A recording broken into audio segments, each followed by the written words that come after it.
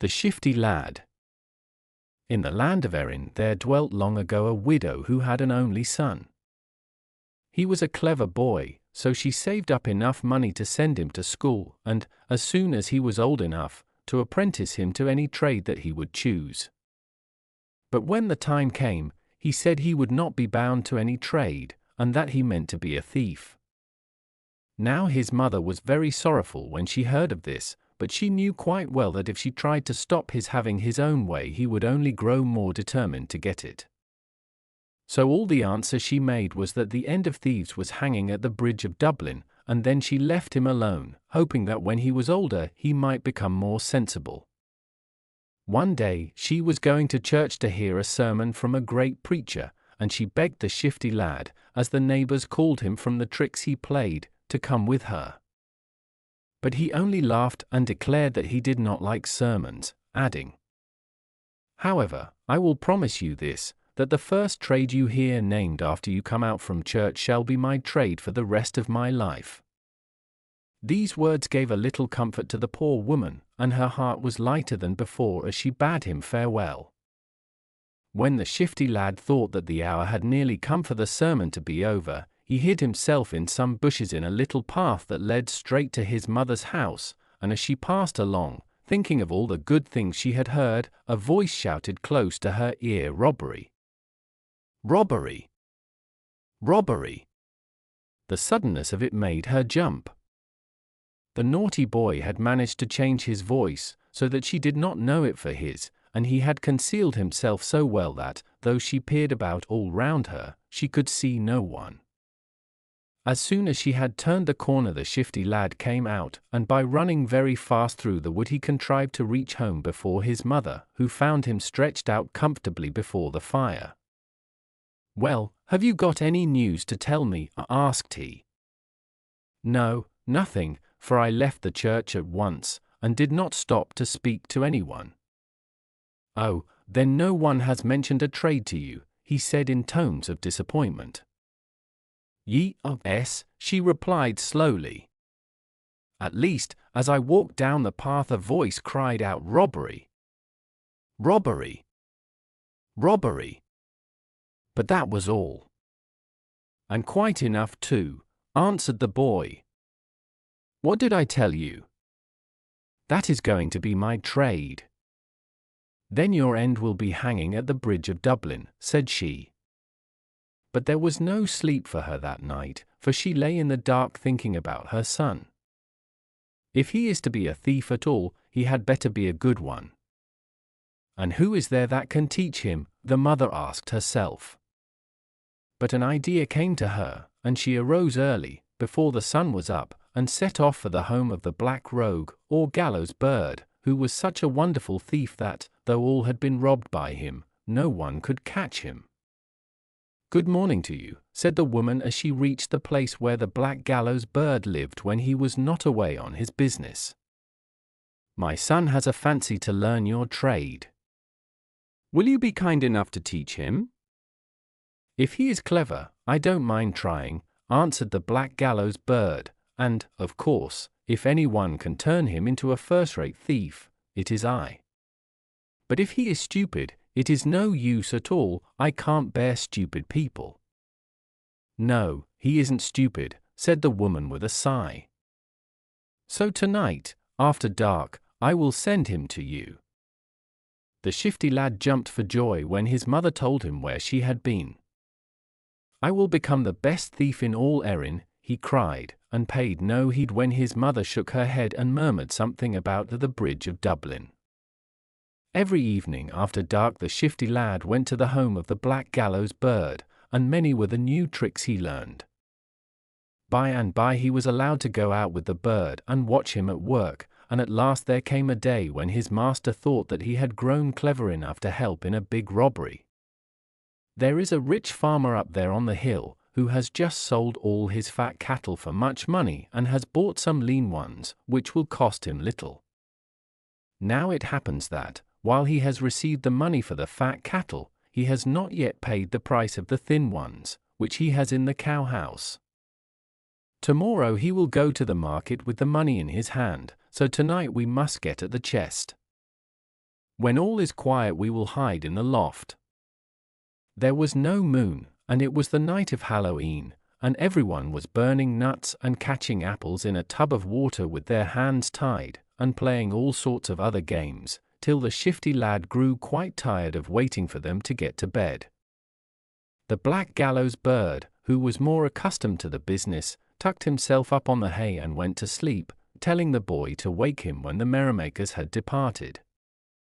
But the Shifty Lad, who could keep still no longer, crept down to the cowshed and loosened the heads of the cattle which were tied, and they began to kick each other and bellow, and made such a noise that the company in the farmhouse ran out to tie them up again. Then the Shifty Lad entered the room and picked up a big handful of nuts, and returned to the loft, where the black rogue was still sleeping. At first the Shifty Lad shut his eyes too, but very soon he sat up, and, taking a big needle and thread from his pocket, he sewed the hem of the black gallows bird's coat to a heavy piece of bullock's hide that was hanging at his back. By this time the cattle were all tied up again, but as the people could not find their nuts, they sat round the fire and began to tell stories. "I will crack a nut," said the Shifty Lad. "You shall not," cried the black gallows bird, "they will hear you." "I don't care," answered the Shifty Lad. "I never spent Halloween yet without cracking a nut," and he cracked one. "Some one is cracking nuts up there," said one of the merrymakers in the farmhouse. "Come quickly, and we will see who it is." He spoke loudly, and the black gallows bird heard, and ran out of the loft, dragging the big leather hide after him which the Shifty Lad had sewed to his coat.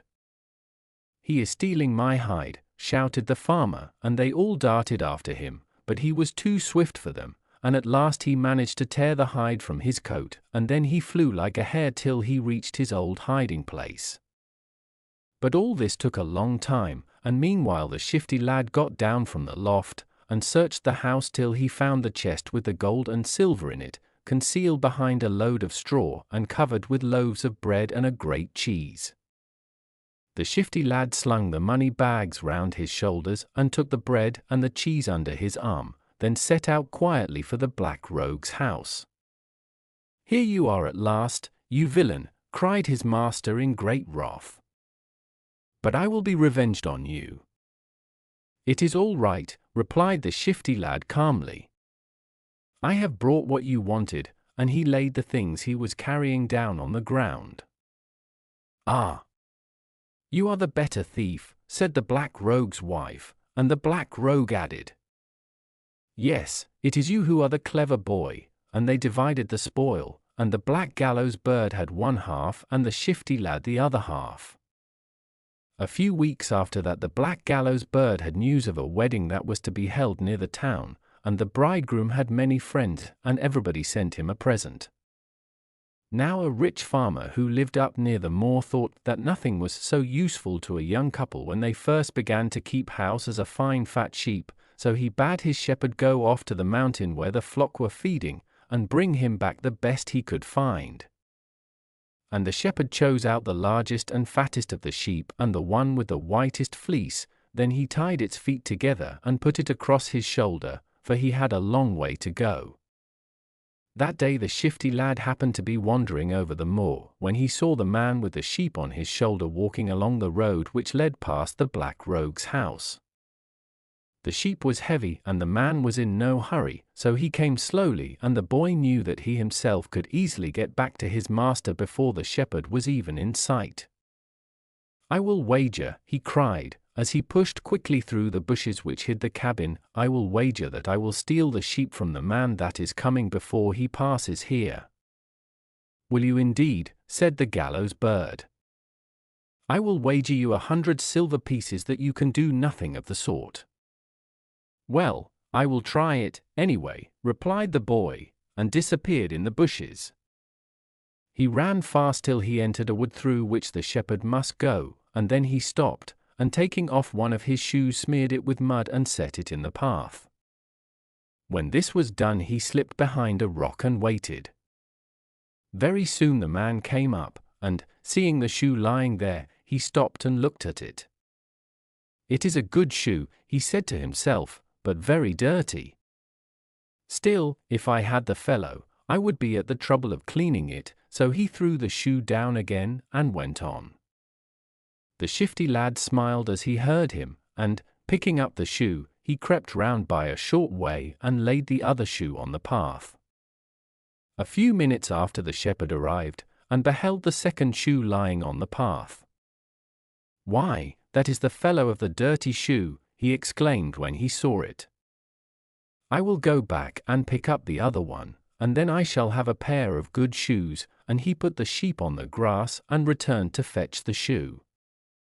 Then the Shifty Lad put on his shoes, and, picking up the sheep, carried it home.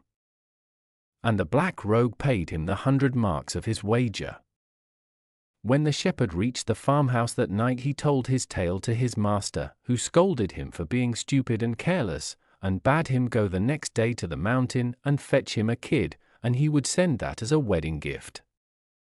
But the Shifty Lad was on the lookout, and hid himself in the wood, and the moment the man drew near with the kid on his shoulders began to bleat like a sheep, and no one, not even the sheep's own mother, could have told the difference.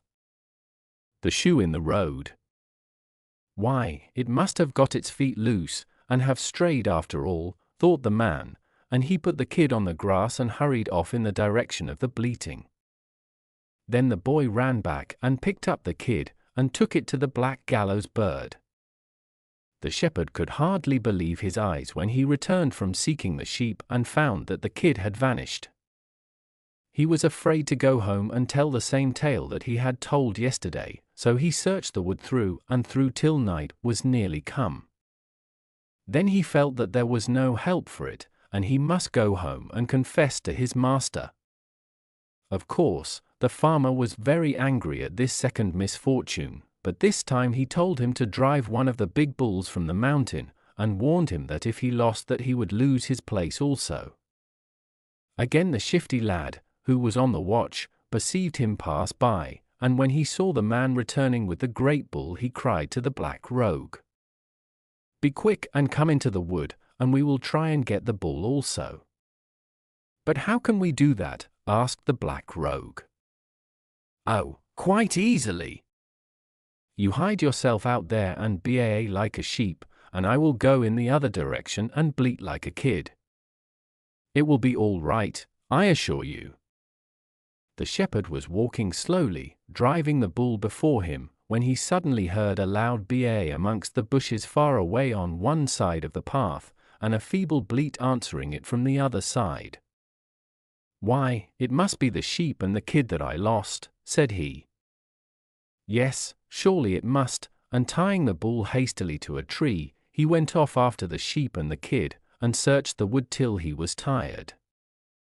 Of course, by the time he came back, the two thieves had driven the bull home and killed him for meat, so the man was obliged to go to his master and confess that he had been tricked again.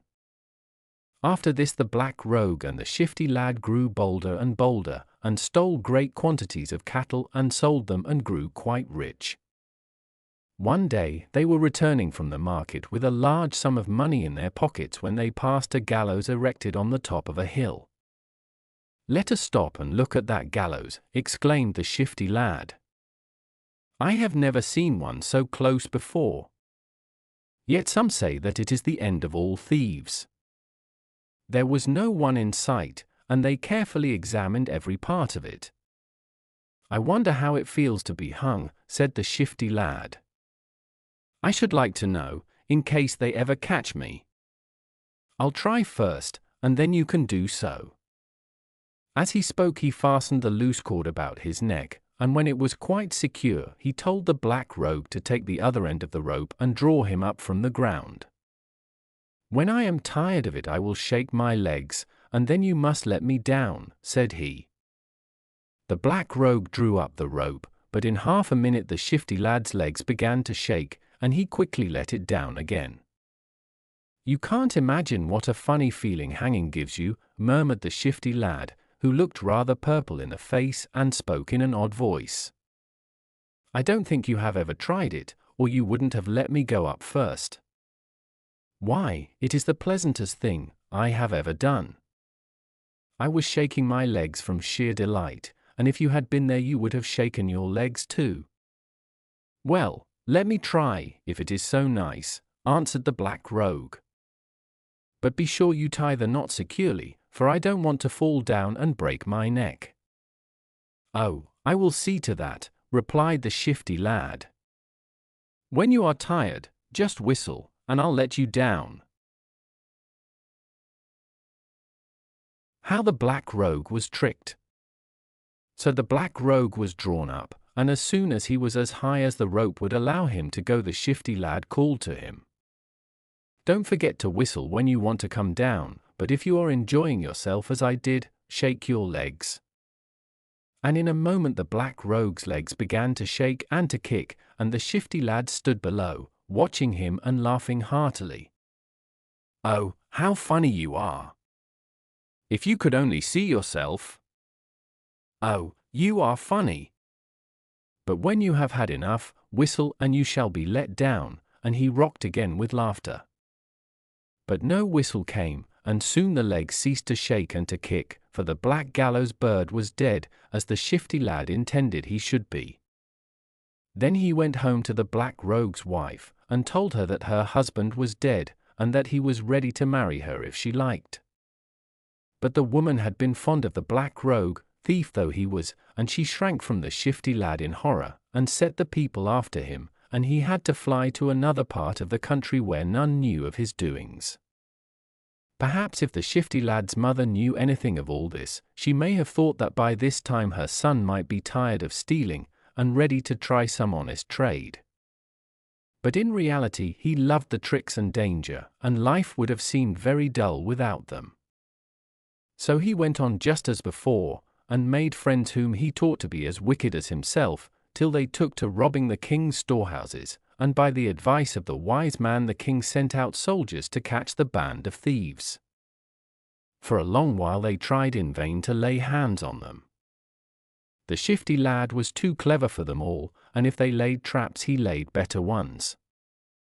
At last one night he stole upon some soldiers while they were asleep in a barn and killed them, and persuaded the villagers that if they did not kill the other soldiers before morning they would certainly be killed themselves. Thus it happened that when the sun rose not a single soldier was alive in the village. Of course this news soon reached the king's ears, and he was very angry, and summoned the wise man to take counsel with him. And this was the counsel of the wise man, that he should invite all the people in the countryside to a ball, and among them the bold and impudent thief would be sure to come, and would be sure to ask the king's daughter to dance with him. Your counsel is good, said the king, who made his feast and prepared for his ball, and all the people of the countryside were present, and the Shifty Lad came with them. When everyone had eaten and drunk as much as they wanted, they went into the ballroom. There was a great throng, and while they were pressing through the doorway the wise man, who had a bottle of black ointment hidden in his robes, placed a tiny dot on the cheek of the Shifty Lad near his ear. The Shifty Lad felt nothing, but as he approached the king's daughter to ask her to be his partner, he caught sight of the black dot in a silver mirror. Instantly he guessed who had put it there and why, but he said nothing, and danced so beautifully that the princess was quite delighted with him. At the end of the dance he bowed low to his partner and left her, to mingle with the crowd that was filling the doorway. As he passed the wise man he contrived not only to steal the bottle, but to place 2 black dots on his face, and 1 on the faces of 20 other men. Then he slipped the bottle back in the wise man's robe. The child finds out the truth. By and by he went up to the king's daughter again, and begged for the honor of another dance. She consented, and while he was stooping to tie the ribbons on his shoe, she took out from her pocket another bottle, which the wizard had given her, and put a black dot on his cheek. But she was not as skillful as the wise man, and the Shifty Lad felt the touch of her fingers, so as soon as the dance was over he contrived to place a second black dot on the faces of the 20 men and 2 more on the wizard, after which he slipped the bottle into her pocket. At length the ball came to an end, and then the king ordered all the doors to be shut, and search made for a man with 2 black dots on his cheek. The chamberlain went among the guests, and soon found such a man, but just as he was going to arrest him and bring him before the king, his eye fell on another with the same mark, and another, till he had counted 20, besides the wise man, on whose face were found spots. Not knowing what to do, the chamberlain hurried back with his tale to the king, who immediately sent for the wise man, and then for his daughter. "The thief must have stolen your bottle," said the king to the wizard. "No, my lord, it is here," answered the wise man, holding it out. "Then he must have got yours," he cried, turning to his daughter. "Indeed, father, it is safe in my pocket," replied she, taking it out as she spoke, and they all three looked at each other and remained silent. "Well," said the king at last, "the man who has done this is cleverer than most men, and if he will make himself known to me, he shall marry the princess and govern half my kingdom while I am alive, and the whole of it when I am dead. Go and announce this in the ballroom," he added to an attendant, "and bring the fellow hither." So the attendant went into the ballroom and did as the king had bidden him, when, to his surprise, not one man, but 20, stepped forward, all with black dots on their faces. "I am the person you want," they all exclaimed at once, and the attendant, as much bewildered as the chamberlain had been, desired them to follow him into the king's presence. But the question was too difficult for the king to decide, so he called together his council. For hours they talked, but to no purpose, and in the end they hit upon a plan which they might just as well have thought of at the beginning. And this was the plan. A child was to be brought to the palace, and next the king's daughter would give her an apple. Then the child was to take the apple and be led into a room where the 20 men with the black dots were sitting in a ring. And to whomsoever the child gave the apple, that man should marry the king's daughter. "Of course," said the king, "it may not be the right man, after all, but then again it may be. Anyhow, it is the best we can do." The princess herself led the child into the room where the 20 men were now seated. She stood in the center of the ring for a moment, looking at one man after another, and then held out the apple to the Shifty Lad, who was twisting a shaving of wood round his finger, and had the mouthpiece of a bagpipe hanging from his neck. "You ought not to have anything which the others have not got," said the chamberlain, who had accompanied the princess, and he bade the child stand outside for a minute, while he took away the shaving and the mouthpiece, and made the Shifty Lad change his place. Then he called the child in, but the little girl knew him again, and went straight up to him with the apple. How the Shifty Lad was hung on Dublin Bridge. "This is the man whom the child has twice chosen," said the chamberlain, signing to the Shifty Lad to kneel before the king. "It was all quite fair, we tried it twice over." In this way the Shifty Lad won the king's daughter, and they were married the next day. A few days later the bride and bridegroom were taking a walk together, and the path led down to the river, and over the river was a bridge. "And what bridge may this be?" asked the Shifty Lad, and the princess told him that this was the Bridge of Dublin. "Is it indeed?" cried he. "Well, now, many is the time that my mother has said, when I played her a trick, that my end would be that I should hang on the Bridge of Dublin." "Oh, if you want to fulfill her prophecies," laughed the princess, "you have only to let me tie my handkerchief round your ankle, and I will hold you as you hang over the wall of the bridge." "That would be fine fun," said he, "but you are not strong enough to hold me up." "Oh yes, I am," said the princess, "just try." So at last he let her bind the handkerchief round his ankle and hang him over the wall, and they both laughed and jested at the strength of the princess. "Now pull me up again," called he, but as he spoke a great cry arose that the palace was burning. The princess turned round with a start, and let go her handkerchief, and the Shifty Lad fell, and struck his head on a stone, and died in an instant. So his mother's prophecy had come true, after all. West Highland Tales. The False Prince and the True. The king had just awakened from his midday sleep, for it was summer, and everyone rose early and rested from 12 to 3, as they do in hot countries. He had dressed himself in cool white clothes, and was passing through the hall on his way to the council chamber, when a number of young nobles suddenly appeared before him, and one amongst them stepped forward and spoke. "Sire, this morning we were all playing tennis in the court, the prince and this gentleman with the rest, when there broke out some dispute about the game. The prince lost his temper, and said many insulting things to the other, who was playing against him, till at length the gentleman whom you see there struck him violently in the face, so that the blood ran from his mouth and nose. We were all so horrified at the sight, that we should most likely have killed the man then and there, for daring to lay hands on the prince, had not his grandfather the duke stepped between and commanded us to lay the affair before you."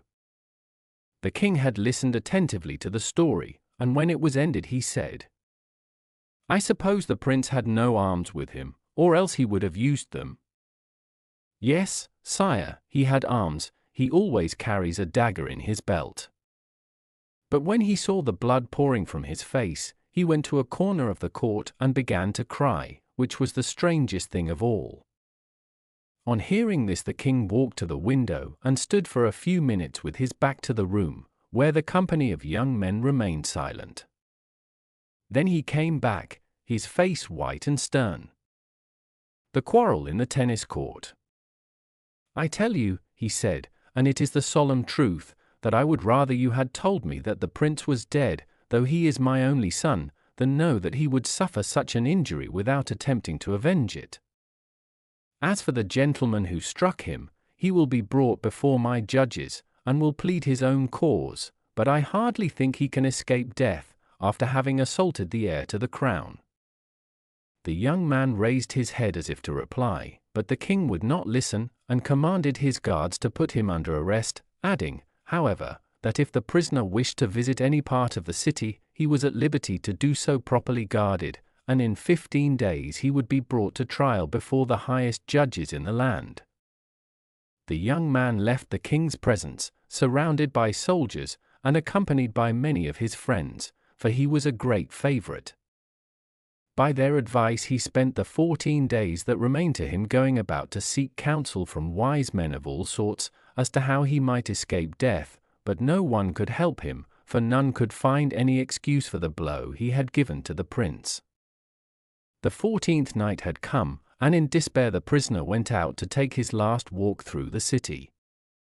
He wandered on hardly knowing where he went, and his face was so white and desperate that none of his companions dared speak to him.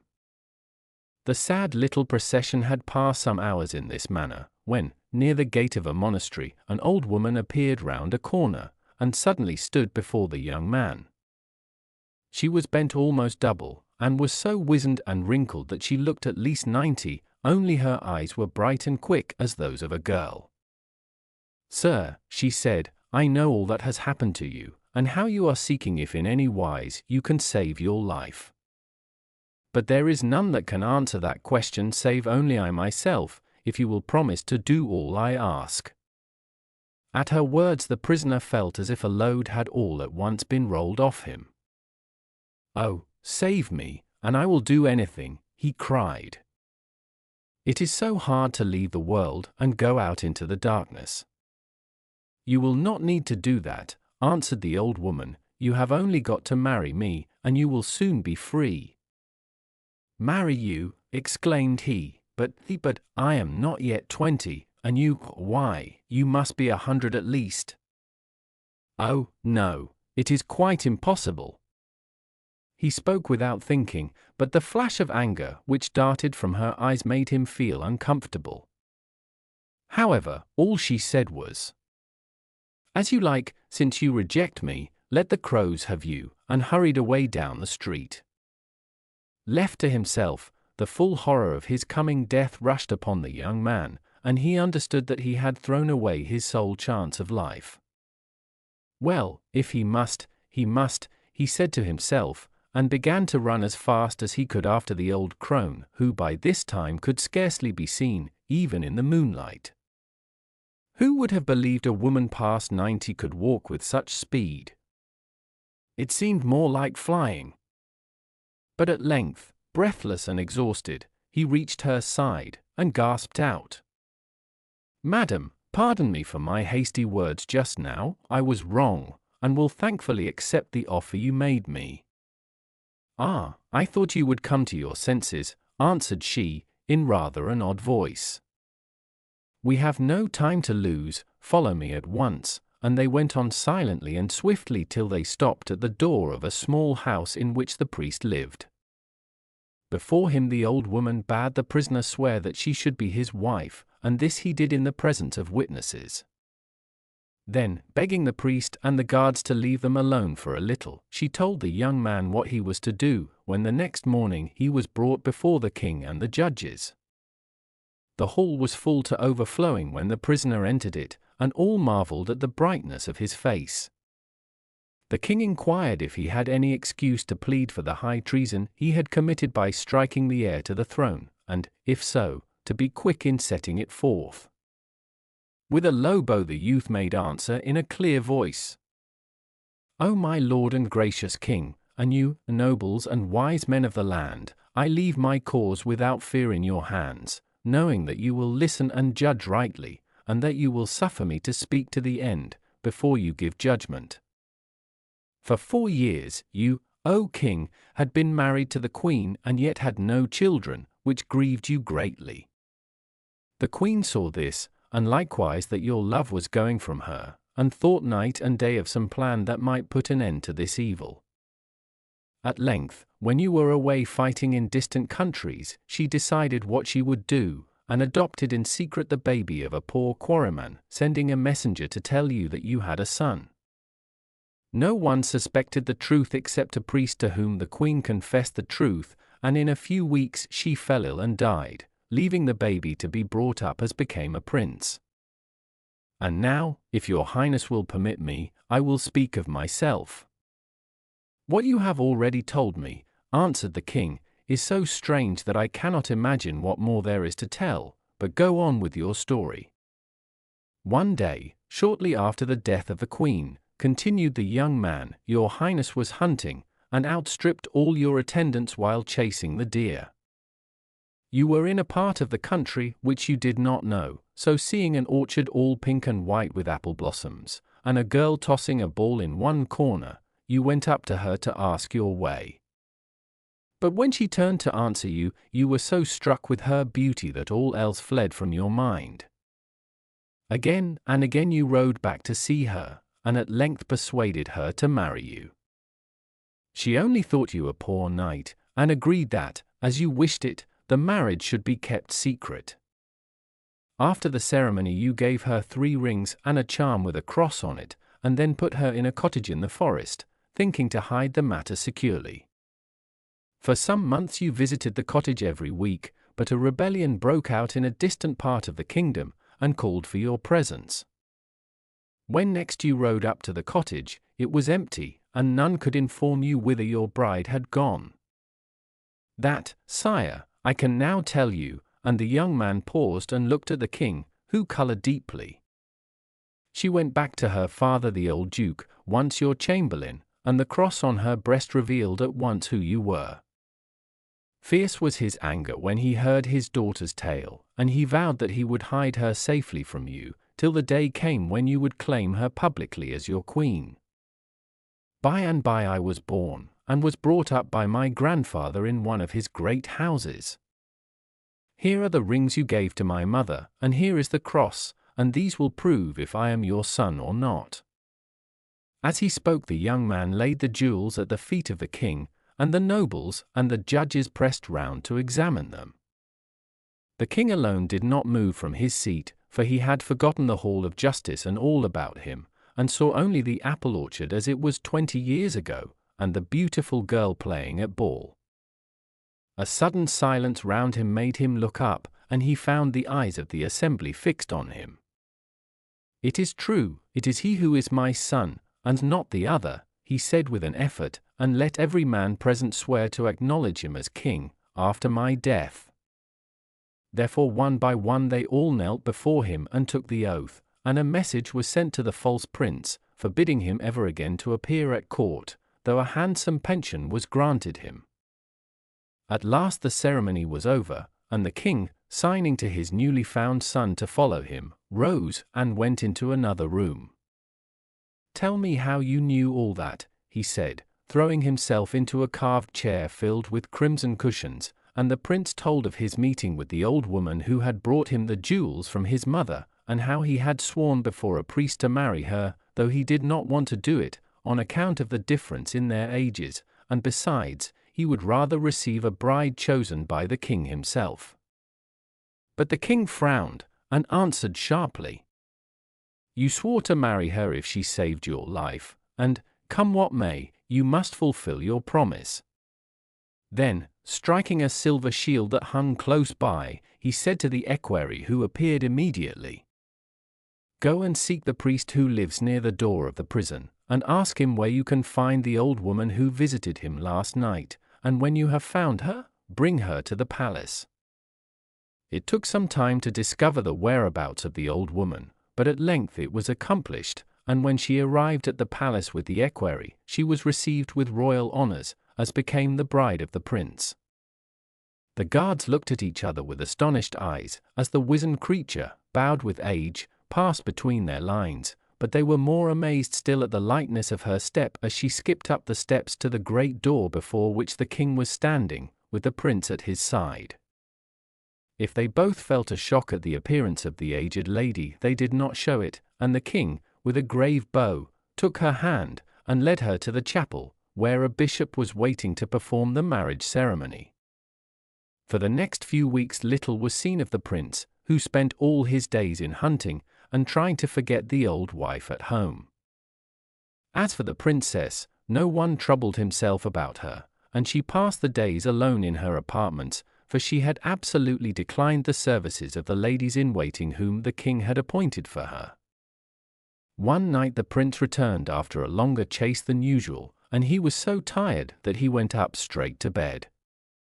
Suddenly he was awakened by a strange noise in the room, and suspecting that a robber might have stolen in, he jumped out of bed, and seized his sword, which lay ready to his hand. Then he perceived that the noise proceeded from the next room, which belonged to the princess, and was lighted by a burning torch. Creeping softly to the door, he peeped through it, and beheld her lying quietly, with a crown of gold and pearls upon her head, her wrinkles all gone, and her face, which was whiter than the snow, as fresh as that of a girl of 14. Could that really be his wife, that beautiful, beautiful creature? The prince was still gazing in surprise when the lady opened her eyes and smiled at him. "Yes, I really am your wife," she said, as if she had guessed his thoughts, "and the enchantment is ended. Now I must tell you who I am, and what befell to cause me to take the shape of an old woman. The King of Granada is my father, and I was born in the palace which overlooks the plain of the Vega. I was only a few months old when a wicked fairy, who had a spite against my parents, cast a spell over me, bending my back and wrinkling my skin till I looked as if I was 100 years old, and making me such an object of disgust to everyone, that at length the king ordered my nurse to take me away from the palace. She was the only person who cared about me, and we lived together in this city on a small pension allowed me by the king.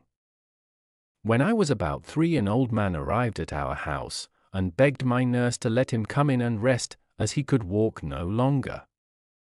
She saw that he was very ill, so put him to bed and took such care of him that by and by he was as strong as ever.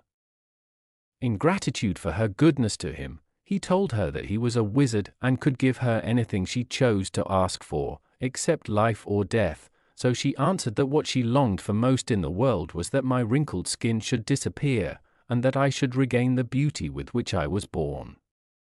To this he replied that as my misfortune resulted from a spell, this was rather difficult, but he would do his best, and at any rate he could promise that before my 15th birthday I should be freed from the enchantment if I could get a man who would swear to marry me as I was. As you may suppose, this was not easy, as my ugliness was such that no one would look at me a second time. My nurse and I were almost in despair, as my 15th birthday was drawing near, and I had never so much as spoken to a man. At last we received a visit from the wizard, who told us what had happened at court, and your story, bidding me to put myself in your way when you had lost all hope, and offer to save you if you would consent to marry me. That is my history, and now you must beg the king to send messengers at once to Granada, to inform my father of our marriage, and I think, she added with a smile, that he will not refuse us his blessing. Adapted from the Portuguese. The Jogi's punishment. Once upon a time there came to the ancient city of Rahmatabad a Jogi of holy appearance, who took up his abode under a tree outside the city, where he would sit for days at a time fasting from food and drink, motionless except for the fingers that turned restlessly his string of beads. The fame of such holiness as this soon spread, and daily the citizens would flock to see him, eager to get his blessing, to watch his devotions, or to hear his teaching, if he were in the mood to speak.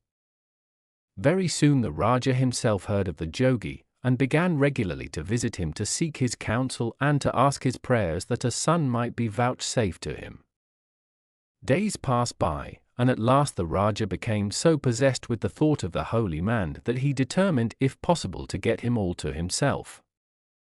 So he built in the neighborhood a little shrine, with a room or two added to it, and a small courtyard closely walled up, and, when all was ready, besought the Jogi to occupy it, and to receive no other visitors except himself and his queen and such pupils as the Jogi might choose, who would hand down his teaching. To this the Jogi consented, and thus he lived for some time upon the king's bounty, whilst the fame of his godliness grew day by day. Now, although the Raja of Rahmatabad had no son, he possessed a daughter, who as she grew up became the most beautiful creature that I ever rested upon. Her father had long before betrothed her to the son of the neighboring Raja of Dilaram, but as yet she had not been married to him, and lived the quiet life proper to a maiden of her beauty and position. The princess had of course heard of the holy man and of his miracles and his fastings, and she was filled with curiosity to see and to speak to him, but this was difficult, since she was not allowed to go out except into the palace grounds, and then was always closely guarded. However, at length she found an opportunity, and made her way one evening alone to the hermit's shrine.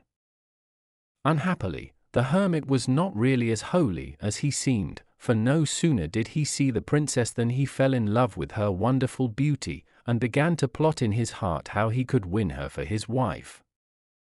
But the maiden was not only beautiful, she was also shrewd, and as soon as she read in the glance of the Jogi the love that filled his soul, she sprang to her feet, and, gathering her veil about her, ran from the place as fast as she could.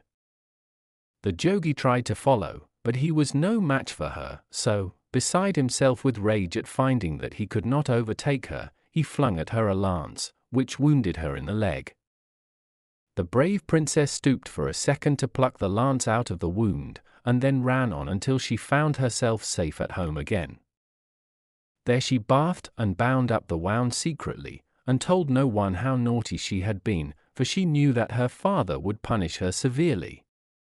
Next day, when the king went to visit the Jogi, the holy man would neither speak to nor look at him. "What is the matter?" asked the king. "Won't you speak to me today?"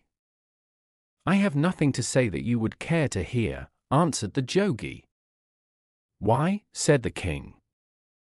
"Surely you know that I value all that you say, whatever it may be."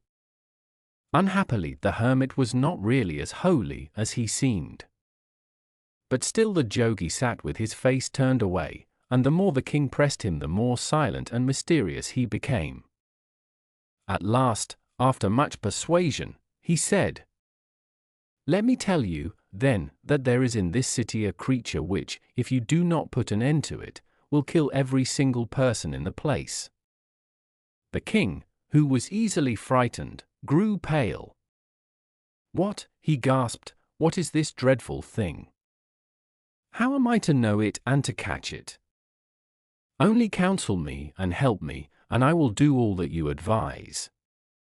"Ah," replied the Jogi, "it is indeed dreadful. It is in the shape of a beautiful girl, but it is really an evil spirit. Last evening it came to visit me, and when I looked upon it, its beauty faded into hideousness, its teeth became horrible fangs, its eyes glared like coals of fire, great claws sprang from its slender fingers, and were I not what I am it might have consumed me." The king could hardly speak from alarm, but at last he said, "How am I to distinguish this awful thing when I see it?" "Search," said the Jogi, "for a lovely girl with a lance wound in her leg, and when she is found secure her safely, and come and tell me, and I will advise you what to do next." Away hurried the king, and soon set all his soldiers scouring the country for a girl with a lance wound in her leg. For 2 days the search went on, and then it was somehow discovered that the only person with a lance wound in the leg was the princess herself. The king, greatly agitated, went off to tell the Jogi, and to assure him that there must be some mistake. But of course the Jogi was prepared for this, and had his answer ready. "She is not really your daughter, who was stolen away at her birth, but an evil spirit that has taken her form," said he solemnly. "You can do what you like, but if you don't take my advice she will kill you all." And so solemn he appeared, and so unshaken in his confidence, that the king's wisdom was blinded, and he declared that he would do whatever the Jogi advised, and believe whatever he said. So the Jogi directed him to send him secretly 2 carpenters, and when they arrived he set them to make a great chest, so cunningly jointed and put together that neither air nor water could penetrate it. There and then the chest was made, and, when it was ready, the Jogi bade the king to bring the princess by night, and they too thrust the poor little maiden into the chest and fastened it down with long nails, and between them carried it to the river and pushed it out into the stream. As soon as the Jogi got back from this deed he called 2 of his pupils, and pretended that it had been revealed to him that there should be found floating on the river a chest with something of great price within it, and he bade them go and watch for it at such a place far down the stream, and when the chest came slowly along, bobbing and turning in the tide, they were to seize it and secretly and swiftly bring it to him, for he was now determined to put the princess to death himself. The pupils set off at once, wondering at the strangeness of their errand, and still more at the holiness of the Jogi to whom such secrets were revealed. The princess released from the box. It happened that, as the next morning was dawning, the gallant young Prince of Djulung was hunting by the banks of the river, with a great following of wazers, attendants, and huntsmen, and as he rode he saw floating on the river a large chest, which came slowly along, bobbing and turning in the tide.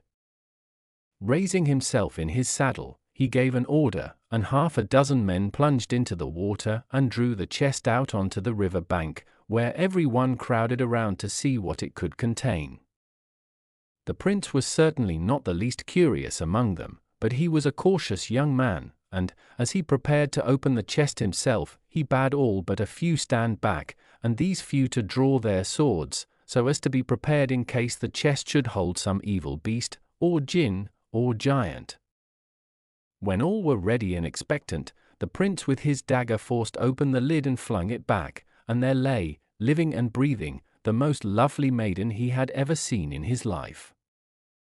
Although she was half stifled from her confinement in the chest, the princess speedily revived, and, when she was able to sit up, the prince began to question her as to who she was and how she came to be shut up in the chest and set afloat upon the water, and she, blushing and trembling to find herself in the presence of so many strangers, told him that she was the princess of Rahmatabad, and that she had been put into the chest by her own father.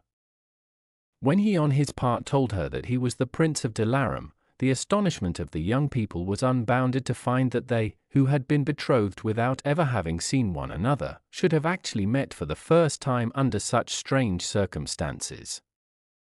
In fact, the prince was so moved by her beauty and modest ways that he called up his wazers and demanded to be married at once to this lovely lady who had so completely won his heart. And married they were then and there upon the river bank, and went home to the prince's palace, where, when the story was told, they were welcomed by the old Raja, the prince's father, and the remainder of the day was given over to feasting and rejoicing. But when the banquet was over, the bride told her husband that now, on the threshold of their married life, she had more to relate of her adventures than he had given her the opportunity to tell as yet, and then, without hiding anything, she informed him of all that happened to her from the time she had stolen out to visit the wicked Jogi. In the morning the prince called his chief wazer and ordered him to shut up in the chest in which the princess had been found a great monkey that lived chained up in the palace, and to take the chest back to the river and set it afloat once more and watch what became of it. So the monkey was caught and put into the chest, and some of the prince's servants took it down to the river and pushed it off into the water. Then they followed secretly a long way off to see what became of it. The terrible end of the Jogi. Meanwhile the Jogi's two pupils watched and watched for the chest until they were nearly tired of watching, and were beginning to wonder whether the Jogi was right after all, when on the second day they spied the great chest coming floating on the river, slowly bobbing and turning on the tide, and instantly a great joy and exultation seized them, for they thought that here indeed was further proof of the wonderful wisdom of their master. With some difficulty they secured the chest, and carried it back as swiftly and secretly as possible to the Jogi's house. As soon as they brought in the chest, the Jogi, who had been getting very cross and impatient, told them to put it down, and to go outside whilst he opened the magic chest. And even if you hear cries and sounds, however alarming, you must on no account enter, said the Jogi, walking over to a closet where lay the silken cord that was to strangle the princess. And the two pupils did as they were told, and went outside and shut close all the doors. Presently they heard a great outcry within, and the Jogi's voice crying aloud for help, but they dared not enter, for had they not been told that whatever the noise, they must not come in? So they sat outside, waiting and wondering, and at last all grew still and quiet, and remained so for such a long time that they determined to enter and see if all was well. No sooner had they opened the door leading into the courtyard than they were nearly upset by a huge monkey that came leaping straight to the doorway and escaped past them into the open fields. Then they stepped into the room, and there they saw the Jogi's body lying torn to pieces on the threshold of his dwelling. Very soon the story spread, as stories will, and reached the ears of the princess and her husband, and when she knew that her enemy was dead she made her peace with her father. From Major Campbell, Pharaoh Shapur. Footnotes.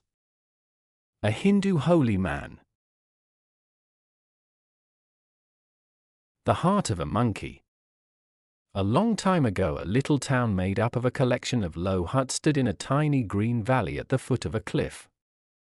Of course the people had taken great care to build their houses out of reach of the highest tide, which might be driven on shore by a west wind, but on the very edge of the town there had sprung up a tree so large that half its boughs hung over the huts and the other half over the deep sea right under the cliff, where sharks loved to come and splash in the clear water.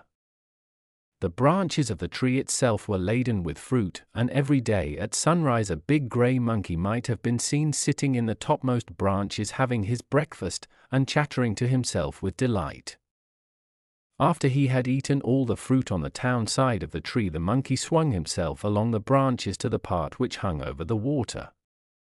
While he was looking out for a nice shady place where he might perch comfortably, he noticed a shark watching him from below with greedy eyes. "Can I do anything for you, my friend?" asked the monkey politely. "Oh, if you only would throw me down some of those delicious things, I should be so grateful," answered the shark. "After you have lived on fish for 50 years, you begin to feel you would like a change. And I am so very, very tired of the taste of salt." "Well, I don't like salt myself," said the monkey, "so if you will open your mouth I will throw this beautiful juicy kuyu into it," and, as he spoke, he pulled one off the branch just over his head. However, the second time the monkey had better luck, and the fruit fell right in. The monkey feeds the shark. "Ah, how good," cried the shark. "Send me another, please," and the monkey grew tired of picking the kuyu long before the shark was tired of eating them. "It is getting late, and I must be going home to my children," he said at length, "but if you are here at the same time tomorrow I will give you another treat." Thank you," said the shark, showing all his great ugly teeth as he grinned with delight. "You can't guess how happy you have made me," and he swam away into the shadow, hoping to sleep away the time till the monkey came again. For weeks the monkey and the shark breakfasted together, and it was a wonder that the tree had any fruit left for them. They became fast friends, and told each other about their homes and their children, and how to teach them all they ought to know. By and by the monkey became rather discontented with his green house in a grove of palms beyond the town, and longed to see the strange things under the sea which he had heard of from the shark. The shark perceived this very clearly, and described greater marvels, and the monkey as he listened grew more and more gloomy. Matters were in this state when one day the shark said, "I really hardly know how to thank you for all your kindness to me during these weeks. Here I have nothing of my own to offer you, but if you would only consent to come home with me, how gladly would I give you anything that might happen to take your fancy." "I should like nothing better," cried the monkey, his teeth chattering, as they always did when he was pleased. "But how could I get there?" "Not by water." "Ooh, it makes me ill to think of it." "Oh, don't let that trouble you," replied the shark. "You have only to sit on my back and I will undertake that not a drop of water shall touch you." So it was arranged, and directly after breakfast next morning the shark swam close up under the tree and the monkey dropped neatly on his back, without even a splash. After a few minutes, for at first he felt a little frightened at his strange position, the monkey began to enjoy himself vastly, and asked the shark 1,000 questions about the fish and the seaweeds and the oddly-shaped things that floated past them, and as the shark always gave him some sort of answer, the monkey never guessed that many of the objects they saw were as new to his guide as to himself. The sun had risen and set 6 times when the shark suddenly said, "My friend, we have now performed half our journey, and it is time that I should tell you something." "What is it?" asked the monkey. "Nothing unpleasant, I hope, for you sound rather grave?" "Oh, no. Nothing at all. It is only that shortly before we left I heard that the Sultan of my country is very ill, and that the only thing to cure him is a monkey's heart."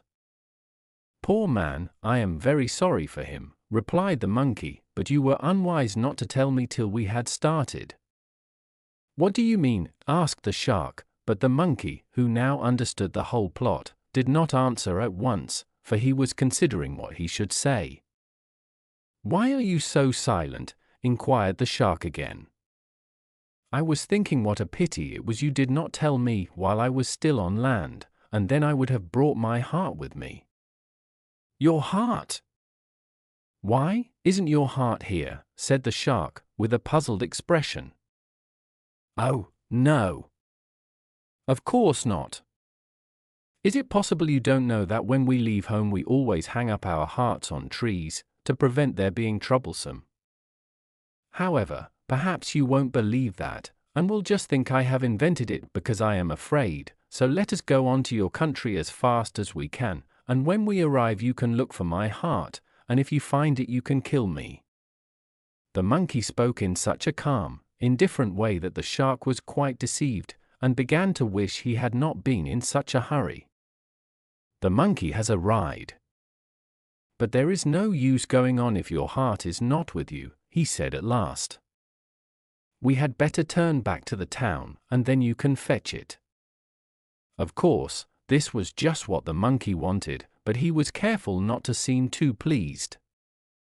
"Well, I don't know," he remarked carelessly, "it is such a long way, but you may be right." "I am sure I am," answered the shark, "and I will swim as quickly as I can," and so he did, and in 3 days they caught sight of the kuyu tree hanging over the water. With a sigh of relief the monkey caught hold of the nearest branch and swung himself up. "Wait for me here," he called out to the shark. "I am so hungry I must have a little breakfast, and then I will go and look for my heart," and he went further and further into the branches so that the shark could not see him. Then he curled himself up and went to sleep. "Are you there?" cried the shark, who was soon tired of swimming about under the cliff, and was in haste to be gone.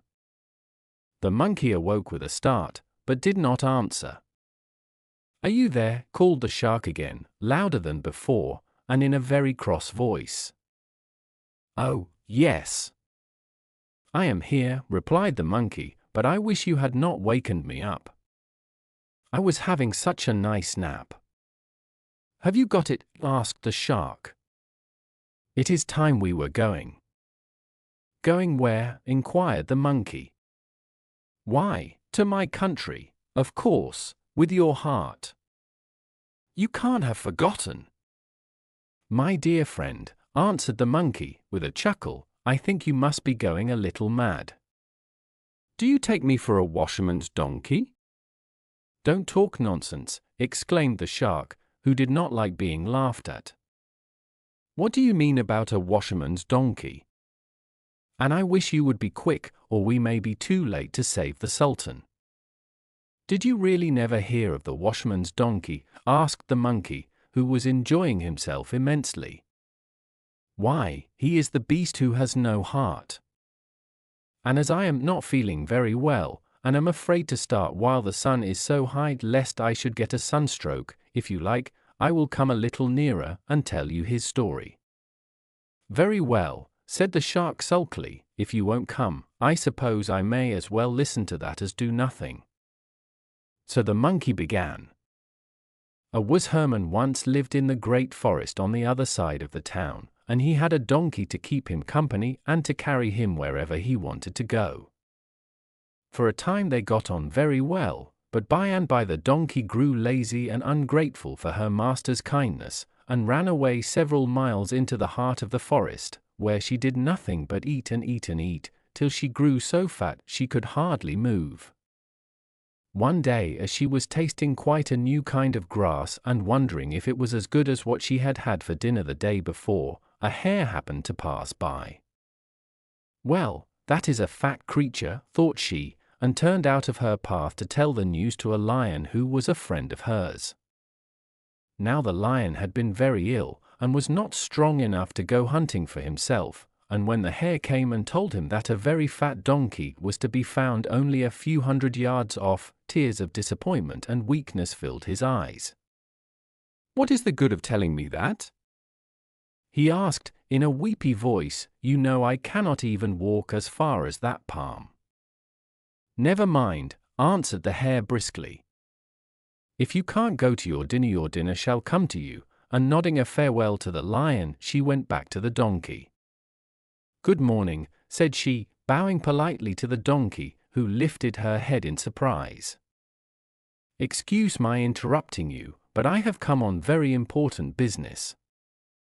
"Indeed," answered the donkey, "it is most kind of you to take the trouble. May I inquire what the business is?" "Certainly," replied the hare. "It is my friend the lion who has heard so much of your charms and good qualities that he has sent me to beg that you will give him your paw in marriage. He regrets deeply that he is unable to make the request in person, but he has been ill and is too weak to move." The donkey expected the lion would speak of their marriage. "Poor fellow! How sad!" said the donkey. "But you must tell him that I feel honored by his proposal, and will gladly consent to be queen of the beasts." "Will you not come and tell him so yourself?" asked the hare. Side by side they went down the road which led to the lion's house.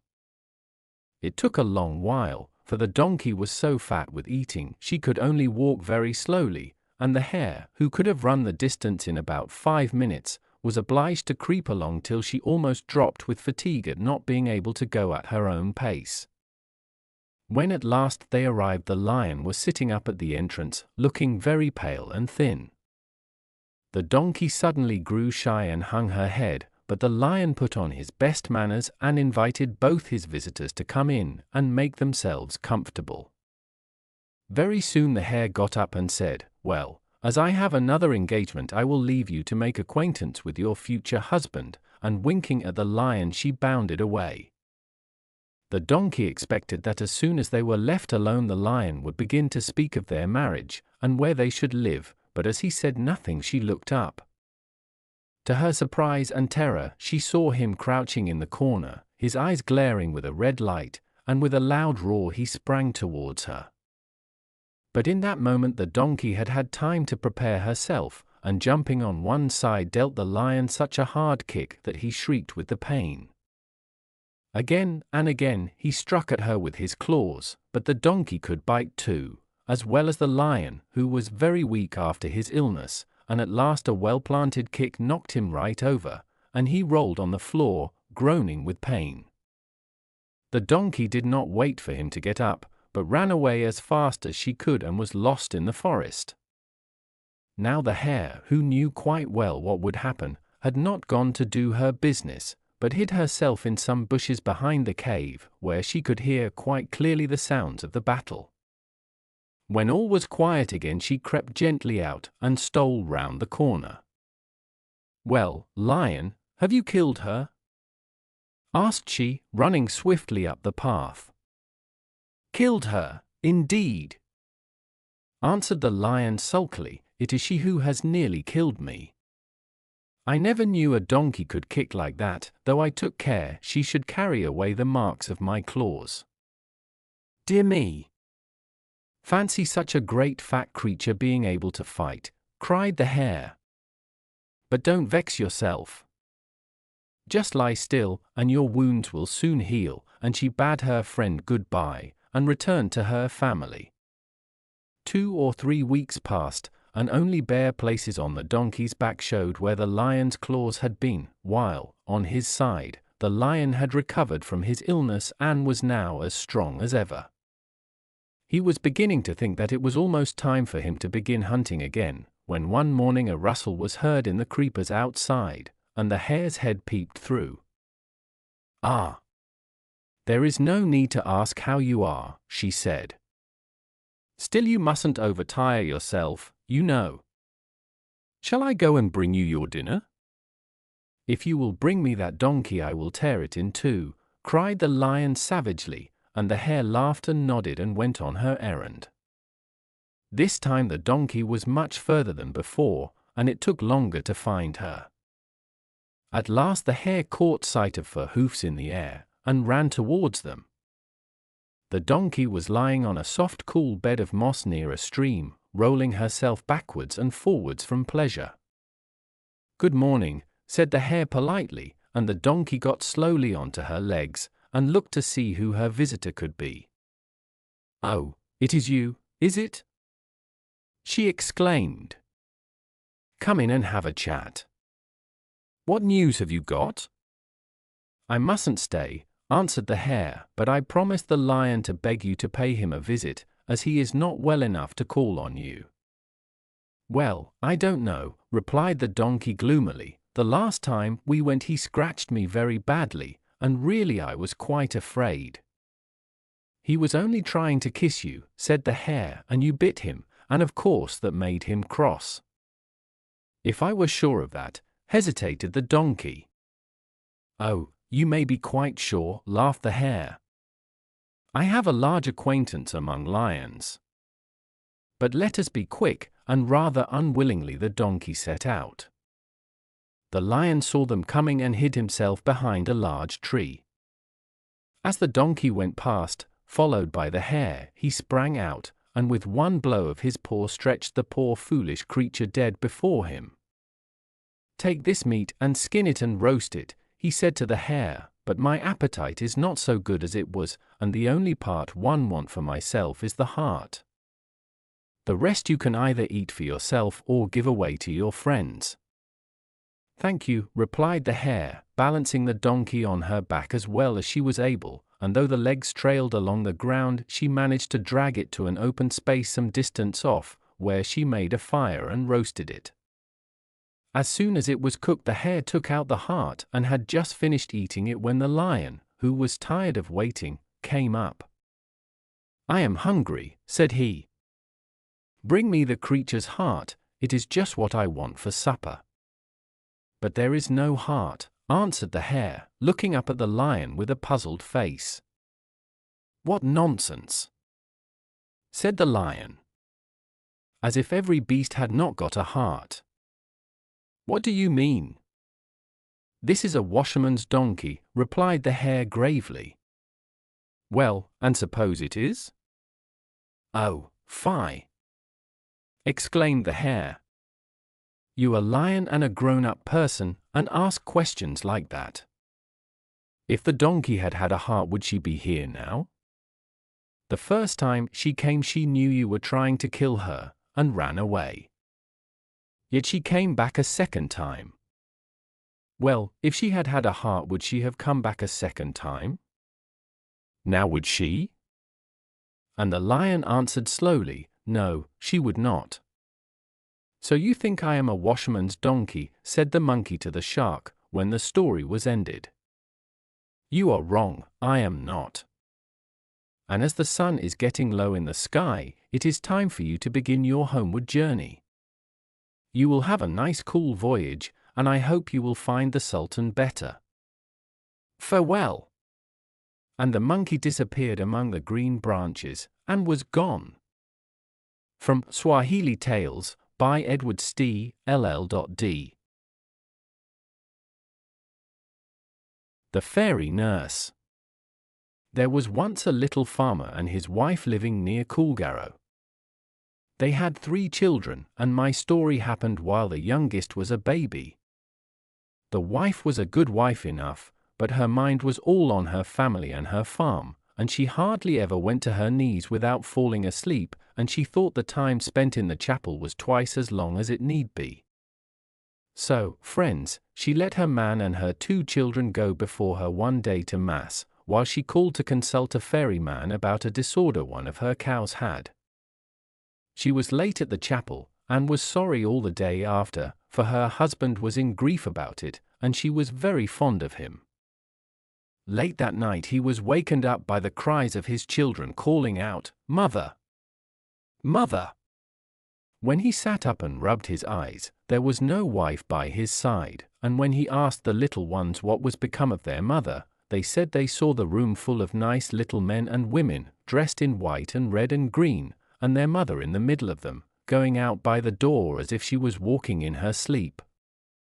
Out he ran, and searched everywhere round the house, but neither tale nor tidings did he get of her for many a day. Well, the poor man was miserable enough, for he was as fond of his woman as she was of him. It used to bring the salt tears down his cheeks to see his poor children neglected and dirty, as they often were, and they'd be bad enough only for a kind neighbor that used to look in whenever she could spare time. The infant was away with a nurse.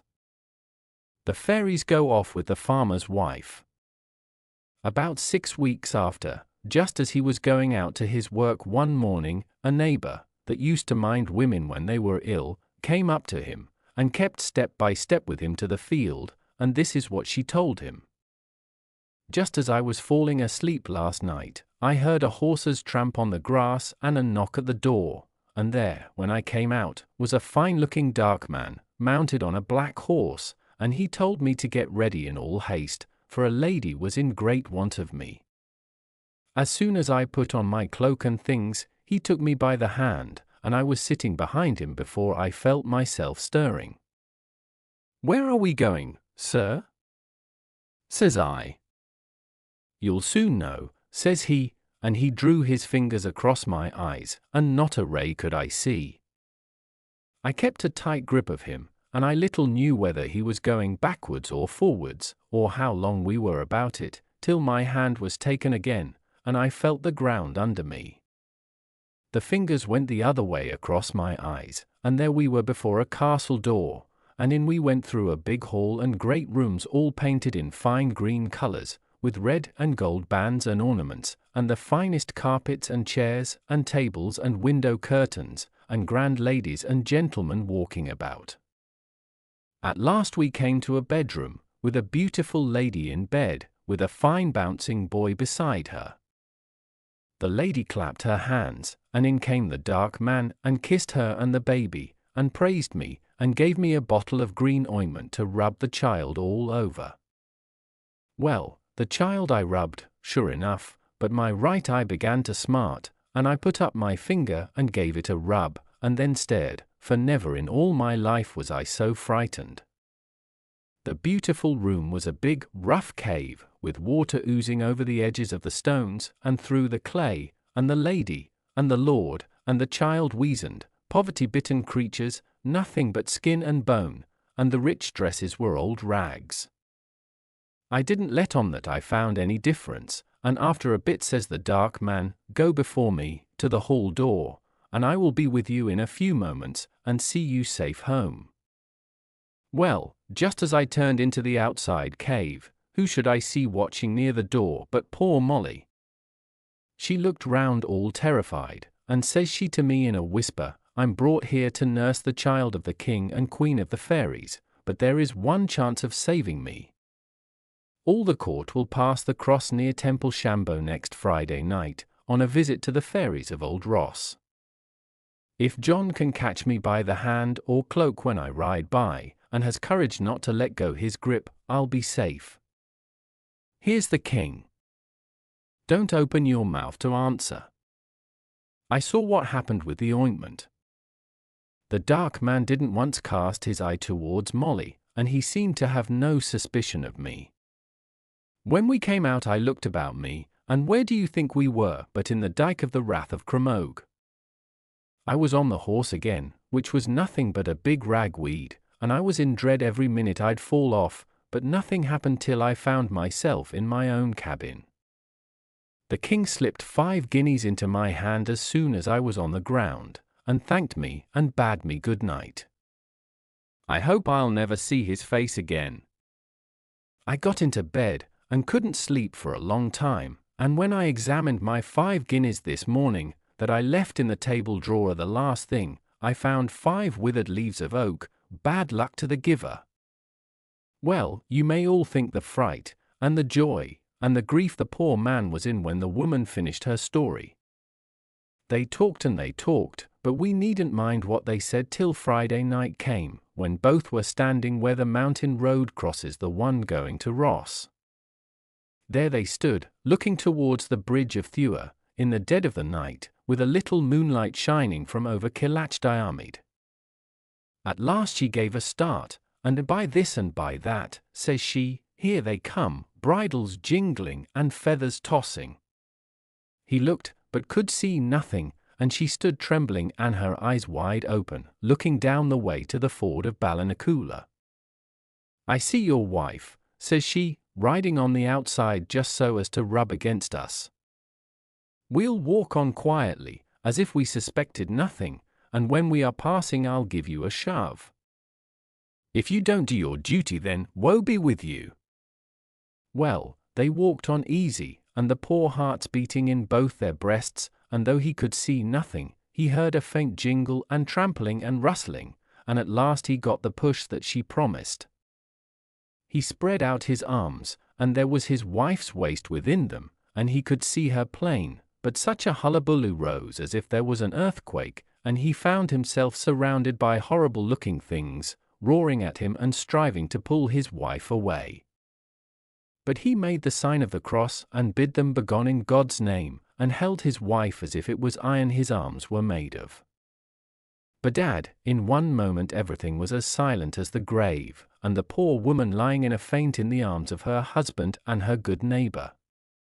Well, all in good time she was minding her family and her business again, and I'll go bail, after the fright she got, she spent more time on her knees, and avoided fairy men all the days of the week, and particularly on Sunday.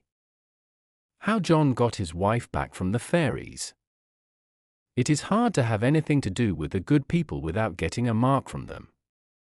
My brave nurse didn't escape no more than another. She was one Thursday at the market of Enniscorthy, when what did she see walking among the tubs of butter but the dark man, very hungry looking, and taking a scoop out of one tub and out of another.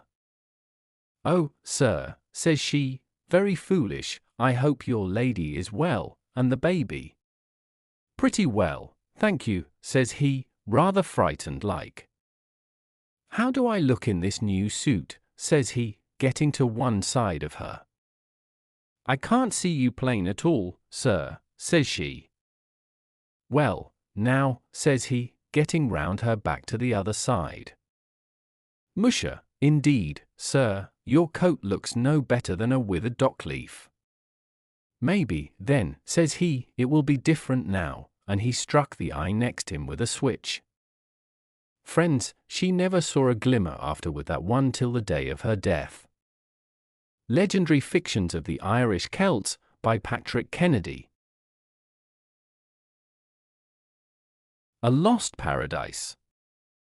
In the middle of a great forest there lived a long time ago a charcoal burner and his wife. They were both young and handsome and strong, and when they got married, they thought work would never fail them. But bad times came, and they grew poorer and poorer, and the nights in which they went hungry to bed became more and more frequent. Now one evening the king of that country was hunting near the charcoal burner's hut. As he passed the door, he heard a sound of sobbing, and being a good-natured man he stopped to listen, thinking that perhaps he might be able to give some help. "Were there ever two people so unhappy?" said a woman's voice. "Here we are, ready to work like slaves the whole day long, and no work can we get. And it is all because of the curiosity of old Mother Eve. If she had only been like me, who never want to know anything, we should all have been as happy as kings today, with plenty to eat, and warm clothes to wear." Why, but at this point a loud knock interrupted her lamentations. "Who is there?" asked she. "I," replied somebody. "And who is I?" "The king." "Let me in." Full of surprise the woman jumped up and pulled the bar away from the door. As the king entered, he noticed that there was no furniture in the room at all, not even a chair, so he pretended to be in too great a hurry to see anything around him, and only said, "You must not let me disturb you, I have no time to stay, but you seem to be in trouble. Tell me, are you very unhappy?" "Oh, my lord, we can find no work and have eaten nothing for 2 days," answered she. "Nothing remains for us but to die of hunger." "No, no, you shan't do that," cried the king, "or if you do, it will be your own fault. You shall come with me into my palace, and you will feel as if you were in paradise, I promise you.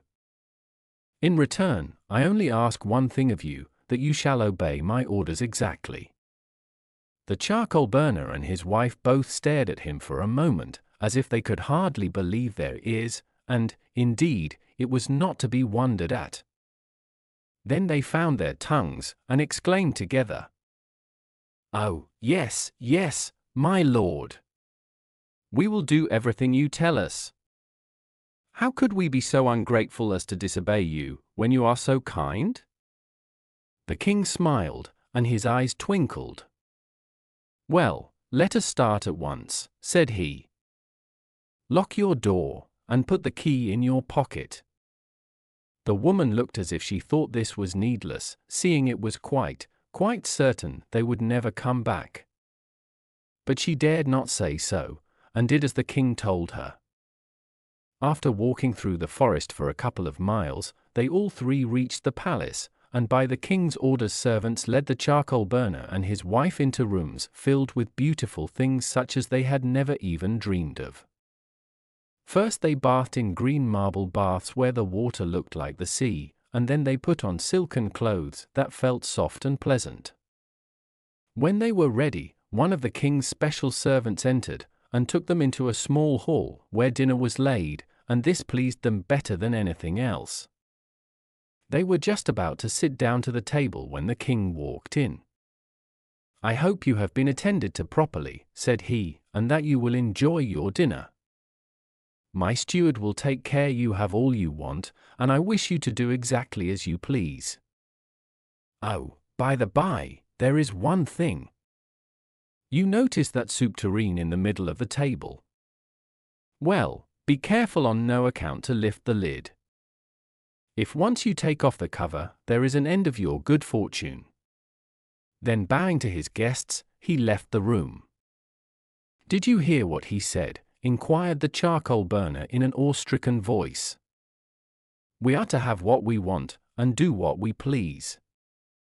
Only we must not touch the soup tureen." "No, of course we won't," answered the wife. "Why should we wish to? But all the same it is rather odd, and one can't help wondering what is inside." For many days life went on like a beautiful dream to the charcoal burner and his wife. Their beds were so comfortable, they could hardly make up their minds to get up, their clothes were so lovely they could scarcely bring themselves to take them off, their dinners were so good that they found it very difficult to leave off eating.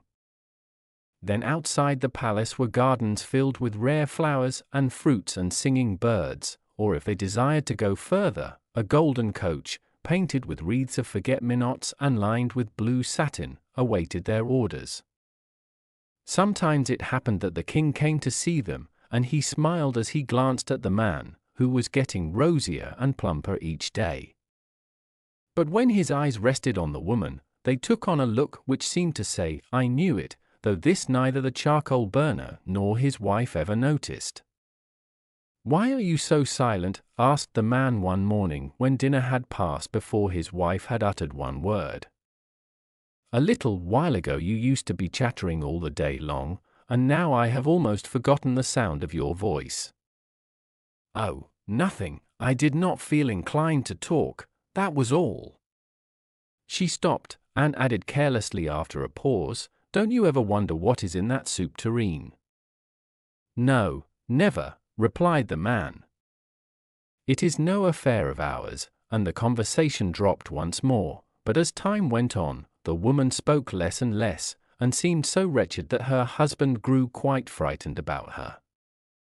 As to her food, she refused one thing after another. "My dear wife," said the man at last, "you really must eat something. What in the world is the matter with you? If you go on like this you will die." "I would rather die than not know what is in that tureen," she burst forth so violently that the husband was quite startled.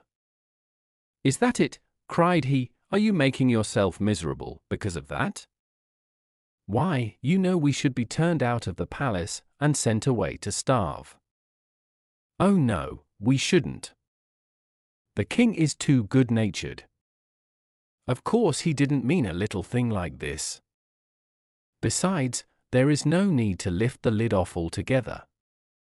Just raise one corner so that I may peep. We are quite alone, nobody will ever know." The man hesitated. It did seem a little thing, and if it was to make his wife contented and happy it was well worth the risk. So he took hold of the handle of the cover and raised it very slowly and carefully, while the woman stooped down to peep. Suddenly she started back with a scream, for a small mouse had sprung from the inside of the tureen, and had nearly hit her in the eye. Round and round the room it ran, round and round they both ran after it, knocking down chairs and vases in their efforts to catch the mouse and put it back in the tureen. In the middle of all the noise the door opened, and the mouse ran out between the feet of the king. In one instant both the man and his wife were hiding under the table, and to all appearance the room was empty. "You may as well come out," said the king, "and hear what I have to say." "I know what it is," answered the charcoal burner, hanging his head. "The mouse has escaped. A guard of soldiers will take you back to your hut," said the king. "Your wife has the key." "Weren't they silly?" cried the grandchildren of the charcoal burners when they heard the story. "How we wish that we had had the chance. We should never have wanted to know what was in the soup tureen."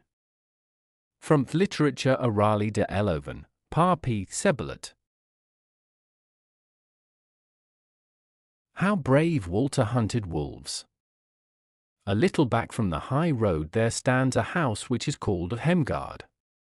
Perhaps you remember the two beautiful mountain ash trees by the reddish-brown palings, and the high gate, and the garden with the beautiful barberry bushes which are always the first to become green in spring, and which in summer are weighed down with their beautiful berries. Behind the garden there is a hedge with tall aspens, which rustle in the morning wind. Behind the hedge is a road, behind the road is a wood, and behind the wood the wide world. But on the other side of the garden there is a lake, and beyond the lake is a village, and all around stretch meadows and fields, now yellow, now green. In the pretty house, which has white window frames, a neat porch and clean steps, which are always strewn with finely cut juniper leaves, Walter's parents live. His brother Frederick, his sister Lotta, old Lena, Jonas, Caro and Bravo, Put and Mur, and Kokeliku. Caro lives in the dog house, Bravo in the stable, Put with the stableman, Mur a little here and a little there, and Kokeliku lives in the hen house, that is his kingdom. Walter is 6 years old, and he must soon begin to go to school. He cannot read yet, but he can do many other things. He can turn cartwheels, stand on his head, ride seesaw, throw snowballs, play ball, crow like a cock, eat bread and butter and drink sour milk, tear his trousers, wear holes in his elbows, break the crockery in pieces, throw balls through the window panes, draw old men on important papers, walk over the flower beds, eat himself sick with gooseberries, and be well after a whipping.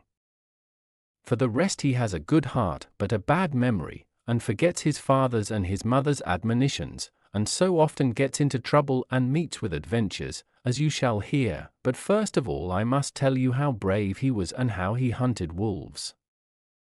Once in the spring, a little before midsummer, Walter heard that there were a great many wolves in the wood, and that pleased him. He was wonderfully brave when he was in the midst of his companions or at home with his brothers and sister. Then he used often to say, "One wolf is nothing, there ought to be at least 4. When he wrestled with Klaas Bogenstrom or Fridtjof Wadefelt and struck them in the back, he would say, "That is what I shall do to a wolf," and when he shot arrows at Jonas and they rattled against his sheepskin coat, he would say, "That is how I should shoot you if you were a wolf." Indeed, some thought that the brave boy boasted a little, but one must indeed believe him since he said so himself. So Jonas and Lena used to say of him, "Look, there goes Walter, who shoots the wolves." And other boys and girls would say, "Look, there goes brave Walter, who is brave enough to fight with 4. There was no one so fully convinced of this as Walter himself, and one day he prepared himself for a real wolf hunt. He took with him his drum, which had holes in one end, since the time he had climbed up on it to reach a cluster of rowan berries, and his tin saber, which was a little broken because he had with incredible courage fought his way through a whole unfriendly army of gooseberry bushes. He did not forget to arm himself quite to the teeth with his pop gun, his bow, and his air pistol. He had a burnt cork in his pocket to blacken his moustache, and a red cock's feather to put in his cap to make himself look fierce. He had besides in his trouser pocket a clasp knife with a bone handle, to cut off the ears of the wolves as soon as he had killed them, for he thought it would be cruel to do that while they were still living. It was such a good thing that Jonas was going with corn to the mill, for Walter got a seat on the load, while Caro ran barking beside them. As soon as they came to the wood, Walter looked cautiously around him to see perchance there was a wolf in the bushes, and he did not omit to ask Jonas if wolves were afraid of a drum.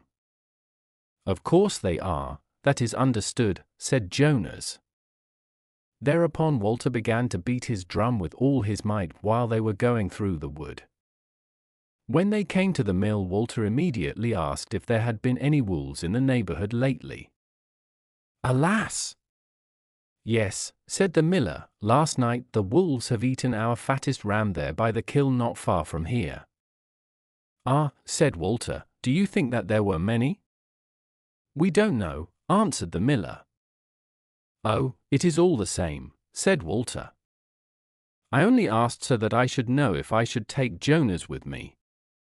I could manage very well alone with 3, but if there were more, I might not have time to kill them all before they ran away. In Walter's place I should go quite alone, it is more manly, said Jonas. No, it is better for you to come, too, said Walter. Perhaps there are many. No, I have not time, said Jonas, and besides there are sure not to be more than 3. Walter can manage them very well alone. Yes, said Walter, certainly I could, but, you see, Jonas, it might happen that one of them might bite me in the back, and I should have more trouble in killing them. If I only knew that there were not more than 2 I should not mind, for then I should take one in each hand and give them a good shaking, like Susanna once shook me. I certainly think that there will not be more than 2, said Jonas. There are never more than 2 when they slay children and rams. Walter can very well shake them without me. But, you see, Jonas, said Walter, if there are 2, it might still happen that one of them escapes and bites me in the leg, for you see I am not so strong in the left hand as in the right. You can very well come with me, and take a good stick in case there are really 2. Look, if there is only one, I shall take him so with both my hands and throw him living onto his back, and he can kick as much as he likes. I shall hold him fast. Now, when I really think over the thing, said Jonas, I am almost sure there will not be more than 1. What would 2 do with 1 ram? There will certainly not be more than 1. But you should come with me all the same, Jonas, said Walter. You see I can very well manage 1, but I am not quite accustomed to wolves yet, and he might tear holes in my new trousers. Well, just listen, said Jonas, I am beginning to think that Walter is not so brave as people say. First of all Walter would fight against 4, and then against 3, then 2, and then 1, and now Walter wants help with 1. Such a thing must never be. What would people say? Perhaps they would think that Walter is a coward? That's a lie, said Walter. I am not at all frightened, but it is more amusing when there are 2. I only want someone who will see how I strike the wolf and how the dust flies out of his skin. Well, then, Walter can take the miller's little Lisa with him. She can sit on a stone and look on, said Jonas. No, she would certainly be frightened, said Walter, and how would it do for a girl to go wolf hunting? Come with me, Jonas, and you shall have the skin, and I will be content with the ears and the tail. No, thank you, said Jonas, Walter can keep the skin for himself. Now I see quite well that he is frightened. Fie, shame on him. This touched Walter's pride very near. I shall show that I am not frightened, he said, and so he took his drum, saber, cock's feather, clasp knife, pop gun, and air pistol, and went off quite alone to the wood to hunt wolves. It was a beautiful evening, and the birds were singing in all the branches. Walter went very slowly and cautiously. At every step he looked all round him to see if perchance there was anything lurking behind the stones. He quite thought something moved away there in the ditch. Perhaps it was a wolf. It is better for me to beat the drum a little before I go there, thought Walter. Brrr, so he began to beat his drum. Then something moved again. Caw! Caw! A crow flew up from the ditch. Walter immediately regained courage. It was well I took my drum with me, he thought, and went straight on with courageous steps. Very soon he came quite close to the kill, where the wolves had killed the ram. But the nearer he came the more dreadful he thought the kill looked. It was so grey and old. Who knew how many wolves there might be hidden there? Perhaps the very ones which killed the ram were still sitting there in a corner. Yes, it was not at all safe here, and there were no other people to be seen in the neighborhood. It would be horrible to be eaten up here in the daylight, thought Walter to himself, and the more he thought about it the uglier and greyer the old kill looked, and the more horrible and dreadful it seemed to become the food of wolves. "Shall I go back and say that I struck one wolf and it escaped?" thought Walter. "Fie," said his conscience, "do you not remember that a lie is one of the worst sins, both in the sight of God and man? If you tell a lie today and say you struck a wolf, tomorrow surely it will eat you up." "No, I will go to the kill," thought Walter, and so he went. But he did not go quite near. He went only so near that he could see the ram's blood, which colored the grass red, and some tufts of wool which the wolves had torn from the back of the poor animal. It looked so dreadful. "I wonder what the ram thought when they ate him up," thought Walter to himself, and just then a cold shiver ran through him from his collar right down to his boots. "It is better for me to beat the drum," he thought to himself again, and so he began to beat it. But it sounded horrid, and an echo came out from the kill that seemed almost like the howl of a wolf. The drumsticks stiffened in Walter's hands, and he thought, now they are coming. Yes, sure enough, just then a shaggy, reddish-brown wolf's head looked out from under the kill. What did Walter do now?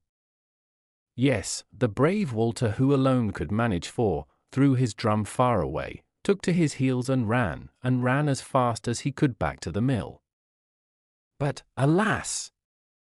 The wolf ran after him. Walter looked back. The wolf was quicker than he and only a few steps behind him. Then Walter ran faster. But fear got the better of him. He neither heard nor saw anything more. He ran over sticks, stones, and ditches. He lost drumsticks, saber, bow, and air pistol, and in his terrible hurry he tripped over a tuft of grass. There he lay, and the wolf jumped onto him. It was a gruesome tale. Now you may well believe that it was all over with Walter and all his adventures. That would have been a pity. But do not be surprised if it was not quite so bad as that, for the wolf was quite a friendly one. He certainly jumped onto Walter, but he only shook his coat and rubbed his nose against his face, and Walter shrieked. Yes, he shrieked terribly. Happily Jonas heard his cry of distress, for Walter was quite near the mill now, and he ran and helped him up. "What has happened?" he asked. Why did Walter scream so terribly? "A wolf!" "A wolf!" cried Walter, and that was all he could say. "Where is the wolf?" said Jonas. "I don't see any wolf." "Take care, he is here, he has bitten me to death," groaned Walter. Then Jonas began to laugh. Yes, he laughed so that he nearly burst his skin belt. Well, was that the wolf? Was that the wolf which Walter was to take by the neck and shake and throw down on its back, no matter how much it struggled? Just look a little closer at him. He is your old friend, your own good old Caro. I quite expect he found a leg of the ram in the kill. When Walter beat his drum, Caro crept out, and when Walter ran away, Caro ran after him, as he so often does when Walter wants to romp and play. Down, Caro, you ought to be rather ashamed to have put such a great hero to flight. Walter got up feeling very foolish. Down, Caro, he said, both relieved and annoyed. It was only a dog. Then if it had been a wolf I certainly should have killed him. If Walter would listen to my advice, and boast a little less, and do a little more, said Jonas, consolingly. Walter is not a coward, is he? You shall see, Jonas, when we next meet a bear. You see, I like so much better to fight with bears. Indeed, laughed Jonas. Are you at it again? Dear Walter, remember that it is only cowards who boast. A really brave man never talks of his bravery. From Z to Peleus.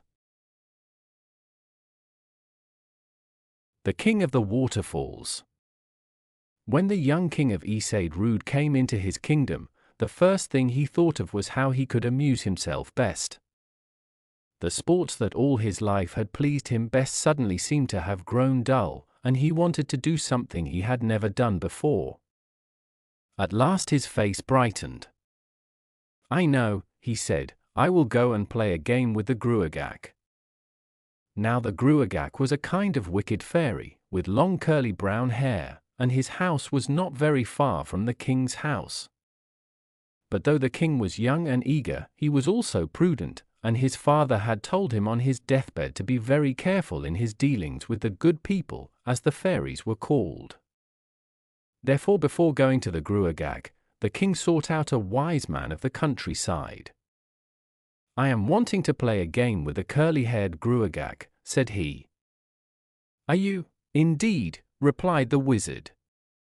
"If you will take my counsel, you will play with someone else." "No, I will play with the Groac'h," persisted the king. "Well, if you must, I suppose," answered the wizard, "but if you win that game, ask as a prize the ugly crop-headed girl that stands behind the door." "I will," said the king. So before the sun rose he got up and went to the house of the Groac'h, who was sitting outside. "O king, what has brought you here today?" asked the Groac'h. "But right welcome you are, and more welcome will you be still if you will play a game with me." "That is just what I want," said the king, and they played, and sometimes it seemed as if one would win, and sometimes the other, but in the end it was the king who was the winner. "And what is the prize that you will choose?" inquired the Groac'h. "The ugly crop-headed girl that stands behind the door," replied the king. "Why, there are 20 others in the house, and each fairer than she," exclaimed the Groac'h. "Fairer they may be, but it is she whom I wish for my wife, and none other." And the Groac'h saw that the king's mind was set upon her, so he entered his house, and bade all the maidens in it come out one by one, and pass before the king. One by one they came, tall and short, dark and fair, plump and thin, and each said, "I am she whom you want. You will be foolish indeed if you do not take me." But he took none of them, neither short nor tall, dark nor fair, plump nor thin, till at the last the crop-headed girl came out. "This is mine," said the king, though she was so ugly that most men would have turned from her. "We will be married at once, and I will carry you home." And married they were, and they set forth across a meadow to the king's house. As they went, the bride stooped and picked a sprig of shamrock, which grew amongst the grass, and when she stood upright again her ugliness had all gone, and the most beautiful woman that ever was seen stood by the king's side. The next day, before the sun rose, the king sprang from his bed, and told his wife he must have another game with the Groac'h. When she stood upright her ugliness had all gone. When she stood upright her ugliness had all gone. "If my father loses that game, and you win it," said she, "accept nothing for your prize but the shaggy young horse with the stick saddle." "I will do that," answered the king, and he went. "Does your bride please you?" asked the Groac'h, who was standing at his own door. "Ah! Does she not?" answered the king quickly, "otherwise I should be hard indeed to please." "But will you play a game today?"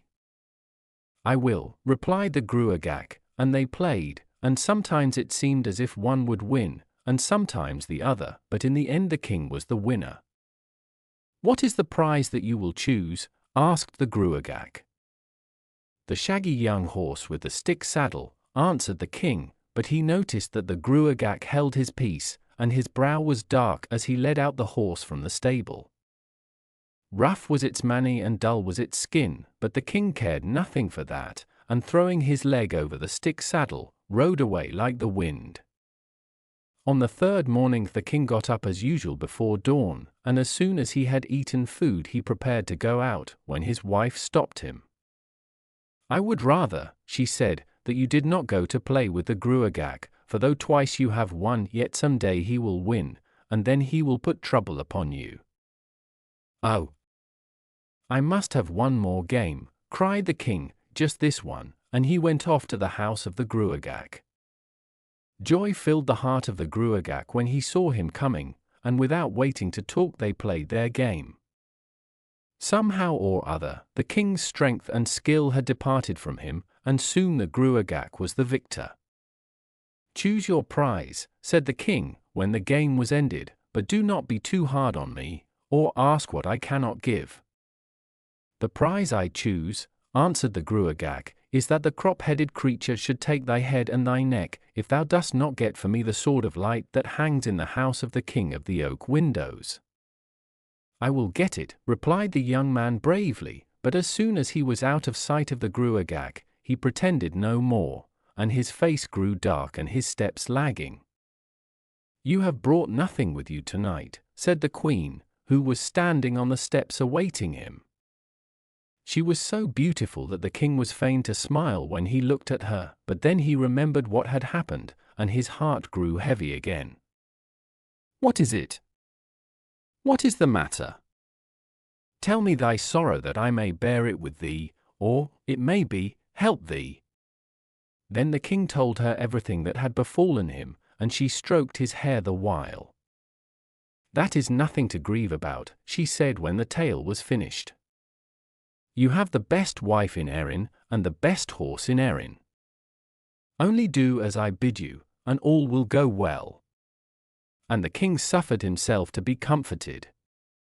He was still sleeping when the queen rose and dressed herself, to make everything ready for her husband's journey, and the first place she went to was the stable, where she fed and watered the shaggy brown horse and put the saddle on it. Most people thought this saddle was of wood, and did not see the little sparkles of gold and silver that were hidden in it. She strapped it lightly on the horse's back, and then led it down before the house, where the king waited. "Good luck to you and victories in all your battles," she said, as she kissed him before he mounted. "I need not be telling you anything. Take the advice of the horse, and see you obey it." How the queen brings the shaggy brown horse to the king. So he waved his hand and set out on his journey, and the wind was not swifter than the brown horse, no, not even the March wind which raced it, and could not catch it. But the horse never stopped nor looked behind, till in the dark of the night he reached the castle of the king of the oak windows. "We are at the end of the journey," said the horse, "and you will find the sword of light in the king's own chamber. If it comes to you without scrape or sound, the token is a good one. At this hour the king is eating his supper, and the room is empty, so none will see you. The sword has a knob at the end, and take heed that when you grasp it, you draw it softly out of its sheath. Now go. I will be under the window." Stealthily the young man crept along the passage, pausing now and then to make sure that no man was following him, and entered the king's chamber. A strange white line of light told him where the sword was, and crossing the room on tiptoe, he seized the knob and drew it slowly out of the sheath. The king could hardly breathe with excitement lest it should make some noise and bring all the people in the castle running to see what was the matter. But the sword slid swiftly and silently along the case till only the point was left touching it. Then a low sound was heard, as of the edge of a knife touching a silver plate, and the king was so startled that he nearly dropped the knob. "Quick!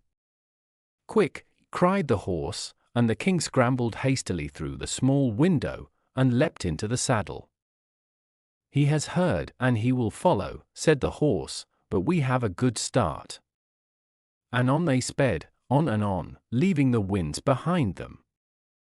At length the horse slackened its pace. "Look and see who is behind you," it said, and the young man looked. "I see a swarm of brown horses racing madly after us," he answered. "We are swifter than those," said the horse, and flew on again. "Look again, O king! Is anyone coming now?" "A swarm of black horses, and one has a white face, and on that horse a man is seated." He is the king of the oak windows." "That is my brother, and swifter still than I," said the horse, "and he will fly past me with a rush."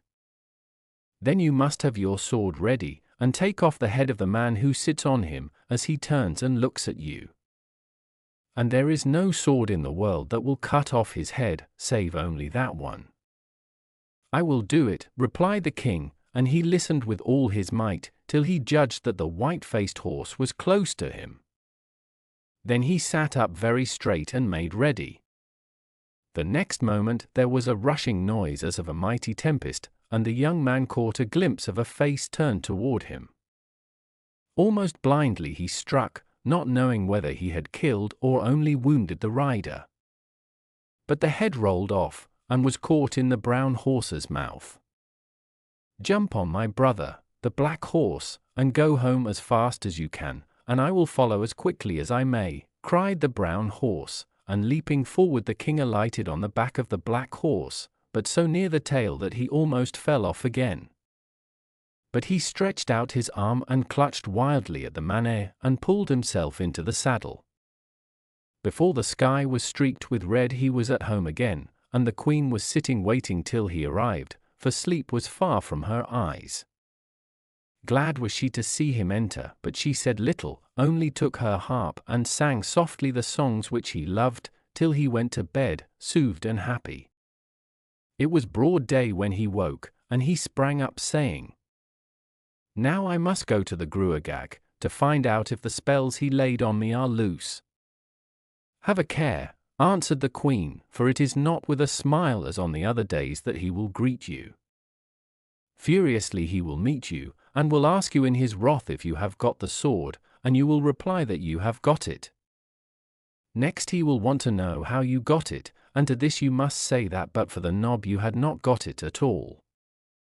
Then he will raise his head to look at the knob, and you must stab him in the mole which is on the right side of his neck, but take heed, for if you miss the mole with the point of the sword, then my death and your death are certain. He is brother to the king of the oak windows, and sure will he be that the king must be dead, or the sword would not be in your hands." After that she kissed him, and bade him good speed. "Didst thou get the sword?" asked the Groac'h, when they met in the usual place. "I got the sword." "And how didst thou get it?" "If it had not had a knob on the top, then I had not got it," answered the king. "Give me the sword to look at," said the Groac'h, peering forward, but like a flash the king had drawn it from under his nose, and pierced the mole, so that the Groac'h rolled over on the ground. "Now I shall be at peace," thought the king.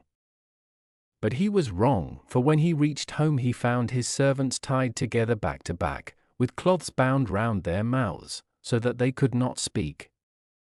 He hastened to set them free, and he asked who had treated them in so evil a manner. "No sooner had you gone than a great giant came, and dealt with us as you see, and carried off your wife and your 2 horses, said the men. "Then my eyes will not close, nor will my head lay itself down till I fetch my wife and horses home again," answered he, and he stooped and noted the tracks of the horses on the grass, and followed after them till he arrived at the wood when the darkness fell. "I will sleep here," he said to himself, "but first I will make a fire." And he gathered together some twigs that were lying about, and then took 2 dry sticks and rubbed them together till the fire came, and he sat by it. The twigs crackled and the flame blazed up, and a slim yellow dog pushed through the bushes and laid his head on the king's knee, and the king stroked his head. "Wuff, wuff," said the dog. "Sore was the plight of thy wife and thy horses when the giant drove them last night through the forest." "That is why I have come," answered the king, and suddenly his heart seemed to fail him and he felt that he could not go on. "I cannot fight that giant," he cried, looking at the dog with a white face. "I am afraid, let me turn homewards." "No, don't do that," replied the dog. "Eat and sleep, and I will watch over you." So the king ate and lay down, and slept till the sun waked him. "It is time for you to start on your way," said the dog, "and if danger presses, call on me, and I will help you." "Farewell, then," answered the king, "I will not forget that promise." And on he went, and on, till he reached a tall cliff with many sticks lying about. "It is almost night," he thought, "I will make a fire and rest," and thus he did, and when the flames blazed up, the hoary hawk of the grey rock flew on to a bough above him. "Sore was the plight of thy wife and thy horses when they passed here with the giant," said the hawk. "Never shall I find them," answered the king, "and nothing shall I get for all my trouble." "Oh, take heart," replied the hawk, "things are never so bad but what they might be worse. Eat and sleep, and I will watch thee." And the king did as he was bidden by the hawk, and by the morning he felt brave again. "Farewell," said the bird, "and if danger presses, call to me, and I will help you." On he walked, and on, till as the dusk was falling he came to a great river, and on the bank there were sticks lying about.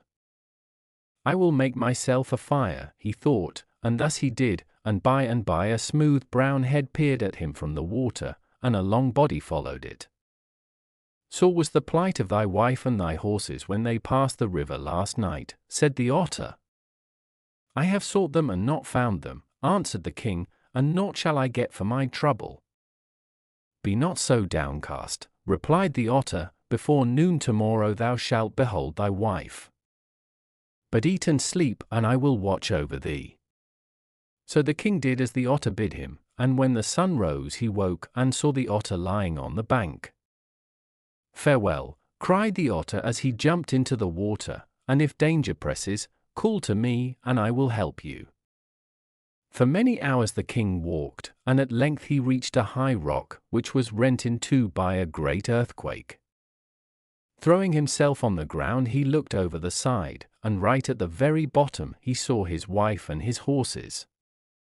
His heart gave a great bound, and all his fears left him, but he was forced to be patient, for the sides of the rock were smooth, and not even a goat could find foothold. So he got up again, and made his way round through the wood, pushing by trees, scrambling over rocks, wading through streams, till at last he was on flat ground again, close to the mouth of the cavern.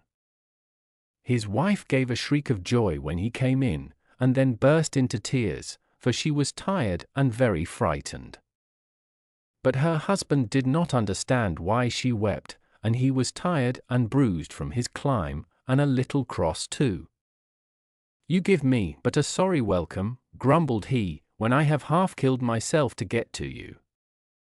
"Do not heed him," said the horses to the weeping woman, "put him in front of us, where he will be safe, and give him food, for he is weary."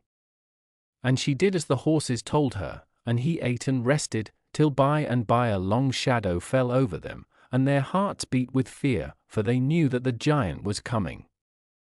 "I smell a stranger," cried the giant, as he entered, but it was dark inside the chasm, and he did not see the king, who was crouching down between the feet of the horses. "A stranger, my lord!" "No stranger ever comes here, not even the sun," and the king's wife laughed gaily as she went up to the giant and stroked the huge hand which hung down by his side. "Well, I perceive nothing, certainly," answered he, "but it is very odd.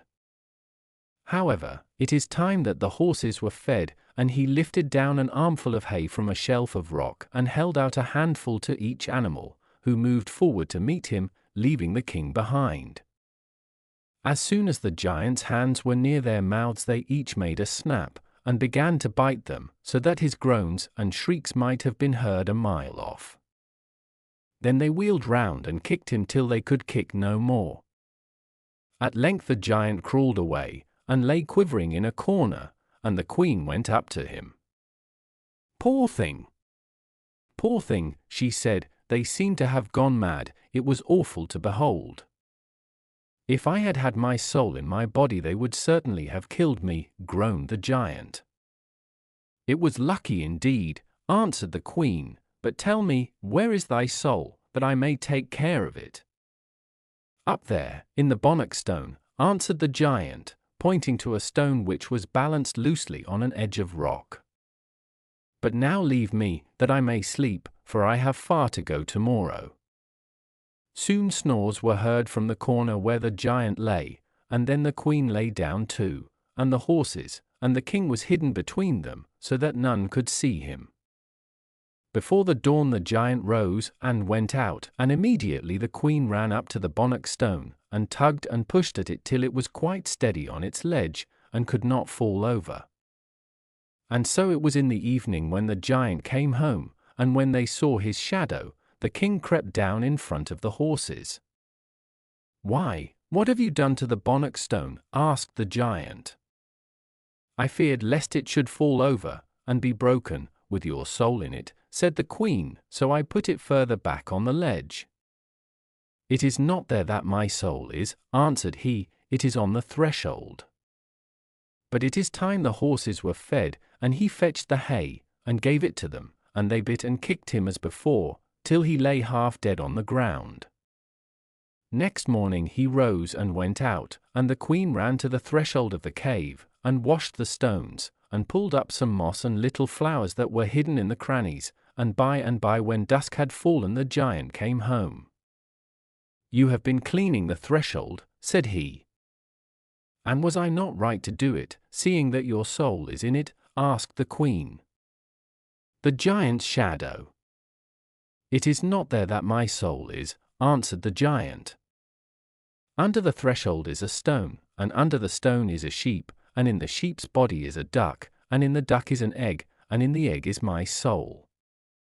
But it is late, and I must feed the horses," and he brought them the hay, but they only bit and kicked him as before, and if his soul had been within him, they would have killed him outright. It was still dark when the giant got up and went his way, and then the king and the queen ran forward to take up the threshold, while the horses looked on. But sure enough, just as the giant had said, underneath the threshold was the flagstone, and they pulled and tugged till the stone gave way. Then something jumped out so suddenly that it nearly knocked them down, and as it fled past, they saw it was a sheep. "If the slim yellow dog of the greenwood were only here, he would soon have that sheep," cried the king, and as he spoke, the slim yellow dog appeared from the forest, with the sheep in his mouth. With a blow from the king, the sheep fell dead, and they opened its body, only to be blinded by a rush of wings as the duck flew past. "If the hoary hawk of the rock were only here, he would soon have that duck," cried the king, and as he spoke the hoary hawk was seen hovering above them, with the duck in his mouth. They cut off the duck's head with a swing of the king's sword, and took the egg out of its body, but in his triumph the king held it carelessly, and it slipped from his hand, and rolled swiftly down the hill right into the river. "If the brown otter of the stream were only here, he would soon have that egg," cried the king, and the next minute there was the brown otter, dripping with water, holding the egg in his mouth. But beside the brown otter, a huge shadow came stealing along, the shadow of the giant. The king stood staring at it, as if he were turned into stone, but the queen snatched the egg from the otter and crushed it between her two hands. And after that the shadow suddenly shrank and was still, and they knew that the giant was dead, because they had found his soul. Next day they mounted the two horses and rode home again, visiting their friends the brown otter and the hoary hawk and the slim yellow dog by the way. From West Highland Tales. A French Puck. Among the mountain pastures and valleys that lie in the centre of France there dwelt a mischievous kind of spirit, whose delight it was to play tricks on everybody, and particularly on the shepherds and the cowboys. They never knew when they were safe from him, as he could change himself into a man, woman or child, a stick, a goat, a plowshare. Indeed, there was only one thing whose shape he could not take, and that was a needle. At least, he could transform himself into a needle, but try as he might he never was able to imitate the whole, so every woman would have found him out at once, and this he knew. Now the hour oftenest chosen by this naughty sprite, whom we will call Puck, for performing his pranks was about midnight, just when the shepherds and cowherds, tired out with their long day's work, were sound asleep.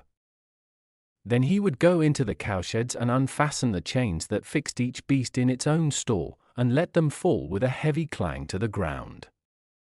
The noise was so loud that it was certain to awaken the cowboys, however fatigued they might be, and they dragged themselves wearily to the stable to put back the chains.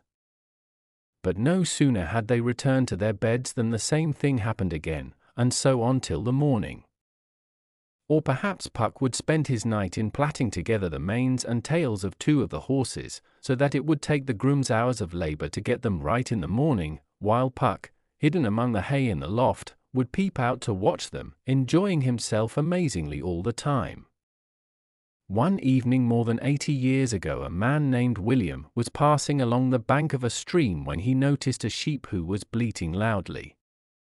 William thought it must have strayed from the flock, and that he had better take it home with him till he could discover its owner. So he went up to where it was standing, and as it seemed so tired that it could hardly walk, he hoisted it on his shoulders and continued on his way. The sheep was pretty heavy, but the good man was merciful and staggered along as best he could under his load. It is not much further, he thought to himself as he reached an avenue of walnut trees, when suddenly a voice spoke out from over his head, and made him jump. "Where are you?" said the voice, and the sheep answered, "Here on the shoulders of a donkey."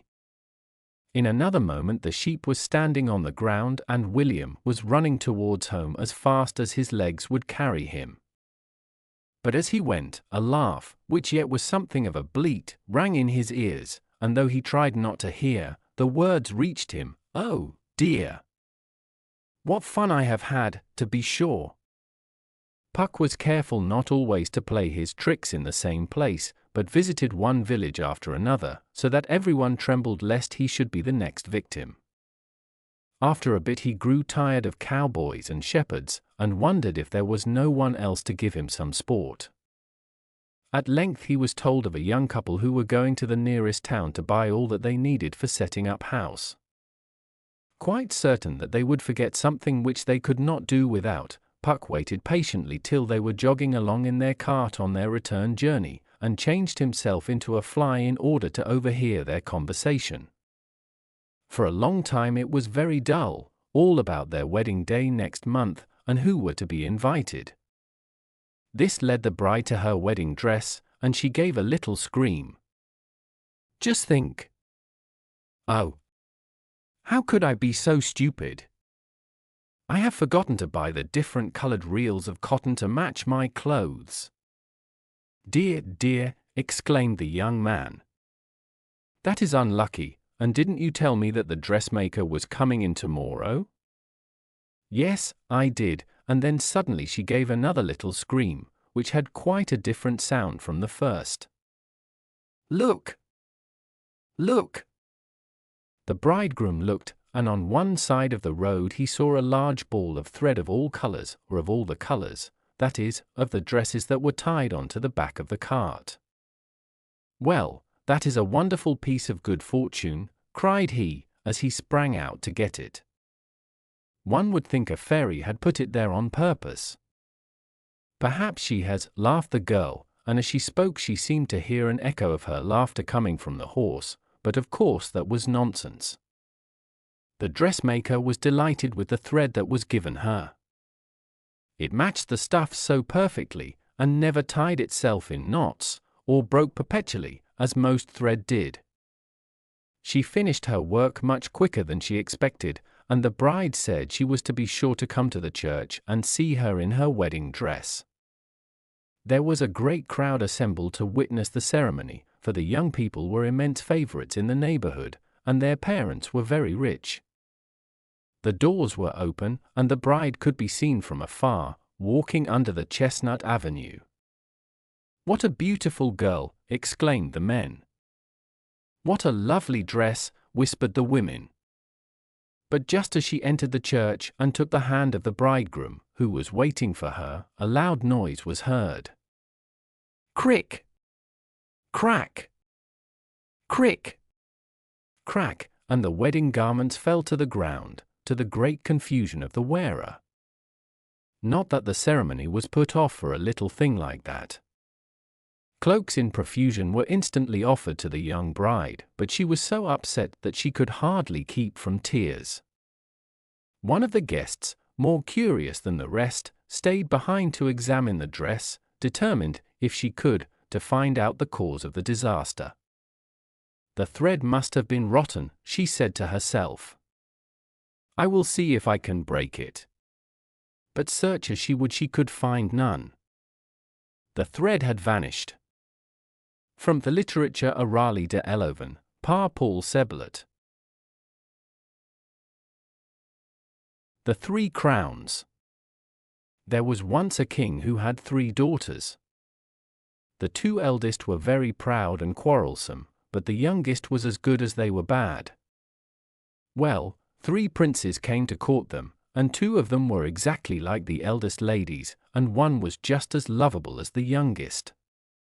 One day they were all walking down to a lake that lay at the bottom of the lawn when they met a poor beggar. The king wouldn't give him anything, and the eldest princesses wouldn't give him anything, nor their sweethearts, but the youngest daughter and her true love did give him something, and kind words along with it, and that was better than all. When they got to the edge of the lake, what did they find but the beautifulest boat you ever saw in your life, and says the eldest, I'll take a sail in this fine boat, and says the second eldest, I'll take a sail in this fine boat, and says the youngest, I won't take a sail in that fine boat, for I am afraid it's an enchanted one. But the others persuaded her to go in, and her father was just going in after her, when up sprung on the deck a little man only 7 inches high, and ordered him to stand back. Well, all the men put their hands to their swords, and if the same swords were only playthings, they weren't able to draw them, for all strength that was left their arms. 7 inches loosened the silver chain that fastened the boat, and pushed away, and after grinning at the 4 men, says he to them, bid your daughters and your brides farewell for a while. You, says he to the youngest, needn't fear, you'll recover your princess all in good time, and you and she will be as happy as the day is long. Bad people, if they were rolling stark naked in gold, would not be rich. Goodbye. Away they sailed, and the ladies stretched out their hands, but weren't able to say a word. Well, they weren't crossing the lake while a cat you'd be licking for her ear, and the poor men couldn't stir hand or foot to follow them. They saw 7 inches handing the 3 princesses out of the boat, and letting them down by a basket into a draw well, but king nor princes ever saw an opening before in the same place. When the last lady was out of sight, the men found the strength in their arms and legs again.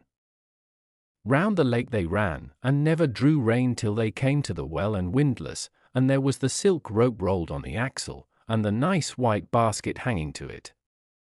Let me down, says the youngest prince. I'll die or recover them again. No, says the second daughter's sweetheart, it is my turn first. And says the other, I am the eldest.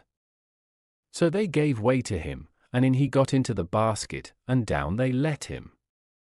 First they lost sight of him, and then, after winding off 100 perches of the silk rope, it slackened, and they stopped turning. They waited 2 hours, and then they went to dinner, because there was no pull made at the rope. 7 inches carries away the princesses. In came 7 inches hand in hand with the youngest sister. Guards were set till next morning, and then down went the second prince, and sure enough, the youngest of all got himself let down on the 3rd day. He went down perches and perches, while it was as dark about him as if he was in a big pot with a cover on. At last he saw a glimmer far down, and in a short time he felt the ground. Out he came from the big lime-kiln, and, lo!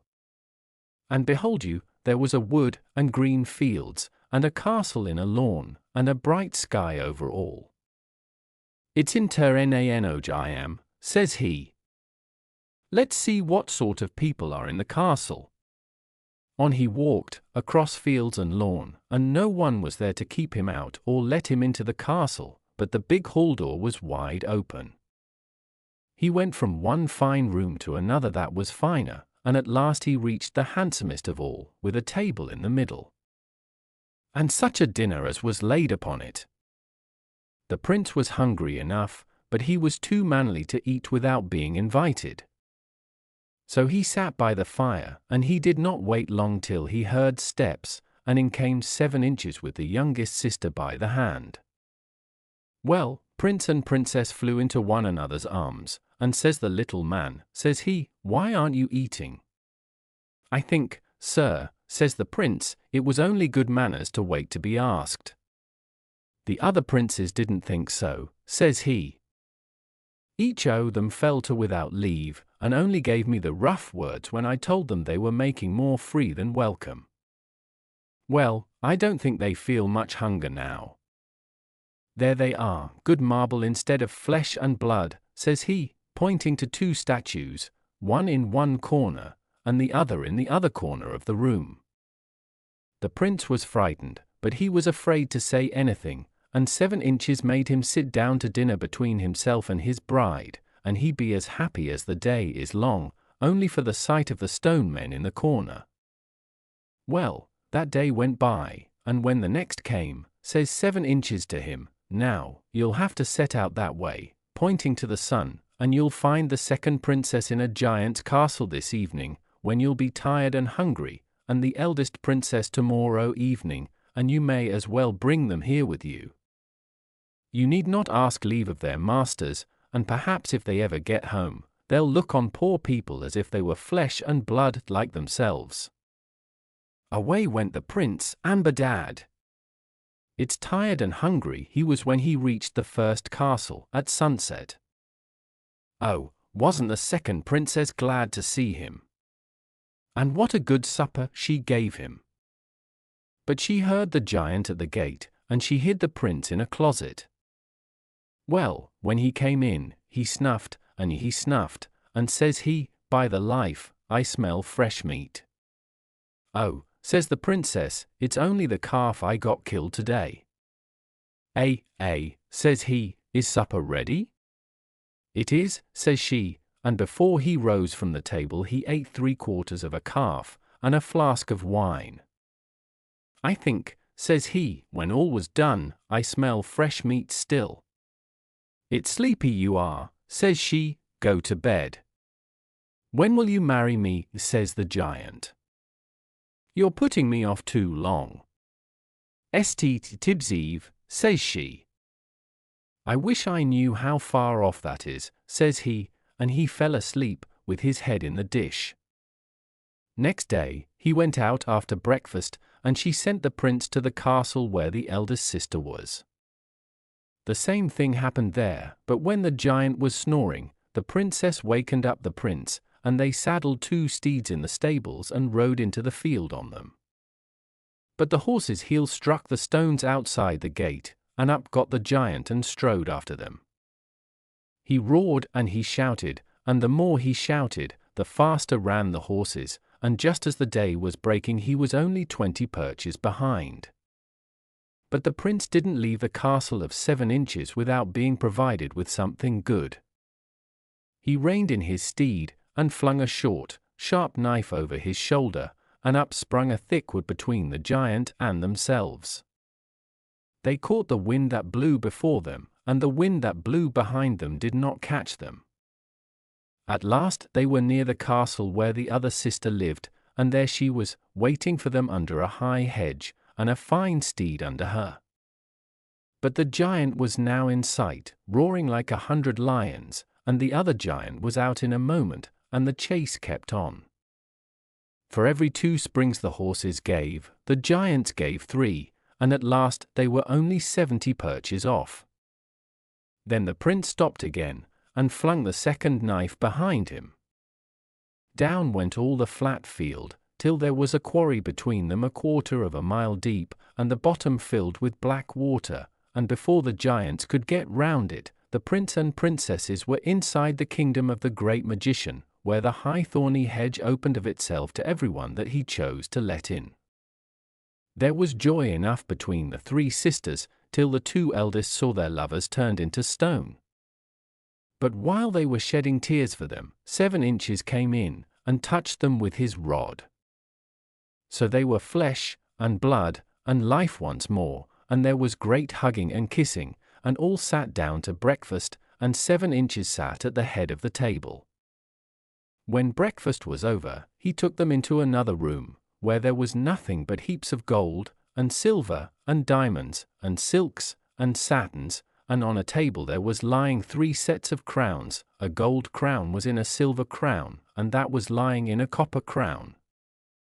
He took up 1 set of crowns, and gave it to the eldest princess, and another set, and gave it to the second youngest princess, and another, and gave it to the youngest of all, and says he, "Now you may all go to the bottom of the pit, and you have nothing to do but stir the basket, and the people that are watching above will draw you up. But remember, ladies, you are to keep your crowns safe, and be married in them, all the same day. If you be married separately, or if you be married without your crowns, a curse will follow, mind what I say." So they took leave of him with great respect, and walked arm in arm to the bottom of the draw well. There was a sky and a sun over them, and a great high wall, covered with ivy, rose before them, and was so high they could not see to the top of it, and there was an arch in this wall, and the bottom of the draw well was inside the arch. The youngest pair went last, and says the princess to the prince, "I'm sure the 2 princes don't mean any good to you.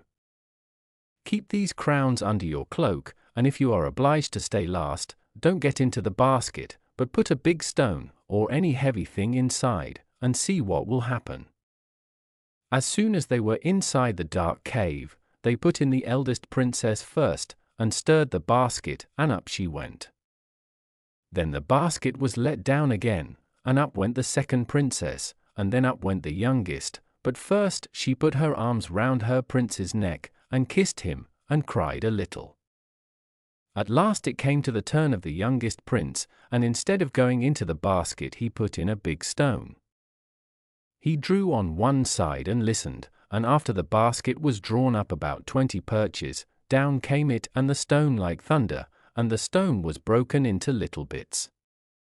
Well, the poor prince had nothing for it but to walk back to the castle, and through it and round it he walked, and the finest of eating and drinking he got, and a bed of bog down to sleep on, and long walks he took through gardens and lawns, but not a sight could he get, high or low, of 7 inches. He, before a week, got tired of it. He was so lonesome for his true love, and at the end of a month he didn't know what to do with himself. One morning he went into the treasure room, and took notice of a beautiful snuff box on the table that he didn't remember seeing there before. He took it in his hands and opened it, and out 7 inches walked on the table. "I think, Prince," says he, "you're getting a little tired of my castle." "Ah," says the other, "if I had my princess here, and could see you now and then, I'd never know a dismal day." "Well, you're long enough here now, and you're wanted there above. Keep your bride's crown safe, and whenever you want my help, open this snuff box. Now take a walk down the garden, and come back when you're tired." The prince was going down a gravel walk with a quickset hedge on each side, and his eyes on the ground, and he was thinking of one thing and another. At last he lifted his eyes, and there he was outside of a smith's gate, that he often passed before, about a mile away from the palace of his betrothed princess. The clothes he had on him were as ragged as you please, but he had his crown safe under his old cloak.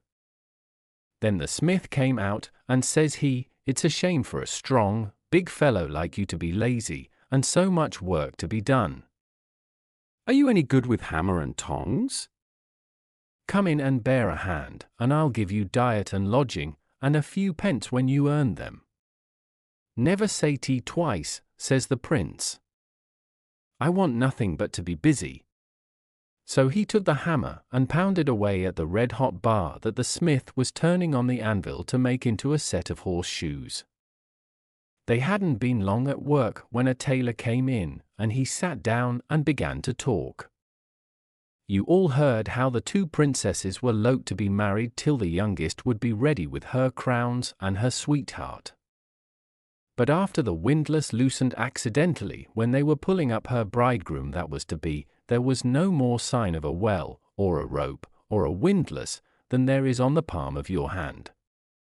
So the princes that were courting the eldest ladies wouldn't give peace or ease to their lovers nor the king till they got consent to the marriage, and it was to take place this morning. Myself went down out o' curiosity, and to be sure I was delighted with the grand dresses of the two brides, and the 3 crowns on their heads, gold, silver, and copper, one inside the other. The youngest was standing by mournful enough, and all was ready. The 2 bridegrooms came in as proud and grand as you please, and up they were walking to the altar rails, when the boards opened 2 yards wide under their feet, and down they went among the dead men and the coffins in the vaults. Oh, such shrieks as the ladies gave! And such running and racing and peeping down as there was! But the clerk soon opened the door of the vault, and up came the 2 princes, their fine clothes covered an inch thick with cobwebs and mould. Down went the 2 bridegrooms. So the king said they should put off the marriage. For, says he, I see there is no use in thinking of it till the youngest gets her 3 crowns, and is married with the others. I'll give my youngest daughter for a wife to whoever brings 3 crowns to me like the others, and if he doesn't care to be married, some other one will, and I'll make his fortune. I wish, says the smith, I could do it, but I was looking at the crowns after the princesses got home, and I don't think there's a black or a white smith on the face of the earth that could imitate them. Faint heart never won fair lady, says the prince. Go to the palace and ask for 1/4 pound of gold, 1/4 pound of silver, and 1/4 pound of copper. Get 1 crown for a pattern, and my head for a pledge. I'll give you out the very things that are wanted in the morning. Are you in earnest? Says the smith. Faith, I am so, says he. Go. You can't do worse than lose. To make a long story short, the smith got the 1/4 pound of gold, and the 1/4 pound of silver, and the 1/4 pound of copper, and gave them and the pattern crown to the prince. He shut the forge door at nightfall, and the neighbors all gathered in the yard, and they heard him hammering, hammering, hammering, from that to daybreak, and every now and then he'd throw out through the window bits of gold, silver, and copper, and the idlers scrambled for them, and cursed one another, and prayed for the good luck of the workmen. Well, just as the sun was thinking to rise, he opened the door, and brought out the 3 crowns he got from his true love, and such shouting and huzzaing as there was. The smith asked him to go along with him to the palace, but he refused, so off set the smith, and the whole townland with him, and wasn't the king rejoiced when he saw the crowns? Well, says he to the smith, you're a married man. What's to be done? Faith, your majesty, I didn't make them crowns at all. It was a big fella that took service with me yesterday. Well, daughter, will you marry the fellow that made these crowns? Let me see them first, father, said she, but when she examined them she knew them right well, and guessed it was her true love that sent them. I will marry the man that these crowns came from, says she. Well, says the king to the eldest of the 2 princes, go up to the smith's forge, take my best coaches, and bring home the bridegroom. He did not like doing this, he was so proud, but he could not refuse. When he came to the forge he saw the prince standing at the door, and beckoned him over to the coach. Are you the fellow, says he, that made these crowns? Yes, says the other. Then, says he, maybe you'd give yourself a brushing, and get into that coach, the king wants to see you. I pity the princess. The young prince got into the carriage, and while they were on the way he opened the snuff box, and out walked 7 inches, and stood on his thigh. Well, says he, what trouble is on you now? Master, says the other, please let me go back to my forge, and let this carriage be filled with paving stones." No sooner said than done. The prince was sitting in his forge, and the horses wondered what was after happening to the carriage. When they came into the palace yard, the king himself opened the carriage door, for respect to his new son-in-law.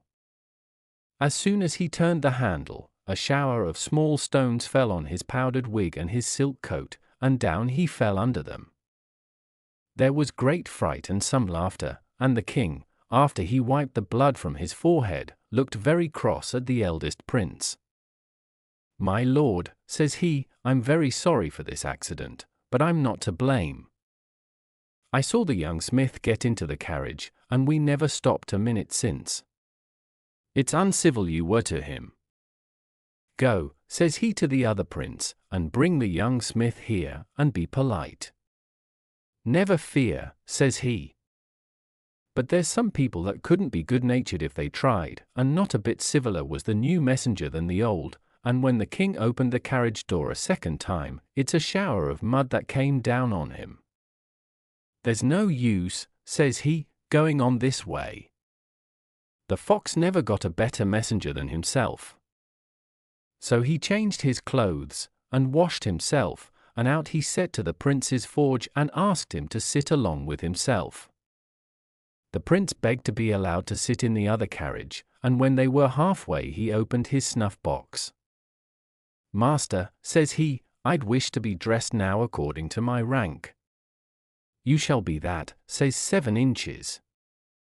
"And now I'll bid you farewell. Continue as good and kind as you always were, love your wife, and that's all the advice I'll give you." So 7 inches vanished, and when the carriage door was opened in the yard, out walks the prince as fine as hands could make him, and the first thing he did was to run over to his bride and embrace her. Everyone was full of joy but the 2 other princes. There was not much delay about the marriages, and they were all celebrated on the one day.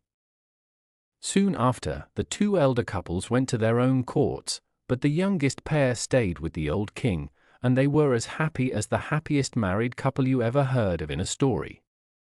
From West Highland Tales. The story of a very bad boy. Once upon a time there lived in a little village in the very middle of France a widow and her only son, a boy about 15, whose name was Antoine, though no one ever called him anything but Tueno Bueno.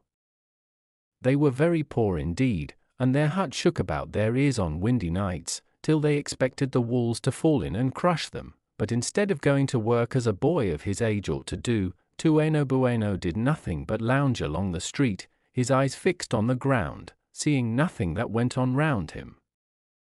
"You are very, very stupid, my dear child," his mother would sometimes say to him, and then she would add with a laugh, "Certainly you will never catch a wolf by the tail."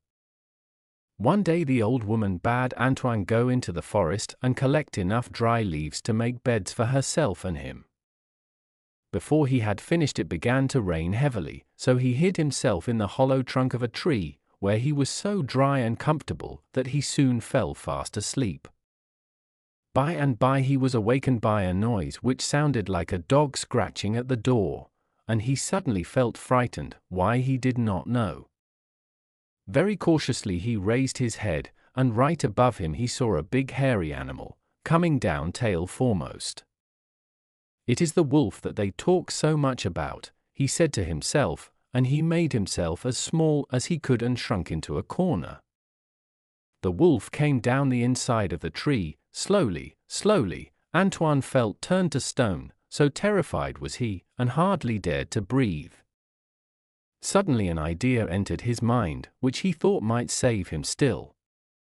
He remembered to have heard from his mother that a wolf could neither bend his back nor turn his head, so as to look behind him, and quick as lightning he stretched up his hand, and seizing the wolf's tail, pulled it towards him.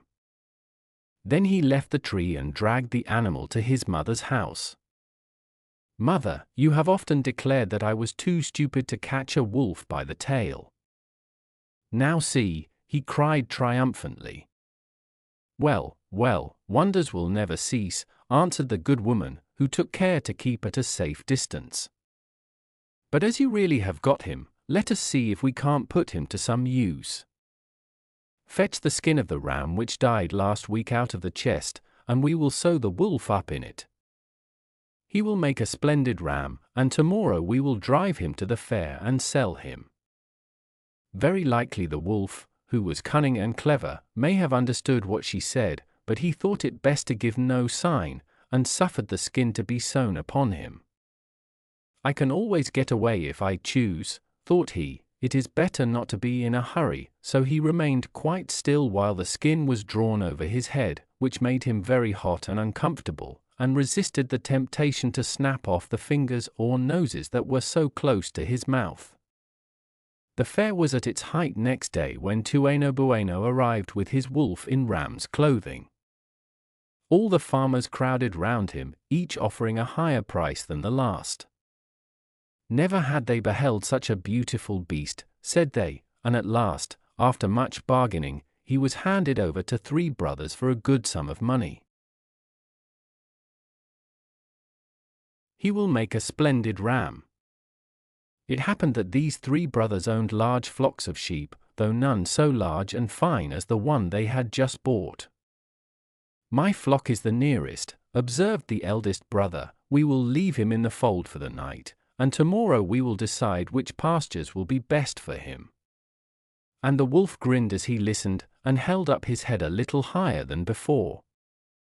Early next morning the young farmer began to go his rounds, and the sheepfold was the first place he visited.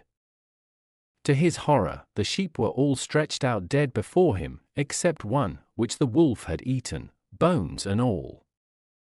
Instantly the truth flashed upon him. It was no ram that lay curled up in the corner pretending to be asleep, for in reality he could bend back and turn his head as much as he liked, but a wolf who was watching him out of the corner of his eye, and might spring upon him at any moment. So the farmer took no notice, and only thought that here was a fine chance of revenging himself on his next brother for a trick which he had played, and merely told him that the ram would not eat the grass in that field, and it might be well to drive him to the pasture by the river, where his own flock was feeding. The second brother eagerly swallowed the bait, and that evening the wolf was driven down to the field where the young man kept the sheep which had been left him by his father. By the next morning they also were all dead, but the second brother likewise held his peace, and allowed the sheep which belonged to the youngest to share the fate of the other 2.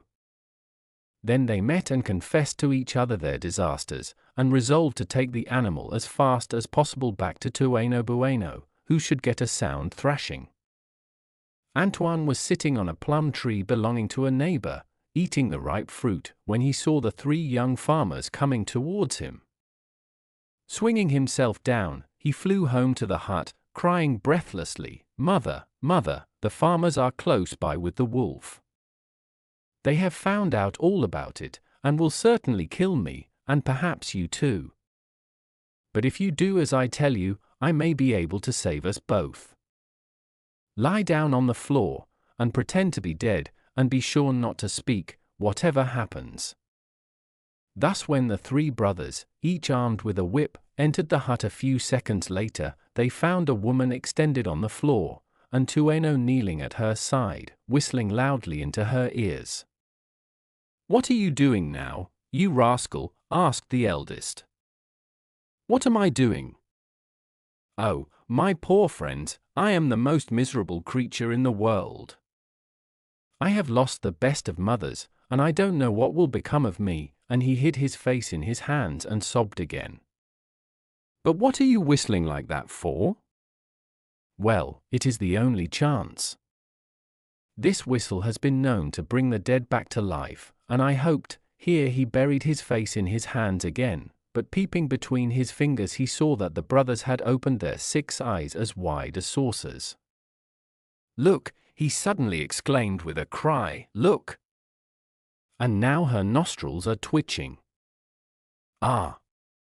The whistle has not lost its power after all," and stooping down, Tueno whistled more loudly than before, so that the old woman's feet and hands showed signs of life, and she soon was able to lift her head. The farmers were so astonished at her restoration that it was some time before they could speak. At length the eldest turned to the boy and said, "Now listen to me. There is no manner of doubt that you are a young villain.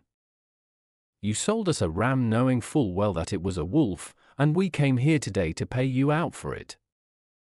But if you will give us that whistle, we will pardon what you have done, and will leave you alone."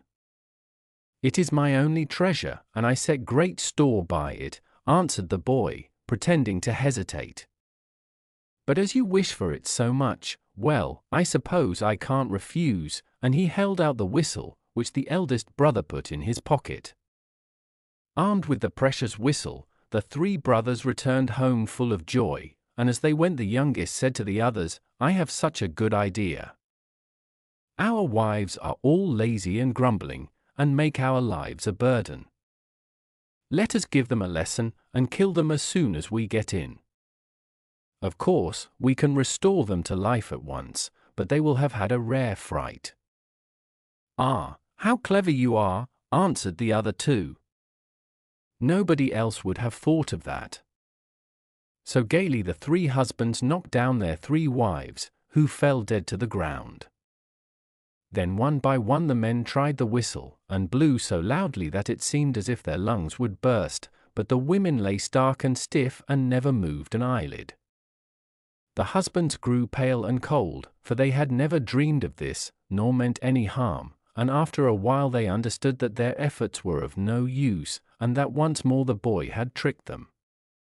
With stern faces they rose to their feet, and taking a large sack they retraced their steps to the hut.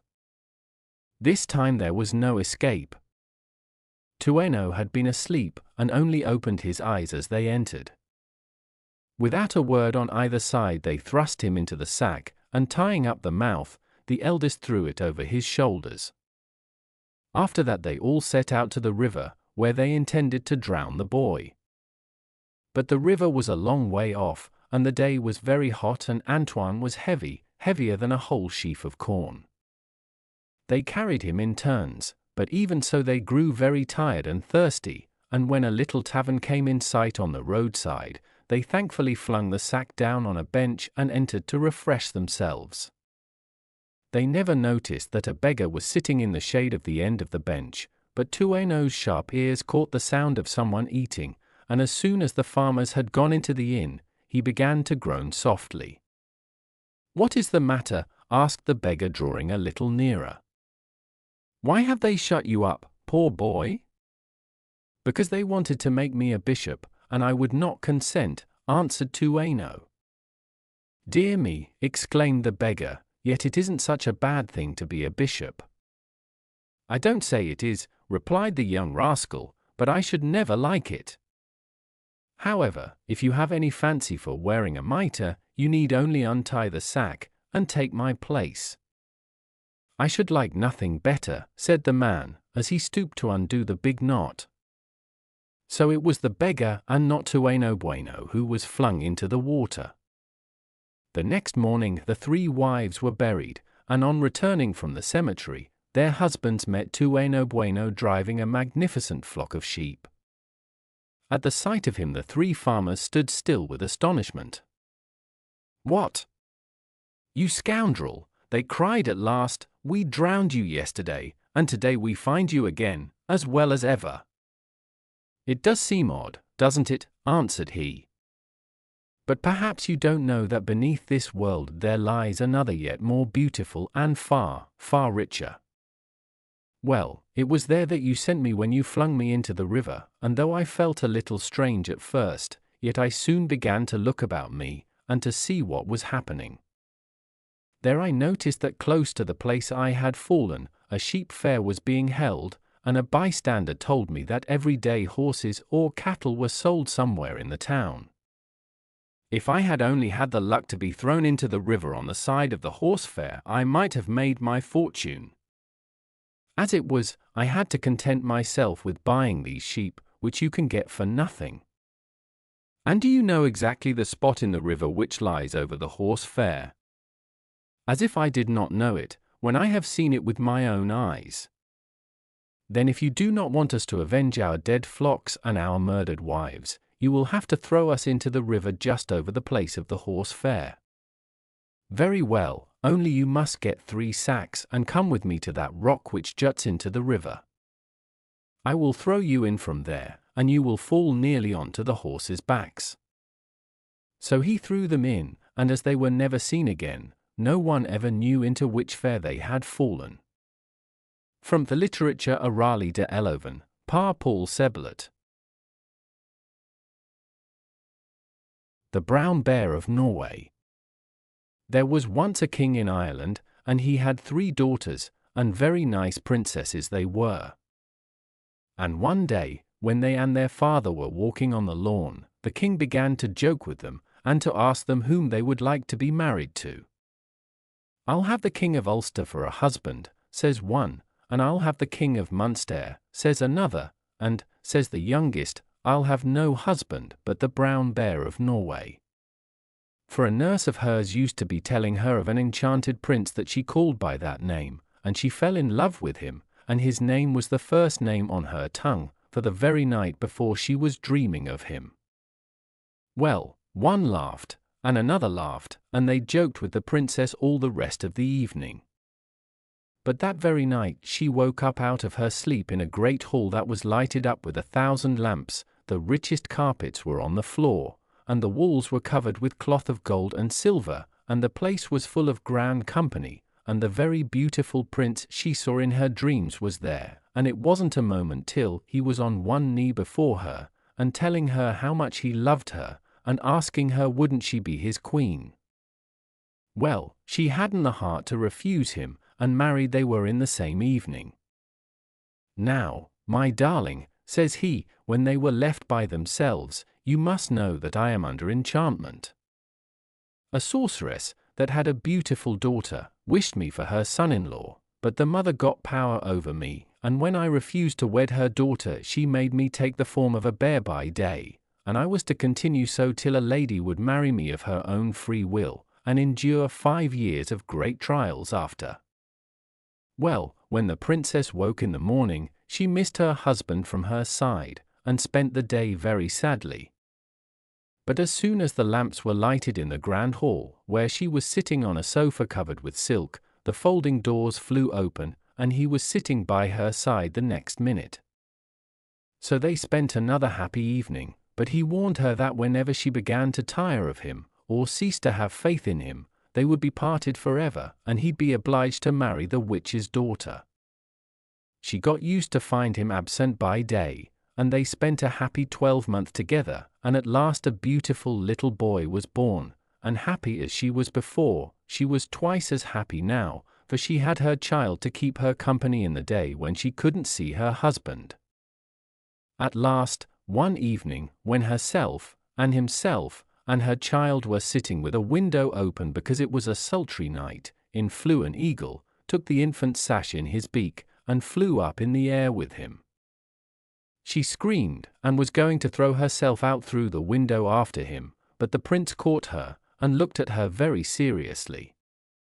She bethought of what he said soon after their marriage, and she stopped the cries and complaints that were on her tongue. She spent her days very lonely for another 12-month, when a beautiful little girl was sent to her.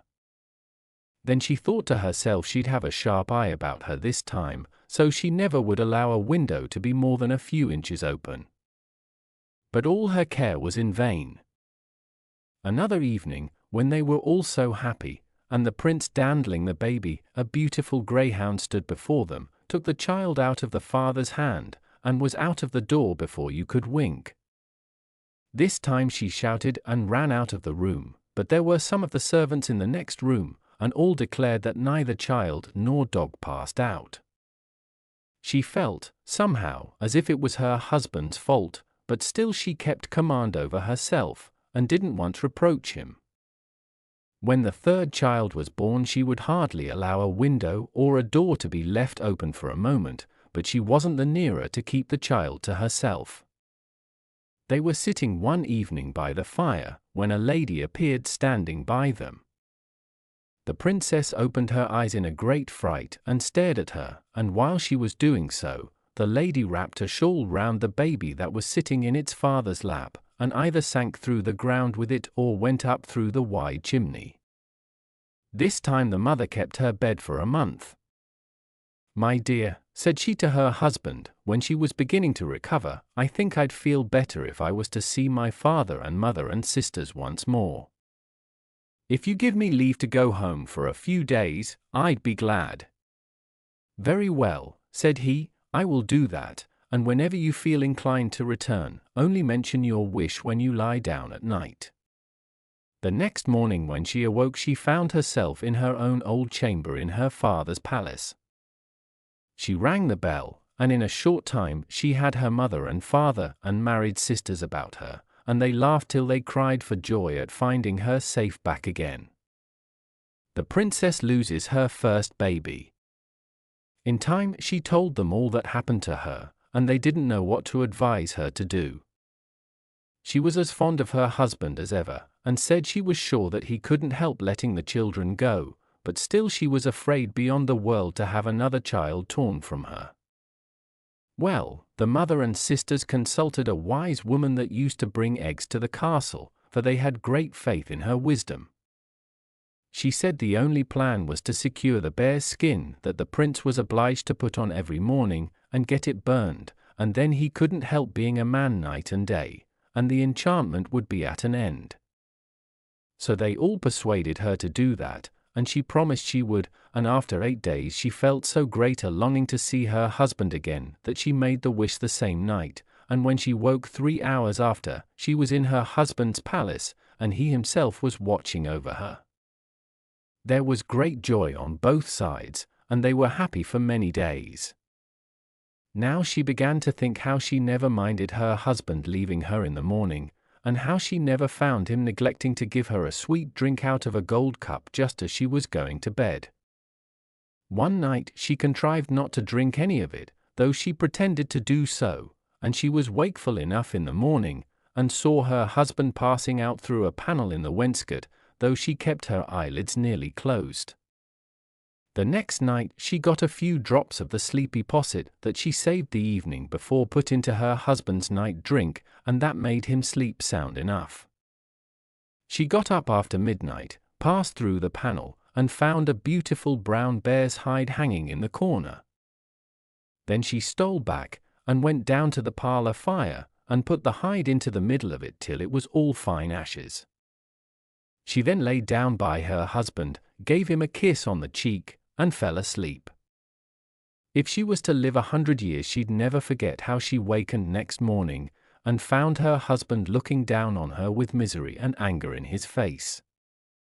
"Unhappy woman," said he, "you have separated us forever. Why hadn't you patience for 5 years? I am now obliged, whether I like or no, to go a 3 days' journey to the witch's castle, and marry her daughter. The skin that was my guard you have burned it, and the egg wife that gave you the counsel was the witch herself. I won't reproach you, your punishment will be severe enough without it. Farewell forever." He kissed her for the last time, and was off the next minute, walking as fast as he could. She shouted after him, and then seeing there was no use, she dressed herself and pursued him. He never stopped, nor stayed, nor looked back, and still she kept him in sight, and when he was on the hill she was in the hollow, and when he was in the hollow she was on the hill. Her life was almost leaving her, when, just as the sun was setting, he turned up a lane, and went into a little house. She crawled up after him, and when she got inside there was a beautiful little boy on his knees, and he kissing and hugging him. "Here, my poor darling," says he, "is your eldest child, and there," says he, pointing to a woman that was looking on with a smile on her face, "is the eagle that carried him away." She forgot all her sorrows in a moment, hugging her child, and laughing and crying over him. The woman washed their feet, and rubbed them with an ointment that took all the soreness out of their bones, and made them as fresh as a daisy. Next morning, just before sunrise, he was up, and prepared to be off. "Here," said he to her, "is a thing which may be of use to you. It's a scissors, and whatever stuff you cut with it will be turned into silk. The moment the sun rises, I'll lose all memory of yourself and the children, but I'll get it at sunset again. Farewell." But he wasn't far gone till she was in sight of him again, leaving her boy behind. It was the same today as yesterday. Their shadows went before them in the morning and followed them in the evening. He never stopped, and she never stopped, and as the sun was setting he turned up another lane, and there they found their little daughter. It was all joy and comfort again till morning, and then the third day's journey commenced. But before he started he gave her a comb, and told her that whenever she used it, pearls and diamonds would fall from her hair. Still he had his memory from sunset to sunrise, but from sunrise to sunset he travelled on under the charm, and never threw his eye behind. This night they came to where the youngest baby was, and the next morning, just before sunrise, the prince spoke to her for the last time. "Here, my poor wife," said he, "is a little hand reel, with gold thread that has no end, and the half of our marriage ring. If you ever get to my house, and put your half ring to mine, I shall recollect you. There is a wood yonder, and the moment I enter it I will forget everything that ever happened between us, just as if I was born yesterday. Farewell, dear wife and child, forever." Just then the sun rose, and away he walked towards the wood. She saw it open before him, and close after him, and when she came up, she could no more get in than she could break through a stone wall. She wrung her hands and shed tears, but then she recollected herself, and cried out, "Would, I charge you by my 3 magic gifts, the scissors, the comb, and the reel, to let me through," and it opened, and she went along a walk till she came in sight of a palace, and a lawn, and a woodman's cottage on the edge of the wood where it came nearest the palace. She went into this lodge, and asked the woodman and his wife to take her into their service. They were not willing at first, but she told them she would ask no wages, and would give them diamonds, and pearls, and silk stuffs, and gold thread whenever they wished for them, and then they agreed to let her stay. It wasn't long till she heard how a young prince, that was just arrived, was living in the palace of the young mistress. He seldom stirred abroad, and every one that saw him remarked how silent and sorrowful he went about, like a person that was searching for some lost thing. The servants and conceited folk at the big house began to take notice of the beautiful young woman at the lodge, and to annoy her with their impudence. The head footman was the most troublesome, and at last she invited him to come and take tea with her. Oh, how rejoiced he was, and how he bragged of it in the servants' hall! Well, the evening came, and the footman walked into the lodge, and was shown to her sitting room, for the lodge-keeper and his wife stood in great awe of her, and gave her 2 nice rooms for herself. Well, he sat down as stiff as a ramrod, and was talking in a grand style about the great doings at the castle, while she was getting the tea and toast ready. "Oh," says she to him, "would you put your hand out at the window, and cut me off a sprig or 2 of honeysuckle?" He got up in great glee, and put out his hand and head, and said she, "By the virtue of my magic gifts, let a pair of horns spring out of your head, and sing to the lodge." Just as she wished, so it was. They sprung from the front of each ear, and met at the back. Oh, the poor wretch! And how he bawled and roared! And the servants that he used to be boasting to were soon flocking from the castle, and grinning and huzzaing, and beating tunes on tongs and shovels and pans, and he cursing and swearing, and the eyes ready to start out of his head, and he so black in the face, and kicking out his legs behind like mad.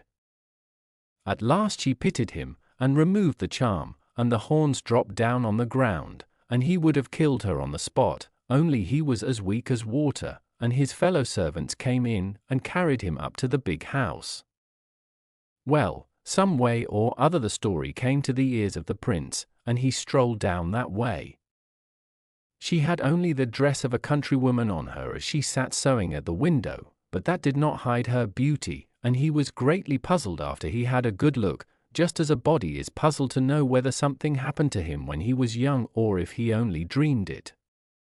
Well, the witch's daughter heard about it too, and she came to see the strange girl, and what did she find her doing but cutting out the pattern of a gown from brown paper, and as she cut away, the paper became the richest silk she ever saw.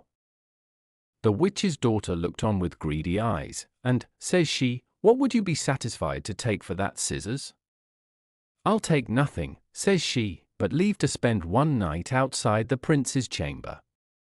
Well, the proud lady fired up, and was going to say something dreadful, but the scissors kept on cutting, and the silk growing richer and richer every inch. So she promised what the girl had asked her. When the night came on, she was let into the palace and lay down till the prince was in such a dead sleep that all she did couldn't awake him. She sung this verse to him, sighing and sobbing, and kept singing it the night long, and it was all in vain. "For long years I was married to thee. 3 sweet babes I bore to thee. Brown bear of Norway, won't you turn to me?" At the first dawn the proud lady was in the chamber, and led her away, and the footman of the horns put out his tongue at her as she was quitting the palace. So there was no luck so far, but the next day the prince passed by again and looked at her, and saluted her kindly, as a prince might a farmer's daughter, and passed on, and soon the witch's daughter passed by, and found her combing her hair, and pearls and diamonds dropping from it. Well, another bargain was made, and the princess spent another night of sorrow, and she left the castle at daybreak, and the footman was at his post and enjoyed his revenge. The third day the prince went by, and stopped to talk with a strange woman. He asked her could he do anything to serve her, and she said he might. She asked him did he ever wake at night. He said that he often did, but that during the last 2 nights he was listening to a sweet song in his dreams, and could not wake, and that the voice was one that he must have known and loved in some other world long ago. Says she, "Did you drink any sleepy posset either of these evenings before you went to bed?" "I did," said he. "The 2 evenings my wife gave me something to drink, but I don't know whether it was a sleepy posset or not." "Well, Prince," said she, "as you say you would wish to oblige me, you can do it by not tasting any drink tonight." "I will not," says he, and then he went on his walk. Well, the great lady came soon after the prince, and found the stranger using her hand-reel and winding thread of gold off it, and the third bargain was made.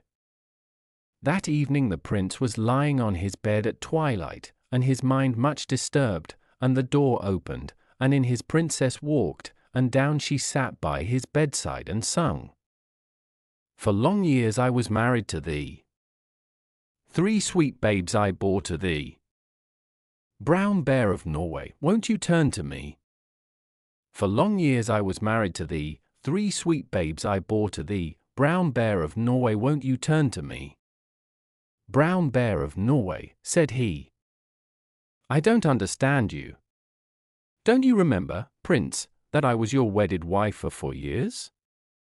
"I do not," said he, "but I'm sure I wish it was so." "Don't you remember our 3 babes, that are still alive?" "Show me them. My mind is all a heap of confusion. Look for the half of our marriage ring, that hangs at your neck, and fit it to this." He did so, and the same moment the charm was broken. His full memory came back on him, and he flung his arms round his wife's neck, and both burst into tears. Well, there was a great cry outside, and the castle walls were heard splitting and cracking. Everyone in the castle was alarmed, and made their way out. The prince and princess went with the rest, and by the time all were safe on the lawn, down came the building, and made the ground tremble for miles round. No one ever saw the witch and her daughter afterwards. It was not long till the prince and princess had their children with them, and then they set out for their own palace. The kings of Ireland, and of Munster, and Ulster, and their wives, soon came to visit them, and may everyone that deserves it be as happy as the brown bear of Norway and his family. From West Highland Tales. Little Lasse. There was once a little boy whose name was Lars, and because he was so little he was called Little Lasse. He was a brave little man, for he sailed round the world in a pea-shell boat. It was summer time, when the pea-shells grew long and green in the garden. Little Lasse crept into the pea bed where the pea stalks rose high above his cap, and he picked 17 large shells, the longest and straightest he could find. Little Lasse thought, perhaps, that no one saw him, but that was foolish, for God sees everywhere. Then the gardener came with his gun over his shoulder, and he heard something rustling in the pea bed. "I think that must be a sparrow," he said. Raz! Raz! But no sparrows flew out, for little Lasse had no wings, only 2 small legs. "Wait! I will load my gun and shoot the sparrows," said the gardener. Then little Lasse was frightened, and crept out onto the path. "Forgive me, dear gardener," he said. "I wanted to get some fine boats." "Well, I will this time," said the gardener. But another time little Lasse must ask leave to go and look for boats in the pea bed.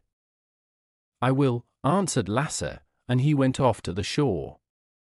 Then he opened the shells with a pin, split them carefully in 2, and broke small little bits of sticks for the rowers' seats. Then he took the peas which were in the shells, and put them in the boats for cargo.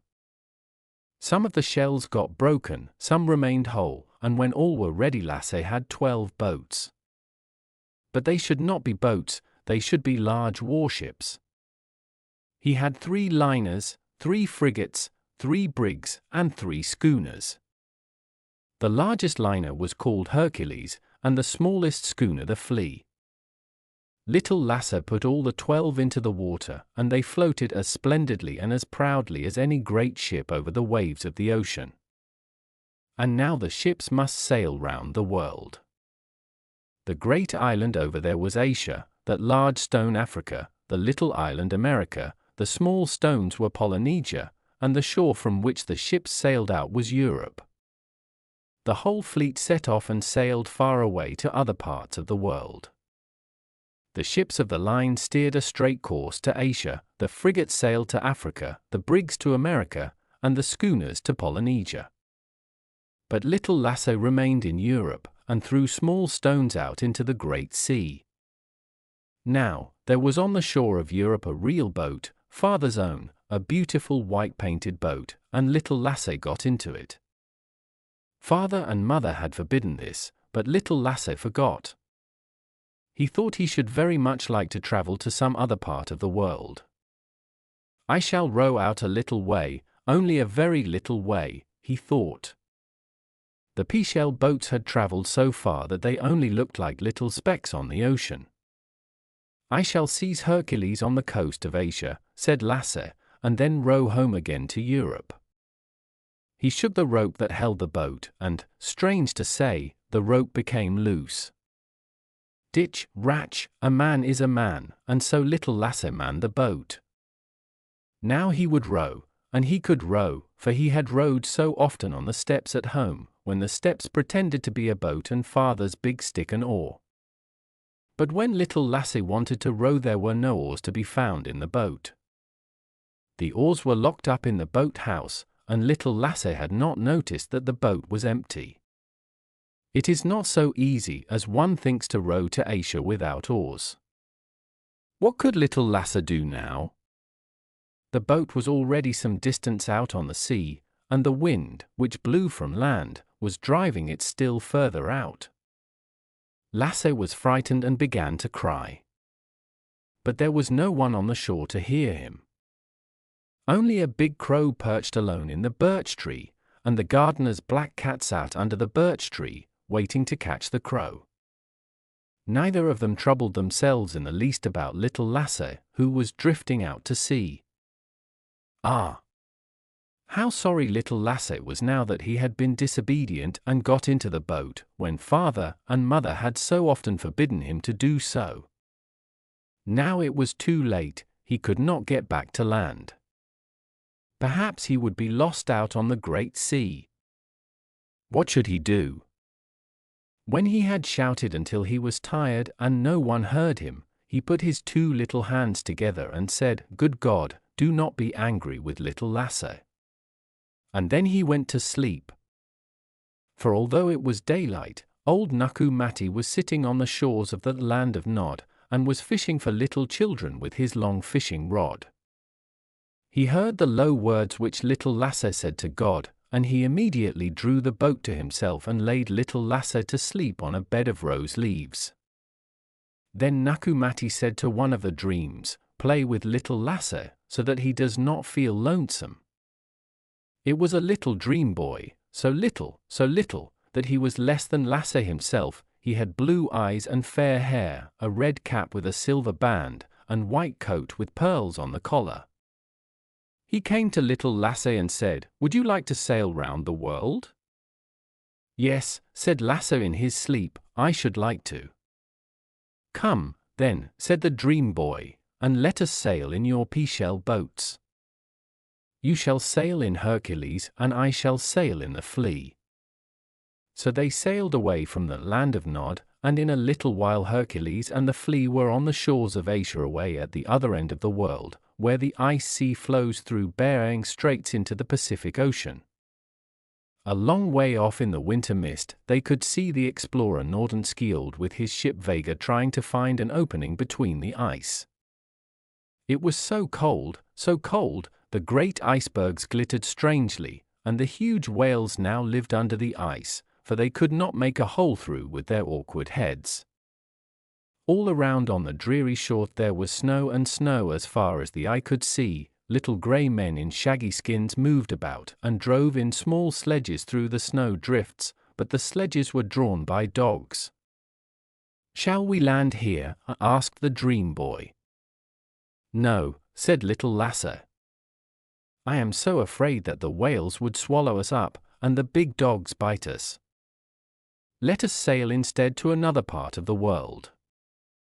"Very well," said the dream boy with the red cap and the silver band, "it is not far to America," and at the same moment they were there. The sun was shining and it was very warm. Tall palm trees grew in long rows on the shore and bore coconuts in their top branches.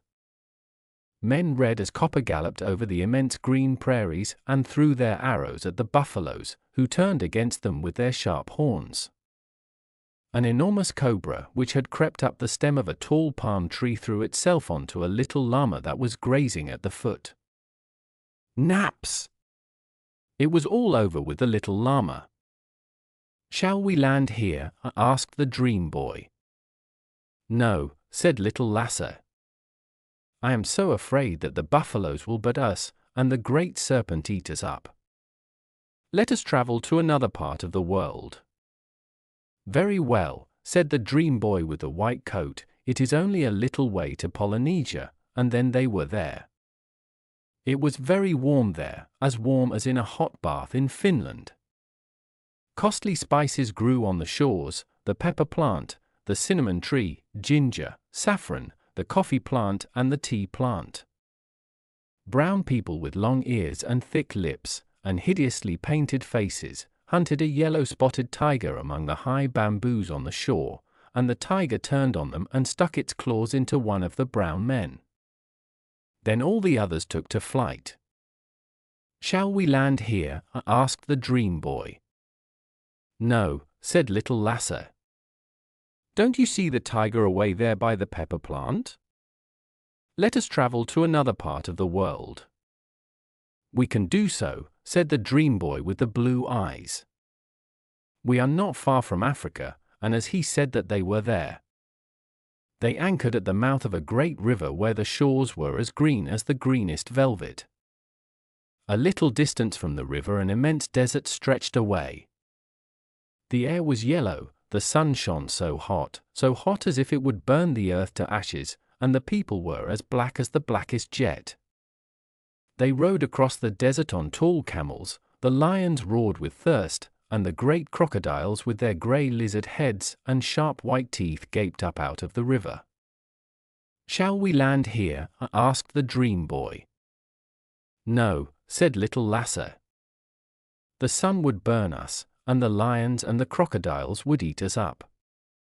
Let us travel to another part of the world." "We can travel back to Europe," said the dream boy with the fair hair. And with that they were there. They came to a shore where it was all so cool and familiar and friendly. There stood the tall birch tree with its drooping leaves, at the top sat the old crow, and at its foot crept the gardener's black cat. Not far away was a house which little Lasse had seen before. Near the house there was a garden, and in the garden a pea bed with long pea shells. An old gardener with a green coat walked about and wondered if the cucumbers were ripe. Lilac was barking on the steps, and when he saw little Lasse he wagged his tail. Old Steiner was milking the cows in the farmyard, and there was a very familiar lady in a check woolen shawl on her way to the bleaching green to see if the clothes were bleached. There was, too, a well-known gentleman in a yellow summer coat, with a long pipe in his mouth. He was going to see if the reapers had cut the rye. A boy and a girl were running on the shore and calling out, "Little Lasse, come home for bread and butter." "Shall we land here?" asked the dream boy, and he blinked his blue eyes roguishly. "Come with me, and I shall ask mother to give you some bread and butter and a glass of milk," said little Lasse. "Wait a little," said the dream boy. And now little Lasse saw that the kitchen door was open, and from within there was heard a low, pleasant frizzling, like that which is heard when one whisks yellow batter with a wooden ladle into a hot frying pan. "Perhaps we should sail back to Polynesia now," said the dream boy. "No, they are frying pancakes in Europe just now," said little Lasse, and he wanted to jump ashore, but he could not. The dream boy had tied him with a chain of flowers, so that he could not move. And now all the little dreams came about him, thousands and thousands of little children, and they made a ring around him and sang a little song. The world is very, very wide. Little Lasse, Lasse. And though you've sailed beyond the tide, you can never tell how wide it is on the other side. Lasse, little Lasse, you have found it cold and hot. Little Lasse, Lasse, but in no land is God not. Lasse, little Lasse, many men live there as here, but they all to God are dear. Little Lasse, Lasse, when his angel is your guide. Little Lasse, Lasse, then no harm can e'er betide. Even on the other side, where the wild beasts wander. But tell us now, we know you roam. Do you not find the best is home? Of all the lands you've looked upon. Lasse, little Lasse? When the dreams had sung their song they skipped away, and Moti carried Lasse back to the boat. He lay there for a long time quite still, and he still heard the frying pan frizzling at home on the fire. The frizzling was very plain. Little Lasse heard it quite near him, and so he woke up and rubbed his eyes. There he lay in the boat, where he had fallen asleep. The wind had turned, and the boat had drifted out with one wind and drifted in with another while little Lasse slept, and what Lasse thought was frizzling in a frying pan was the low murmur of the waves as they washed against the stones on the shore. But he was not altogether wrong, for the clear blue sea is like a great pan in which God's Son all day makes cakes for good children. Little Lasse rubbed the sleep out of his eyes and looked around him. Everything was the same as before, the crow in the birch tree, the cat on the grass, and the pea-shell fleet on the shore. Some of the ships had foundered, and some had drifted back to land. Hercules had come back with its cargo from Asia, the flea had arrived from Polynesia, and the other parts of the world were just where they were before. Little Lasse did not know what to think. He had so often been in that grotto in the land of Nod, and did not know what tricks dreams can play. But little Lasse did not trouble his head with such things. He gathered together his boats and walked up the shore back to the house. His brother and sister ran to meet him and called out from the distance, "Where have you been so long, Lasse? Come home and get some bread and butter." The kitchen door stood open, and inside was heard a strange frizzling. The gardener was near the gate, watering the dill and parsley, the carrots and parsnips. "Well," he said, "where has little Lasse been so long?" Little Lasse straightened himself up stiff, and answered, "I have sailed round the world in a peashell boat." "Oh," said the gardener. He had forgotten Dreamland. "But you have not forgotten it, you know that it exists. You know the beautiful grotto and the bright silver walls whose luster never fades, the sparkling diamonds which never grow dim, the music which never ceases its low, soft murmur through the sweet evening twilight. The airy-fairy fancies of happy Dreamland never grow old, they, like the glorious stars above us, are always young. Perhaps you have caught a glimpse of their ethereal wings as they flew around your pillow. Perhaps you have met the same dream boy with the blue eyes and the fair hair, the one who wore the red cap with the silver band and the white coat with pearls on the collar. Perhaps he has taken you to see all the countries of the world and the peoples, the cold waste lands and the burning deserts, the many-colored men and the wild creatures in the sea and in the woods, so that you may learn many things, but come gladly home again. Yes, who knows? Perhaps you also have sailed round the wide world once in a peashell boat. From Zed to Peleus. Moti. Once upon a time there was a youth called Moti, who was very big and strong, but the clumsiest creature you can imagine. So clumsy was he that he was always putting his great feet into the bowls of sweet milk or curds which his mother set out on the floor to cool, always smashing, upsetting, breaking, until at last his father said to him, "Here, Moti, are 50 silver pieces which are the savings of years. Take them and go and make your living or your fortune if you can." Then Moti started off one early spring morning with his thick staff over his shoulder, singing gaily to himself as he walked along. In one way and another he got along very well until a hot evening when he came to a certain city where he entered the traveller's sarai, or inn to pass the night. Now a sarai, you must know, is generally just a large square enclosed by a high wall with an open colonnade along the inside all round to accommodate both men and beasts, and with perhaps a few rooms in towers at the corners for those who are too rich or too proud to care about sleeping by their own camels and horses.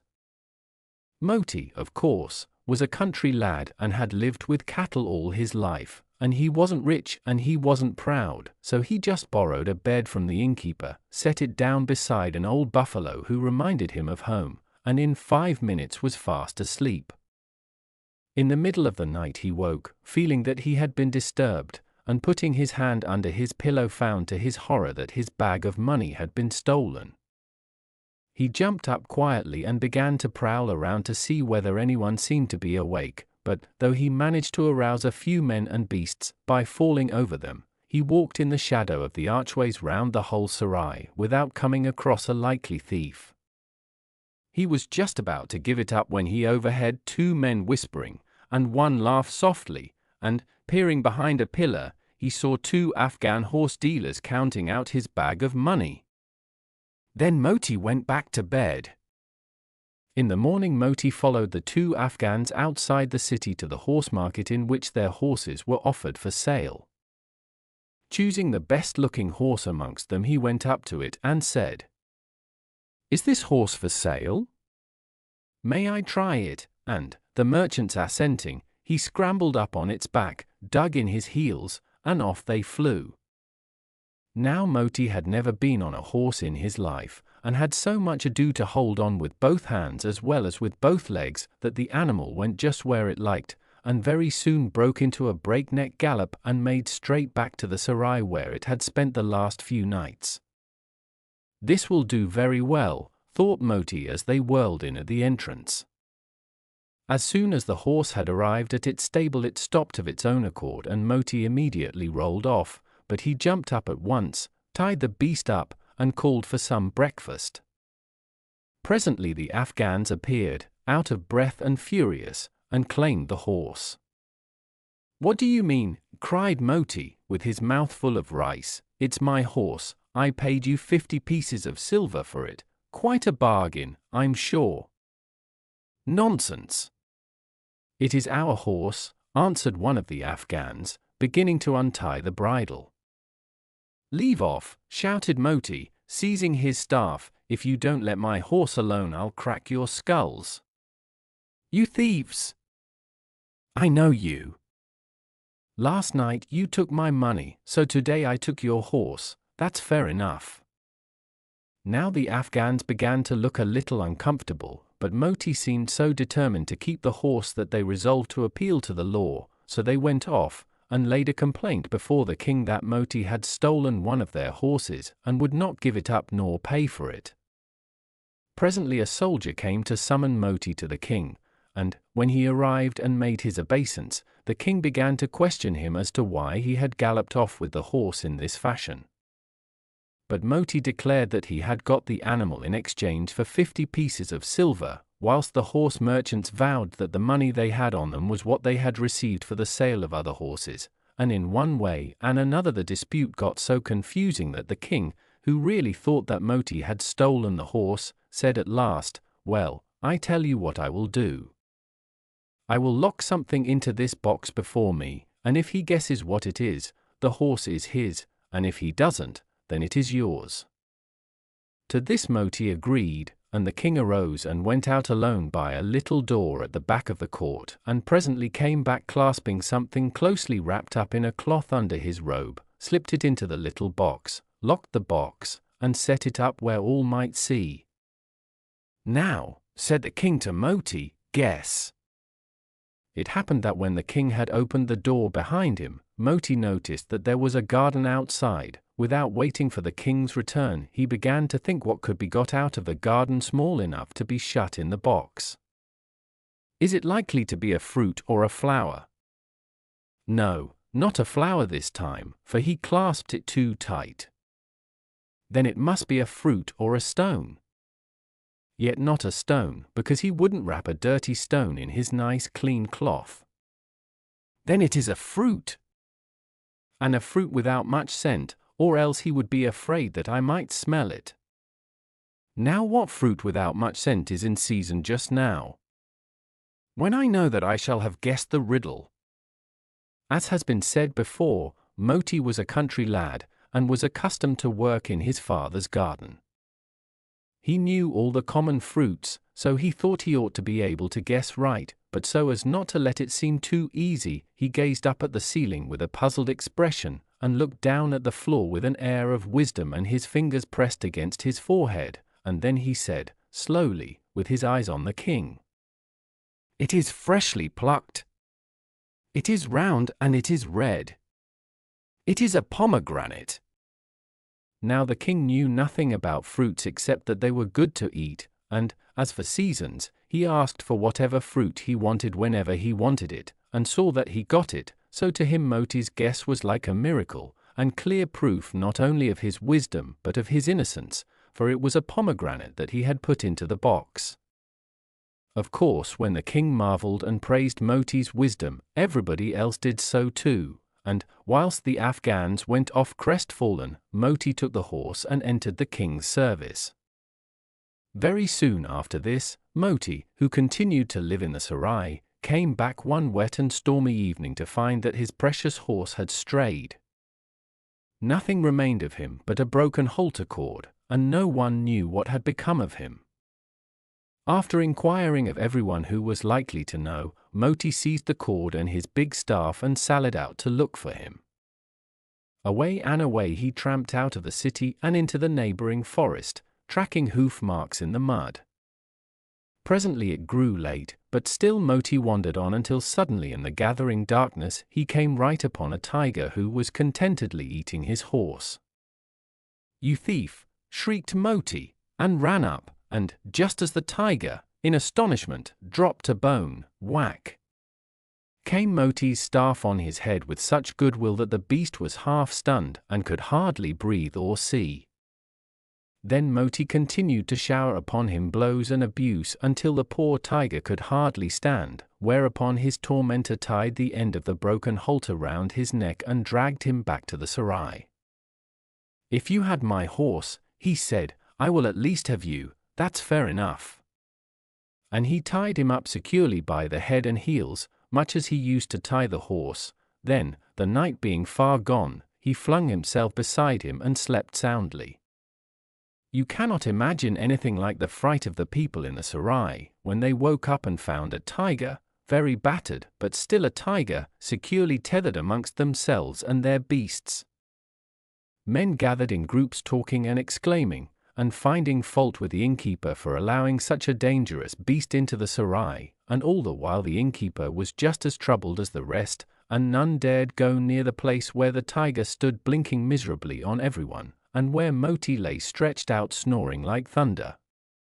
At last news reached the king that Moti had exchanged his horse for a live tiger, and the monarch himself came down, half disbelieving the tale, to see if it were really true. Someone at last awaked Moti with the news that his royal master was come, and he arose yawning, and was soon delightedly explaining and showing off his new possession. The king, however, did not share his pleasure at all, but called up a soldier to shoot the tiger, much to the relief of all the inmates of the sarai except Moti. If the king, however, was before convinced that Moti was one of the wisest of men, he was now still more convinced that he was the bravest, and he increased his pay 100-fold, so that our hero thought that he was the luckiest of men. Someone at last awaked Moti. A week or two after this incident the king sent for Moti, who on arrival found his master in despair. A neighboring monarch, he explained, who had many more soldiers than he, had declared war against him, and he was at his wits' end, for he had neither money to buy him off nor soldiers enough to fight him. What was he to do? "If that is all, don't you trouble," said Moti. "Turn out your men, and I'll go with them, and we'll soon bring this robber to reason."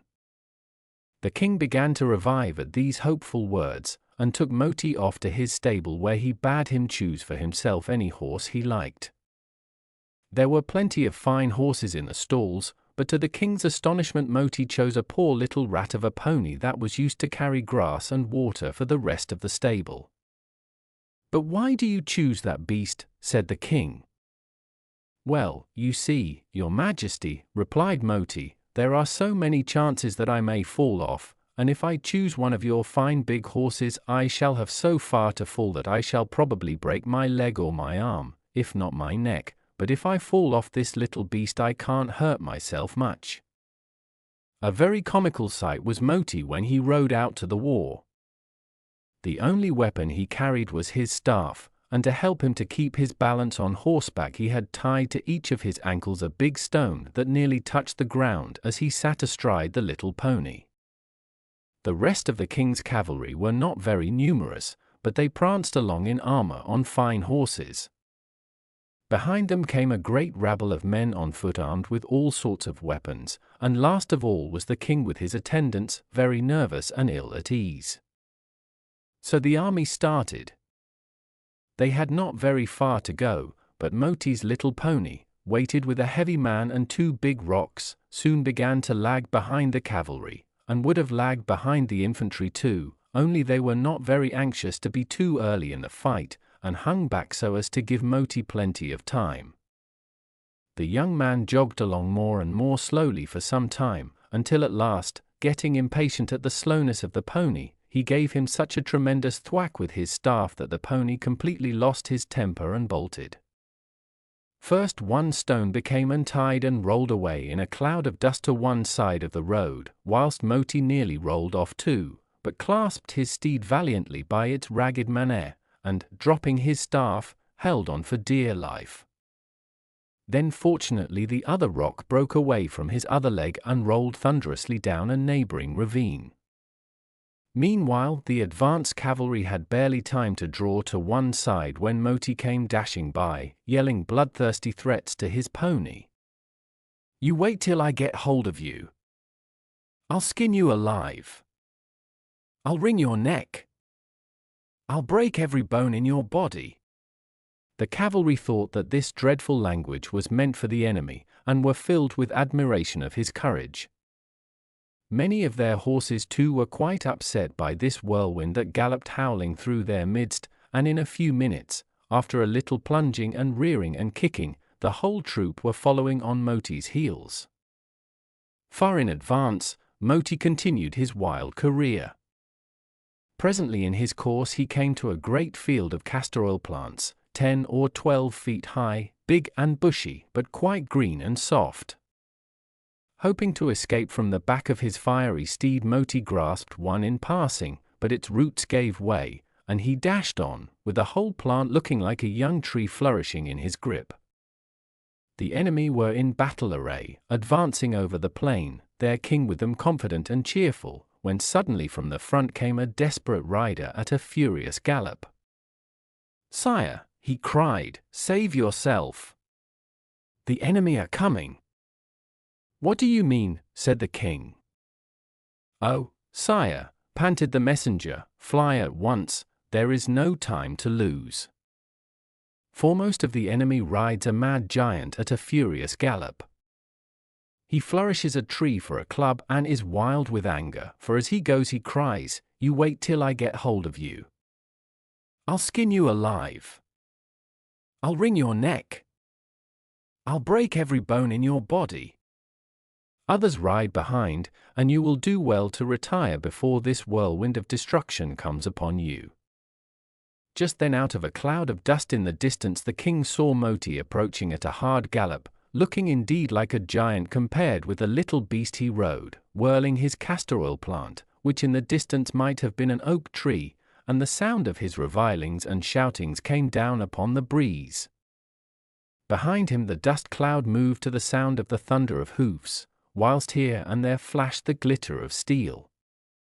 The sight and the sound struck terror into the king, and, turning his horse, he fled at top speed, thinking that a regiment of yelling giants was upon him, and all his force followed him as fast as they might go.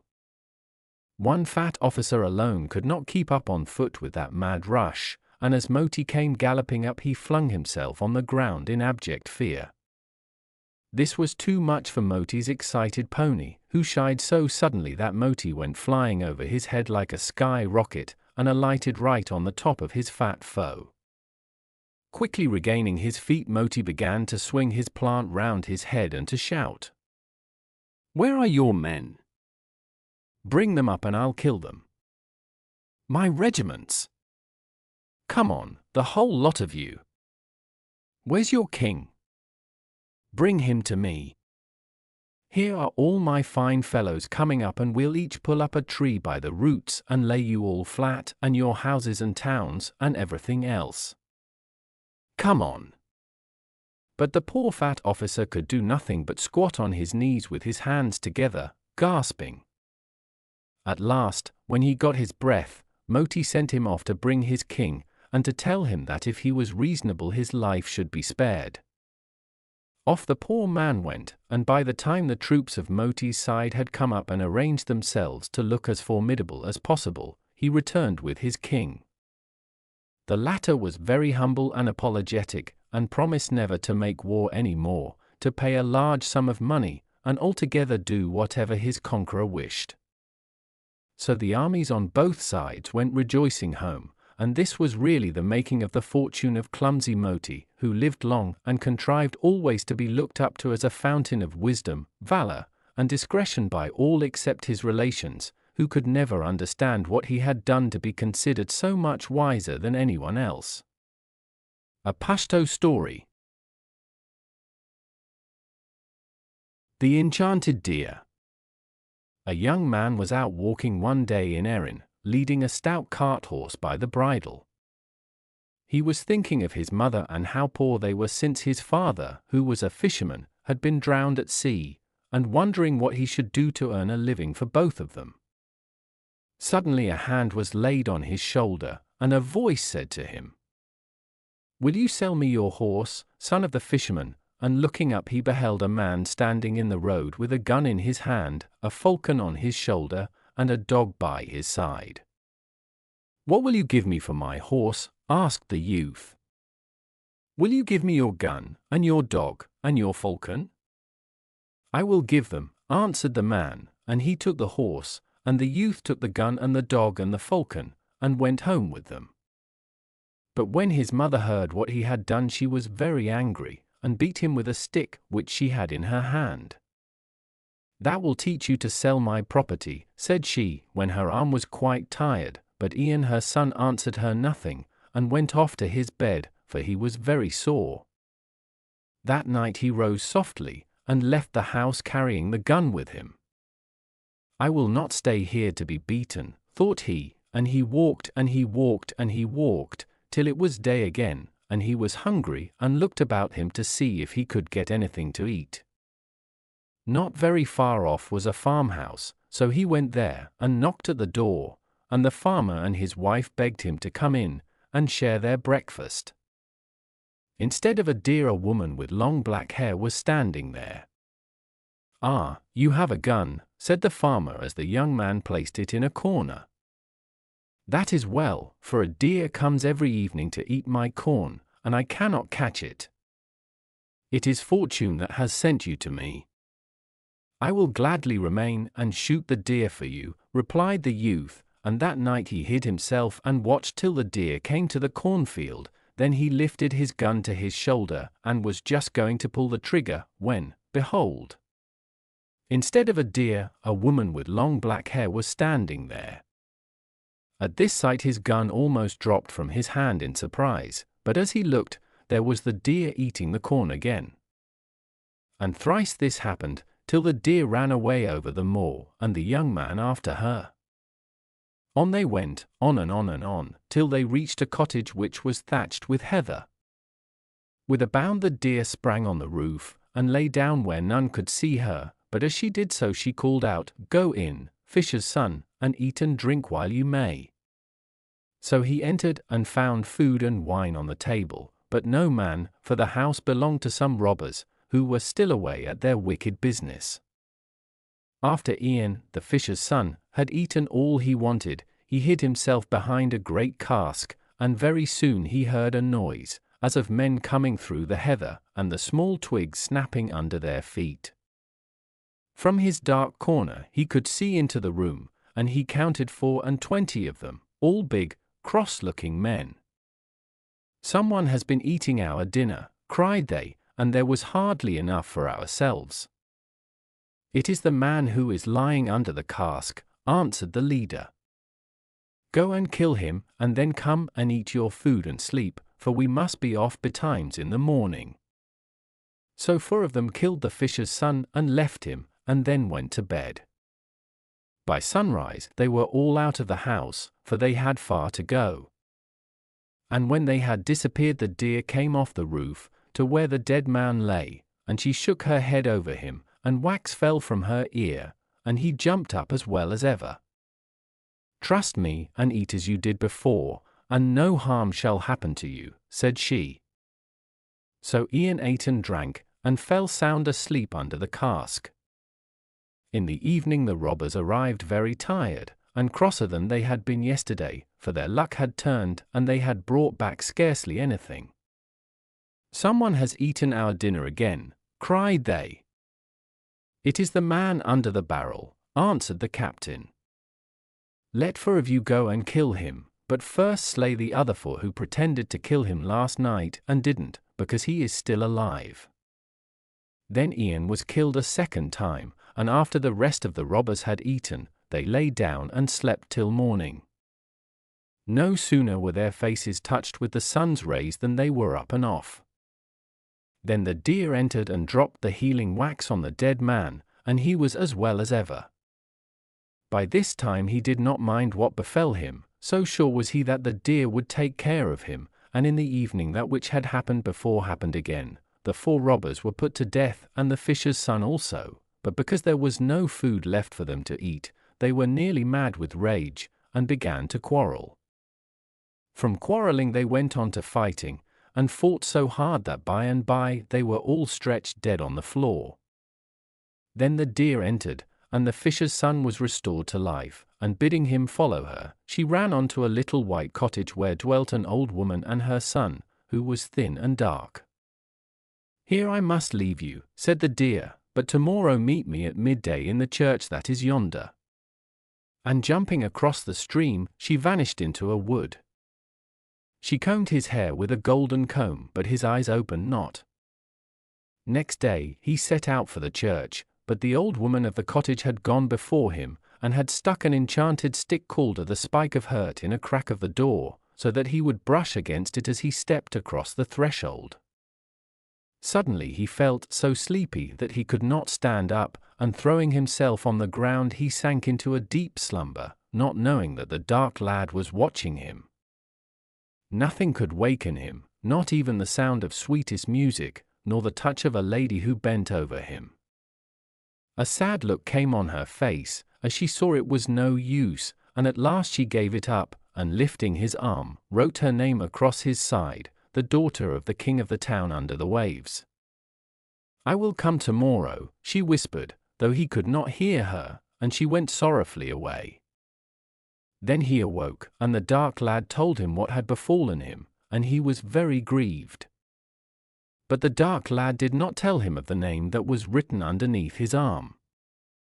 On the following morning the fisher's son again went to the church, determined that he would not go to sleep, whatever happened. But in his hurry to enter he touched with his hand the spike of hurt, and sank down where he stood, wrapped in slumber.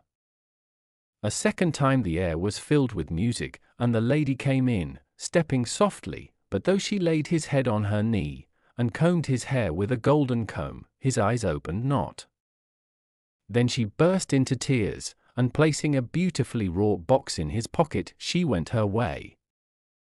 The next day the same thing befell the fisher's son, and this time the lady wept more bitterly than before, for she said it was the last chance, and she would never be allowed to come any more, for home she must go. As soon as the lady had departed the fisher's son awoke, and the dark lad told him of her visit, and how he would never see her as long as he lived. At this the fisher's son felt the cold creeping up to his heart, yet he knew the fault had not been his, that sleep had overtaken him. "I will search the whole world through till I find her," cried he, and the dark lad laughed as he heard him. But the fisher's son took no heed, and off he went, following the sun day after day, till his shoes were in holes and his feet were sore from the journey. Naught did he see but the birds that made their nests in the trees, not so much as a goat or a rabbit. On and on and on he went, till suddenly he came upon a little house, with a woman standing outside it. "All hail, fisher's son," said she. "I know what you are seeking, enter in and rest and eat, and tomorrow I will give you what help I can, and send you on your way." Gladly did Ian the fisher's son accept her offer, and all that day he rested, and the woman gave him ointment to put on his feet, which healed his sores. At daybreak he got up, ready to be gone, and the woman bade him farewell, saying, "I have a sister who dwells on the road which you must travel. It is a long road, and it would take you a year and a day to reach it, but put on these old brown shoes with holes all over them, and you will be there before you know it. Then shake them off, and turn their toes to the known, and their heels to the unknown, and they will come home of themselves." The fisher's son did as the woman told him, and everything happened just as she had said. But at parting the second sister said to him, as she gave him another pair of shoes, "Go to my third sister, for she has a son who is keeper of the birds of the air, and sends them to sleep when night comes. He is very wise, and perhaps he can help you." Then the young man thanked her, and went to the third sister. The third sister was very kind, but had no counsel to give him, so he ate and drank and waited till her son came home, after he had sent all the birds to sleep. He thought a long while after his mother had told him the young man's story, and at last he said that he was hungry, and the cow must be killed, as he wanted some supper. So the cow was killed and the meat cooked, and a bag made of its red skin. "Now get into the bag," bade the son, and the young man got in and took his gun with him, but the dog and the falcon he left outside. The keeper of the birds drew the string at the top of the bag and left it to finish his supper, when in flew an eagle through the open door, and picked the bag up in her claws and carried it through the air to an island. There was nothing to eat on the island, and the fisher's son thought he would die for lack of food when he remembered the box that the lady had put in his pocket. He opened the lid, and 3 tiny little birds flew out, and flapping their wings they asked, "Good master, is there anything we can do for thee?" "Bear me to the kingdom of the king under the waves," he answered, and one little bird flew onto his head, and the others perched on each of his shoulders, and he shut his eyes, and in a moment there he was in the country under the sea. Then the birds flew away, and the young man looked about him, his heart beating fast at the thought that here dwelt the lady whom he had sought all the world over. He walked on through the streets, and presently he reached the house of a weaver who was standing at his door, resting from his work. "You are a stranger here, that is plain," said the weaver, "but come in, and I will give you food and drink." And the young man was glad, for he knew not where to go, and they sat and talked till it grew late. "Stay with me, I pray, for I love company and am lonely," observed the weaver at last, and he pointed to a bed in a corner, where the fisher's son threw himself, and slept till dawn. "There is to be a horse race in the town today," remarked the weaver, "and the winner is to have the king's daughter to wife." The young man trembled with excitement at the news, and his voice shook as he answered, "That will be a prize indeed. I should like to see the race." "Oh, that is quite easy, anyone can go," replied the weaver. "I would take you myself, but I have promised to weave this cloth for the king." "That is a pity," returned the young man politely, but in his heart he rejoiced, for he wished to be alone. Leaving the house, he entered a grove of trees which stood behind, and took the box from his pocket. He raised the lid, and out flew the 3 little birds. "Good master, what shall we do for thee?" asked they, and he answered, "Bring me the finest horse that ever was seen, and the grandest dress, and glass shoes." "They are here, master," said the birds, and so they were, and never had the young man seen anything so splendid. Mounting the horse he rode into the ground where the horses were assembling for the great race, and took his place among them. Many good beasts were there which had won many races, but the horse of the fisher's son left them all behind, and he was first at the winning post. The king's daughter waited for him in vain to claim his prize, for he went back to the wood, and got off his horse, and put on his old clothes, and bade the box place some gold in his pockets. After that he went back to the weaver's house, and told him that the gold had been given him by the man who had won the race, and that the weaver might have it for his kindness to him. Now as nobody had appeared to demand the hand of the princess, the king ordered another race to be run, and the fisher's son rode into the field, still more splendidly dressed than he was before, and easily distanced everybody else. But again he left the prize unclaimed, and so it happened on the 3rd day, when it seemed as if all the people in the kingdom were gathered to see the race, for they were filled with curiosity to know who the winner could be. "If he will not come of his own free will, he must be brought," said the king, and messengers who had seen the face of the victor were sent to seek him in every street of the town. This took many days, and when at last they found the young man in the weaver's cottage, he was so dirty and ugly and had such a strange appearance, that they declared he could not be the winner they had been searching for, but a wicked robber who had murdered ever so many people, but had always managed to escape.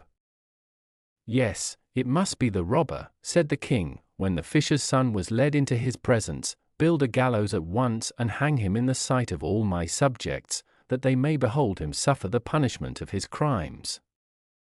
So the gallows was built upon a high platform, and the fisher's son mounted the steps up to it, and turned at the top to make the speech that was expected from every doomed man, innocent or guilty.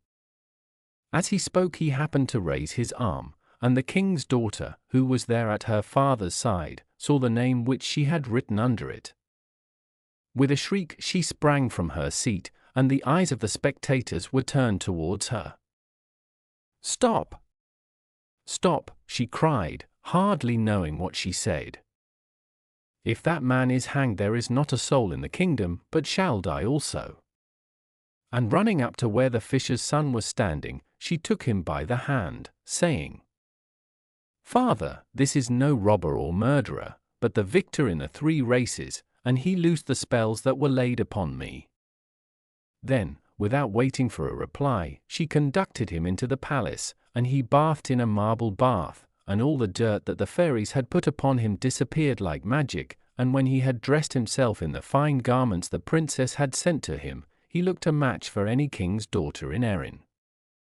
He went down into the great hall where she was awaiting him, and they had much to tell each other but little time to tell it in, for the king, her father, and the princes who were visiting him, and all the people of the kingdom were still in their places expecting her return.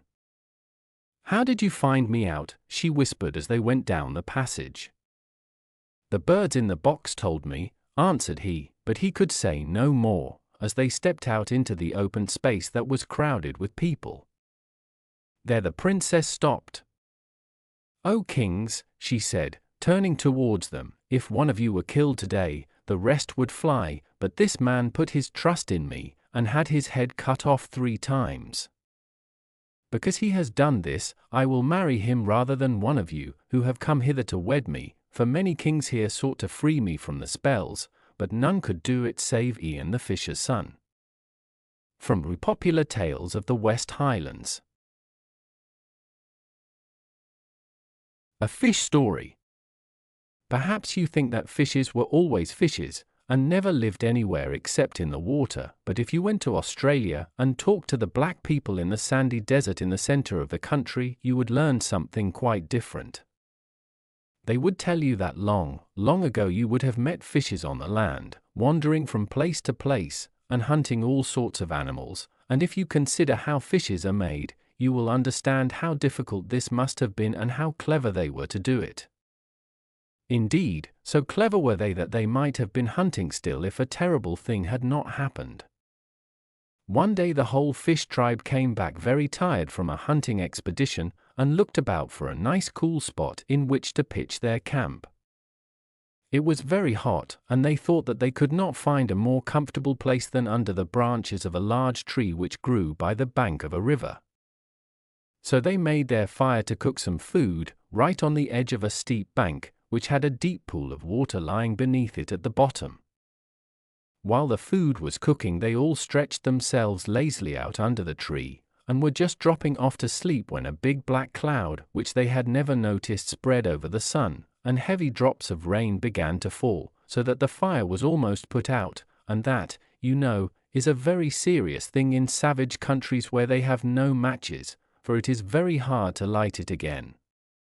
To make matters worse, an icy wind began to blow, and the poor fishes were chilled right through their bodies. "This will never do," said Thuggai, the oldest of all the fish tribe. "We shall die of cold unless we can light the fire again," and he bade his sons rub 2 sticks together in the hope of kindling a flame, but though they rubbed till they were tired, not a spark could they produce. "Let me try," cried Benuga, the bony fish, but he had no better luck, and no more had Cumble, the bream, nor any of the rest. How the fish got into the water. "It is no use," exclaimed Thuggai, at last. "The wood is too wet. We must just sit and wait till the sun comes out again and dries it." Then a very little fish indeed, not more than 4 inches long and the youngest of the tribe, bowed himself before Thuggai, saying, "Ask my father, Gudu the cod, to light the fire. He is skilled in magic more than most fishes." So Thuggai asked him, and Gudu stripped some pieces of bark off a tree and placed them on top of the smouldering ashes. Then he knelt by the side of the fire and blew at it for a long while, till slowly the feeble red glow became a little stronger and the edges of the bark showed signs of curling up. When the rest of the tribe saw this, they pressed close, keeping their backs towards the piercing wind, but Goody told them they must go to the other side, as he wanted the wind to fan his fire. By and by the spark grew into a flame, and a merry crackling was heard. "More wood," cried Gudu, and they all ran and gathered wood and heaped it on the flames, which leaped and roared and sputtered. "We shall soon be warm now," said the people one to another. "Truly Gudu is great," and they crowded round again, closer and closer. Suddenly, with a shriek, a blast of wind swept down from the hills and blew the fire out towards them. They sprang back hurriedly, quite forgetting where they stood, and all fell down the bank, each tumbling over the other, till they rolled into the pool that lay below. Oh, how cold it was in that dark water on which the sun never shone!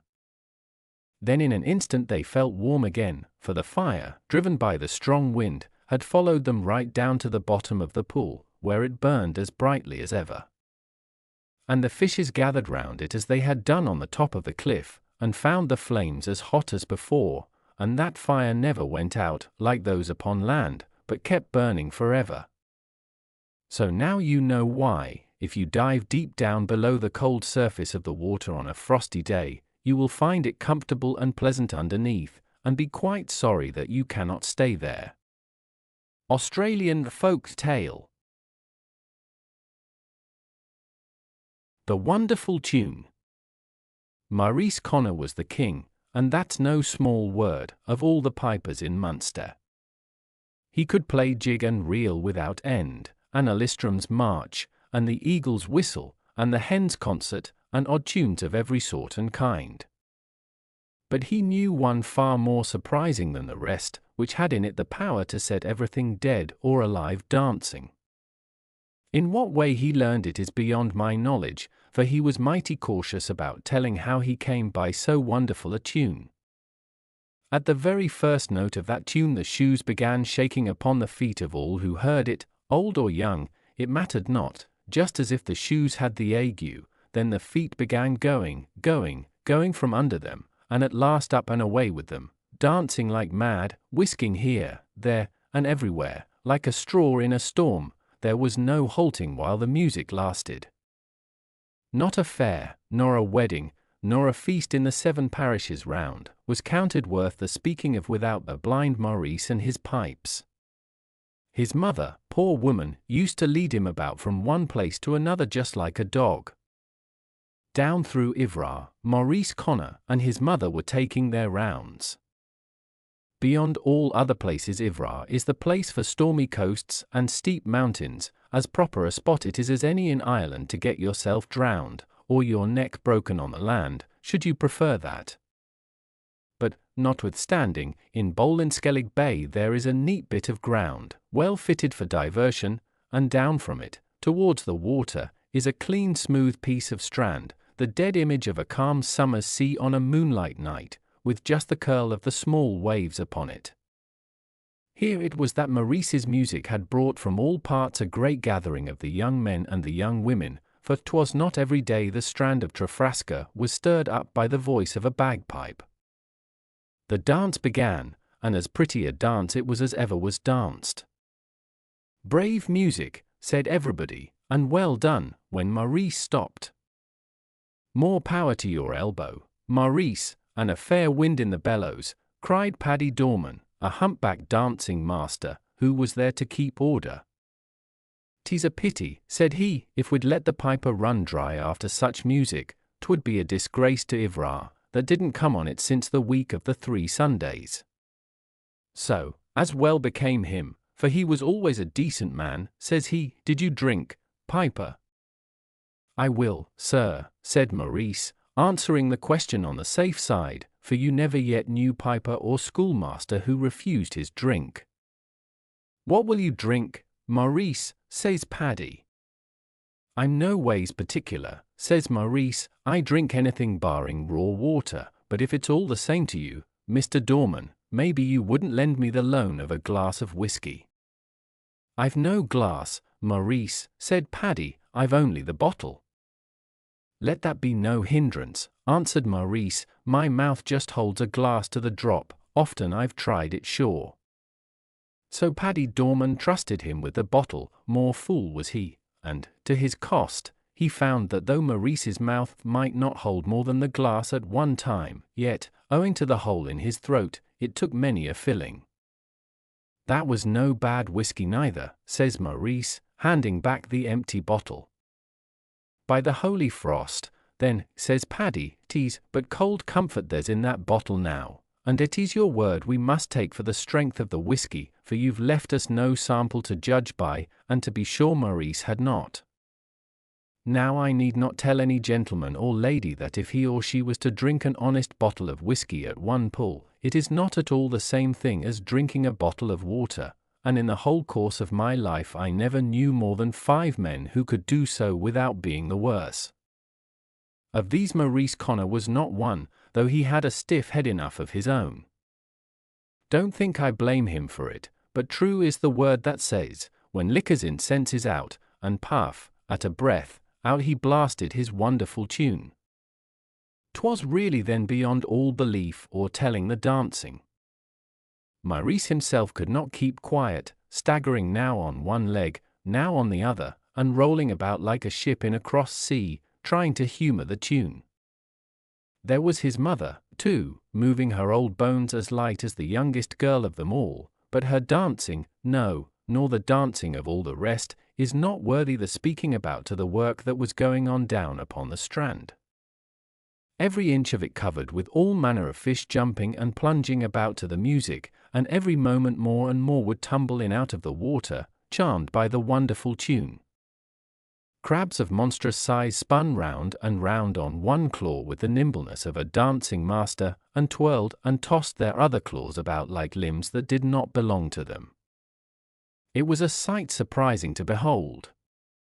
But perhaps you may have heard of Father Florence Conry, as pleasant a man as one would wish to drink with of a hot summer's day, and he had rhymed out all about the dancing fishes so neatly that it would be 1,000 pities not to give you his verses, so here they are in English.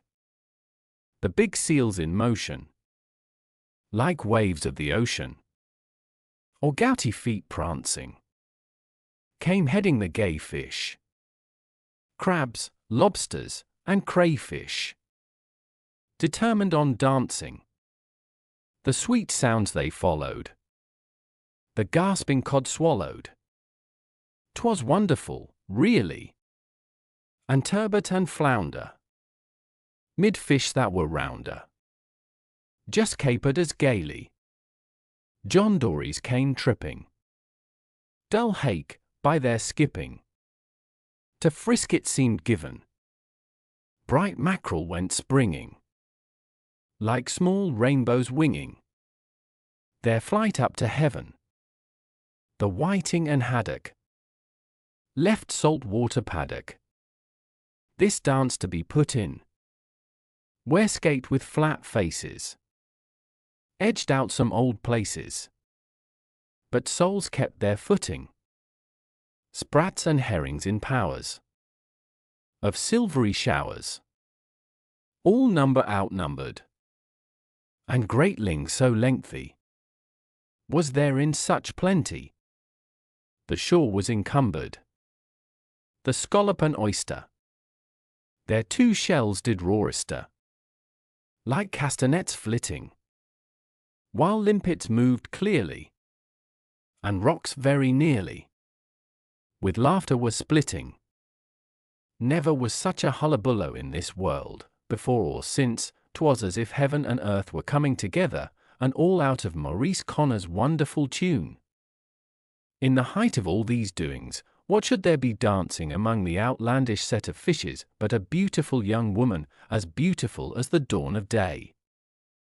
She had a cocked hat upon her head, from under it her long green hair, just the colour of the sea, fell down behind, without hindrance to her dancing.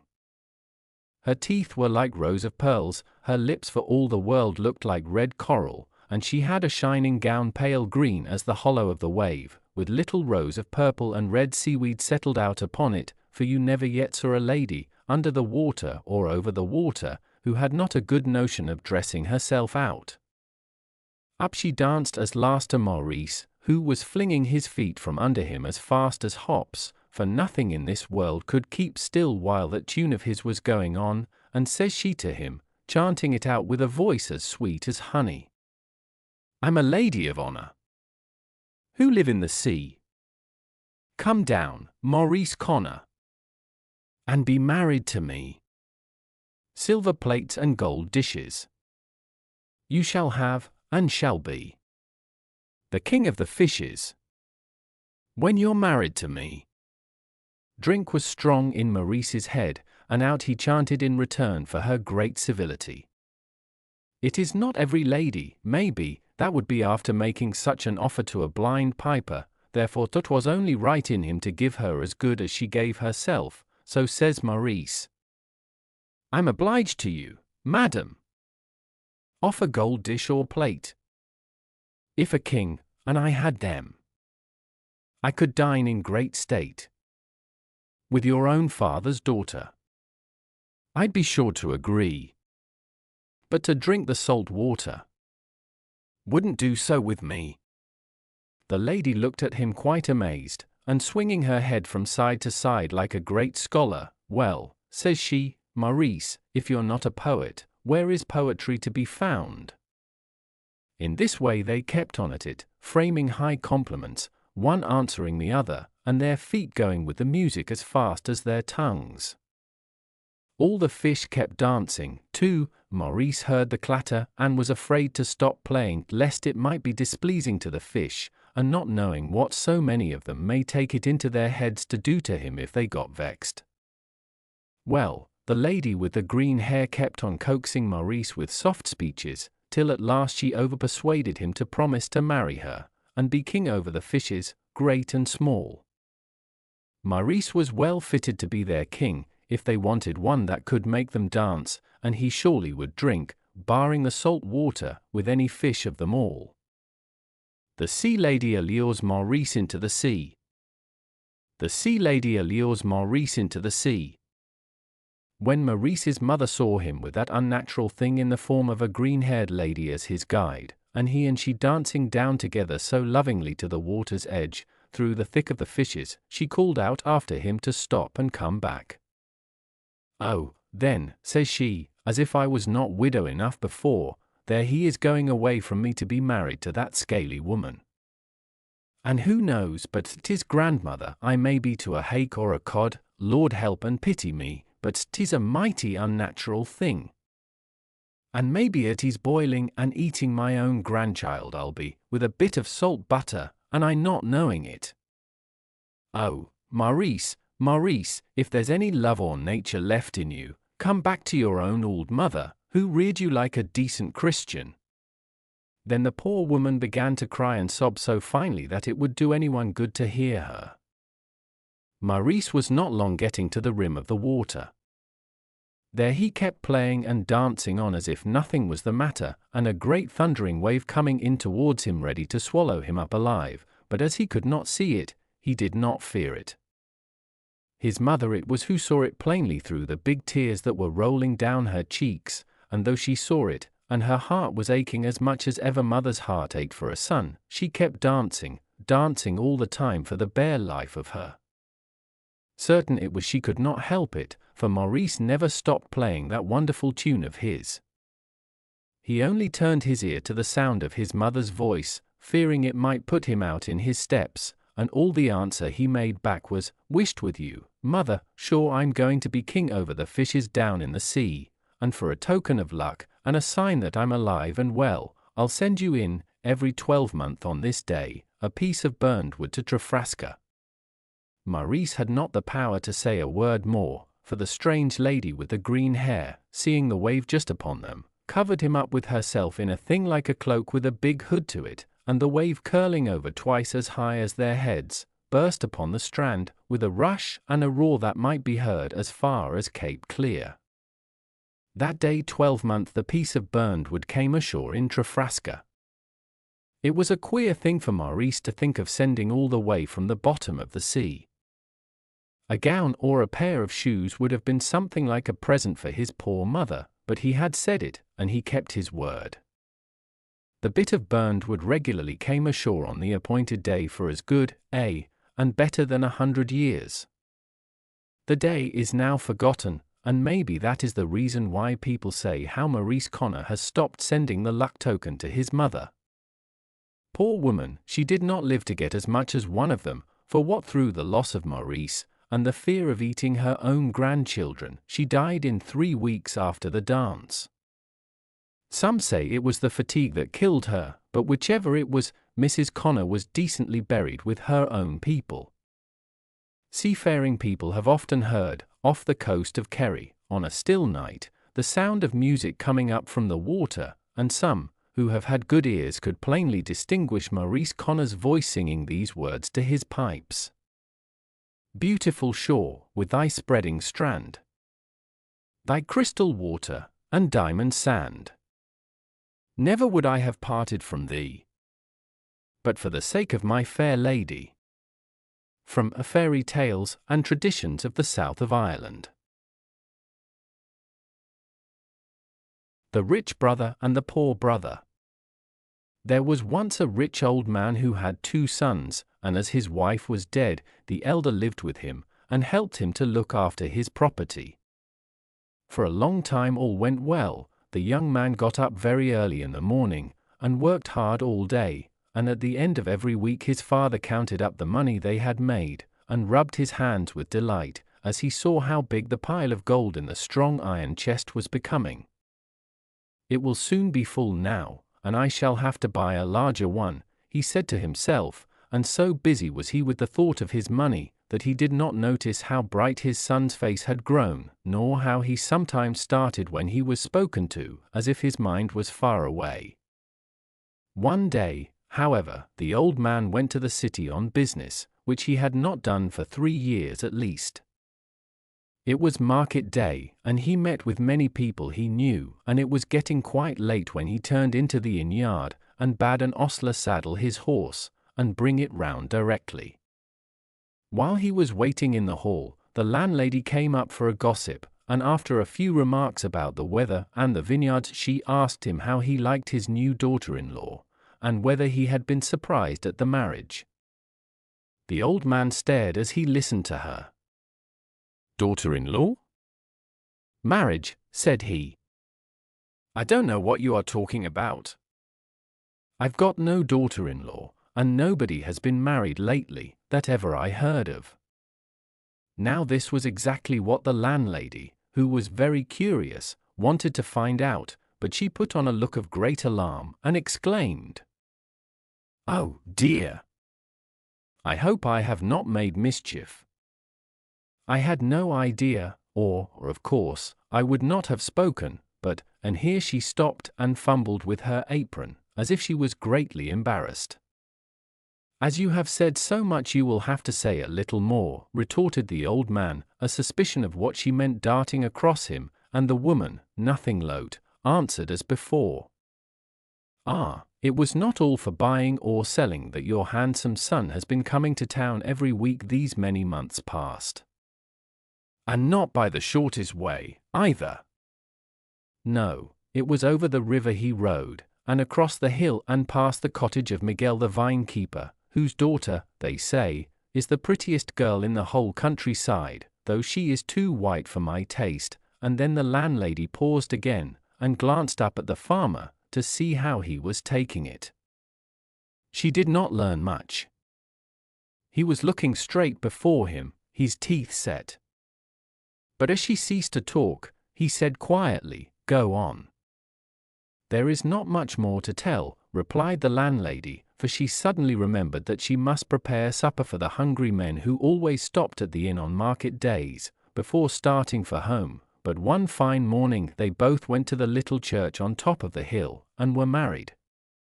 My cousin is servant to the priest, and she found out about it and told me. But good day to you, sir, here is your horse, and I must hurry off to the kitchen." It was lucky that the horse was sure-footed and knew the road, for his bridle hung loose on his neck, and his master took no heed of the way he was going. When the farmhouse was reached, the man led the animal to his stable, and then went to look for his son. "I know everything, you have deceived me. Get out of my sight at once, I have done with you," he stammered, choking with passion as he came up to the young man, who was cutting a stick in front of the door, whistling gaily the while. "But, father, you are no son of mine, I have only one now. Begone, or it will be the worse for you," and as he spoke he lifted up his whip. The young man shrank back. He feared lest his father should fall down in a fit, his face was so red and his eyes seemed bursting from his head. But it was no use staying, perhaps next morning the old man might listen to reason, though in his heart the son felt that he would never take back his words. So he turned slowly away, and walked heavily along a path which ended in a cave on the side of the hill, and there he sat through the night, thinking of what had happened. Yes, he had been wrong, there was no doubt of that, and he did not quite know how it had come about. He had meant to have told his father all about it, and he was sure, quite sure, that if once the old man had seen his wife, he would have forgiven her poverty on account of her great beauty and goodness. But he had put it off from day to day, hoping always for a better opportunity, and now this was the end. If the son had no sleep that night, no more had the father, and as soon as the sun rose, he sent a messenger into the great city with orders to bring back the younger brother. When he arrived, the farmer did not waste words, but informed him that he was now his only heir, and would inherit all his lands and money, and that he was to come and live at home, and to help manage the property. Though very pleased at the thought of becoming such a rich man, for the brothers had never cared much for each other, the younger would rather have stayed where he was, for he soon got tired of the country, and longed for a town life. However, this he kept to himself, and made the best of things, working hard like his brother before him. In this way the years went on, but the crops were not so good as they had been, and the old man gave orders that some fine houses he was building in the city should be left unfinished, for it would take all his savings to complete them. As to the elder son, he would never even hear his name mentioned, and died at last without ever seeing his face, leaving to the younger, as he had promised, all his lands, as well as his money. Meanwhile, the son whom he had disinherited had grown poorer and poorer.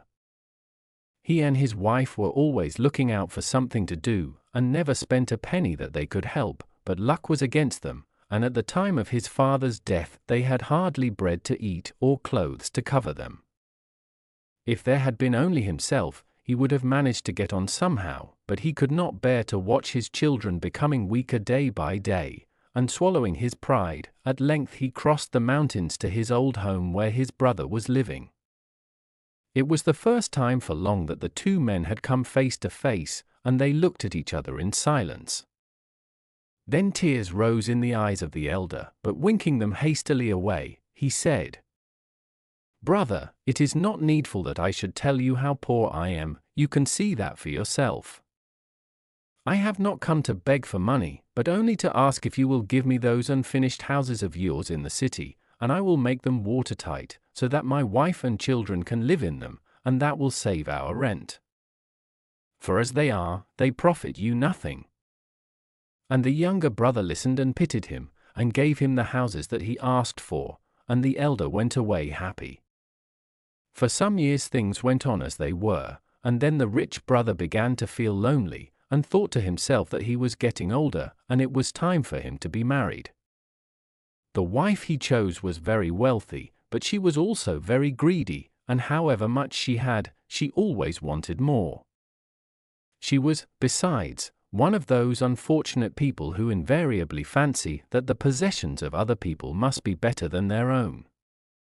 Many a time her poor husband regretted the day that he had first seen her, and often her meanness and shabby ways put him to shame. But he had not the courage to rule her, and she only got worse and worse.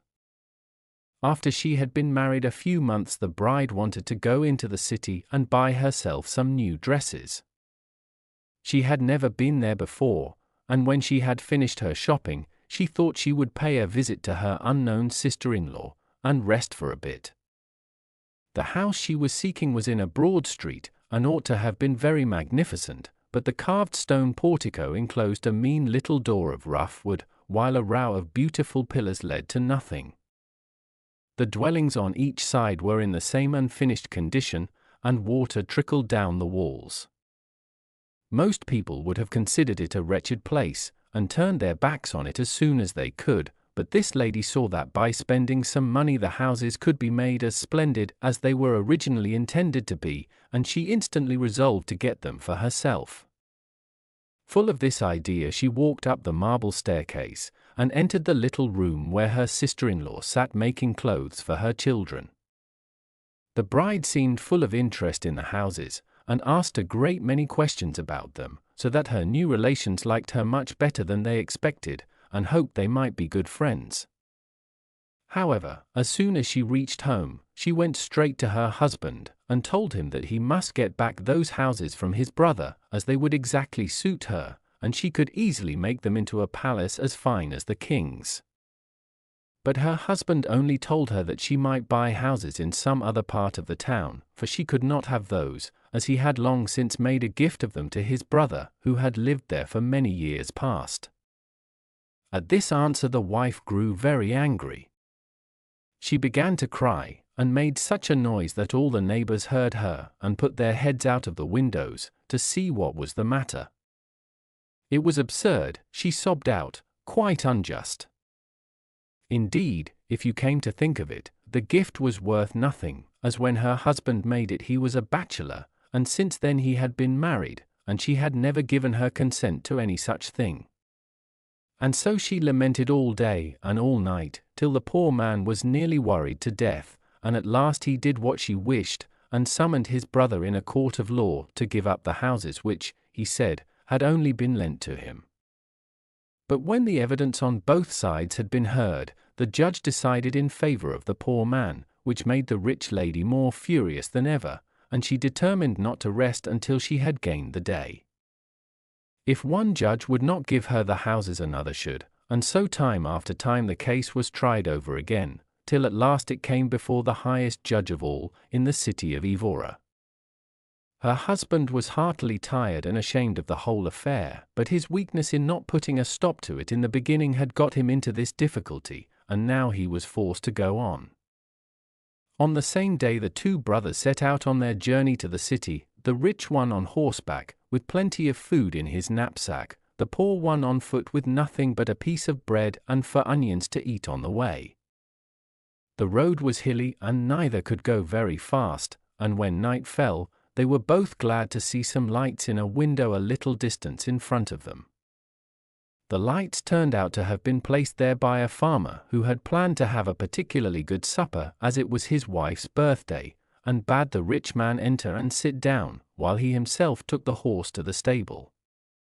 The poor man asked timidly if he might spend the night in a corner, adding that he had brought his own supper with him. Another time permission might have been refused him, for the farmer was no lover of humble folk, but now he gave the elder brother leave to come in, pointing out a wooden chair where he could sit. Supper was soon served, and very glad the younger brother was to eat it, for his long ride had made him very hungry.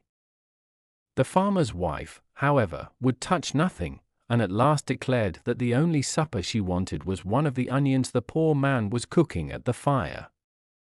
Of course he gave it to her, though he would gladly have eaten it himself, as 3 onions are not much at the end of a long day's walk, and soon after they all went to sleep, the poor man making himself as comfortable as he could in his corner. A few hours later the farmer was aroused by the cries and groans of his wife. "Oh, I feel so ill, I'm sure I'm going to die," wept she. "It was that onion, I know it was. I wish I had never eaten it. It must have been poisoned." "If the man has poisoned you he shall pay for it," said her husband, and seizing a thick stick he ran downstairs and began to beat the poor man, who had been sound asleep and had nothing to defend himself with. Luckily, the noise aroused the younger brother, who jumped up and snatched the stick from the farmer's hand, saying, "We are both going to Evora to try a lawsuit.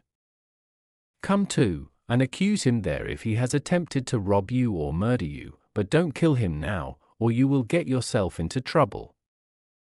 "Well, perhaps you are right," answered the farmer, "but the sooner that fellow has his deserts, the better I shall be pleased." And without more words he went to the stables and brought out a horse for himself and also the black Andalusian mare ridden by the rich man, while the poor brother, fearing more ill treatment, started at once on foot.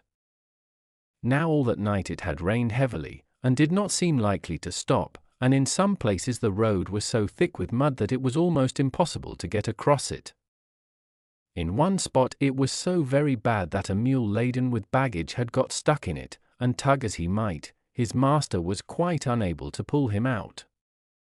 The muleteer in despair appealed to the two horsemen, who were carefully skirting the swamp at some distance off, but they paid no heed to his cries, and he began to talk cheerfully to his mule, hoping to keep up his spirits, declaring that if the poor beast would only have a little patience help was sure to come.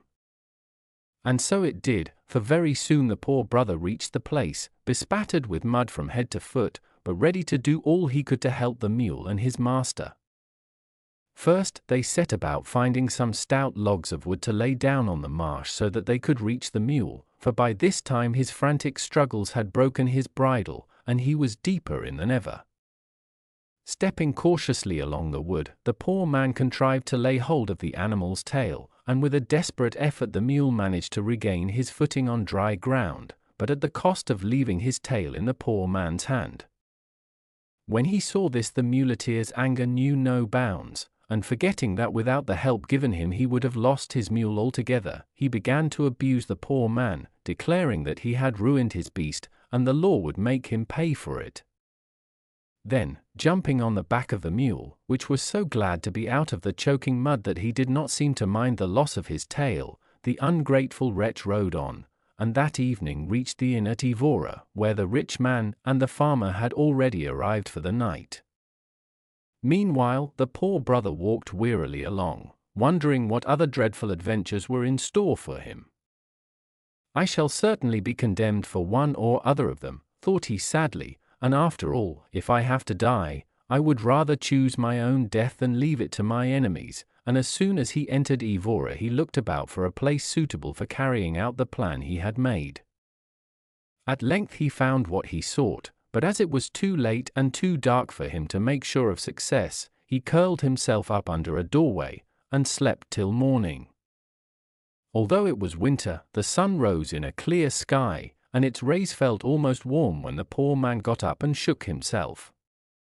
He intended it to be the day of his death, but in spite of that, and of the fact that he was leaving his wife and children behind him, he felt almost cheerful.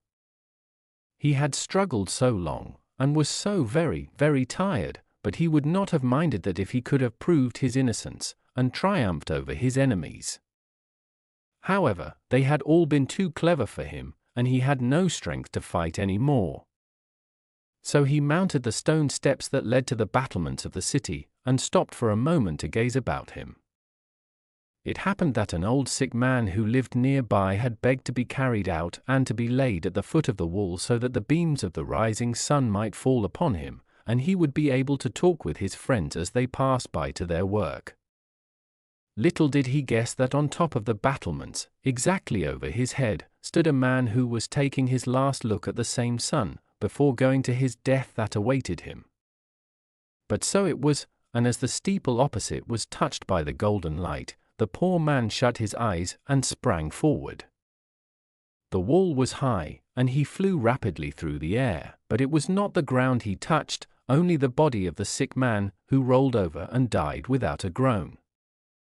As for the other, he was quite unhurt, and was slowly rising to his feet when his arms were suddenly seized and held.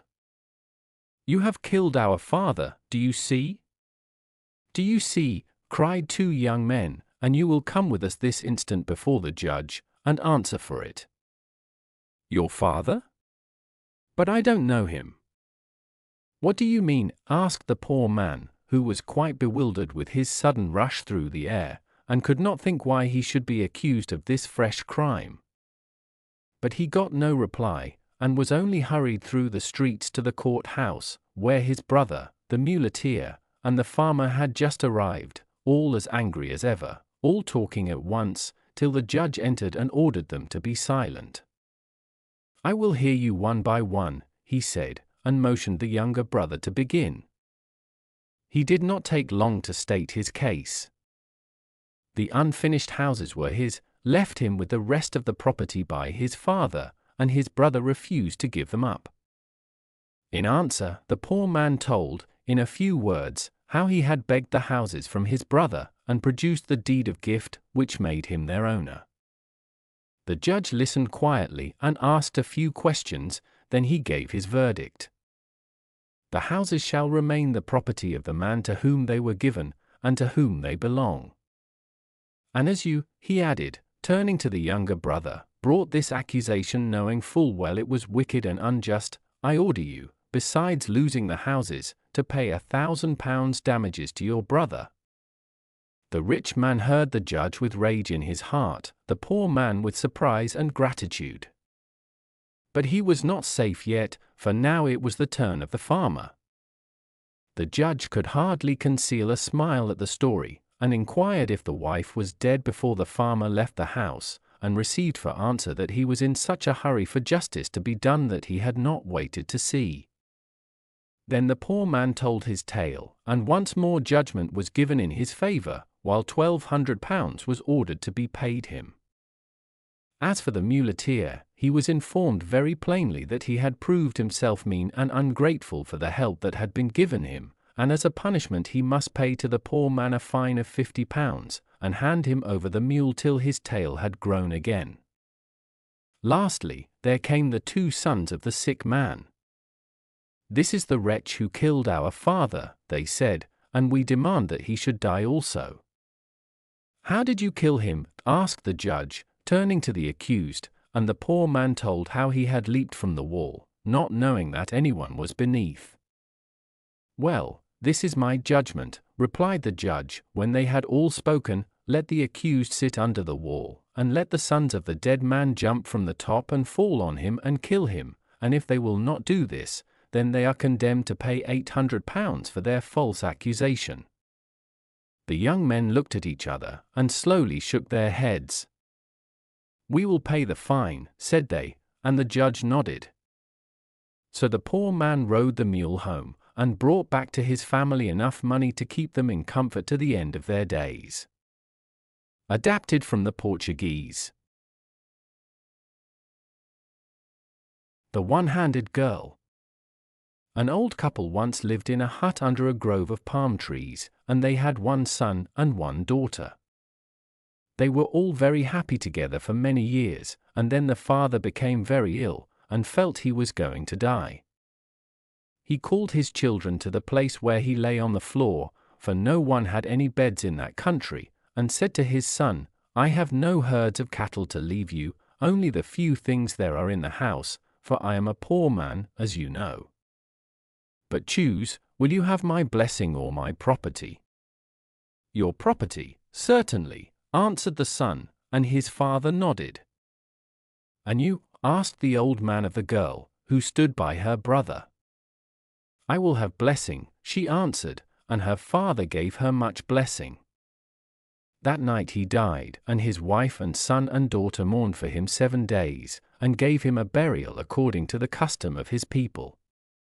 But hardly was the time of mourning over, than the mother was attacked by a disease, which was common in that country.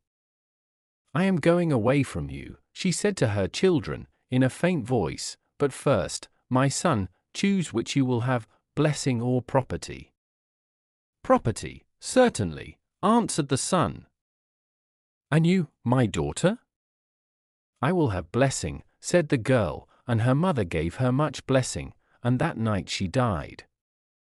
When the days of mourning were ended, the brother bade his sister put outside the hut all that belonged to his father and his mother.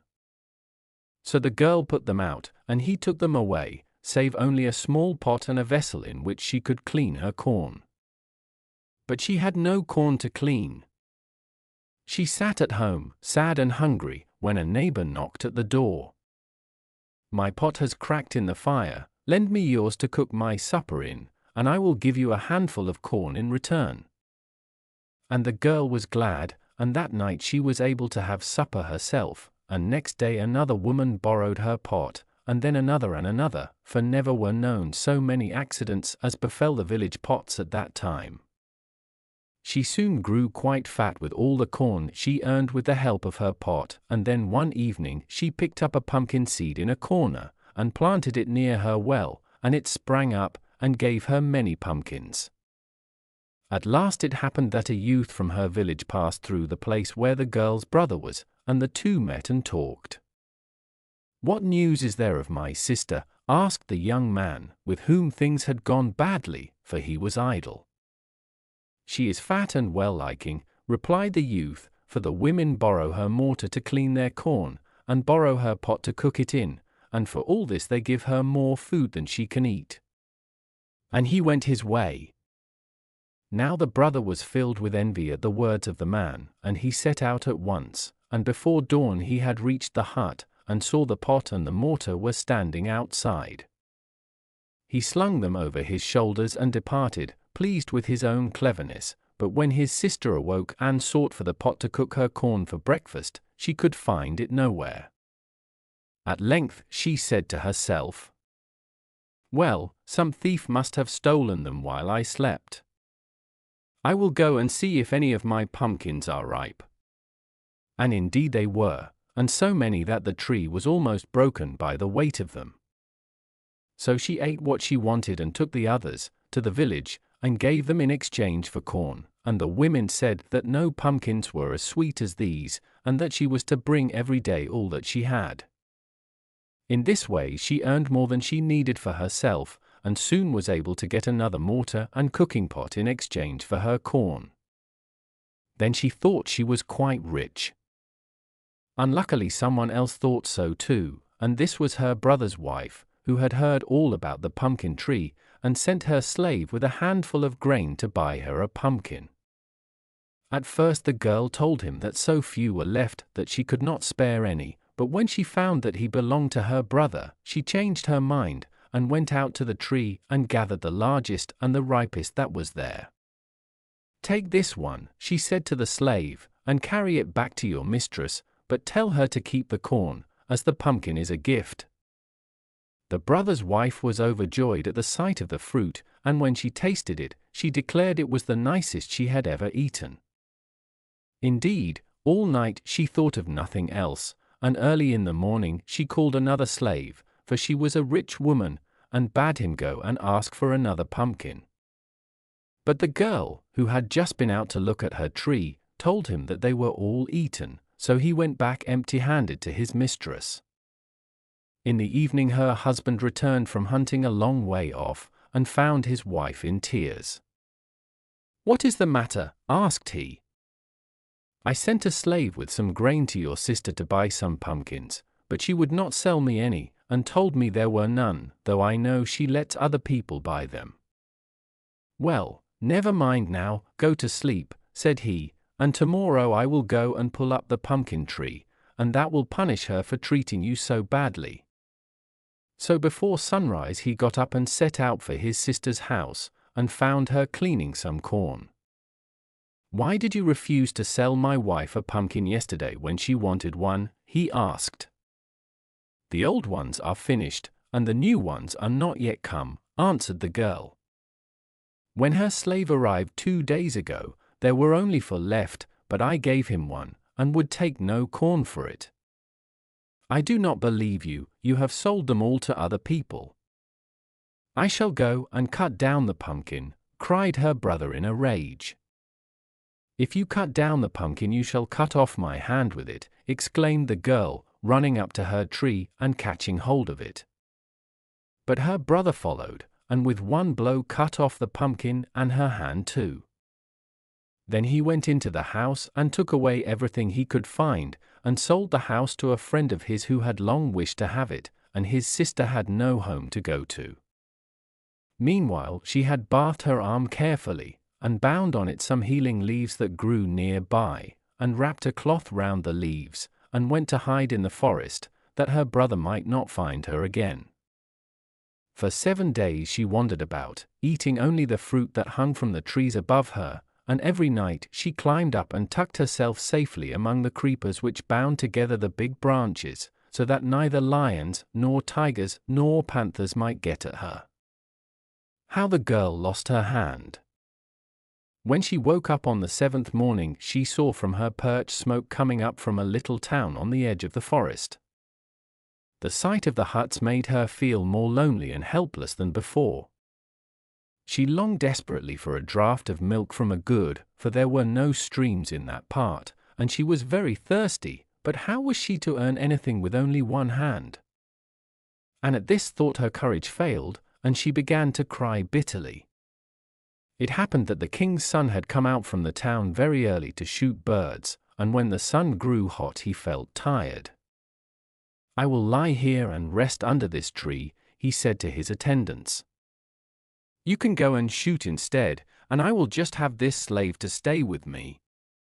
Away they went, and the young man fell asleep, and slept long. Suddenly he was awakened by something wet and salt falling on his face. "What is that?"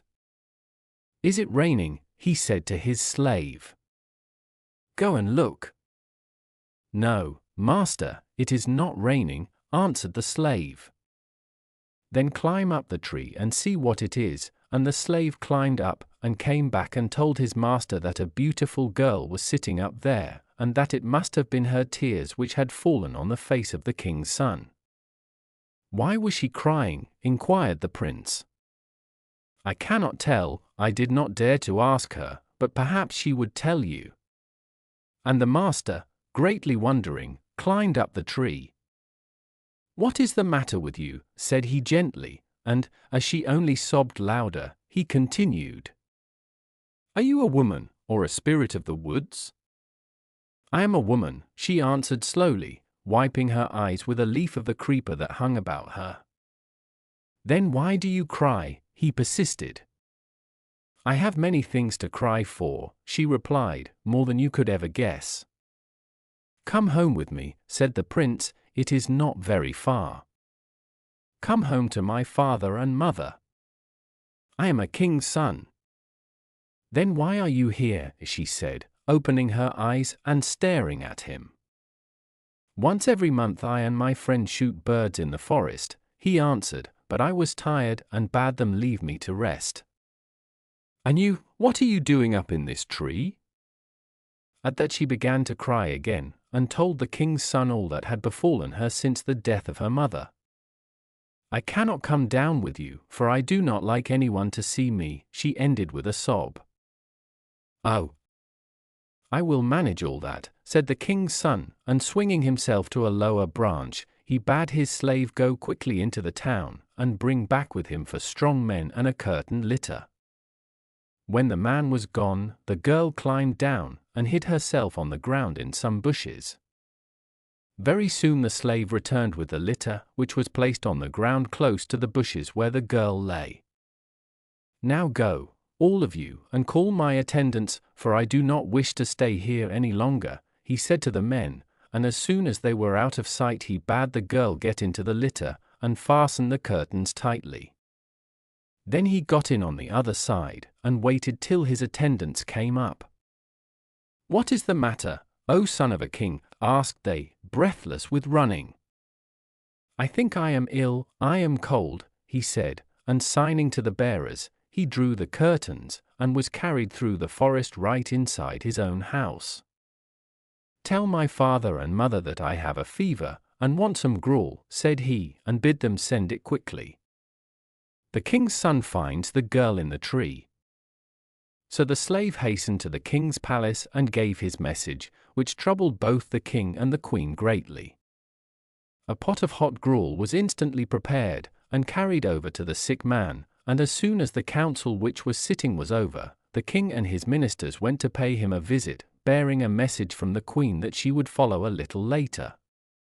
Now the prince had pretended to be ill in order to soften his parents' hearts, and the next day he declared he felt better, and, getting into his litter, was carried to the palace in state, drums being beaten all along the road. He dismounted at the foot of the steps and walked up, a great parasol being held over his head by a slave. Then he entered the cool, dark room where his father and mother were sitting, and said to them, "I saw a girl yesterday in the forest whom I wished to marry, and, unknown to my attendants, I brought her back to my house in a litter. Give me your consent, I beg, for no other woman pleases me as well, even though she has but one hand." Of course the king and queen would have preferred a daughter-in-law with two hands, and one who could have brought riches with her, but they could not bear to say no to their son, so they told him it should be as he chose, and that the wedding feast should be prepared immediately. The girl could scarcely believe her good fortune, and, in gratitude for all the kindness shown her, was so useful and pleasant to her husband's parents that they soon loved her. By and by a baby was born to her, and soon after that the prince was sent on a journey by his father to visit some of the distant towns of the kingdom, and to set right things that had gone wrong.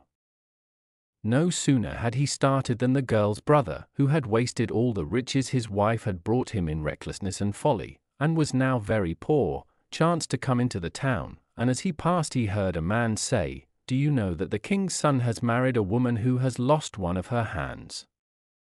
On hearing these words the brother stopped and asked, "Where did he find such a woman?" "In the forest," answered the man, and the cruel brother guessed at once it must be his sister.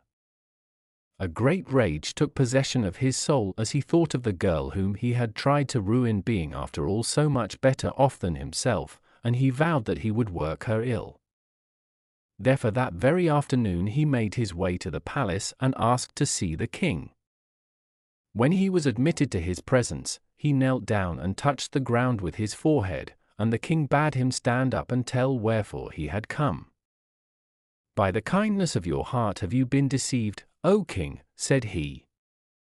"Your son has married a girl who has lost a hand. Do you know why she has lost it? She was a witch, and has wedded 3 husbands, and each husband she has put to death with her arts. Then the people of the town cut off her hand, and turned her into the forest. And what I say is true, for her town is my town also." The king listened, and his face grew dark. Unluckily he had a hasty temper, and did not stop to reason, and, instead of sending to the town, and discovering people who knew his daughter-in-law, and could have told him how hard she had worked and how poor she had been, he believed all the brothers' lying words, and made the queen believe them too. Together they took counsel what they should do, and in the end they decided that they also would put her out of the town. But this did not content the brother. "Kill her," he said. "It is no more than she deserves for daring to marry the king's son. Then she can do no more hurt to anyone." "We cannot kill her," answered they. "If we did, our son would assuredly kill us. Let us do as the others did, and put her out of the town." And with this the envious brother was forced to be content. The one-handed girl befriends a snake. The poor girl loved her husband very much, but just then the baby was more to her than all else in the world, and as long as she had him with her, she did not very much mind anything.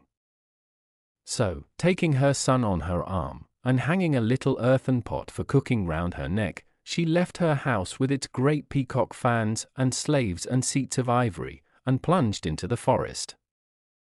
For a while she walked, not knowing whither she went, then by and by she grew tired, and sat under a tree to rest and to hush her baby to sleep. Suddenly she raised her eyes, and saw a snake wriggling from under the bushes towards her. "I am a dead woman," she said to herself, and stayed quite still, for indeed she was too frightened to move. In another minute the snake had reached her side, and to her surprise he spoke. "Open your earthen pot, and let me go in. Save me from sun, and I will save you from rain." And she opened the pot, and when the snake had slipped in, she put on the cover. Soon she beheld another snake coming after the other one, and when it had reached her it stopped and said, "Did you see a small grey snake pass this way just now?" "Yes," she answered, "it was going very quickly." "Ah, I must hurry and catch it up," replied the second snake, and it hastened on. When it was out of sight, a voice from the pot said, "Uncover me," and she lifted the lid, and the little grey snake slid rapidly to the ground. "I am safe now," he said. "But tell me, where are you going?" "I cannot tell you, for I do not know," she answered. "I am just wandering in the wood." "Follow me, and let us go home together," said the snake, and the girl followed him through the forest and along the green paths, till they came to a great lake, where they stopped to rest. "My baby, my baby." "The sun is hot," said the snake, "and you have walked far. Take your baby and bathe in that cool place where the boughs of the tree stretch far over the water." "Yes, I will," answered she, and they went in. The baby splashed and crowed with delight, and then he gave a spring and fell right in, down, down, down, and his mother could not find him, though she searched all among the reeds. Full of terror, she made her way back to the bank, and called to the snake, "My baby is gone, he is drowned, and never shall I see him again." "Go in once more," said the snake, "and feel everywhere, even among the trees that have their roots in the water, lest perhaps he may be held fast there." Swiftly she went back and felt everywhere with her whole hand, even putting her fingers into the tiniest crannies, where a crab could hardly have taken shelter. "No, he is not here," she cried. "How am I to live without him?" But the snake took no notice, and only answered, "Put in your other arm too." "What is the use of that?" she asked, "when it has no hand to feel with," but all the same she did as she was bid, and in an instant the wounded arm touched something round and soft, lying between two stones in a clump of reeds. "My baby," she shouted, and lifted him up, merry and laughing, and not a bit hurt or frightened. "Have you found him this time?" asked the snake. "Yes, oh, yes," she answered, and why, I have got my hand back again," and from sheer joy she burst into tears. The snake let her weep for a little while, and then he said, "Now we will journey on to my family, and we will all repay you for the kindness you showed to me." "You have done more than enough in giving me back my hand," replied the girl, but the snake only smiled. "Be quick, lest the sun should set," he answered, and began to wriggle along so fast that the girl could hardly follow him. By and by they arrived at the house in a tree where the snake lived, when he was not traveling with his father and mother. And he told them all his adventures, and how he had escaped from his enemy. The father and mother snake could not do enough to show their gratitude. They made their guest lie down on a hammock woven of the strong creepers, which hung from bough to bough, till she was quite rested after her wanderings, while they watched the baby and gave him milk to drink from the coconuts which they persuaded their friends the monkeys to crack for them. They even managed to carry small fruit tied up in their tails for the baby's mother, who felt at last that she was safe and at peace. Not that she forgot her husband, for she often thought of him and longed to show him her son, and in the night she would sometimes lie awake and wonder where he was. In this manner many weeks passed by. And what was the prince doing? Well, he had fallen very ill when he was on the furthest border of the kingdom, and he was nursed by some kind people who did not know who he was, so that the king and queen heard nothing about him. When he was better he made his way slowly home again, and into his father's palace, where he found a strange man standing behind the throne with the peacock's feathers. This was his wife's brother, whom the king had taken into high favor, though, of course, the prince was quite ignorant of what had happened. For a moment the king and queen stared at their son, as if he had been unknown to them, he had grown so thin and weak during his illness that his shoulders were bowed like those of an old man. "Have you forgotten me so soon?" he asked. At the sound of his voice they gave a cry and ran towards him, and poured out questions as to what had happened, and why he looked like that. But the prince did not answer any of them. "How is my wife?" he said. There was a pause. Then the queen replied, "She is dead." "Dead," he repeated, stepping a little backwards. "And my child?" "He is dead too." The young man stood silent. Then he said, "Show me their graves." At these words the king, who had been feeling rather uncomfortable, took heart again, for had he not prepared 2 beautiful tombs for his son to see, so that he might never guess what had been done to his wife? All these months the king and queen had been telling each other how good and merciful they had been not to take her brother's advice and to put her to death. But now, this somehow did not seem so certain.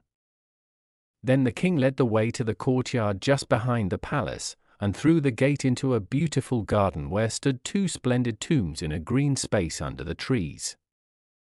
The prince advanced alone, and, resting his head against the stone, he burst into tears.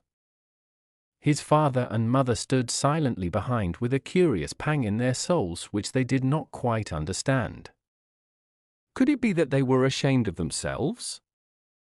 But after a while the prince turned round, and walking past them into the palace he bade the slaves bring him mourning.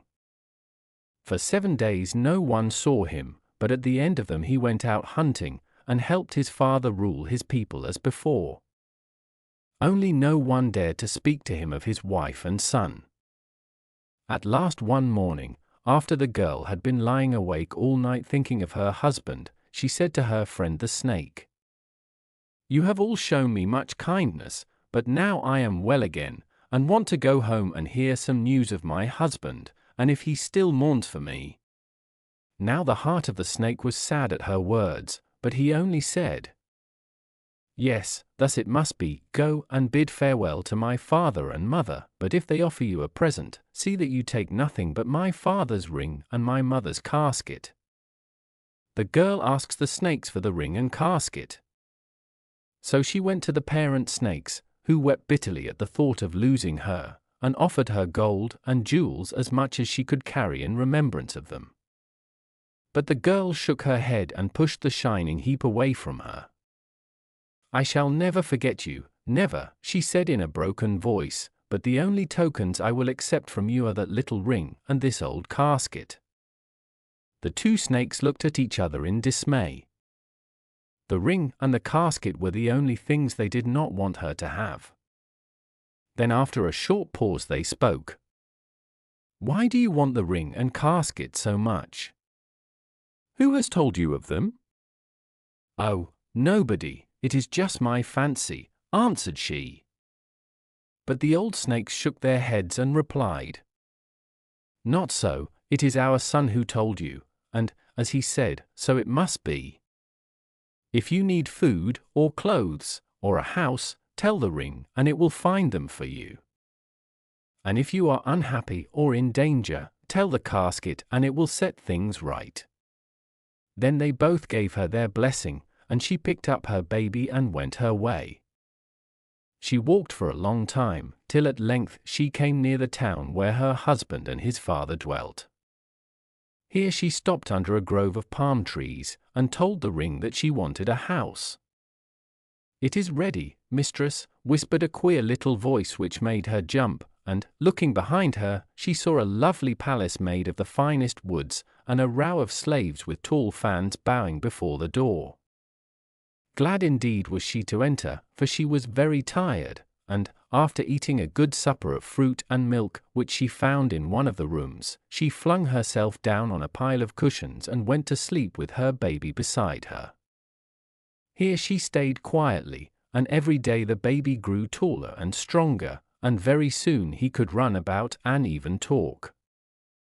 Of course the neighbors had a great deal to say about the house which had been built so quickly, so very quickly, on the outskirts of the town, and invented all kinds of stories about the rich lady who lived in it. And by, when the king returned with his son from the wars, some of these tales reached his ears. "It is really very odd about that house under the palms," he said to the queen. "I must find out something of the lady whom no one ever sees. I dare say it is not a lady at all, but a gang of conspirators who want to get possession of my throne. Tomorrow I shall take my son and my chief ministers and insist on getting inside." Soon after sunrise next day, the prince's wife was standing on a little hill behind the house, when she saw a cloud of dust coming through the town. A moment afterwards she heard faintly the roll of the drums that announced the king's presence, and saw a crowd of people approaching the grove of palms. Her heart beat fast. Could her husband be among them?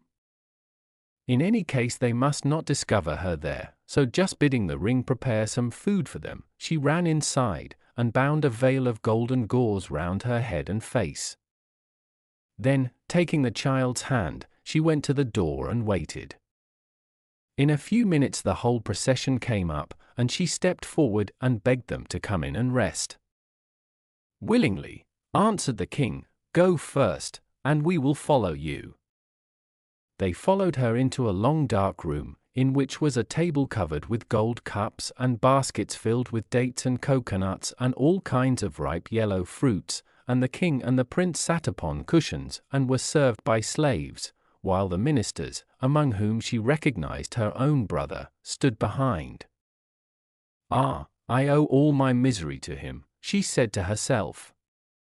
"From the first he has hated me, but outwardly she showed nothing." And when the king asked her what news there was in the town, she only answered, "You have ridden far, eat first, and drink, for you must be hungry and thirsty, and then I will tell you my news." "You speak sense," answered the king, and silence prevailed for some time longer. Then he said, "Now, lady, I have finished, and am refreshed, therefore tell me, I pray you, who you are, and whence you come. But, first, be seated." She bowed her head and sat down on a big scarlet cushion, drawing her little boy, who was asleep in a corner, onto her knee, and began to tell the story of her life. As her brother listened, he would fain have left the house and hidden himself in the forest, but it was his duty to wave the fan of peacock's feathers over the king's head to keep off the flies, and he knew he would be seized by the royal guards if he tried to desert his post. He must stay where he was, there was no help for it, and luckily for him the king was too much interested in the tale to notice that the fan had ceased moving, and that flies were dancing right on the top of his thick curly hair. The story went on, but the storyteller never once looked at the prince, even through her veil, though he on his side never moved his eyes from her. When she reached the part where she had sat weeping in the tree, the king's son could restrain himself no longer. "It is my wife," he cried, springing to where she sat with the sleeping child in her lap. "They have lied to me, and you are not dead after all, nor the boy either. But what has happened? Why did they lie to me? And why did you leave my house where you were safe?" And he turned and looked fiercely at his father. "Let me finish my tale first, and then you will know," answered she, throwing back her veil, and she told how her brother had come to the palace and accused her of being a witch, and had tried to persuade the king to slay her. But he would not do that, she continued softly, "and after all, if I had stayed on in your house, I should never have met the snake, nor have got my hand back again. So let us forget all about it, and be happy once more, for see, our son is growing quite a big boy." "And what shall be done to your brother?" asked the king, who was glad to think that someone had acted in this matter worse than himself. "Put him out of the town," answered she. From Swahili Tales by E.S.T. The Bones of Djulung. In a beautiful island that lies in the southern seas, where chains of gay orchids bind the trees together, and the days and nights are equally long and nearly equally hot, there once lived a family of 7 sisters. Their father and mother were dead, and they had no brothers, so the eldest girl ruled over the rest, and they all did as she bade them. One sister had to clean the house, a second carried water from the spring in the forest, a third cooked their food, while to the youngest fell the hardest task of all, for she had to cut and bring home the wood which was to keep the fire continually burning. This was very hot and tiring work, and when she had fed the fire and heaped up in a corner the sticks that were to supply it till the next day, she often threw herself down under a tree and went sound asleep. One morning, however, as she was staggering along with her bundle on her back, she thought that the river which flowed past their hut looked so cool and inviting that she determined to bathe in it, instead of taking her usual nap. Hastily piling up her load by the fire, and thrusting some sticks into the flame, she ran down to the river and jumped in. How delicious it was diving and swimming and floating in the dark forest, where the trees were so thick that you could hardly see the sun. But after a while she began to look about her, and her eyes fell on a little fish that seemed made out of a rainbow, so brilliant were the colors he flashed out. I should like him for a pet, thought the girl, and the next time the fish swam by, she put out her hand and caught him. Then she ran along the grassy path till she came to a cave in front of which a stream fell over some rocks into a basin. Here she put her little fish, whose name was Djulung, and promising to return soon and bring him some dinner, she went away. The little girl and Djulung. By the time she got home, the rice for their dinner was ready cooked, and the eldest sister gave the other 6 their portions in wooden bowls. But the youngest did not finish hers, and when no one was looking, stole off to the fountain in the forest where the little fish was swimming about. "See! I have not forgotten you," she cried, and one by one she let the grains of rice fall into the water, where the fish gobbled them up greedily, for he had never tasted anything so nice. "That is all for today," she said at last, "but I will come again tomorrow," and bidding him good-bye she went down the path.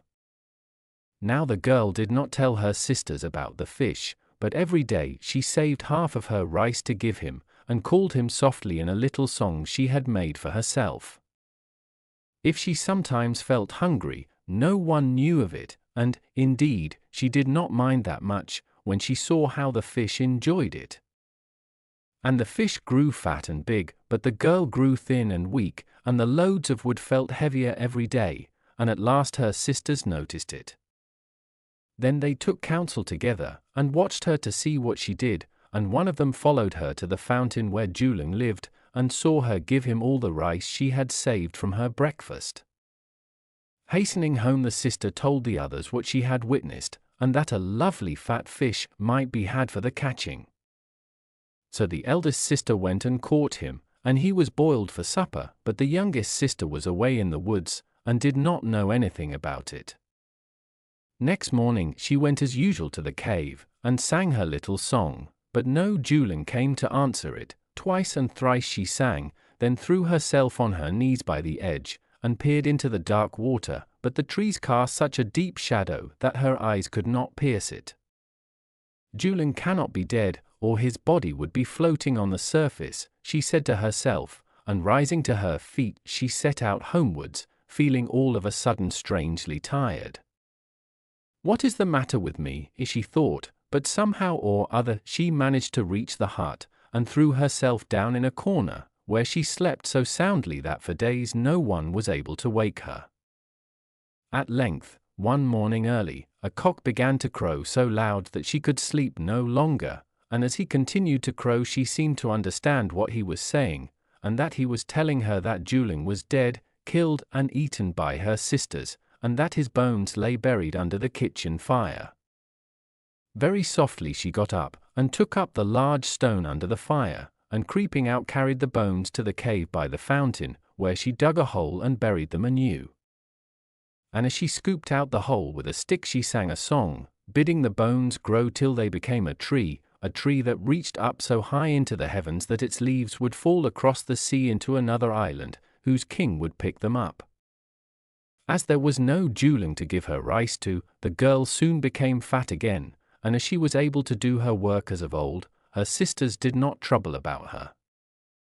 They never guessed that when she went into the forest to gather her sticks, she never failed to pay a visit to the tree, which grew taller and more wonderful day by day. Never was such a tree seen before. Its trunk was of iron, its leaves were of silk, its flowers of gold, and its fruit of diamonds, and one evening, though the girl did not know it, a soft breeze took one of the leaves, and blew it across the sea to the feet of one of the king's attendants. What a curious leaf! I have never beheld one like it before. I must show it to the king, he said, and when the king saw it he declared he would never rest until he had found the tree which bore it, even if he had to spend the rest of his life in visiting the islands that lay all round. Happily for him, he began with the island that was nearest, and here in the forest he suddenly saw standing before him the iron tree, its boughs covered with shining leaves like the one he carried about him. "But what sort of a tree is it, and how did it get here?" he asked of the attendants he had with him. No one could answer him, but as they were about to pass out of the forest a little boy went by, and the king stopped and inquired if there was anyone living in the neighborhood whom he might question. "7 girls live in a hut down there," replied the boy, pointing with his finger to where the sun was setting. "Then go and bring them here, and I will wait," said the king, and the boy ran off and told the sisters that a great chief, with strings of jewels round his neck, had sent for them. Pleased and excited, the 6 elder sisters at once followed the boy, but the youngest, who was busy, and who did not care about strangers, stayed behind, to finish the work she was doing. The king welcomed the girls eagerly, and asked them all manner of questions about the tree, but as they had never even heard of its existence, they could tell him nothing. "And if we, who live close by the forest, do not know, you may be sure no one does," added the eldest, who was rather cross at finding this was all that the king wanted of them. "But the boy told me there were 7 of you, and there are only 6 here," said the king. "Oh, the youngest is at home, but she is always half asleep, and is of no use except to cut wood for the fire," replied they in a breath. "That may be, but perhaps she dreams," answered the king. "Anyway, I will speak to her also." Then he signed to one of his attendants, who followed the path that the boy had taken to the hut. How the iron tree bowed down, and the girl gave of its leaves and flowers to the king. Soon the man returned, with the girl walking behind him. And as soon as she reached the tree it bowed itself to the earth before her, and she stretched out her hand and picked some of its leaves and flowers and gave them to the king. "The maiden who can work such wonders is fitted to be the wife of the greatest chief," he said, and so he married her, and took her with him across the sea to his own home, where they lived happy forever after. From Folklore, by A. F. Mackenzie. The Sea King's Gift. There was once a fisherman who was called Salmon, and his Christian name was Matt. He lived by the shore of the big sea. Where else could he live? He had a wife called May. Could you find a better name for her? In winter they dwelt in a little cottage by the shore, but in spring they flitted to a red rock out in the sea and stayed there the whole summer until it was autumn. The cottage on the rock was even smaller than the other. It had a wooden bolt instead of an iron lock to the door, a stone hearth, a flagstaff, and a weathercock on the roof. The rock was called a tola, and was not larger than the marketplace of a town. Between the crevices there grew a little rowan tree and 4 alder bushes. Heaven only knows how they ever came there. Perhaps they were brought by the winter storms. Besides that, there flourished some tufts of velvety grass, some scattered reeds, 2 plants of the yellow herb called tansy, for of a red flower, and a pretty white one, but the treasures of the rock consisted of 3 roots of garlic, which May had put in a cleft. Rock walls sheltered them on the north side, and the sun shone on them on the south. This does not seem much, but it sufficed May for a herb plot.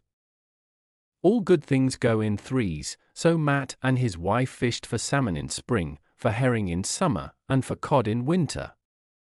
When on Saturdays the weather was fine and the wind favorable, they sailed to the nearest town, sold their fish, and went to church on Sunday.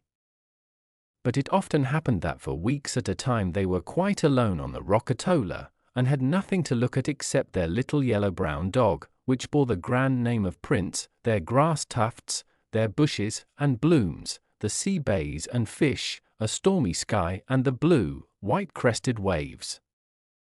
For the rock lay far away from the land, and there were no green islets or human habitations for miles round. Only here and there appeared a rock of the same red stone as Atolla, besprinkled day and night with the ocean spray.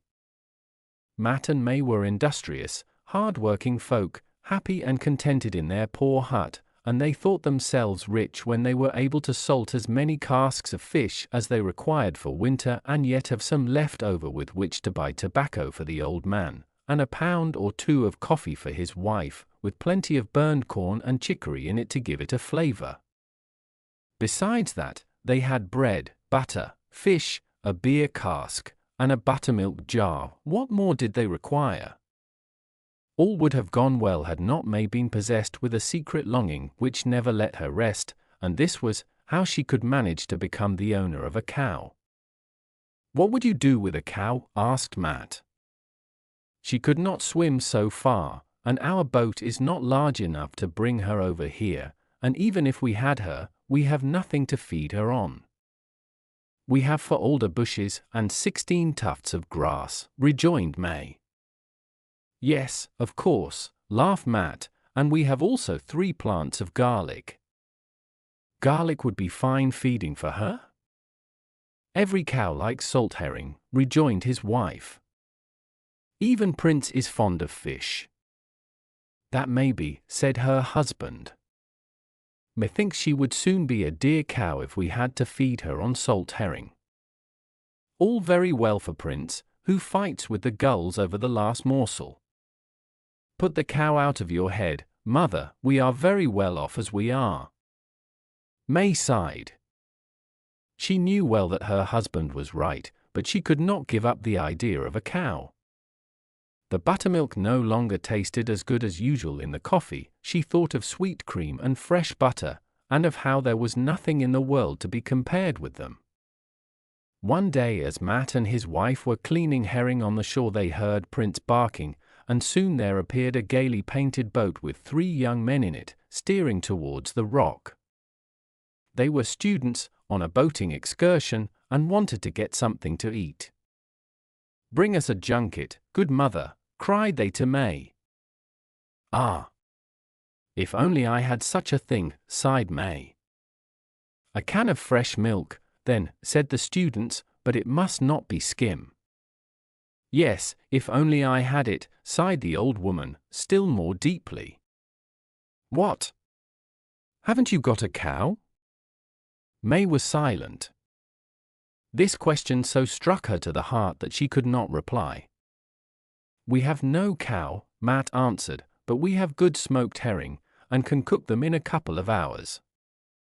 "All right, then, that will do," said the students, as they flung themselves down on the rock, while 50 silvery white herring were turning on the spit in front of the fire.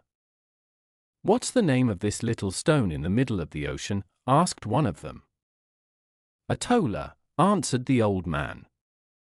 "Well, you should want for nothing when you live in the Sea King's dominion." Matt did not understand. He had never read Kalevala and knew nothing of the sea gods of old, but the students proceeded to explain to him. "Oti," said they, "is a mighty king who lives in his dominion of Atolla, and has a rock at the bottom of the sea, and possesses besides a treasury of good things. He rules over all fish and animals of the deep. He has the finest cows and the swiftest horses that ever chewed grass at the bottom of the ocean. He who stands well with Oti is soon a rich man, but one must beware in dealing with him, for he is very changeful and touchy. Even a little stone thrown into the water might offend him, and then as he takes back his gift, he stirs up the sea into a storm and drags the sailors down into the depths. Otti owns also the fairest maidens, who bear the train of his queen Wellamos, and at the sound of music they comb their long, flowing locks, which glisten in the water. "Oh," cried Matt, "have your worships really seen all that?" "We have as good as seen it," said the students. "It is all printed in a book, and everything printed is true." "I'm not so sure of that," said Matt, as he shook his head. But the herring were now ready, and the students ate enough for 6, and gave Prince some cold meat which they happened to have in the boat. Prince sat on his hind legs with delight and mewed like a pussycat. When all was finished, the students handed Matt a shining silver coin, and allowed him to fill his pipe with a special kind of tobacco. They then thanked him for his kind hospitality and went on their journey, much regretted by Prince, who sat with a woeful expression and whined on the shore as long as he could see a flip of the boat's white sail in the distance. May had never uttered a word, but thought the more. She had good ears, and had laid to heart the story about Otti. How delightful, thought she to herself, to possess a fairy cow! How delicious every morning and evening to draw milk from it, and yet have no trouble about the feeding, and to keep a shelf near the window for dishes of milk and junkets. But this will never be my luck. "What are you thinking of?" asked Matt. "Nothing," said his wife, but all the time she was pondering over some magic rhymes she had heard in her childhood from an old lame man, which were supposed to bring luck in fishing. "What if I were to try?" thought she. Now this was Saturday, and on Saturday evenings Matt never set the herring net, for he did not fish on Sunday. Towards evening, however, his wife said, "Let us set the herring net just this once. Last night was so stormy, and we caught so little," urged his wife. "Tonight the sea is like a mirror, and with the wind in this direction the herring are drawing towards land. But there are streaks in the northwestern sky, and Prince was eating grass this evening," said the old man. "Surely he has not eaten my garlic," exclaimed the old woman. "No, but there will be rough weather by tomorrow at sunset," rejoined Matt. "Listen to me," said his wife, "we will set only one net close to the shore, and then we shall be able to finish up our half-filled cask, which will spoil if it stands open so long." The old man allowed himself to be talked over, and so they rowed out with the net. When they reached the deepest part of the water, she began to hum the words of the magic rhyme, altering the words to suit the longings of her heart. "Oh, Otti, with the long, long beard, who dwellest in the deep blue sea, finest treasures have I heard, and glittering fish belong to thee. The richest pearls beyond compare are stored up in thy realm below, and ocean's cows so sleek and fair feed on the grass in thy green meadow. King of the waters, far and near, I ask not of thy golden store. I wish not jewels of pearl to wear, nor silver either, ask I for. But one is odd, and even is two. So give me a cow, seeking so bold, and in return I'll give to you a slice of the moon and the sun's gold." "What's that you're humming?" asked the old man. "Oh, only the words of an old rhyme that keeps running in my head," answered the old woman, and she raised her voice and went on. "Oh, Otti, with the long, long beard, who dwellest in the deep blue sea, 1,000 cows are in thy herd. I pray thee give one unto me." "That's a stupid sort of song," said Matt. "What else should one beg of the Sea King but fish? But such songs are not for Sunday." His wife pretended not to hear him, and sang the same tune all the time they were on the water. Matt heard nothing more as he sat and rowed the heavy boat, while thinking of his cracked pipe and the fine tobacco. Then they returned to the island, and soon after went to bed.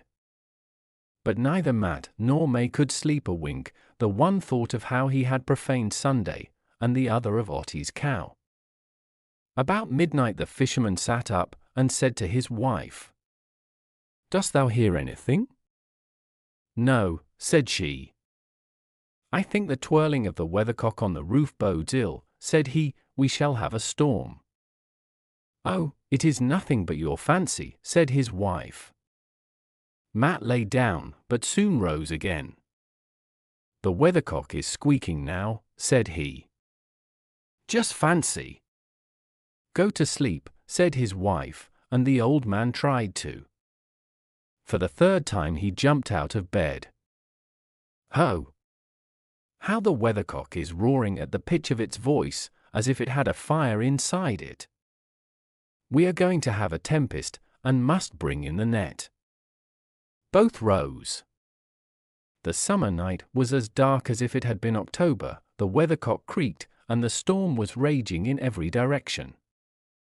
As they went out, the sea lay around them as white as snow, and the spray was dashing right over the fisher hut. In all his life Matt had never remembered such a night. To launch the boat and put to sea to rescue the net was a thing not to be thought of. The fisherman and his wife stood aghast on the doorstep, holding on fast by the doorpost, while the foam splashed over their faces. "Did I not tell thee that there is no luck in Sunday fishing?" said Matt sulkily, and his wife was so frightened that she never even once thought of Otti's cows. As there was nothing to be done, they went in. Their eyes were heavy for lack of slumber, and they slept as soundly as if there had not been such a thing as an angry sea roaring furiously around their lonely dwelling.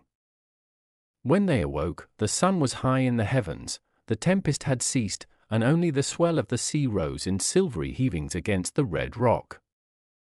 "What can that be?" said the old woman, as she peeped out of the door. "It looks like a big seal," said Matt. "How the sea fairy brought a cow for Mae." "As sure as I live, it's a cow," exclaimed May. And certainly it was a cow, a fine red cow, fat and flourishing, and looking as if it had been fed all its days on spinach. It wandered peacefully up and down the shore, and never so much as even looked at the poor little tufts of grass, as if it despised such fare. Matt could not believe his eyes. But a cow she seemed, and a cow she was found to be, and when the old woman began to milk her, every pitcher and pan, even to the baler, was soon filled with the most delicious milk. The old man troubled his head in vain as to how she came there, and sallied forth to seek for his lost net. He had not proceeded far when he found it cast up on the shore, and so full of fish that not a mesh was visible. "It is all very fine to possess a cow," said Matt, as he cleaned the fish, "but what are we going to feed her on?" "We shall find some means," said his wife, and the cow found the means herself. She went out and cropped the seaweed which grew in great abundance near the shore, and always kept in good condition. Everyone, Prince alone excepted, thought she was a clever beast, but Prince barked at her, for he had now got a rival. From that day the red rock overflowed with milk and junkets, and every net was filled with fish. Matt and May grew fat on this fine living, and daily became richer. She churned quantities of butter, and he hired 2 men to help him in his fishing. The sea lay before him like a big fish tank, out of which he hauled as many as he required, and the cow continued to fend for herself. In autumn, when Matt and May went ashore, the cow went to sea, and in spring, when they returned to the rock, there she stood awaiting them. "We shall require a better house," said May the following summer. "The old one is too small for ourselves and the men." "Yes," said Matt.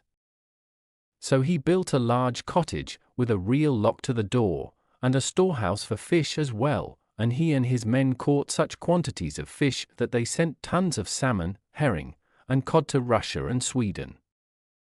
"I am quite overworked with so many folk," said May. "A girl to help me would not come amiss." Get one, then, said her husband, and so they hired a girl. Then May said, we have too little milk for all these folk. Now that I have a servant, with the same amount of trouble she could look after 3 cows. All right, then, said her husband, somewhat provoked, you can sing a song to the fairies. This annoyed May, but nevertheless she rode out to sea on Sunday night and sang as before. Oh, Otti, with the long, long beard, who dwellest in the deep blue sea, 1,000 cows are in thy herd. I pray thee give 3 unto me. The following morning, instead of 1, 3 cows stood on the island, and they all ate seaweed and fended for themselves like the first one. Art thou satisfied now? Said Matt to his wife. I should be quite satisfied, said his wife, if only I had 2 servants to help, and if I had some finer clothes. Don't you know that I am addressed as madam? Well, well, said her husband. So May got several servants, and clothes fit for a great lady. Everything would now be perfect if only we had a little better dwelling for summer. You might build us a 2-story house, and fetch soil to make a garden. Then you might make a little arbor up there to let us have a sea view, and we might have a fiddler to fiddle to us of an evening, and a little steamer to take us to church in stormy weather. Anything more? Asked Matt, but he did everything that his wife wished. The Rockatola became so grand and May so great that all the sea urchins and herring were lost in wonderment. Even Prince was fed on beefsteaks and cream scones till at last he was as round as a butter jar. Are you satisfied now? Asked Matt. I should be quite satisfied, said May, if only I had 30 cows. At least that number is required for such a household. Go to the fairies, said Matt. His wife set out in the new steamer and sang to the Sea King. Next morning 30 cows stood on the shore, all finding food for themselves. Knowest thou, good man, that we are far too cramped on this wretched rock, and where am I to find room for so many cows? There is nothing to be done but to pump out the sea. Rubbish, said his wife. Who can pump out the sea? Try with thy new steamer, there is a pump in it. May knew well that her husband was only making fun of her, but still her mind was set upon the same subject. I never could pump the sea out, thought she, but perhaps I might fill it up, if I were to make a big dam. I might heap up sand and stones, and make our island as big again. May loaded her boat with stones and went out to sea. The fiddler was with her, and fiddled so finely that Otti and Wellamos and all the sea's daughters rose to the surface of the water to listen to the music. What is that shining so brightly in the waves? Asked May. That is sea foam glinting in the sunshine, answered the fiddler. Throw out the stones, said May. The people in the boat began to throw out the stones, splash, splash, right and left, into the foam. One stone hit the nose of Wellamos's chief lady-in-waiting, another scratched the sea queen herself on the cheek, a third plumped close to Otti's head and tore off half of the sea king's beard. Then there was a commotion in the sea, the waves bubbled and bubbled like boiling water in a pot. Whence comes this gust of wind? Said May, and as she spoke the sea opened and swallowed up the steamer. May sank to the bottom like a stone, but, stretching out her arms and legs, she rose to the surface, where she found the fiddler's fiddle, and used it as a float. At the same moment she saw close beside her the terrible head of Otti, and he had only half a beard. Why did you throw stones at me? Roared the Sea King. Oh, your Majesty, it was a mistake. Put some bear's grease on your beard, and that will soon make it grow again. Dame, did I not give you all you asked for, nay, even more? Truly, truly, your Majesty. Many thanks for the cows. Well, where is the gold from the sun and the silver from the moon that you promised me? Ah, your Majesty, they have been scattered day and night upon the sea, except when the sky was overcast, slyly answered May.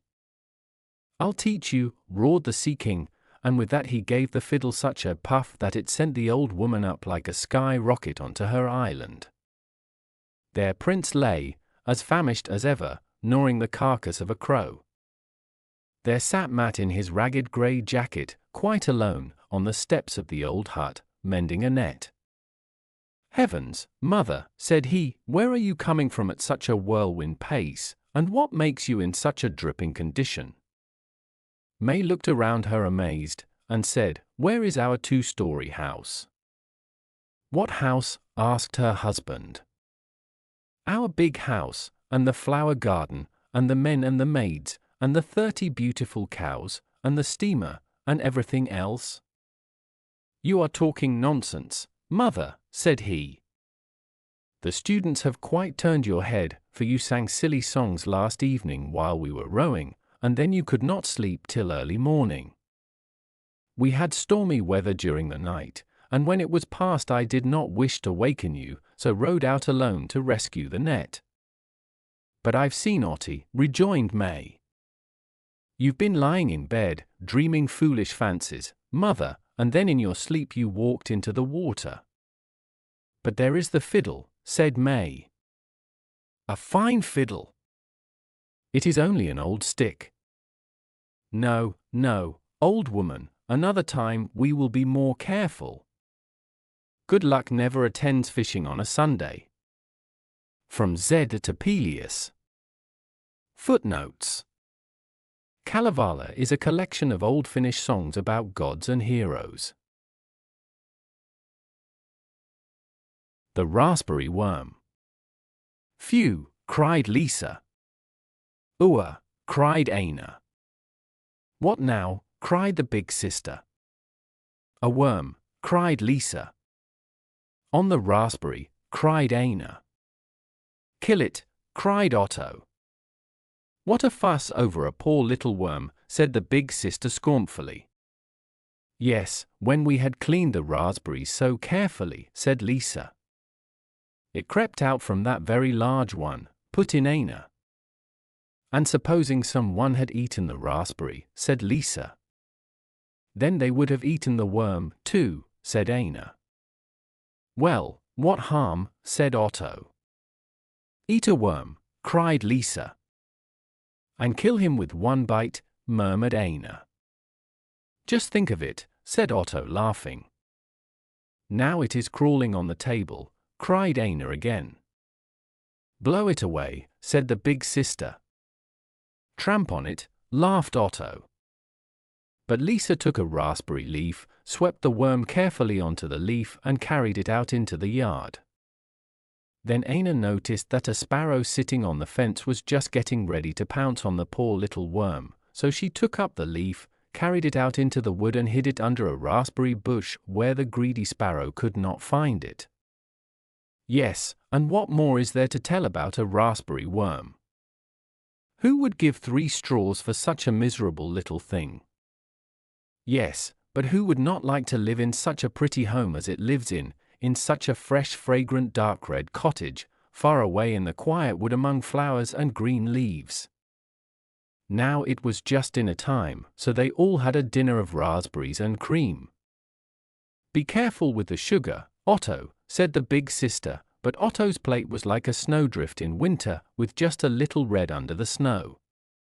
Soon after dinner the big sister said, now we have eaten up the raspberries, and we have none left to make preserve for the winter. It would be fine if we could get 2 baskets full of berries, then we could clean them this evening, and tomorrow we could cook them in the big preserving pan, and then we should have raspberry jam to eat on our bread. Come, let us go to the wood and pick, said Lisa. Yes, let us, said Aina. You take the yellow basket and I will take the green one. Don't get lost, and come back safely in the evening, said the big sister. Greetings to the raspberry worm, said Otto, mockingly. Next time I meet him I shall do him the honor of eating him up. So Aina and Lisa went off to the wood. Ah! How delightful it was there, how beautiful! It was certainly tiresome sometimes climbing over the fallen trees, and getting caught in the branches, and waging war with the juniper bushes and the midges, but what did that matter? The girls climbed well in their short dresses, and soon they were deep in the wood. There were plenty of bilberries and elderberries, but no raspberries. They wandered on, and at last they came. No, it could not be true. They came to a large raspberry wood. The wood had been on fire once, and now raspberry bushes had grown up, and there were raspberry bushes and raspberry bushes as far as the eye could see. Every bush was weighed to the ground with the largest, dark red, ripe raspberries, such a wealth of berries as two little berry pickers had never found before. Lasse picked, Einar picked. Lasse ate, Einar ate, and in a little while their baskets were full. "Now, we shall go home," said Einar. "No, let us gather a few more," said Lasse. So they put the baskets down on the ground and began to fill their pinafores, and it was not long before their pinafores were full, too. "Now we shall go home," said Lasse. "Yes, now we shall go home," said Einar. Both girls took a basket in one hand and held up her apron in the other and then turned to go home. But that was easier said than done. They had never been so far in the great wood before, they could not find any road nor path, and soon the girls noticed that they had lost their way. The worst of it was that the shadows of the trees were becoming so long in the evening sunlight, the birds were beginning to fly home, and the day was closing in. At last the sun went down behind the pine tops, and it was cool and dusky in the great wood. The girls became anxious, but went steadily on, expecting that the wood would soon end, and that they would see the smoke from the chimneys of their home. After they had wandered on for a long time, it began to grow dark. At last they reached a great plain overgrown with bushes, and when they looked around them, they saw, as much as they could in the darkness, that they were among the same beautiful raspberry bushes from which they had picked their baskets and their aprons full. Then they were so tired that they sat down on a stone and began to cry. "I am so hungry," said Lasse. "Yes," said Einar, "if we had only 2 good meat sandwiches now." As she said that, she felt something in her hand, and when she looked down, she saw a large sandwich of bread and chicken, and at the same time Lasse said, "How very queer. I have a sandwich in my hand." "And I, too," said Einar. "Will you dare to eat it?" "Of course I will," said Lasse. "Ah, if we only had a good glass of milk now." Just as she said that, she felt a large glass of milk between her fingers, and at the same time Einar cried out, "Lasse! Lasse! I have a glass of milk in my hand. Isn't it queer?" The girls, however, were very hungry, so they ate and drank with a good appetite. When they had finished, Einar yawned, stretched out her arms and said, "Oh, if only we had a nice soft bed to sleep on now." Scarcely had she spoken before she felt a nice soft bed by her side, and there beside Lasse was one too.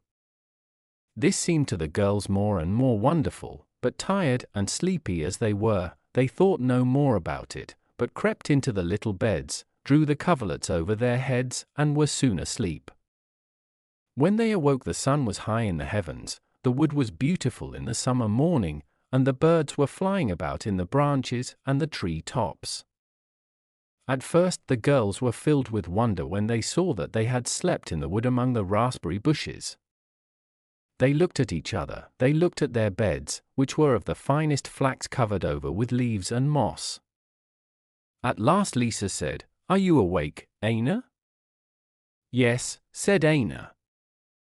"But I am still dreaming," said Lasse. "No," said Einar, "but there is certainly some good fairy living among these raspberry bushes. Ah, if we had only a hot cup of coffee now, and a nice piece of white bread to dip into it." Scarcely had she finished speaking when she saw beside her a little silver tray with a gilt coffee-pot, 2 cups of rare porcelain, a sugar basin of fine crystal, silver sugar tongs, and some good fresh white bread. The girls poured out the beautiful coffee, put in the cream and sugar, and tasted it. Never in their lives had they drunk such beautiful coffee.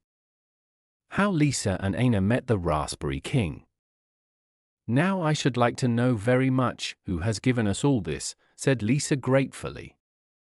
I have, my little girls, said a voice just then from the bushes.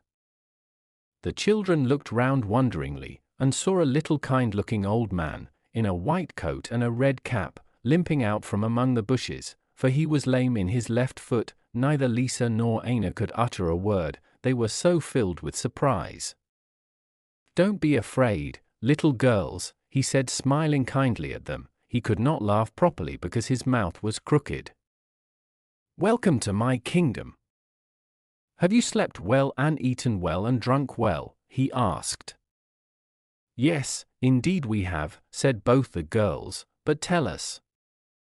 And they wanted to ask who the old man was, but were afraid to. I will tell you who I am, said the old man. I am the Raspberry King, who reigns over all this kingdom of raspberry bushes, and I have lived here for more than 1,000 years.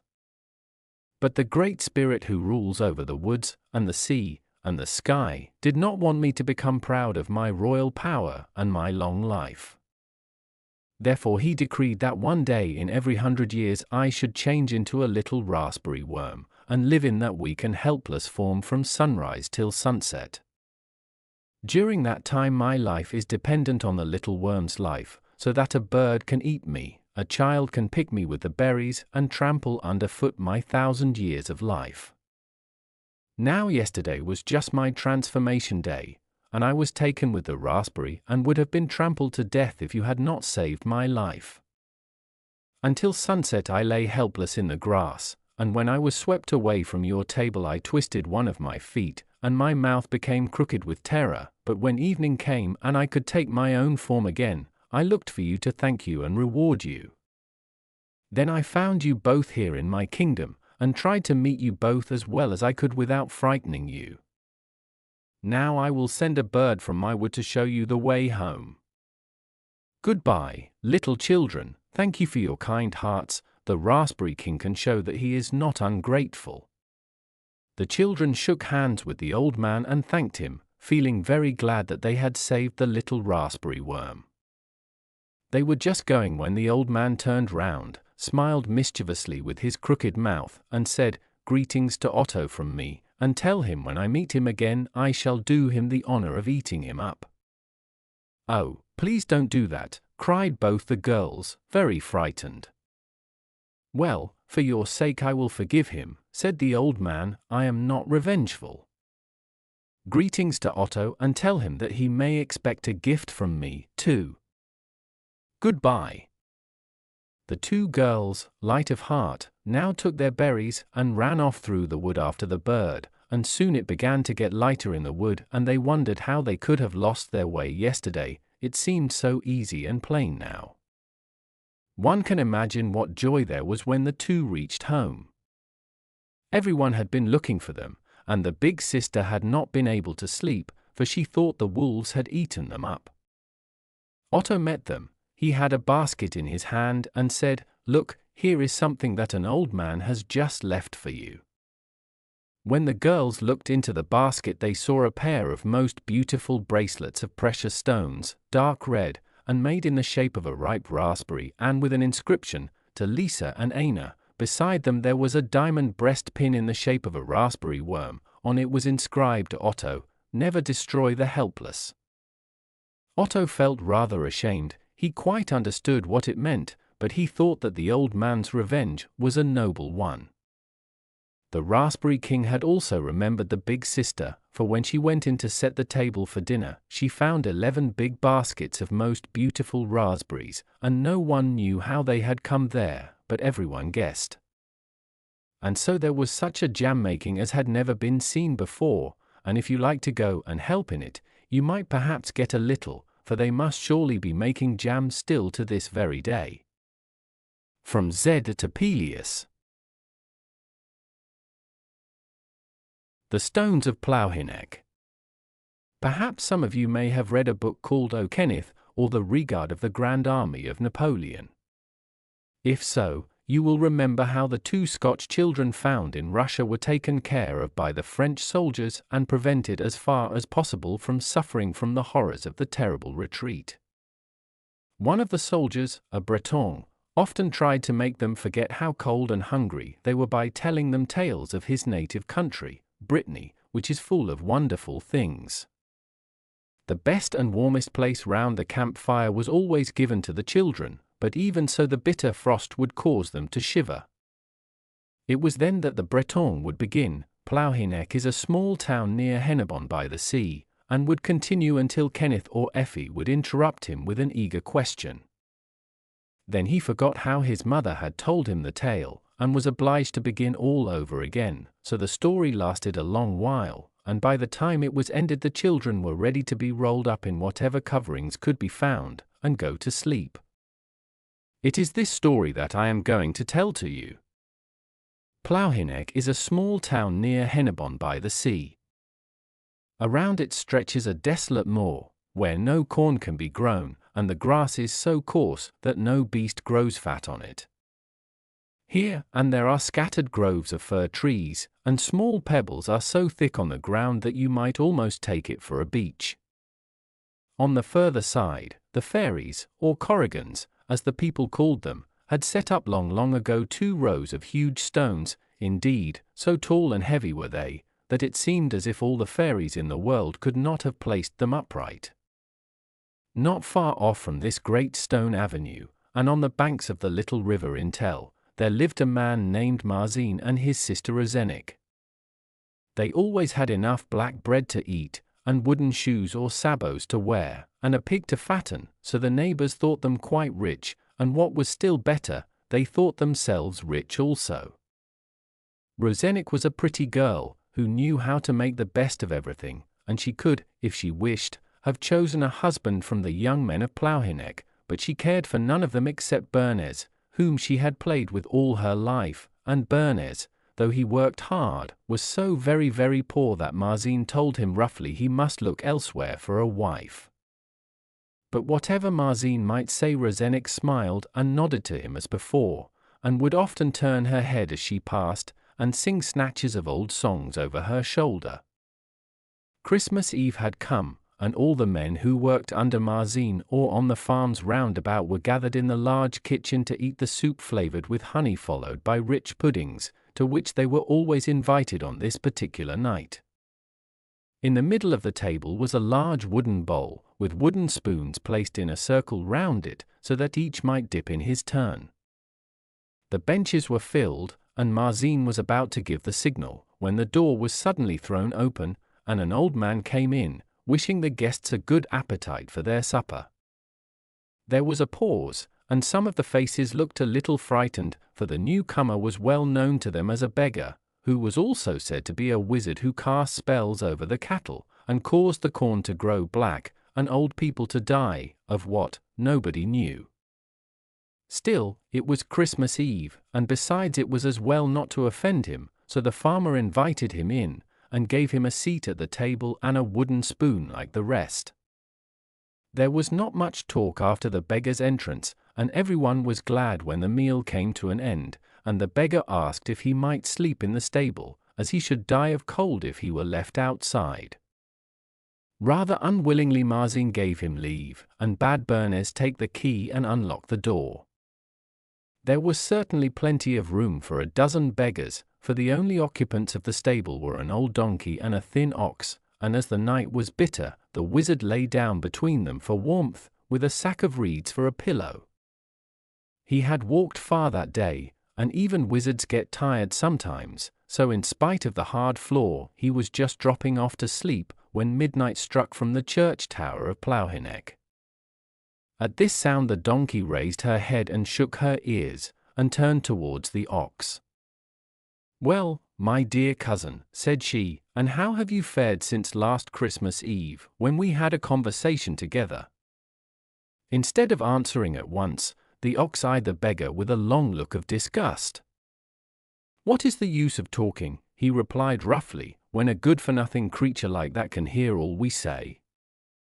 "Oh, you mustn't lose time in grumbling," rejoined the donkey gaily, "and don't you see that the wizard is asleep?" "His wicked pranks do not make him rich, certainly," said the ox, "and he isn't even clever enough to have found out what a piece of luck might befall him a week hence." "What piece of luck?" asked the donkey. "Why, don't you know," inquired the ox, "that once every 100 years the stones on Plouhinec Heath go down to drink at the river, and that while they are away the treasures underneath them are uncovered?" "Ah, I remember now," replied the donkey, "but the stones return so quickly to their places, that you certainly would be crushed to death unless you have in your hands a bunch of crowsfoot and of 5-leaved trefoil." "Yes, but that is not enough," said the ox. "Even supposing you get safely by, the treasures you have brought with you will crumble into dust if you do not give in exchange a baptized soul. It is needful that a Christian should die before you can enjoy the wealth of Plouhinec." The donkey was about to ask some further questions, when she suddenly found herself unable to speak. The time allowed them for conversation was over. "Ah, my dear creatures," thought the beggar, who had of course heard everything, "you are going to make me richer than the richest men of Vannes or Lorient. But I have no time to lose. Tomorrow I must begin to hunt for the precious plants." He did not dare to seek too near Plouhinec, lest somebody who knew the story might guess what he was doing, so he went away further towards the south, where the air was softer and the plants are always green.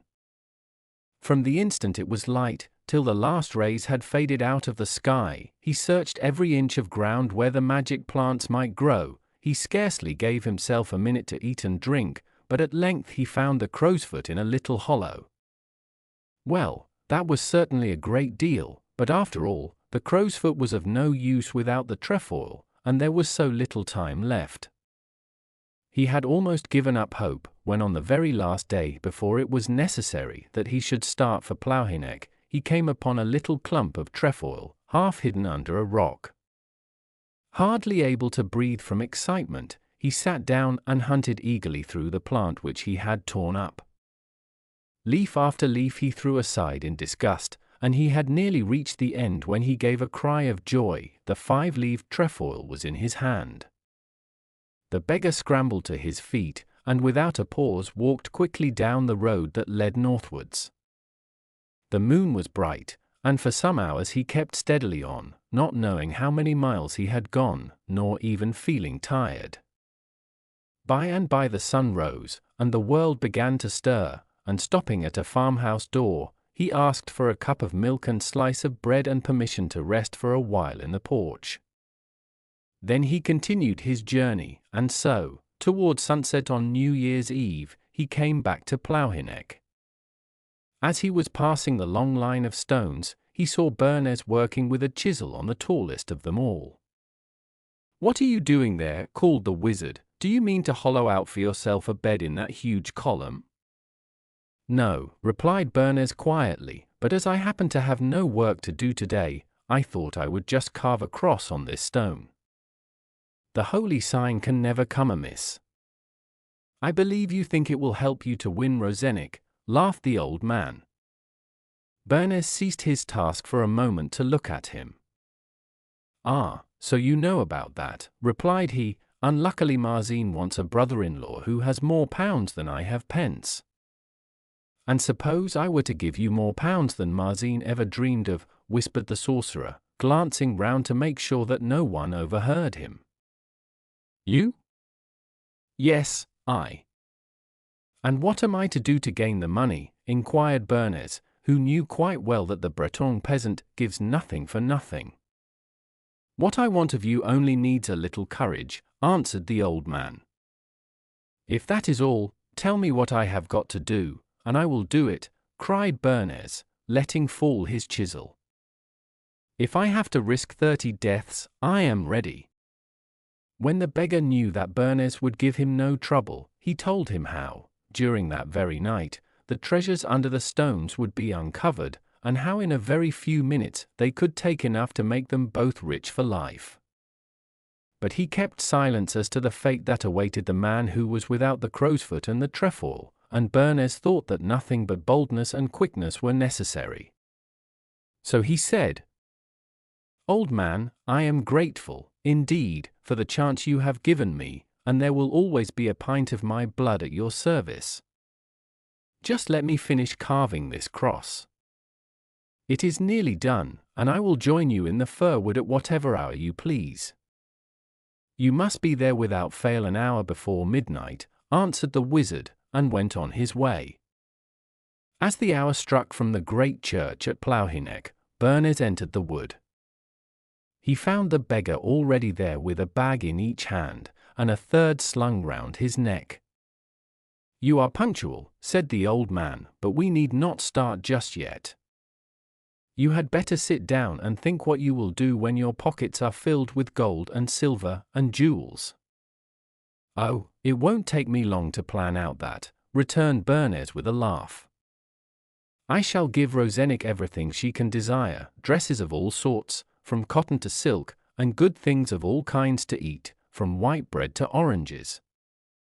The silver you find will pay for all that, and what about the gold?" "With the gold I shall make rich Rosenic's relations and every friend of hers in the parish," replied he. "So much for the gold, and the jewels?" "Then," cried Bernez, "I will divide the jewels amongst everybody in the world, so that they may be wealthy and happy, and I will tell them that it is Rosenic who would have it so." "Hush! It is close on midnight, we must go," whispered the wizard, and together they crept to the edge of the wood. With the first stroke of 12 a great noise arose over the silent heath, and the earth seemed to rock under the feet of the two watchers. The next moment, by the light of the moon, they beheld the huge stones near them leave their places and go down the slope leading to the river, knocking against each other in their haste. Passing the spot where stood Bernez and the beggar, they were lost in the darkness. It seemed as if a procession of giants had gone by. "Quick," said the wizard, in a low voice, and he rushed towards the empty holes, which even in the night shone brightly from the treasures within them.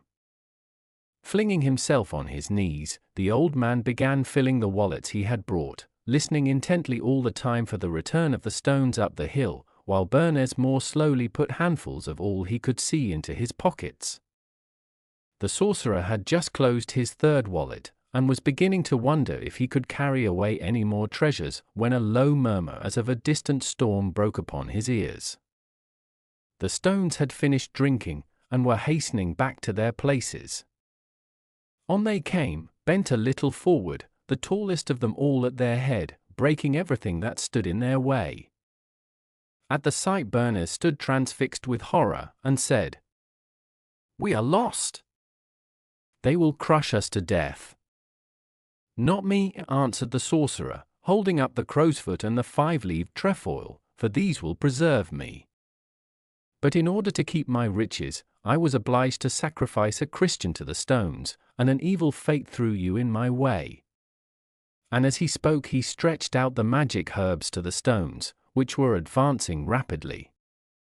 As if acknowledging a power greater than theirs, the monstrous things instantly parted to the right and left of the wizard, but closed their ranks again as they approached Bernez. The young man did not try to escape, he knew it was useless, and sank on his knees and closed his eyes. But suddenly the tall stone that was leading stopped straight in front of Bernez, so that no other could get past. It was the stone on which Bernez had carved the cross, and it was now a baptized stone, and had power to save him. So the stone remained before the young man till the rest had taken their places, and then, darting like a bird to its own hole, came upon the beggar, who, thinking himself quite safe, was staggering along under the weight of his treasures. Seeing the stone approaching, he held out the magic herbs which he carried, but the baptized stone was no longer subject to the spells that bound the rest, and passed straight on its way, leaving the wizard crushed into powder in the heather.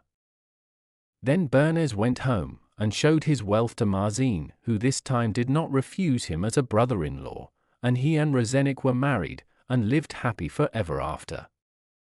From Le Foyer Breton, par Émile Souvestre. The Castle of Kerglas. Pronnic was a poor idiot who belonged to nobody, and he would have died of starvation if it had not been for the kindness of the village people, who gave him food whenever he chose to ask for it. And as for a bed, when night came, and he grew sleepy, he looked about for a heap of straw, and making a hole in it, crept in, like a lizard. Idiot though he was never unhappy, but always thanked gratefully those who fed him, and sometimes would stop for a little and sing to them. For he could imitate a lark so well, that no one knew which was Pronnic and which was the bird. He had been wandering in a forest one day for several hours, and when evening approached, he suddenly felt very hungry. Luckily, just at that place the trees grew thinner, and he could see a small farmhouse a little way off. Pronnic went straight towards it, and found the farmer's wife standing at the door holding in her hands the large bowl out of which her children had eaten their supper. "I am hungry, will you give me something to eat?" asked the boy. "If you can find anything here, you are welcome to it," answered she, and, indeed, there was not much left, as everybody's spoon had dipped in. But Pronnic ate what was there with a hearty appetite, and thought that he had never tasted better food. It is made of the finest flour, and mixed with the richest milk, and stirred by the best cook in all the countryside, and though he said it to himself, the woman heard him. "Poor innocent," she murmured, "he does not know what he is saying, but I will cut him a slice of that new wheaten loaf," and so she did, and Pronnic ate up every crumb, and declared that nobody less than the bishop's baker could have baked it. This flattered the farmer's wife so much that she gave him some butter to spread on it, and Pronnic was still eating it on the doorstep when an armed knight rode up. "Can you tell me the way to the Castle of Kerglas?" asked he. "To Kerglas? Are you really going to Kerglas?" cried the woman, turning pale.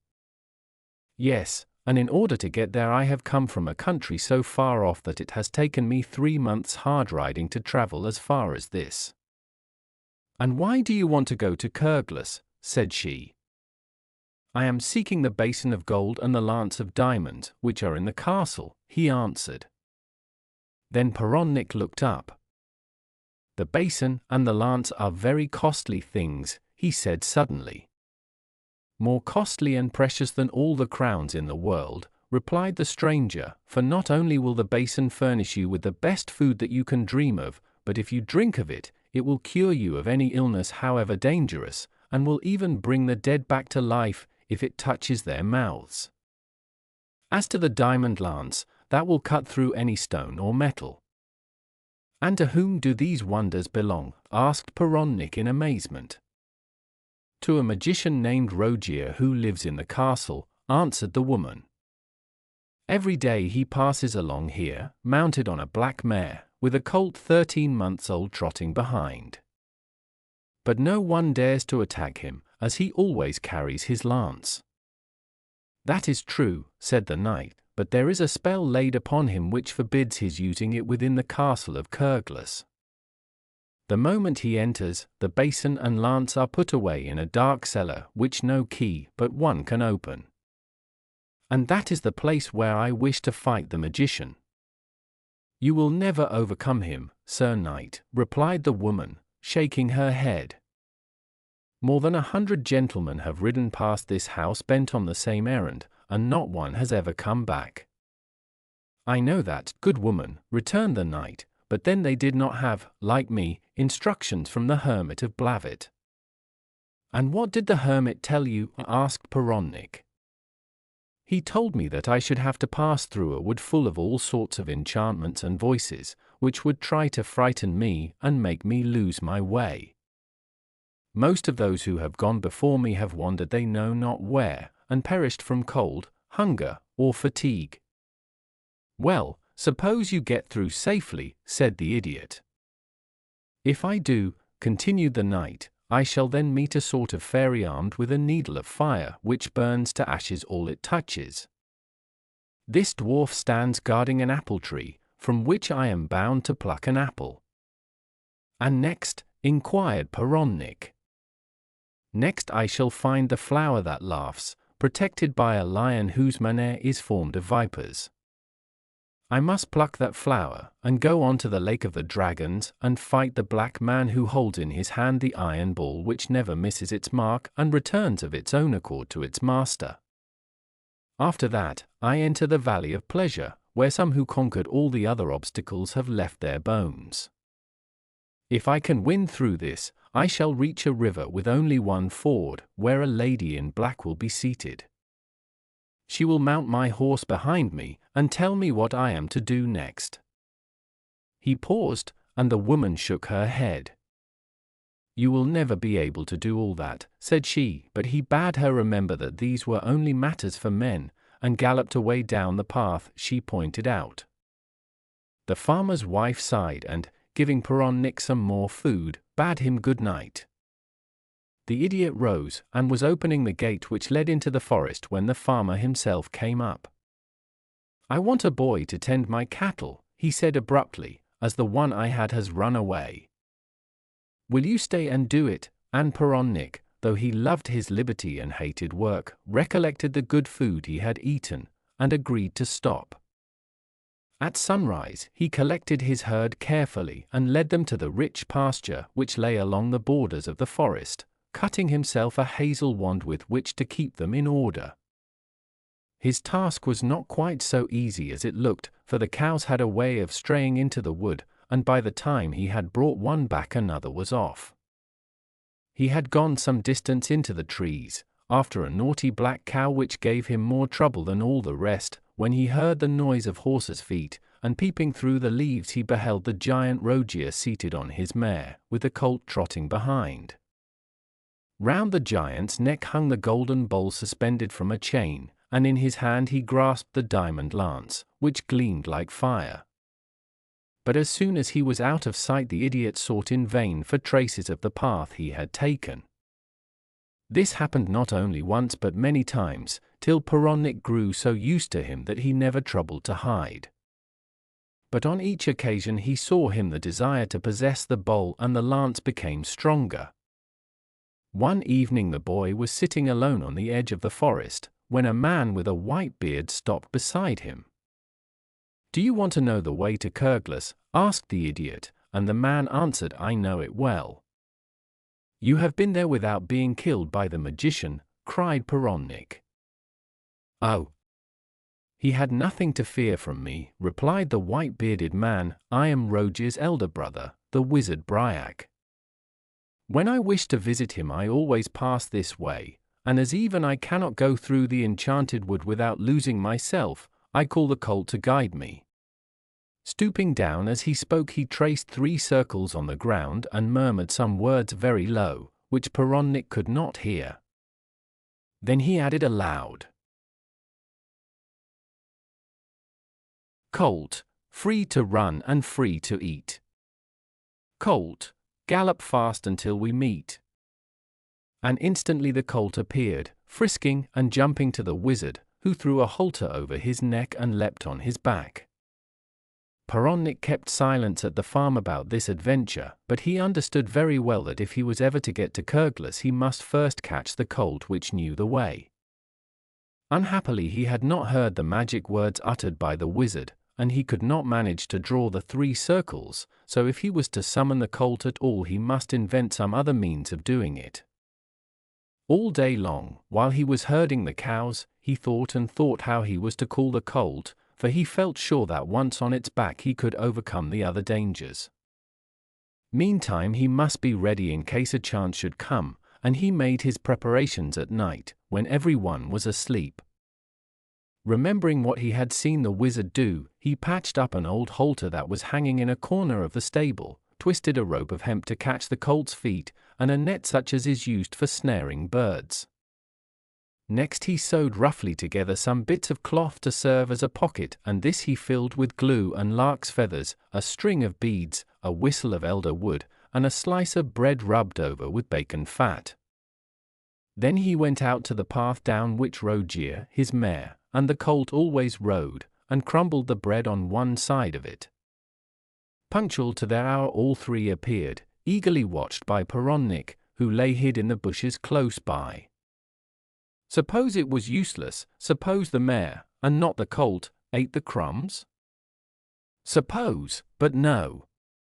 The mare and her rider went safely by, vanishing round a corner, while the colt, trotting along with its head on the ground, smelt the bread, and began greedily to lick up the pieces. Oh, how good it was!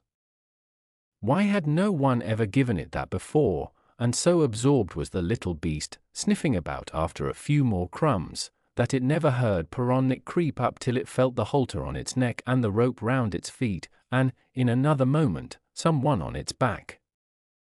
Going as fast as the hobbles would allow, the colt turned into one of the wildest parts of the forest, while its rider sat trembling at the strange sights he saw. Sometimes the earth seemed to open in front of them and he was looking into a bottomless pit, sometimes the trees burst into flames and he found himself in the midst of a fire, often in the act of crossing a stream the water rose and threatened to sweep him away, and again, at the foot of a mountain, great rocks would roll towards him, as if they would crush him and his colt beneath their weight. At last the forest was left behind, and they came out on a wide plain where the air blew fresh and strong. The idiot ventured to peep out, and found to his relief that the enchantment seemed to have ended, though a thrill of horror shot through him as he noticed the skeletons of men scattered over the plain, beside the skeletons of their horses.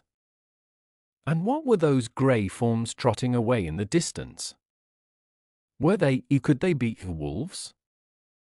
But vast though the plain seemed, it did not take long to cross, and very soon the colt entered a sort of shady park in which was standing a single apple tree, its branches bowed down to the ground with the weight of its fruit. In front was the Corrigan, the little fairy man, holding in his hand the fiery sword, which reduced to ashes everything it touched. At the sight of Plouhinec he uttered a piercing scream, and raised his sword, but without appearing surprised the youth only lifted his cap, though he took care to remain at a little distance. "Do not be alarmed, my prince," said Plouhinec, "I am just on my way to Kerglas, as the noble Rogier has begged me to come to him on business." "Begged you to come," repeated the dwarf, "and who, then, are you?" "I am the new servant he has engaged, as you know very well," answered Plouhinec. "I do not know at all," rejoined the Corrigan sulkily, "and you may be a robber for all I can tell." "I am so sorry," replied Plouhinec, "but I may be wrong in calling myself a servant, for I am only a bird-catcher. But do not delay me, I pray, for His Highness the Magician expects me, and, as you see, has lent me his colt so that I may reach the castle all the quicker." At these words the Corrigan cast his eyes for the first time on the colt, which he knew to be the one belonging to the magician, and began to think that the young man was speaking the truth.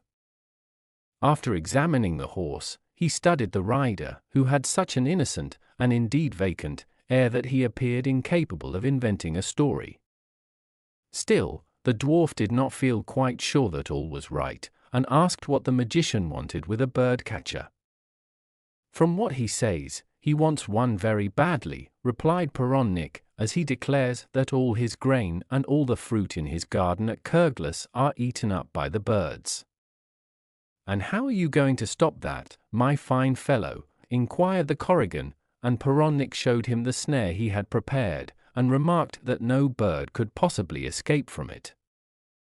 "That is just what I should like to be sure of," answered the Corrigan.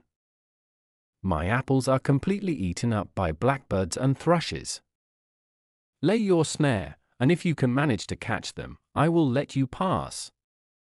"That is a fair bargain," and as he spoke Plouhinec jumped down and fastened his colt to a tree, then, stooping, he fixed one end of the net to the trunk of the apple tree, and called to the Corrigan to hold the other while he took out the pegs. The dwarf did as he was bid, when suddenly Plouhinec threw the noose over his neck and drew it close, and the Corrigan was held as fast as any of the birds he wished to snare. Shrieking with rage, he tried to undo the cord, but he only pulled the knot tighter. He had put down the sword on the grass, and Plouhinec had been careful to fix the net on the other side of the tree, so that it was now easy for him to pluck an apple and to mount his horse, without being hindered by the dwarf, whom he left to his fate. When they had left the plain behind them, Plouhinec and his steed found themselves in a narrow valley in which was a grove of trees, full of all sorts of sweet-smelling things, roses of every color, yellow broom, pink honeysuckle, while above them all towered a wonderful scarlet pansy whose face bore a strange expression. This was the flower that laughs, and no one who looked at it could help laughing too.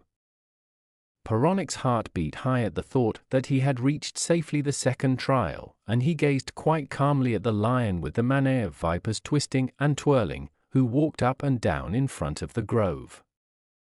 The young man pulled up and removed his cap, for, idiot though he was, he knew that when you have to do with people greater than yourself, a cap is more useful in the hand than on the head.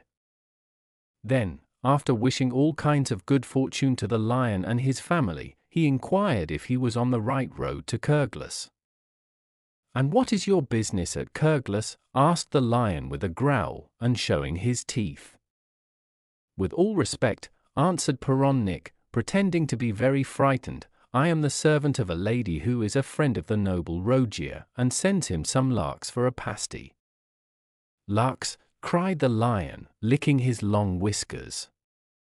"Why, it must be a century since I have had any. Have you a large quantity with you?"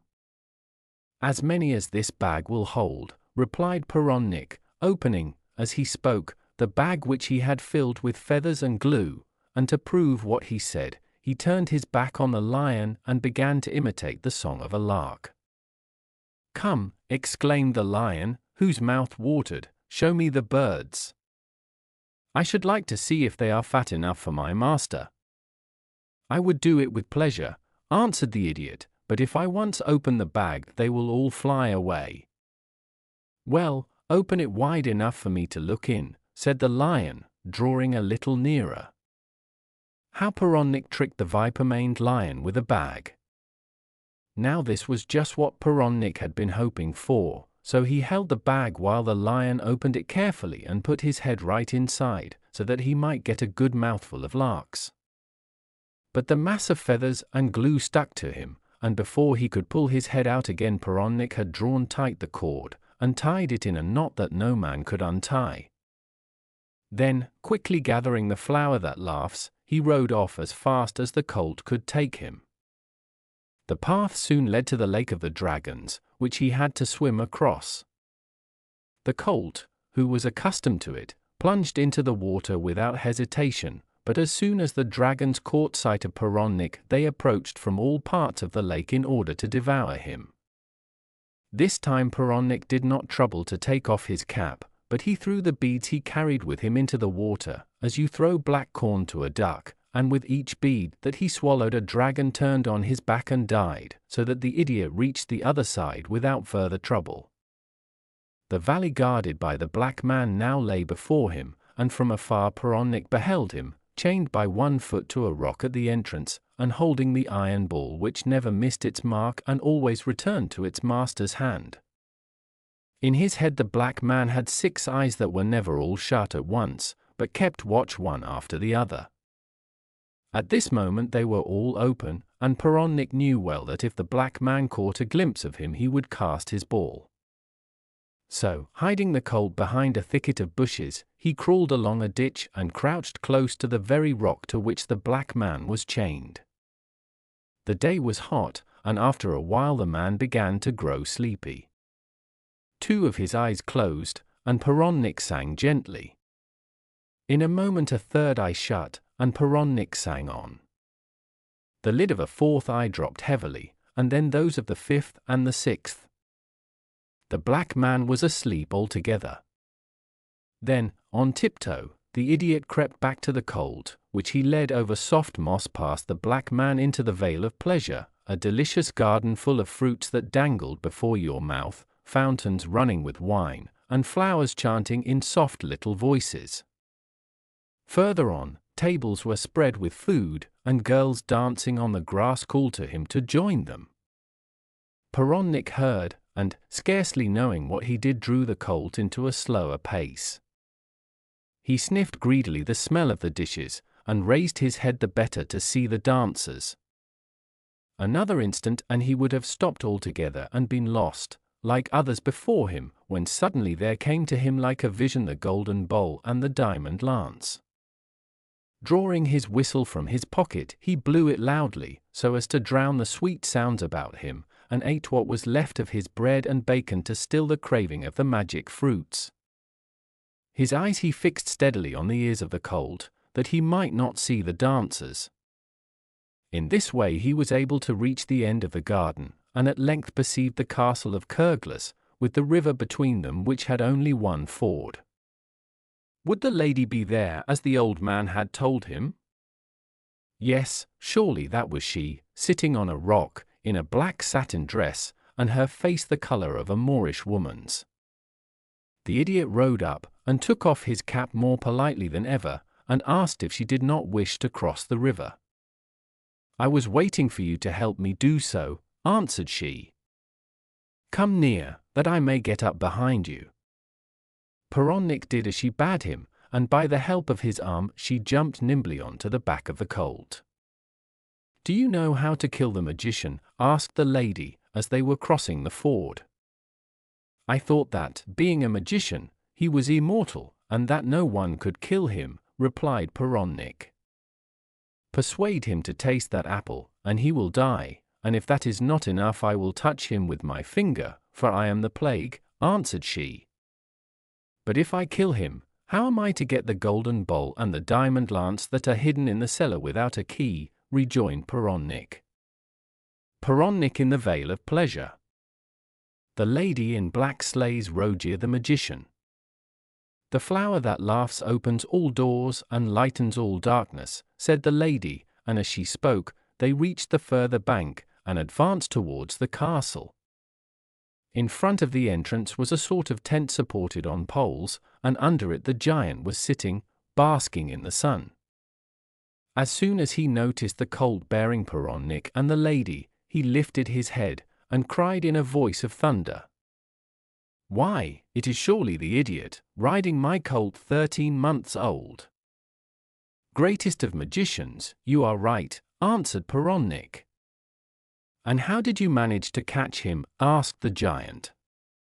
"By repeating what I learnt from your brother Groac'h on the edge of the forest," replied the idiot. "I just said, 'Colt, free to run and free to eat. Colt, gallop fast until we meet.' And it came directly." "You know my brother, then?" inquired the giant. "Tell me why he sent you here." "To bring you 2 gifts which he has just received from the country of the Moors," answered Plouhinec, "the apple of delight and the woman of submission. If you eat the apple you will not desire anything else, and if you take the woman as your servant you will never wish for another." "Well, give me the apple, and bid the woman get down," answered Rogier. The idiot obeyed, but at the first taste of the apple the giant staggered, and as the long yellow finger of the woman touched him he fell dead. Leaving the magician where he lay, Plouhinec entered the palace, bearing with him the flower that laughs. 50 doors flew open before him, and at length he reached a long flight of steps, which seemed to lead into the bowels of the earth. Down these he went till he came to a silver door without a bar or key. Then he held up high the flower that laughs, and the door slowly swung back, displaying a deep cavern, which was as bright as day from the shining of the golden bowl and the diamond lance. The idiot hastily ran forward and hung the bowl round his neck from the chain which was attached to it, and took the lance in his hand. As he did so, the ground shook beneath him, and with an awful rumbling the palace disappeared, and Plouhinec found himself standing close to the forest where he led the cattle to graze. Though darkness was coming on, Plouhinec never thought of entering the farm, but followed the road which led to the court of the Duke of Brittany. As he passed through the town of Vannes he stopped at a tailor's shop, and bought a beautiful costume of brown velvet and a white horse, which he paid for with a handful of gold that he had picked up in the corridor of the Castle of Kerglas. Thus he made his way to the city of Nantes, which at that moment was besieged by the French. A little way off, Plouhinec stopped and looked about him. For miles round the country was bare, for the enemy had cut down every tree and burnt every blade of corn, and, idiot though he might be, Plouhinec was able to grasp that inside the gates men were dying of famine. He was still gazing with horror when a trumpeter appeared on the walls, and, after blowing a loud blast, announced that the Duke would adopt as his heir the man who could drive the French out of the country. On the four sides of the city the trumpeter blew his blast, and the last time Plouhinec, who had ridden up as close as he might, answered him. "You need blow no more," said he, "for I myself will free the town from her enemies." And turning to a soldier who came running up, waving his sword, he touched him with the magic lance, and he fell dead on the spot. The men who were following stood still, amazed. Their comrade's armor had not been pierced, of that they were sure, yet he was dead, as if he had been struck to the heart. But before they had time to recover from their astonishment, Plouhinec cried out, "You see how my foes will fare, now behold what I can do for my friends," and, stooping down, he laid the golden bowl against the mouth of the soldier, who sat up as well as ever. Then, jumping his horse across the trench, he entered the gate of the city, which had opened wide enough to receive him. The news of these marvels quickly spread through the town, and put fresh spirit into the garrison, so that they declared themselves able to fight under the command of the young stranger.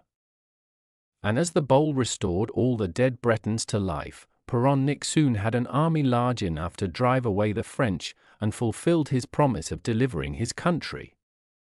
As to the bowl and the lance, no one knows what became of them, but some say that Groac'h the sorcerer managed to steal them again, and that anyone who wishes to possess them must seek them as Plouhinec did. From Le Foyer Breton, par Émile Sylvester. The Battle of the Birds. There was to be a great battle between all the creatures of the earth and the birds of the air. News of it went abroad, and the son of the king of Tethertown said that when the battle was fought he would be there to see it, and would bring back word who was to be king. But in spite of that, he was almost too late, and every fight had been fought save the last, which was between a snake and a great black raven. Both struck hard, but in the end the snake proved the stronger, and would have twisted himself round the neck of the raven till he died had not the king's son drawn his sword, and cut off the head of the snake at a single blow. And when the raven beheld that his enemy was dead, he was grateful, and said, "For thy kindness to me this day, I will show thee a sight. So come up now on the root of my two wings." The king's son did as he was bid, and before the raven stopped flying, they had passed over 7 bens, and 7 glens, and 7 mountain moors. "Do you see that house yonder?" said the raven at last. "Go straight to it, for a sister of mine dwells there, and she will make you right welcome. And if she asks, wert thou at the battle of the birds? Answer that thou wert, and if she asks, didst thou see my likeness? Answer that thou sawest it, but be sure thou meetest me in the morning at this place." The king's son followed what the raven told him, and that night he had meat of each meat, and drink of each drink, warm water for his feet, and a soft bed to lie in. Thus it happened the next day, and the next, but on the 4th morning, instead of meeting the raven, in his place the king's son found waiting for him the handsomest youth that ever was seen, with a bundle in his hand. How the king's son saved the raven from the snake. "Is there a raven hereabouts?" asked the king's son, and the youth answered, "I am that raven, and I was delivered by thee from the spells that bound me, and in reward thou wilt get this bundle. Go back by the road thou camest, and lie as before, a night in each house, but be careful not to unloose the bundle till thou art in the place wherein thou wouldst most wish to dwell." Then the king's son set out, and thus it happened as it had happened before, till he entered a thick wood near his father's house. He had walked a long way, and suddenly the bundle seemed to grow heavier. First, he put it down under a tree, and next he thought he would look at it. The string was easy to untie, and the king's son soon unfastened the bundle. What was it he saw there? Why, a great castle with an orchard all about it, and in the orchard fruit and flowers and birds of every kind. It was all ready for him to dwell in, but instead of being in the midst of the forest, he did wish he had left the bundle unloosed till he had reached the green valley close to his father's palace. Well, it was no use wishing, and with a sigh he glanced up, and beheld a huge giant coming towards him. "Bad is the place where thou hast built thy house, king's son," said the giant. "True, it is not here that I wish it to be," answered the king's son. "What reward wilt thou give me if I put it back in the bundle?" asked the giant. "What reward dost thou ask?" answered the king's son. "The first boy thou hast when he is 7 years old," said the giant.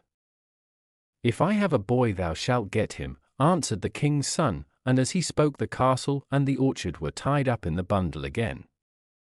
"Now take thy road, and I will take mine," said the giant.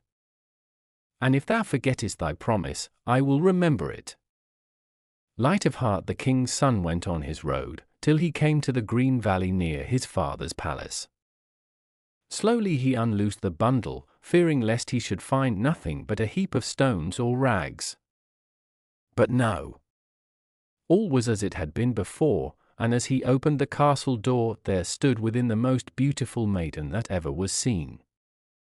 "Enter, king's son," said she, "all is ready, and we will be married at once," and so they were.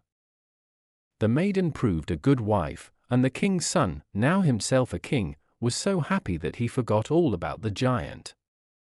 7 years and a day had gone by, when one morning, while standing on the ramparts, he beheld the giant striding towards the castle. Then he remembered his promise, and remembered, too, that he had told the queen nothing about it. Now he must tell her, and perhaps she might help him in his trouble. The queen listened in silence to his tale, and after he had finished, she only said, "Leave thou the matter between me and the giant," and as she spoke, the giant entered the hall and stood before them. "Bring out your son," cried he to the king, "as you promised me 7 years and a day since." The king glanced at his wife, who nodded, so he answered, "Let his mother first put him in order," and the queen left the hall, and took the cook's son and dressed him in the prince's clothes, and led him up to the giant, who held his hand, and together they went out along the road. They had not walked far when the giant stopped and stretched out a stick to the boy. "If your father had that stick, what would he do with it?" asked he. "If my father had that stick, he would beat the dogs and cats that steal the king's meat," replied the boy. "Thou art the cook's son," cried the giant. "Go home to thy mother," and turning his back he strode straight to the castle. "If you seek to trick me this time, the highest stone will soon be the lowest," said he, and the king and queen trembled, but they could not bear to give up their boy. "The butler's son is the same age as ours," whispered the queen, "he will not know the difference," and she took the child and dressed him in the prince's clothes, and the giant led him away along the road. Before they had gone far he stopped, and held out a stick. "If thy father had that rod, what would he do with it?" asked the giant. "He would beat the dogs and cats that break the king's glasses," answered the boy. "Thou art the son of the butler," cried the giant. "Go home to thy mother," and turning round he strode back angrily to the castle. "Bring out thy son at once," roared he, "or the stone that is highest will be lowest," and this time the real prince was brought. But though his parents wept bitterly and fancied the child was suffering all kinds of dreadful things, the giant treated him like his own son, though he never allowed him to see his daughters. The boy grew to be a big boy, and one day the giant told him that he would have to amuse himself alone for many hours, as he had a journey to make. So the boy wandered by the river, and down to the sea, and at last he wandered to the top of the castle, where he had never been before. There he paused, for the sound of music broke upon his ears, and opening a door near him, he beheld a girl sitting by the window, holding a harp. "Haste and begone, I see the giant close at hand," she whispered hurriedly, "but when he is asleep, return hither, for I would speak with thee." And the prince did as he was bid, and when midnight struck he crept back to the top of the castle. "Tomorrow," said the girl, who was the giant's daughter, "tomorrow thou wilt get the choice of my 2 sisters to marry, but thou must answer that thou wilt not take either, but only me. This will anger him greatly, for he wishes to betroth me to the son of the king of the Green City, whom I like not at all." Then they parted, and on the morrow, as the girl had said, the giant called his 3 daughters to him, and likewise the young prince, to whom he spoke. "Now, O son of the king of Tether Town, the time has come for us to part. Choose one of my 2 elder daughters to wife, and thou shalt take her to your father's house the day after the wedding." "Give me the youngest instead," replied the youth, and the giant's face darkened as he heard him. "3 things must thou do first," said he. "Say on, I will do them," replied the prince, and the giant left the house, and bade him follow to the byre, where the cows were kept. "For 100 years no man has swept this byre," said the giant, "but if by nightfall, when I reach home, thou hast not cleaned it so that a golden apple can roll through it from end to end, thy blood shall pay for it." All day long the youth toiled, but he might as well have tried to empty the ocean. At length, when he was so tired he could hardly move, the giant's youngest daughter stood in the doorway. "Lay down thy weariness," said she, and the king's son, thinking he could only die once, sank on the floor at her bidding, and fell sound asleep. When he woke the girl had disappeared, and the byre was so clean that a golden apple could roll from end to end of it. He jumped up in surprise, and at that moment in came the giant. "Hast thou cleaned the byre, king's son?" asked he. "I have cleaned it," answered he. "Well, since thou wert so active today, tomorrow thou wilt thatch this byre with a feather from every different bird, or else thy blood shall pay for it," and he went out. Before the sun was up, the youth took his bow and his quiver and set off to kill the birds.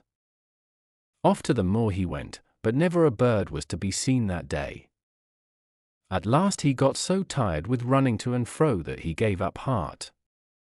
"There is but one death I can die," thought he. Then at midday came the giant's daughter.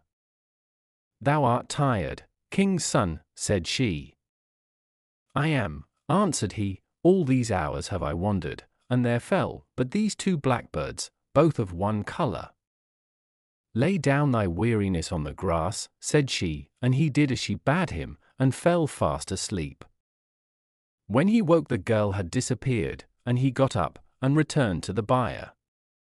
As he drew near, he rubbed his eyes hard, thinking he was dreaming, for there it was, beautifully thatched, just as the giant had wished. At the door of the house he met the giant. "Hast thou thatched the byre, king's son?" "I have thatched it." "How the king's son fetched the magpie's eggs?" "Well, since thou hast been so active today, I have something else for thee. Beside the loch thou sayest over yonder there grows a fir tree. On the top of the fir tree is a magpie's nest, and in the nest are 5 eggs. Thou wilt bring me those eggs for breakfast, and if one is cracked or broken, thy blood shall pay for it."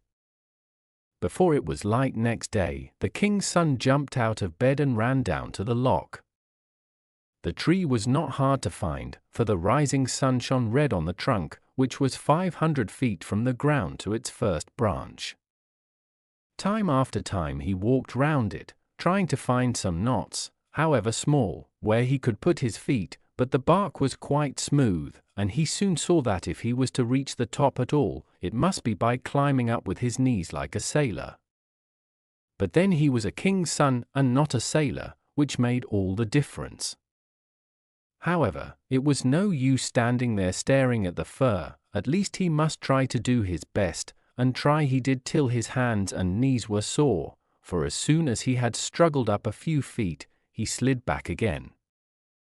Once he climbed a little higher than before, and hope rose in his heart, then down he came with such force that his hands and knees smarted worse than ever.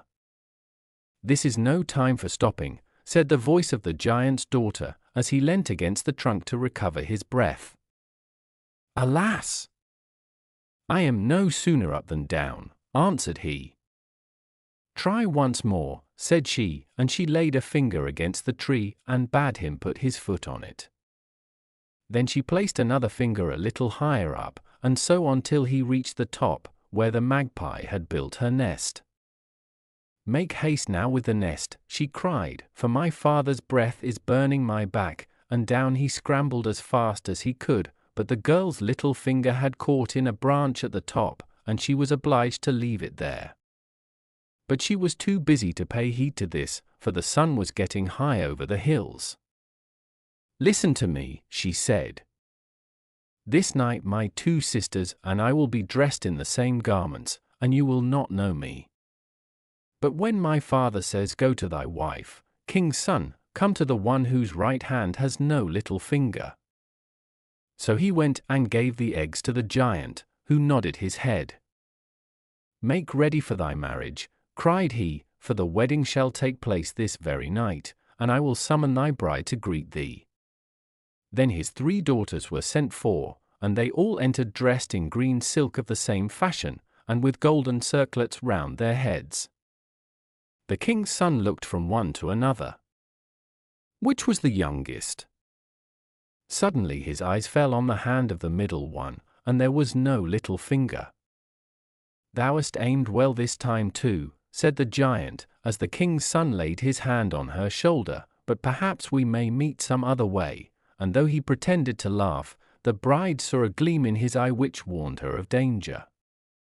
The wedding took place that very night, and the hall was filled with giants and gentlemen, and they danced till the house shook from top to bottom.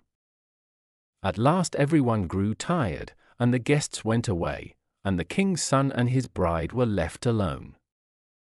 "If we stay here till dawn my father will kill thee," she whispered, "but thou art my husband and I will save thee, as I did before," and she cut an apple into 9 pieces, and put 2 pieces at the head of the bed, and 2 pieces at the foot, and 2 pieces at the door of the kitchen, and 2 at the big door, and 1 outside the house.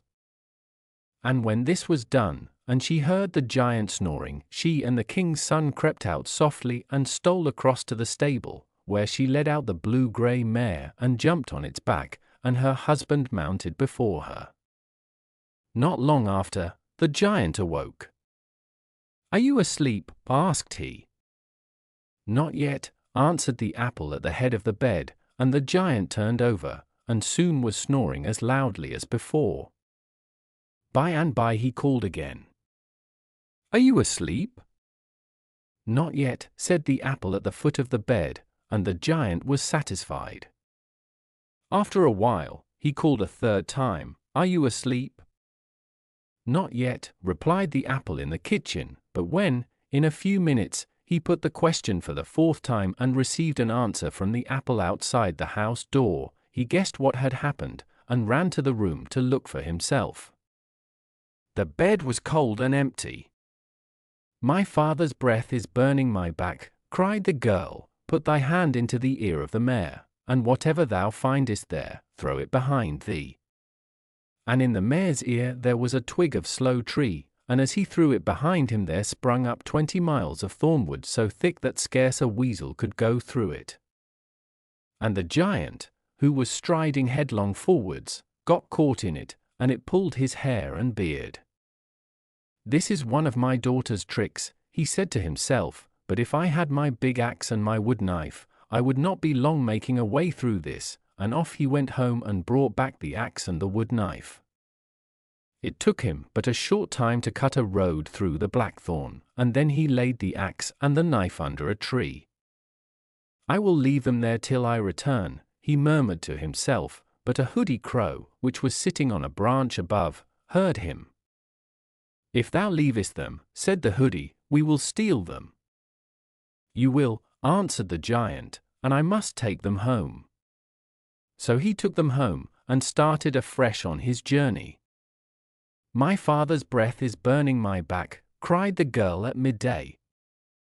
"Put thy finger in the mare's ear, and throw behind thee whatever thou findest in it." And the king's son found a splinter of grey stone, and threw it behind him, and in a twinkling 20 miles of solid rock lay between them and the giant. "My daughter's tricks are the hardest things that ever met me," said the giant, "but if I had my lever and my crowbar, I would not be long in making my way through this rock also." But as he had not got them, he had to go home and fetch them. Then it took him but a short time to hew his way through the rock. "I will leave the tools here," he murmured aloud when he had finished. "If thou leavest them, we will steal them," said a hoodie who was perched on a stone above him, and the giant answered, "Steal them if thou wilt, there is no time to go back." "My father's breath is burning my back," cried the girl, "look in the mare's ear, king's son, or we are lost." And he looked, and found a tiny bladder full of water, which he threw behind him, and it became a great lock. And the giant, who was striding on so fast, could not stop himself, and he walked right into the middle and was drowned. The blue-grey mare galloped on like the wind, and the next day the king's son came in sight of his father's house. "Get down and go in," said the bride, "and tell them that thou hast married me. But take heed that neither man nor beast kiss thee, for then thou wilt cease to remember me at all." "I will do thy bidding," answered he, and left her at the gate. All who met him bade him welcome, and he charged his father and mother not to kiss him, but as he greeted them his old greyhound leapt on his neck, and kissed him on the mouth. And after that he did not remember the giant's daughter. All that day she sat on a well which was near the gate, waiting, but the king's son never came. In the darkness she climbed up into an oak tree that shadowed the well, and there she lay all night, waiting. On the morrow, at midday, the wife of a shoemaker who dwelt near the well went to draw water for her husband to drink, and she saw the shadow of the girl in the tree, and thought it was her own shadow. So the giant was drowned in the middle of the lake. "How handsome I am, to be sure," said she, gazing into the well, and as she stooped to behold herself better, the jug struck against the stones and broke in pieces, and she was forced to return to her husband without the water, and this angered him. "Thou hast turned crazy," said he in wrath. "Go thou, my daughter, and fetch me a drink," and the girl went, and the same thing befell her as had befallen her mother. "Where is the water?" asked the shoemaker when she came back, and as she held nothing save the handle of the jug he went to the well himself. He too saw the reflection of the woman in the tree, but looked up to discover whence it came, and there above him sat the most beautiful woman in the world. "Come down," he said, "for a while thou canst stay in my house," and glad enough the girl was to come. Now the king of the country was about to marry, and the young men about the court thronged the shoemaker's shop to buy fine shoes to wear at the wedding. "Thou hast a pretty daughter," said they when they beheld the girl sitting at work. "Pretty she is," answered the shoemaker, "but no daughter of mine." "I would give £100 to marry her," said one. And I," cried the others. "That is no business of mine," answered the shoemaker, and the young men bade him ask her if she would choose one of them for a husband, and to tell them on the morrow. Then the shoemaker asked her, and the girl said that she would marry the one who would bring his purse with him. So the shoemaker hurried to the youth who had first spoken, and he came back, and after giving the shoemaker £100 for his news, he sought the girl, who was waiting for him. "Is it thou?" inquired she. "I am thirsty, give me a drink from the well that is out yonder." And he poured out the water, but he could not move from the place where he was, and there he stayed till many hours had passed by. "Take away that foolish boy," cried the girl to the shoemaker at last, "I am tired of him," and then suddenly he was able to walk, and betook himself to his home, but he did not tell the others what had happened to him. Next day there arrived one of the other young men, and in the evening, when the shoemaker had gone out and they were alone, she said to him, "See if the latch is on the door." The young man hastened to do her bidding, but as soon as he touched the latch, his fingers stuck to it, and there he had to stay for many hours, till the shoemaker came back, and the girl let him go. Hanging his head, he went home, but he told no one what had befallen him. Then was the turn of the third man, and his foot remained fastened to the floor, till the girl unloosed it. And thankfully he ran off, and was not seen looking behind him. "Take the purse of gold," said the girl to the shoemaker, "I have no need of it, and it will better thee." And the shoemaker took it and told the girl he must carry the shoes for the wedding up to the castle. "I would fain get a sight of the king's son before he marries," sighed she. "Come with me, then," answered he, "the servants are all my friends, and they will let you stand in the passage down which the king's son will pass, and all the company too." Up they went to the castle, and when the young men saw the girl standing there, they led her into the hall where the banquet was laid out and poured her out some wine. She was just raising the glass to drink when a flame went up out of it, and out of the flame sprang 2 pigeons, one of gold and one of silver. They flew round and round the head of the girl, when 3 grains of barley fell on the floor, and the silver pigeon dived down, and swallowed them. "If thou hadst remembered how I cleaned the byre, thou wouldst have given me my share," cooed the golden pigeon, and as he spoke 3 more grains fell, and the silver pigeon ate them as before. "If thou hadst remembered how I thatched the byre, thou wouldst have given me my share," cooed the golden pigeon again, and as he spoke 3 more grains fell, and for the 3rd time they were eaten by the silver pigeon. "If thou hadst remembered how I got the magpie's nest, thou wouldst have given me my share," cooed the golden pigeon. Then the king's son understood that they had come to remind him of what he had forgotten, and his lost memory came back, and he knew his wife, and kissed her. But as the preparations had been made, it seemed a pity to waste them, so they were married a 2nd time, and sat down to the wedding feast. From Tales of the West Highlands. The Lady of the Fountain.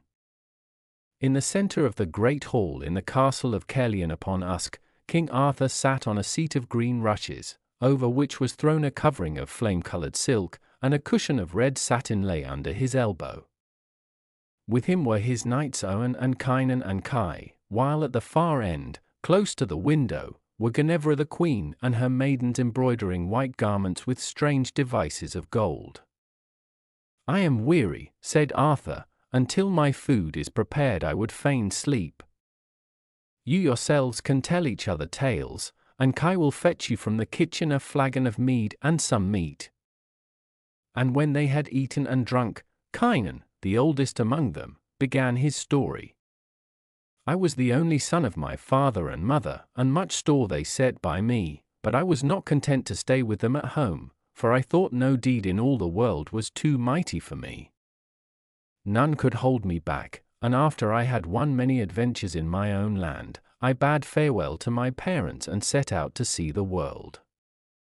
Over mountains, through deserts, across rivers I went, till I reached a fair valley full of trees, with a path running by the side of a stream. I walked along that path all the day, and in the evening I came to a castle in front of which stood 2 youths clothed in yellow, each grasping an ivory bow, with arrows made of the bones of the whale, and winged with peacock's feathers. By their sides hung golden daggers with hilts of the bones of the whale.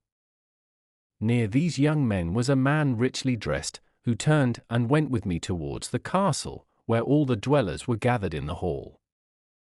In one window I beheld 24 damsels, and the least fair of them was fairer than Guinevere at her fairest. Some took my horse, and others unbuckled my armor, and washed it, with my sword and spear, till it all shone like silver. Then I washed myself and put on a vest and doublet which they brought me, and I and the man that entered with me sat down before a table of silver, and a goodlier feast I never had. All this time neither the man nor the damsels had spoken one word, but when our dinner was half over, and my hunger was stilled, the man began to ask who I was. Then I told him my name and my father's name, and why I came there, for indeed I had grown weary of gaining the mastery over all men at home, and sought if perchance there was one who could gain the mastery over me. And at this the man smiled and answered, If I did not fear to distress thee too much, I would show thee what thou seekest. His words made me sorrowful and fearful of myself, which the man perceived, and added, If thou meanest truly what thou sayest, and desirest earnestly to prove thy valour, and not to boast vainly that none can overcome thee, I have somewhat to show thee. But tonight thou must sleep in this castle, and in the morning see that thou rise early and follow the road upwards through the valley, until thou reachest a wood. In the wood is a path branching to the right. Go along this path until thou comest to a space of grass with a mound in the middle of it. On the top of the mound stands a black man, larger than any two white men. His eye is in the center of his forehead, and he has only 1 foot. He carries a club of iron, and 2 white men could hardly lift it. Around him graze 1,000 beasts, all of different kinds, for he is the guardian of that wood, and it is he who will tell thee which way to go in order to find the adventure thou art in quest of. Kynon meets with the black master of the beasts. So spake the man, and long did that night seem to me, and before dawn I rose, and put on my armour, and mounted my horse and rode on till I reached the grassy space of which he had told me. There was the black man on top of the mound, as he had said, and in truth he was mightier in all ways than I had thought him to be. As for the club, it would have been a burden for 4 of our warriors. He waited for me to speak, and I asked him what power he held over the beasts that thronged so close about him. I will show thee, little man, he answered, and with his club he struck a stag on the head till he brayed loudly. And at his braying the animals came running, numerous as the stars in the sky, so that scarce was I able to stand among them. Serpents were there also, and dragons, and beasts of strange shapes, with horns in places where never saw I horns before. And the black man only looked at them and bade them go and feed. And they bowed themselves before him, as vassals before their lord. Now, little man, I have answered thy question and showed thee my power, said he. Is there anything else thou wouldest know? Then I inquired of him my way, but he grew angry, and, as I perceived, would fain have hindered me, but at the last, after I had told him who I was, his anger passed from him. Take that path, said he, that leads to the head of this grassy glade, and go up the wood till thou reachest the top. There thou wilt find an open space, and in the midst of it a tall tree. Under the tree is a fountain, and by the fountain a marble slab, and on the slab a bowl of silver with a silver chain. Dip the bowl in the fountain, and throw the water on the slab, and thou wilt hear a mighty peal of thunder, till heaven and earth seem trembling with the noise. After the thunder will come hail, so fierce that scarcely canst thou endure it and live, for the hailstones are both large and thick. Then the sun will shine again, but every leaf of the tree will be lying on the ground. Next a flight of birds will come and alight on the tree, and never didst thou hear a strain so sweet as that which they will sing. And at the moment in which their song sounds sweetest thou wilt hear a murmuring and complaining coming towards thee along the valley, and thou wilt see a knight in black velvet bestriding a black horse, bearing a lance with a black pennon, and he will spur his steed so as to fight thee. If thou turnest to flee, he will overtake thee, and if thou abidest where thou art, he will unhorse thee. And if thou dost not find trouble in that adventure, thou needest not to seek it during the rest of thy life. So I bade the black man farewell, and took my way to the top of the wood, and there I found everything just as I had been told. I went up to the tree beneath which stood the fountain, and filling the silver bowl with water, emptied it on the marble slab. Thereupon the thunder came, louder by far than I had expected to hear it, and after the thunder came the shower, but heavier by far than I had expected to feel it, for, of a truth I tell thee, Kai, not one of those hailstones would be stopped by skin or by flesh till it had reached the bone. I turned my horse's flank towards the shower, and, bending over his neck, held my shield so that it might cover his head and my own. When the hail had passed, I looked on the tree and not a single leaf was left on it, and the sky was blue and the sun shining, while on the branches were perched birds of every kind, who sang a song sweeter than any that has come to my ears, either before or since. Thus, Kai, I stood listening to the birds, when lo, a murmuring voice approached me, saying, O knight, what has brought thee hither? What evil have I done to thee, that thou shouldest do so much to me? For in all my lands neither man nor beast that met that shower has escaped alive. Then from the valley appeared the knight on the black horse, grasping the lance with the black pennon. Straightway we charged each other, and though I fought my best, he soon overcame me, and I was thrown to the ground, while the knight seized the bridle of my horse, and rode away with it, leaving me where I was, without even despoiling me of my armor. Sadly did I go down the hill again, and when I reached the glade where the black man was, I confess to thee, Kai, it was a marvel that I did not melt into a liquid pool, so great was my shame. That night I slept at the castle where I had been before, and I was bathed and feasted, and none asked me how I had fared. The next morning when I arose I found a bay horse saddled for me, and, girding on my armor, I returned to my own court. The horse is still in the stable, and I would not part with it for any in Britain. But of a truth, Kai, no man ever confessed an adventure so much to his own dishonor, and strange indeed it seems that none other man have I ever met that knew of the black man, and the night, and the shower. Would it not be well, said Owen, to go and discover the place? By the hand of my friend, answered Kai, often dost thou utter that with thy tongue which thou wouldest not make good with thy deeds.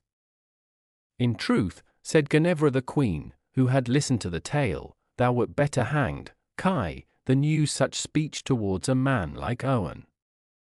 I meant nothing, lady, replied Kai, thy praise of Owen is not greater than mine. And as he spoke Arthur awoke, and asked if he had not slept for a little. Yes, Lord, answered Owen, certainly thou hast slept. Is it time for us to go to meat? It is, Lord, answered Owen. Then the horn for washing themselves was sounded, and after that the king and his household sat down to eat. And when they had finished, Owen left them, and made ready his horse and his arms.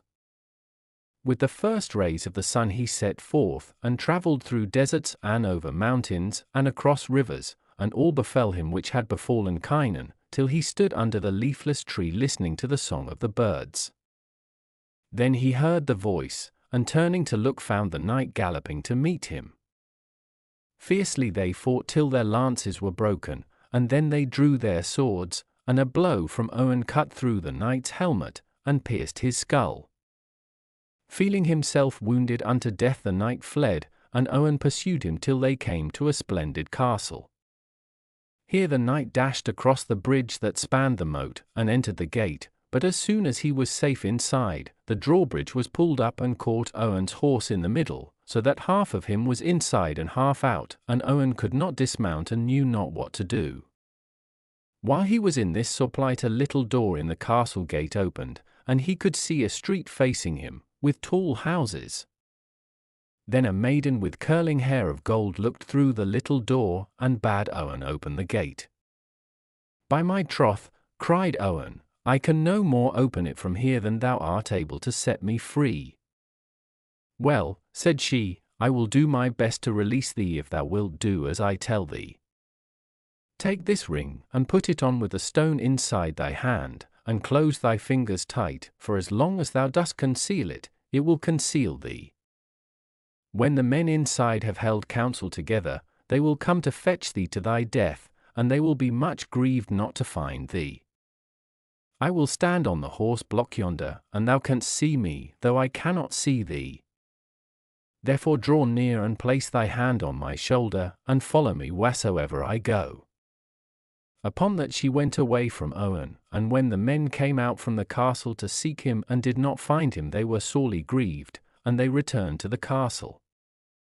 Then Owen went to the maiden and placed his hand on her shoulder, and she guided him to a large room, painted all over with rich colors, and adorned with images of gold. Here she gave him meat and drink, and water to wash with and garments to wear, and he lay down upon a soft bed, with scarlet and fur to cover him, and slept gladly. In the middle of the night he woke hearing a great outcry, and he jumped up and clothed himself and went into the hall, where the maiden was standing. "What is it?" he asked, and she answered that the knight who owned the castle was dead, and they were bearing his body to the church. Never had Owen beheld such vast crowds, and following the dead knight was the most beautiful lady in the world, whose cry was louder than the shout of the men, or the braying of the trumpets. And Owen looked on her and loved her. "Who is she?" he asked the damsel. "That is my mistress, the Countess of the Fountain, and the wife of him whom thou didst slay yesterday." "Verily," said Owen, "she is the woman that I love best." "She shall also love thee not a little," said the maiden. Then she left Owen, and after a while went into the chamber of her mistress, and spoke to her, but the countess answered her nothing. "What aileth thee, mistress?" inquired the maiden. "Why hast thou kept far from me in my grief, Lund?" answered the countess, and in her turn the damsel asked, "Is it well for thee to mourn so bitterly for the dead, or for anything that is gone from thee?" How Owen first saw the Countess of the Fountain. "There is no man in the world equal to him," replied the countess, her cheeks growing red with anger. "I would fain banish thee for such words." "Be not angry, lady," said Lund, "but listen to my counsel. Thou knowest well that alone thou canst not preserve thy lands, therefore seek someone to help thee." "And how can I do that?" asked the countess. "I will tell thee," answered Lund. "Unless thou canst defend the fountain, all will be lost, and none can defend the fountain except a knight of Arthur's court. There will I go to seek him, and woe betide me if I return without a warrior that can guard the fountain, as well as he who kept it before." "Go then," said the countess, "and make proof of that which thou hast promised." So Lund set out, riding on a white palfrey, on pretence of journeying to King Arthur's court, but instead of doing that she hid herself for as many days as it would have taken her to go and come, and then she left her hiding place, and went into the countess. "What news from the court?" asked her mistress, when she had given Lund a warm greeting. "The best of news," answered the maiden, "for I have gained the object of my mission." "When wilt thou that I present to thee the knight who has returned with me?" "Tomorrow at midday," said the countess, "and I will cause all the people in the town to come together." Therefore the next day at noon Owen put on his coat of mail, and over it he wore a splendid mantle, while on his feet were leather shoes fastened with clasps of gold. And he followed Lund to the chamber of her mistress. Right glad was the countess to see them, but she looked closely at Owen and said, "Lund, this knight has scarcely the air of a traveller." "What harm is there in that, lady?" answered Lund. "I am persuaded," said the countess, "that this man and no other chased the soul from the body of my lord." "Had he not been stronger than thy lord," replied the damsel, "he could not have taken his life, and for that, and for all things that are past, there is no remedy." "Leave me, both of you," said the countess, "and I will take counsel." Then they went out. The next morning the countess summoned her subjects to meet in the courtyard of the castle, and told them that now that her husband was dead there was none to defend her lands. "So choose you which it shall be," she said. "Either let one of you take me for a wife, or give me your consent to take a new lord for myself, that my lands be not without a master." At her words the chief men of the city withdrew into one corner, and took counsel together, and after a while the leader came forward and said that they had decided that it was best, for the peace and safety of all, that she should choose a husband for herself. Thereupon Owen was summoned to her presence, and he accepted with joy the hand that she offered him, and they were married forthwith, and the men of the earldom did him homage. From that day Owen defended the fountain as the earl before him had done, and every knight that came by was overthrown by him, and his ransom divided among his barons. In this way 3 years passed, and no man in the world was more beloved than Owen. Now at the end of the 3 years it happened that Groac'h the knight was with Arthur, and he perceived the king to be very sad. "My lord, has anything befallen thee?" he asked. "Oh, Groac'h, I am grieved concerning Owen, whom I have lost these 3 years, and if a 4th year passes without him I can live no longer. And sure am I that the tale told by Kynan the son of Clydno caused me to lose him. I will go myself with the men of my household to avenge him if he is dead, to free him if he is in prison, to bring him back if he is alive." Then Arthur and 3,000 men of his household set out in quest of Owen, and took Kynan for their guide. When Arthur reached the castle, the youths were shooting in the same place, and the same yellow man was standing by, and as soon as he beheld Arthur he greeted him and invited him in, and they entered together. So vast was the castle that the king's 3,000 men were of no more account than if they had been 20. At sunrise Arthur departed thence, with Kynan for his guide, and reached the Black Man first, and afterwards the top of the wooded hill, with the fountain and the bowl and the tree. "My lord," said Kai, "let me throw the water on the slab and receive the first adventure that may befall." "Thou mayest do so," answered Arthur, and Kai threw the water.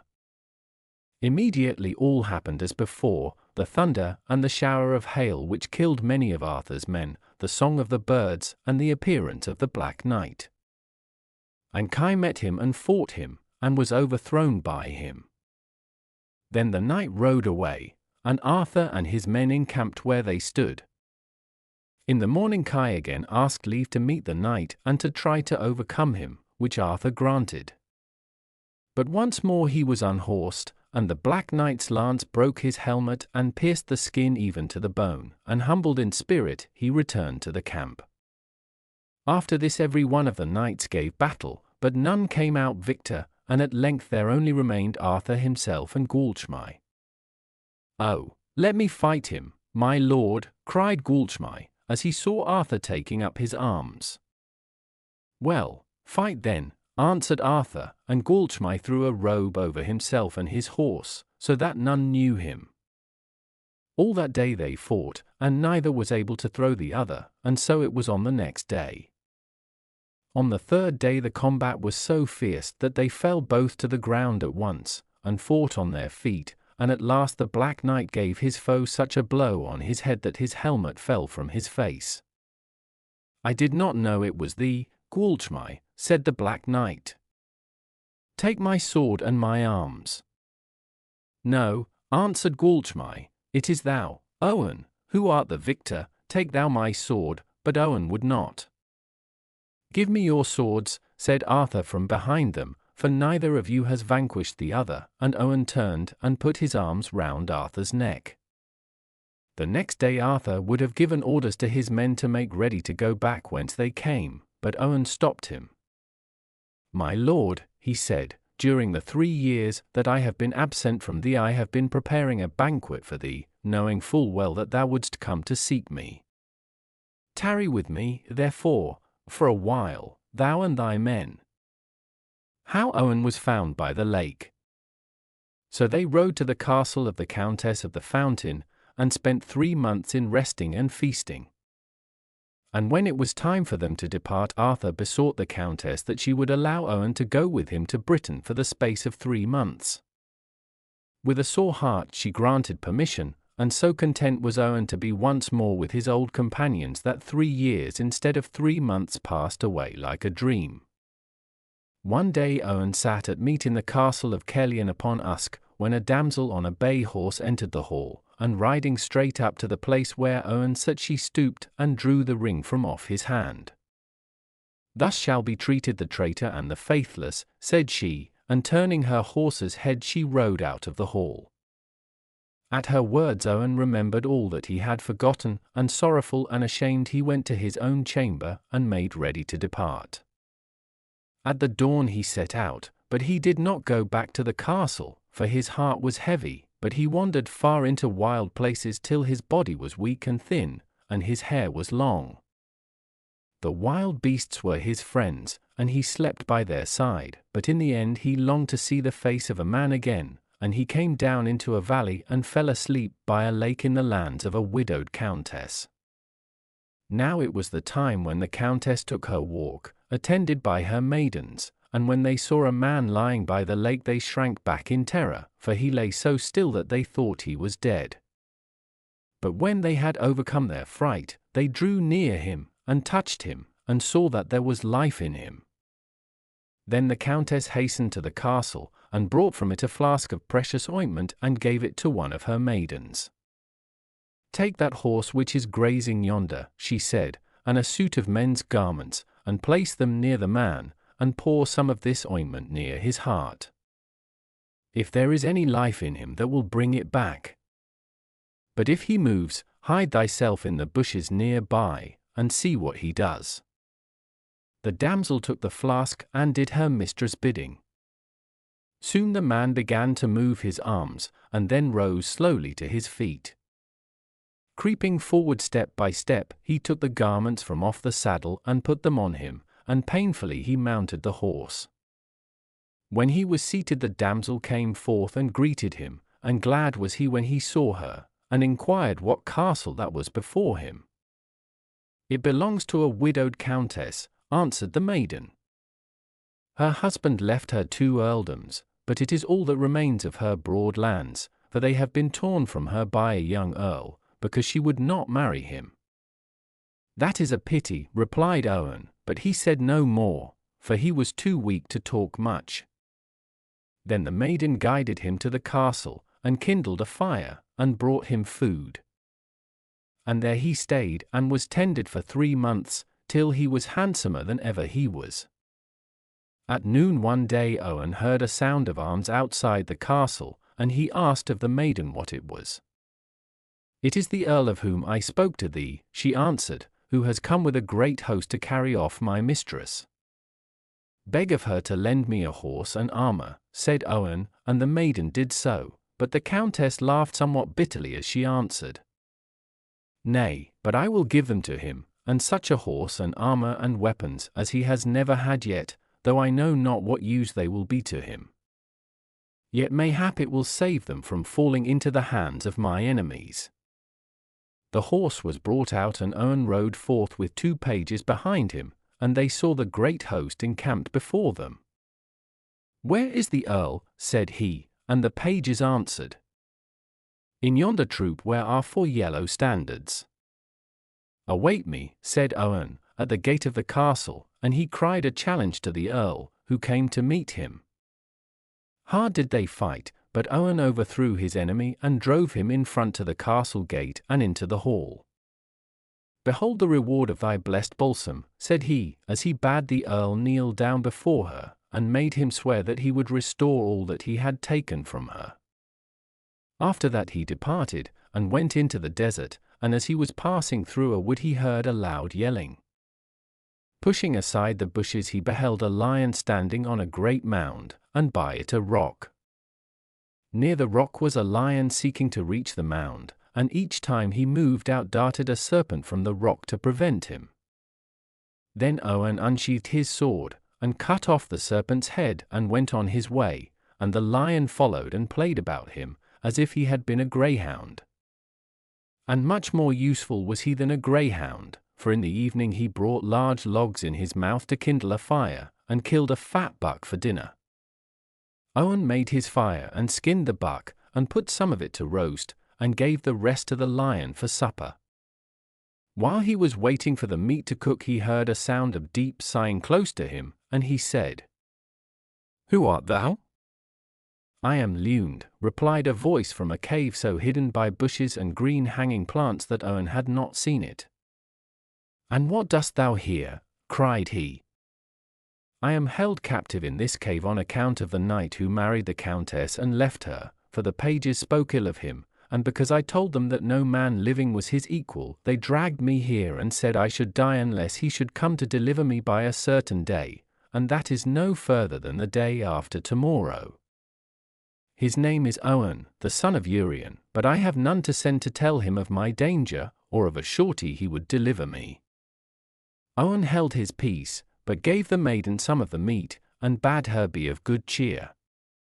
Then, followed by the lion, he set out for a great castle on the other side of the plain, and men came and took his horse and placed it in a manger, and the lion went after and lay down on the straw. Hospitable and kind were all within the castle, but so full of sorrow that it might have been thought death was upon them. At length, when they had eaten and drunk, Owen prayed the earl to tell him the reason of their grief. Yesterday, answered the earl, my 2 sons were seized, while they were hunting, by a monster who dwells on those mountains yonder, and he vows that he will not let them go unless I will give him my daughter to wife. That shall never be, said Owen, but what formeth this monster? In shape he is a man, but in stature he is a giant, replied the earl, and it were better by far that he should slay my sons than that I should give up my daughter. Early next morning the dwellers in the castle were awakened by a great clamour, and they found that the giant had arrived with the 2 young men. Swiftly Owen put on his armour and went forth to meet the giant, and the lion followed at his heels. And when the great beast beheld the hard blows which the giant dealt his master, he flew at his throat, and much trouble had the monster in beating him off. Truly, said the giant, I should find no difficulty in fighting thee, if it were not for that lion. When he heard that, Owen felt shame that he could not overcome the giant with his own sword, so he took the lion and shut him up in one of the towers of the castle, and returned to the fight. But from the sound of the blows the lion knew that the combat was going ill for Owen, so he climbed up till he reached the top of the tower, where there was a door onto the roof, and from the tower he sprang onto the walls, and from the walls to the ground. Then with a loud roar he leaped upon the giant, who fell dead under the blow of his paw. Now the gloom of the castle was turned into rejoicing, and the earl begged Owen to stay with him till he could make him a feast, but the knight said he had other work to do, and rode back to the place where he had left Lund, and the lion followed at his heels. When he came there he saw a great fire kindled, and 2 youths leading out the maiden to cast her upon the pile. Stop, he cried, dashing up to them. What charge have you against her? She boasted that no man in the world was equal to Owen, said they, and we shut her in a cave, and agreed that none should deliver her but Owen himself, and that if he did not come by a certain day she should die. And now the time has passed, and there is no sign of him. In truth he is a good knight, and had he but known that the maid was in peril, he would have come to save her, said Owen, but accept me in his stead, I entreat you. We will, replied they, and the fight began. The youths fought well and pressed hard on Owen, and when the lion saw that he came to help his master.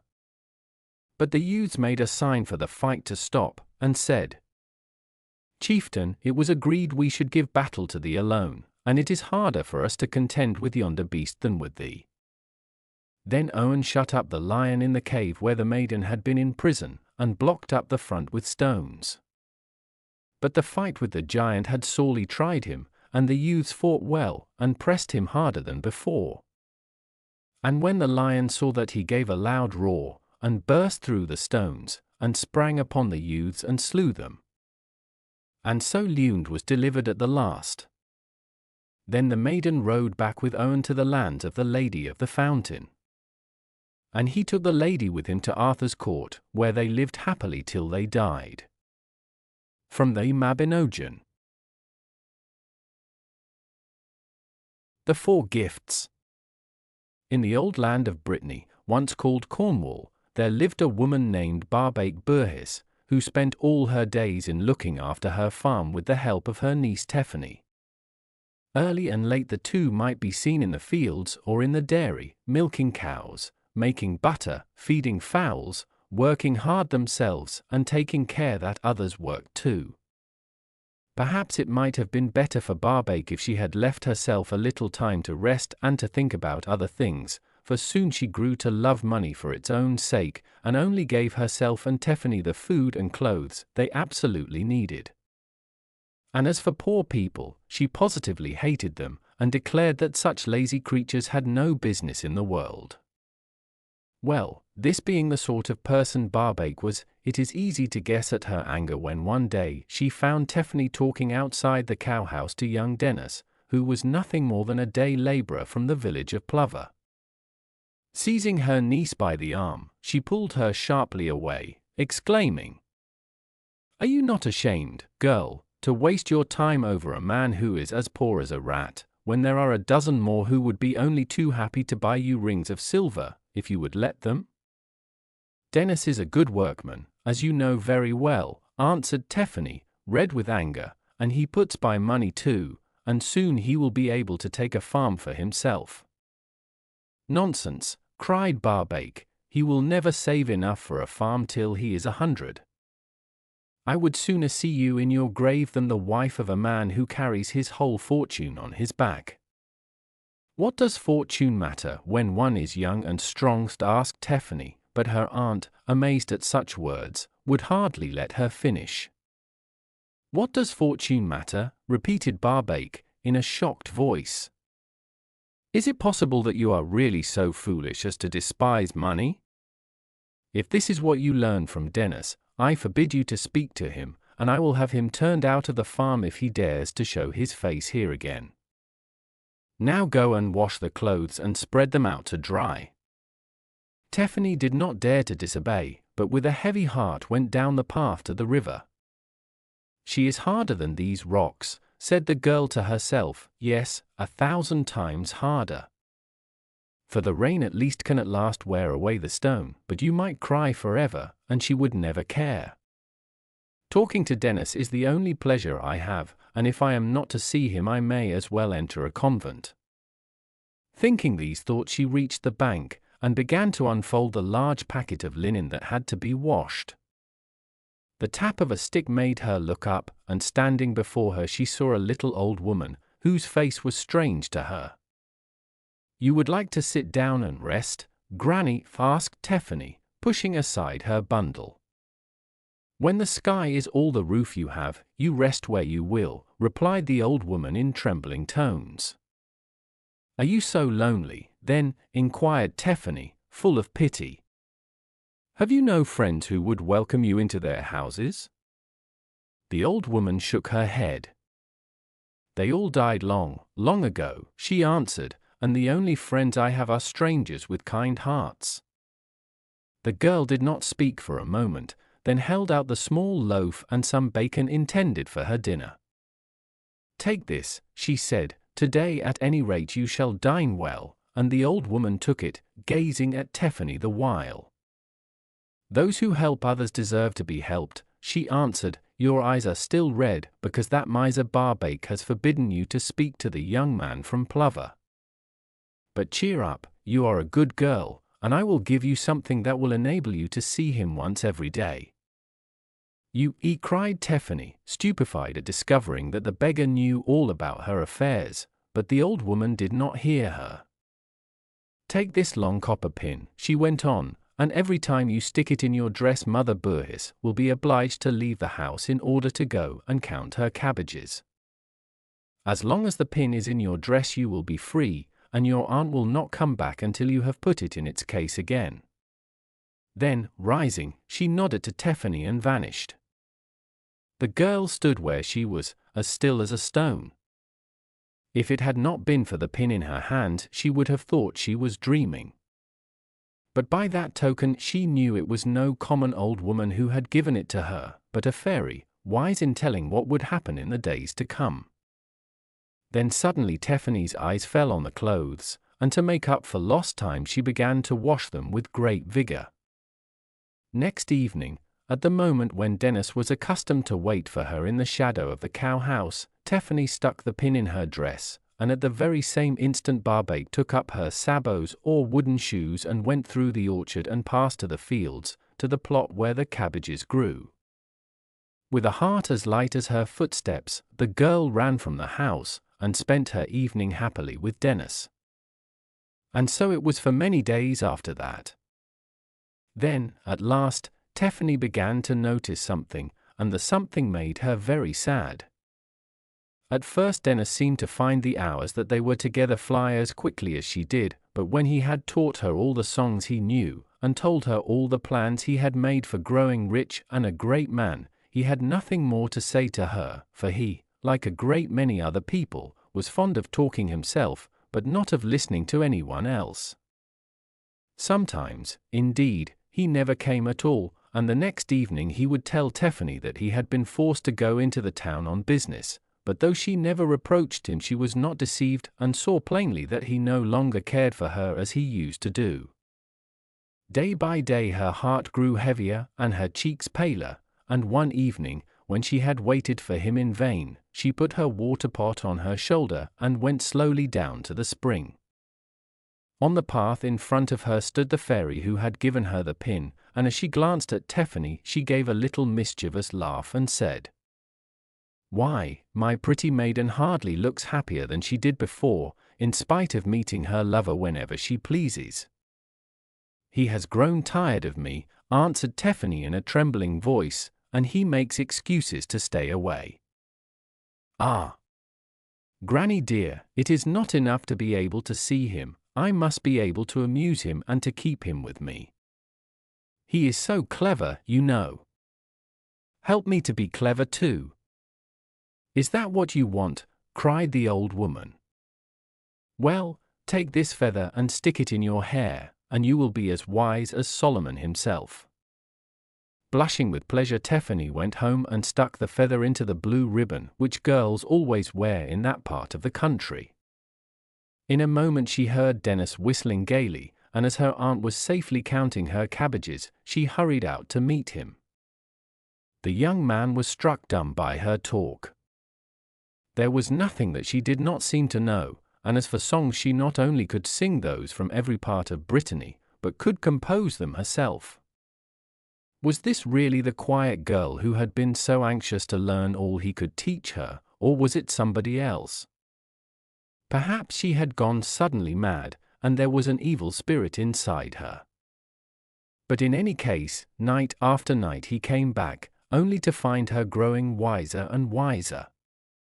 Soon the neighbors whispered their surprise among themselves, for Tiffany had not been able to resist the pleasure of putting the feather in her hair for some of the people who despised her for her poor clothes, and many were the jokes she made about them. Of course they heard of her jests, and shook their heads saying, "She is an ill-natured little cat, and the man that marries her will find that it is she who will hold the reins and drive the horse." It was not long before Dennis began to agree with them, and as he always liked to be master wherever he went, he became afraid of Tiffany's sharp tongue, and instead of laughing as before when she made fun of other people, he grew red and uncomfortable, thinking that his turn would come next. So matters went on till one evening Dennis told Tiffany that he really could not stay a moment, as he had promised to go to a dance that was to be held in the next village. Tiffany's face fell. She had worked hard all day, and had been counting on a quiet hour with Dennis. She did her best to persuade him to remain with her, but he would not listen, and at last she grew angry. "Oh, I know why you are so anxious not to miss the dance," she said. "It is because a Zillich of Penanru will be there." Now a Zillich was the loveliest girl for miles round, and she and Dennis had known each other from childhood. "Oh yes, a Zillich will be there," answered Dennis, who was quite pleased to see her jealous, and naturally one would go a long way to watch her dance. "Go then," cried Tiffany, and entering the house she slammed the door behind her. Lonely and miserable, she sat down by the fire and stared into the red embers. Then, flinging the feather from her hair, she put her head on her hands and sobbed passionately. What is the use of being clever when it is beauty that men want?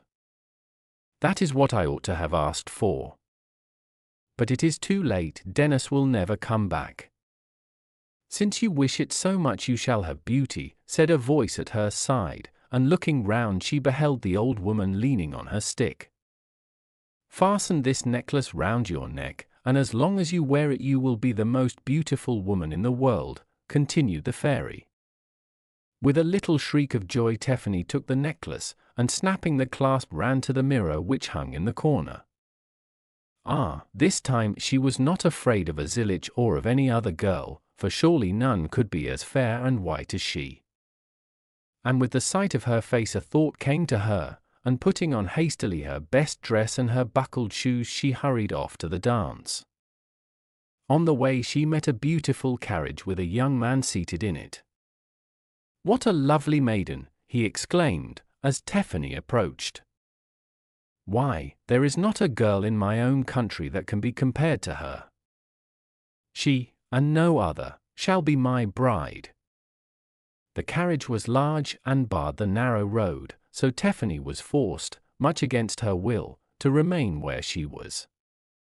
But she looked the young man full in the face as she answered, "Go your way, noble lord, and let me go mine. I am only a poor peasant girl, accustomed to milk and make hay and spin."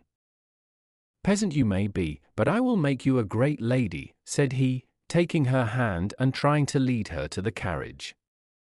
"I don't want to be a great lady, I only want to be the wife of Dennis," she replied, throwing off his hand and running to the ditch which divided the road from the cornfield, where she hoped to hide.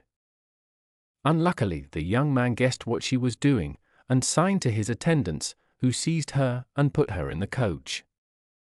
The door was banged, and the horses whipped up into a gallop. At the end of an hour they arrived at a splendid castle, and Tephany, who would not move, was lifted out and carried into the hall, while a priest was sent for to perform the marriage ceremony. The young man tried to win a smile from her by telling of all the beautiful things she should have as his wife, but Tephany did not listen to him, and looked about to see if there was any means by which she could escape. It did not seem easy. The 3 great doors were closely barred, and the one through which she had entered shut with a spring, but her feather was still in her hair, and by its aid she detected a crack in the wooden paneling, through which a streak of light could be dimly seen. Touching the copper pin, which fastened her dress, the girl sent every one in the hall to count the cabbages, while she herself passed through the little door, not knowing whither she was going. By this time night had fallen, and Tephany was very tired. Thankfully she found herself at the gate of a convent, and asked if she might stay there till morning. But the portress answered roughly that it was no place for beggars, and bade her begone, so the poor girl dragged herself slowly along the road, till a light and the bark of a dog told her that she was near a farm. In front of the house was a group of people, 2 or 3 women and the sons of the farmer. When their mother heard Tephany's request to be given a bed, the good wife's heart softened, and she was just going to invite her inside, when the young men, whose heads were turned by the girl's beauty, began to quarrel as to which should do most for her. From words they came to blows, and the women, frightened at the disturbance, pelted Tephany with insulting names. She quickly ran down the nearest path, hoping to escape them in the darkness of the trees, but in an instant she heard their footsteps behind her. Wild with fear her legs trembled under her, when suddenly she bethought herself of her necklace. With a violent effort she burst the clasp and flung it round the neck of a pig which was grunting in a ditch, and as she did so she heard the footsteps cease from pursuing her and run after the pig, for her charm had vanished. On she went, scarcely knowing where she was going, till she found herself, to her surprise and joy, close to her aunt's house.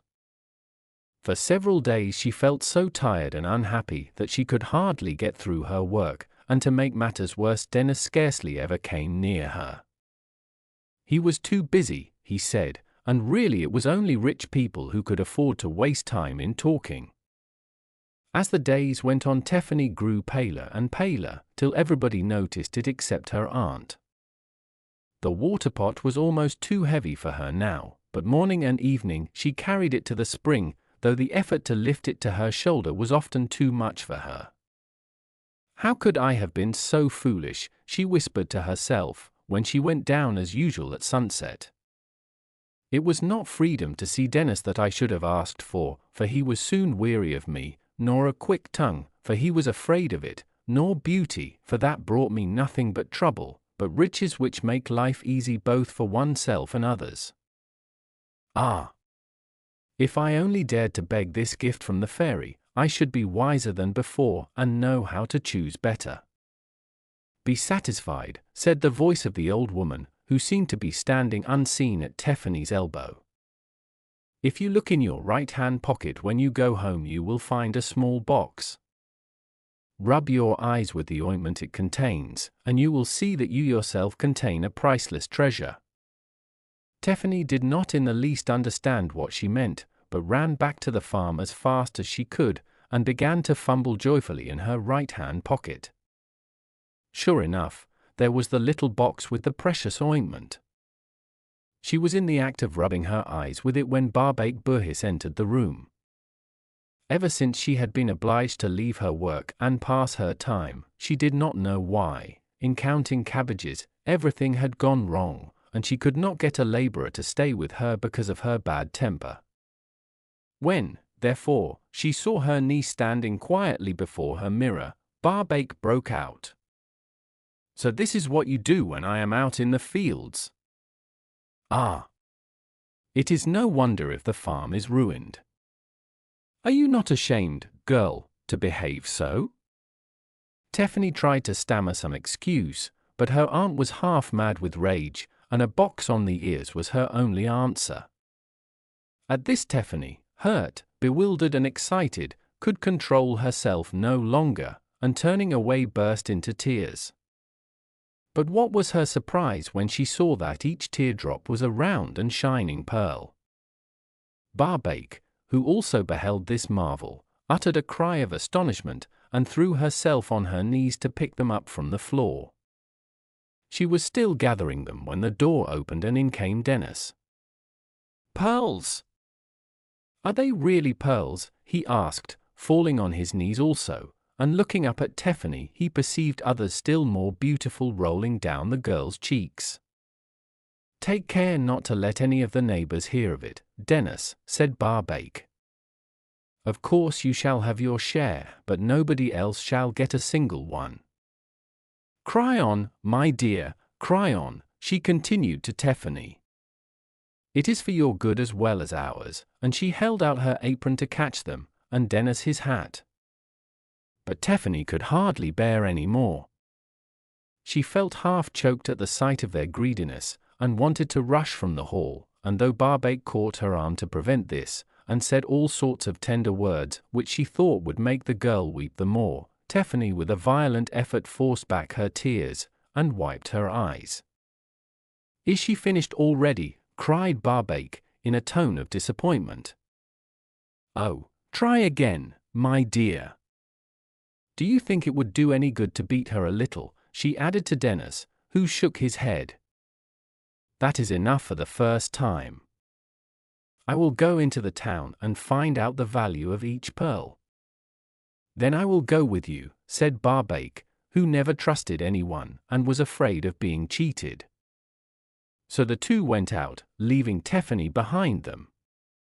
She sat quite still on her chair, her hands clasped tightly together, as if she was forcing something back. At last she raised her eyes, which had been fixed on the ground, and beheld the fairy standing in a dark corner by the hearth, observing her with a mocking look. The girl trembled and jumped up, then, taking the feather, the pin, and the box, she held them out to the old woman. "Here they are, all of them," she cried, "they belong to you. Let me never see them again, but I have learned the lesson that they taught me. Others may have riches, beauty, and wit, but as for me, I desire nothing but to be the poor peasant girl I always was, working hard for those she loves. Yes, "You have learned your lesson," answered the fairy, "and now you shall lead a peaceful life and marry the man you love. For after all it was not yourself you thought of but him." Never again did Tephany see the old woman, but she forgave Dennis for selling her tears, and in time he grew to be a good husband, who did his own share of work. From Le Foyer Breton, Par E. Sylvester. The Groac'h of the Isle of Lok. In old times, when all kinds of wonderful things happened in Brittany, there lived in the village of Llanillas a young man named Huan Pogam and a girl called Bella Postic. They were cousins, and as their mothers were great friends, and constantly in and out of each other's houses, they had often been laid in the same cradle, and had played and fought over their games. "When they are grown up they will marry," said the mothers, but just as every one was beginning to think of wedding bells, the two mothers died, and the cousins, who had no money, went as servants in the same house.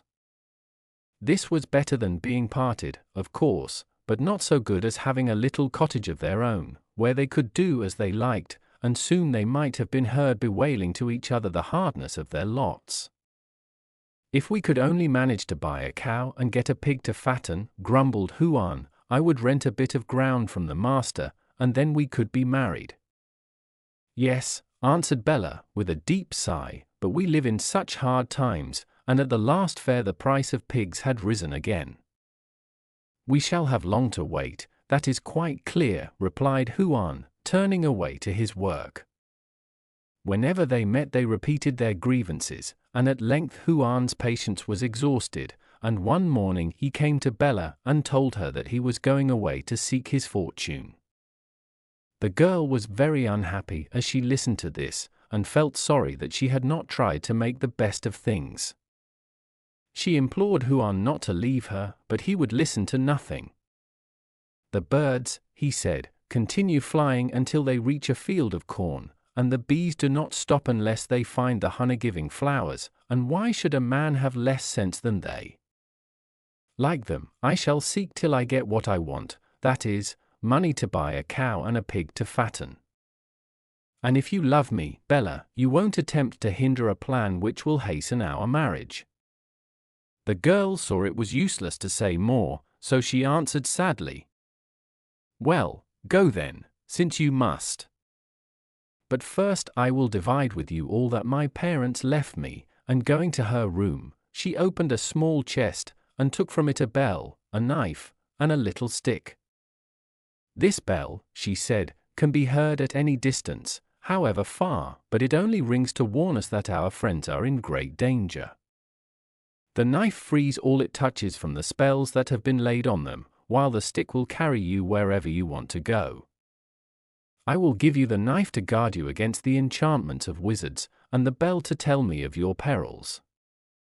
The stick I shall keep for myself, so that I can fly to you if ever you have need of me."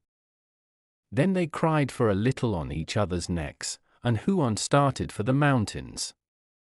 But in those days, as in these, beggars abounded, and through every village he passed they followed Huan in crowds, mistaking him for a gentleman, because there were no holes in his clothes.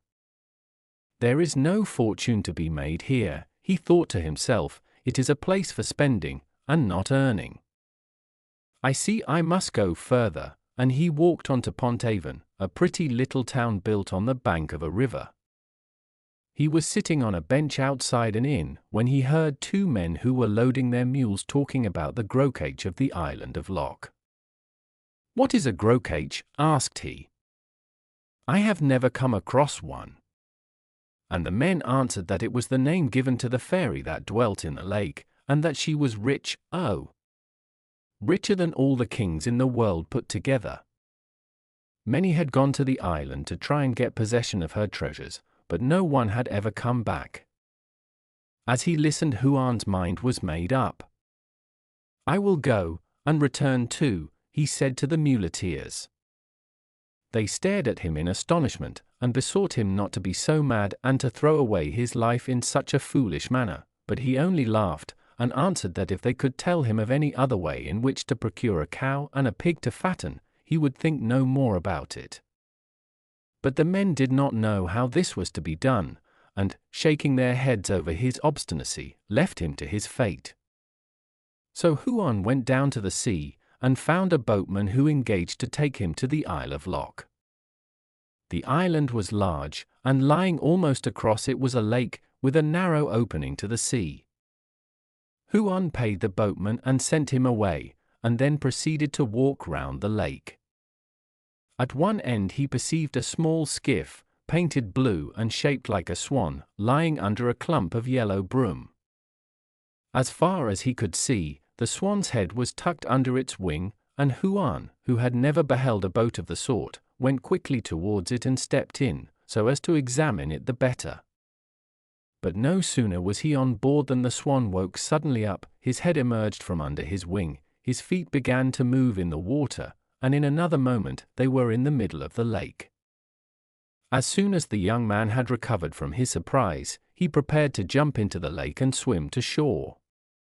But the bird had guessed his intentions, and plunged beneath the water, carrying Huan with him to the palace of the Groac'h. Now, unless you have been under the sea and beheld all the wonders that lie there, you can never have an idea what the Groac'h's palace was like. It was all made of shells, blue and green and pink and lilac and white, shading into each other till you could not tell where one color ended and the other began. The staircases were of crystal, and every separate stair sang like a woodland bird as you put your foot on it. Round the palace were great gardens full of all the plants that grow in the sea, with diamonds for flowers. In a large hall the Groac'h was lying on a couch of gold. The pink and white of her face reminded you of the shells of her palace, while her long black hair was intertwined with strings of coral, and her dress of green silk seemed formed out of the sea. At the sight of her Huan stopped, dazzled by her beauty. "Come in," said the Groac'h, rising to her feet. "Strangers and handsome youths are always welcome here. Do not be shy, but tell me how you found your way, and what you want." "My name is Huan," he answered. "Lanilis is my home, and I am trying to earn enough money to buy a little cow and a pig to fatten." "Well, you can easily get that," replied she. "It is nothing to worry about. Come in and enjoy yourself." And she beckoned him to follow her into a second hall whose floors and walls were formed of pearls, while down the sides there were tables laden with fruit and wines of all kinds, and as he ate and drank, the Groac'h talked to him and told him how the treasures he saw came from shipwrecked vessels, and were brought to her palace by a magic current of water. "I do not wonder," exclaimed Huan, who now felt quite at home, "I do not wonder that the people on the earth have so much to say about you. The rich are always envied. Come lawyer, come tailor, come miller, come singer. For myself," he added, with a laugh, "I only ask for the half of your wealth." "You can have it, if you will, Huan," answered the fairy. "What do you mean?" cried he. "My husband, Karandon, is dead," she replied, "and if you wish it, I will marry you." The young man gazed at her in surprise. Could anyone so rich and so beautiful really wish to be his wife? He looked at her again, and Bella was forgotten as he answered. "A man would be mad indeed to refuse such an offer. I can only accept it with joy." "Then the sooner it is done the better," said the Groac'h, and gave orders to her servants. After that was finished, she begged Huan to accompany her to a fish pond at the bottom of the garden.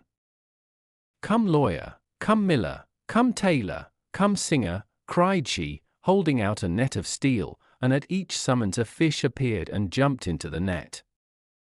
When it was full she went into a large kitchen and threw them all into a golden pot, but above the bubbling of the water Huan seemed to hear the whispering of little voices. "Who is it whispering in the golden pot, Groac'h?" he inquired at last. "It is nothing but the noise of the wood sparkling," she answered, but it did not sound the least like that to Huan. "There it is again," he said, after a short pause. "The water is getting hot, and it makes the fish jump," she replied, but soon the noise grew louder and like cries. "What is it?" he asked Huan, beginning to feel uncomfortable. "Just the crickets on the hearth," said she, and broke into a song which drowned the cries from the pot. But though Huan held his peace, he was not as happy as before. Something seemed to have gone wrong, and then he suddenly remembered Bella. "Is it possible I can have forgotten her so soon?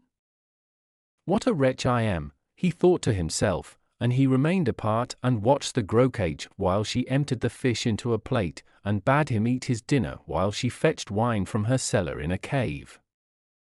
Huan sat down and took out the knife which Bella had given him, but as soon as the blade touched the fish the enchantment ceased, and 4 men stood before him. "Huan, save us, we entreat you, and save yourself too," murmured they, not daring to raise their voices. "Why, it must have been you who were crying out in the pot just now," exclaimed Huan. "Yes, it was us," they answered. "Like you, we came to the Isle of Lok to seek our fortunes, and like you we consented to marry the Groac'h, and no sooner was the ceremony over than she turned us into fishes, as she had done to all our forerunners, who are in the fish pond still, where you will shortly join them." On hearing this Huan leaped into the air, as if he already felt himself frizzling in the golden pot.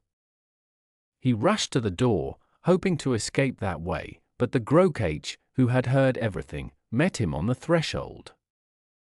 Instantly she threw the steel net over his head, and the eyes of a little green frog peeped through the meshes. "You shall go and play with the rest," she said, carrying him off to the fish pond. It was at this very moment that Bella, who was skimming the milk in the farm dairy, heard the fairy bell tinkle violently. At the sound she grew pale, for she knew it meant that Huan was in danger, and, hastily changing the rough dress she wore for her work, she left the farm with the magic stick in her hand. Her knees were trembling under her, but she ran as fast as she could to the crossroads, where she drove her stick into the ground, murmuring as she did so a verse her mother had taught her. "Little staff of apple tree, over the earth and over the sea, up in the air be guide to me, everywhere to wander free." And immediately the stick became a smart little horse, with a rosette at each ear and a feather on his forehead.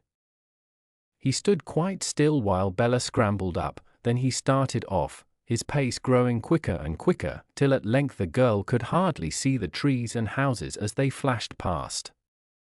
But rapid as the pace was, it was not rapid enough for Bella, who stooped and said, "The swallow is less swift than the wind is less swift than the lightning. But you, my horse, if you love me, must be swifter than them all, for there is a part of my heart that suffers, the best part of my heart that is in danger." And the horse heard her, and galloped like a straw carried along by a tempest till they reached the foot of a rock called the Leap of the Deer.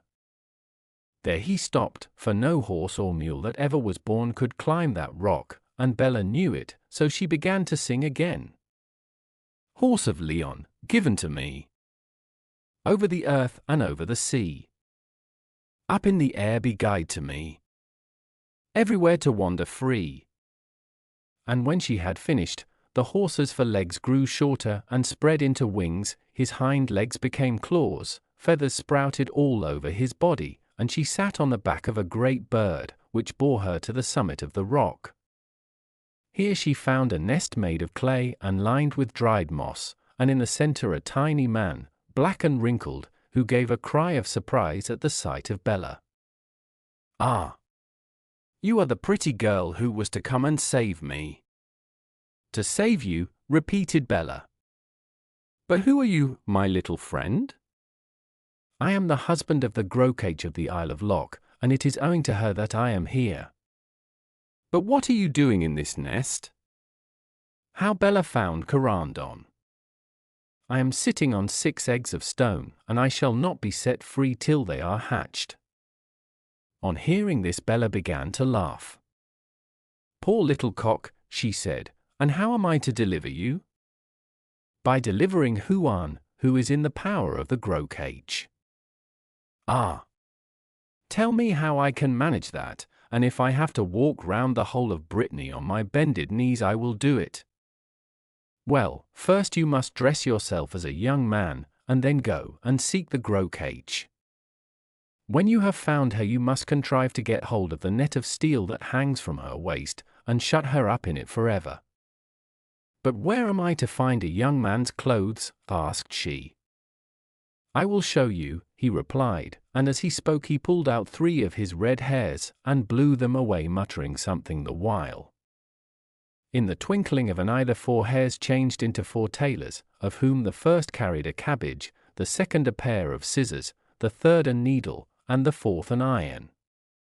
Without waiting for orders, they sat down in the nest and, crossing their legs comfortably, began to prepare the suit of clothes for Bella.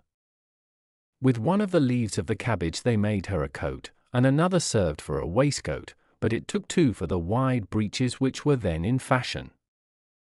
The hat was cut from the heart of the cabbage, and a pair of shoes from the thick stem. And when Bella had put them all on you would have taken her for a gentleman dressed in green velvet lined with white satin. She thanked the little men gratefully, and after a few more instructions, jumped on the back of her great bird and was borne away to the Isle of Lok. Once there, she bade him transform himself back into a stick, and with it in her hand she stepped into the blue boat, which conducted her to the Palace of Shells. The Groac'h seemed overjoyed to see her, and told her that never before had she beheld such a handsome young man. Very soon she led her visitor into the great hall, where wine and fruit were always waiting, and on the table lay the magic knife, left there by Huan. Unseen by the Groac'h, Bella hid it in a pocket of her green coat, and then followed her hostess into the garden, and to the pond which contained the fish, their sides shining with 1,000 different colors. Oh! What beautiful, beautiful creatures, said she. I'm sure I should never be tired of watching them. And she sat down on the bank, with her elbows on her knees and her chin in her hands, her eyes fixed on the fishes as they flashed past. Would you not like to stay here always? Asked the Groac'h, and Bella answered that she desired nothing better. Then you have only to marry me, said the Groac'h. Oh! Don't say no, for I have fallen deeply in love with you. Well, I won't say no, replied Bella, with a laugh, but you must promise first to let me catch one of those lovely fish in your net. It is not so easy as it looks, rejoined the Groac'h, smiling, but take it, and try your luck. Bella took the net which the Groac'h held out, and, turning rapidly, flung it over the witch's head. Become in body what you are in soul, cried she, and in an instant the lovely fairy of the sea was a toad, horrible to look upon. She struggled hard to tear the net asunder, but it was no use. Bella only drew it the tighter, and, flinging the sorceress into a pit, she rolled a great stone across the mouth and left her. As she drew near the pond, she saw a great procession of fishes advancing to meet her, crying in hoarse tones, "This is our Lord and Master, who has saved us from the net of steel and the pot of gold." "And who will restore you to your proper shapes," said Bella, drawing the knife from her pocket. But just as she was going to touch the foremost fish, her eyes fell on a green frog on his knees beside her, his little paws crossed over his little heart. Bella felt as if fingers were tightening round her throat, but she managed to cry, "Is this you, my Huan? Is this you?" "It is I," croaked the little frog, and as the knife touched him he was a man again, and, springing up, he clasped her in his arms. "But we must not forget the others," she said at last, and began to transform the fishes to their proper shapes. There were so many of them that it took quite a long time. Just as she had finished there arrived the little dwarf from the Deer's Leap in a car drawn by 6 cockchafers, which once had been the 6 stone eggs. "Here I am," he exclaimed. "You have broken the spell that held me, and now come and get your reward," and, dismounting from his chariot, he led them down into the caves filled with gold and jewels, and bade Bella and Huon take as much as they wanted. When their pockets were full, Bella ordered her stick to become a winged carriage, large enough to bear them and the men they had rescued back to Llanillis. There they were married the next day, but instead of setting up housekeeping with the little cow and pig to fatten that they had so long wished for, they were able to buy lands for miles round for themselves, and gave each man who had been delivered from the Groac'h a small farm, where he lived happily to the end of his days. From Le Foyer Breton, Par E. Sylvester. The Escape of the Mouse. Manawydan the prince and his friend Pryderi were wanderers, for the brother of Manawydan had been slain, and his throne taken from him. Very sorrowful was Manawydan, but Pryderi was stout of heart, and bade him be of good cheer, as he knew a way out of his trouble. "And what may that be?" asked Manawydan. "It is that thou marry my mother Rhiannon, and become lord of the fair lands that I will give her for dowry. Never did any lady have more wit than she, and in her youth none was more lovely, even yet she is good to look upon." "Thou art the best friend that ever a man had," said Manawydan. "Let us go now to seek Rhiannon, and the lands where she dwells." Then they set forth, but the news of their coming ran swifter still, and Rhiannon and Kicva, wife of Pryderi, made haste to prepare a feast for them. And Manawydan found that Pryderi had spoken the truth concerning his mother, and asked if she would take him for her husband. Right gladly did she consent, and without delay they were married, and rode away to the hunt, Rhiannon and Manawydan, Kicva and Pryderi, and they would not be parted from each other by night or by day, so great was the love between them. One day, when they were returned, they were sitting out in a green place, and suddenly the crash of thunder struck loudly on their ears, and a wall of mist fell between them, so that they were hidden one from the other. Trembling they sat till the darkness fled and the light shone again upon them, but in the place where they were wont to see cattle, and herds, and dwellings, they beheld neither house nor beast, nor man nor smoke, neither was any one remaining in the green place save these four only. "Whither have they gone, and my host also?" cried Manawydan, and they searched the hall, and there was no man, and the castle, and there was none, and in the dwellings that were left was nothing save wild beasts. For a year these four fed on the meat that Manawydan and Pryderi killed out hunting, and the honey of the bees that sucked the mountain heather. For a time they desired nothing more, but when the next year began they grew weary. "We cannot spend our lives thus," said Manawydan at last. "Let us go into England and learn some trade by which we may live."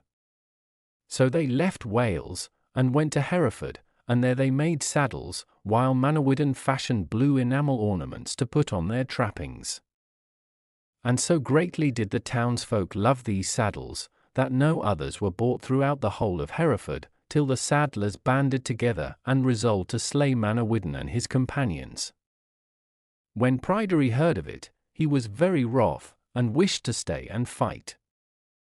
But the counsels of Manawydan prevailed, and they moved by night to another city.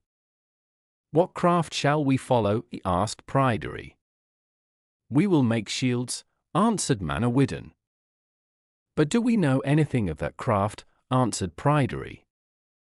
"We will try it," said Manawydan, and they began to make shields, and fashioned them after the shape of the shields they had seen, and these likewise they enamelled.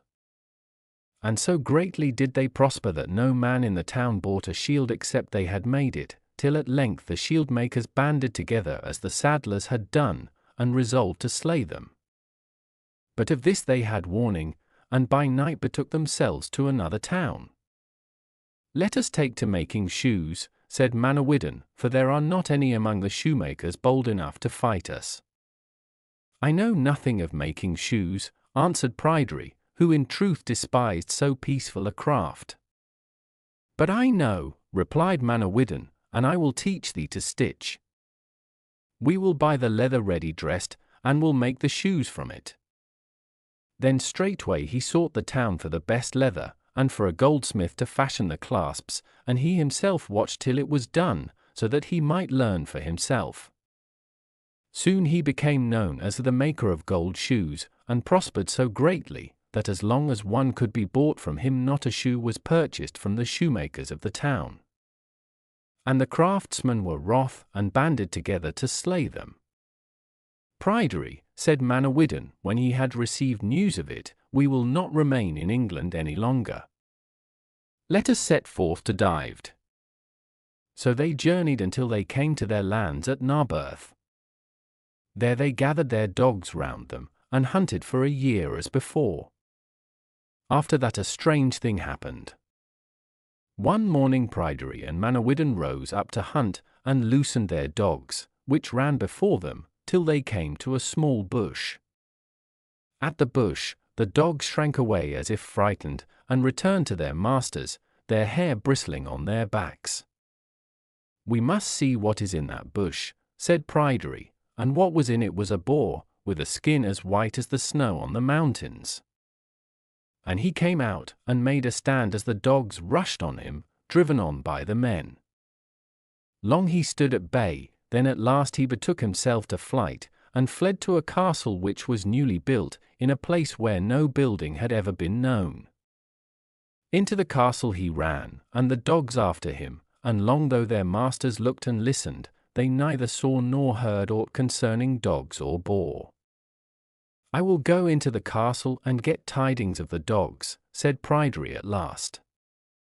"Truly," answered Manawydan, "thou wouldst do unwisely, for whosoever has cast a spell over this land has set this castle here." "I cannot give up my dogs," replied Pryderi, and to the castle he went.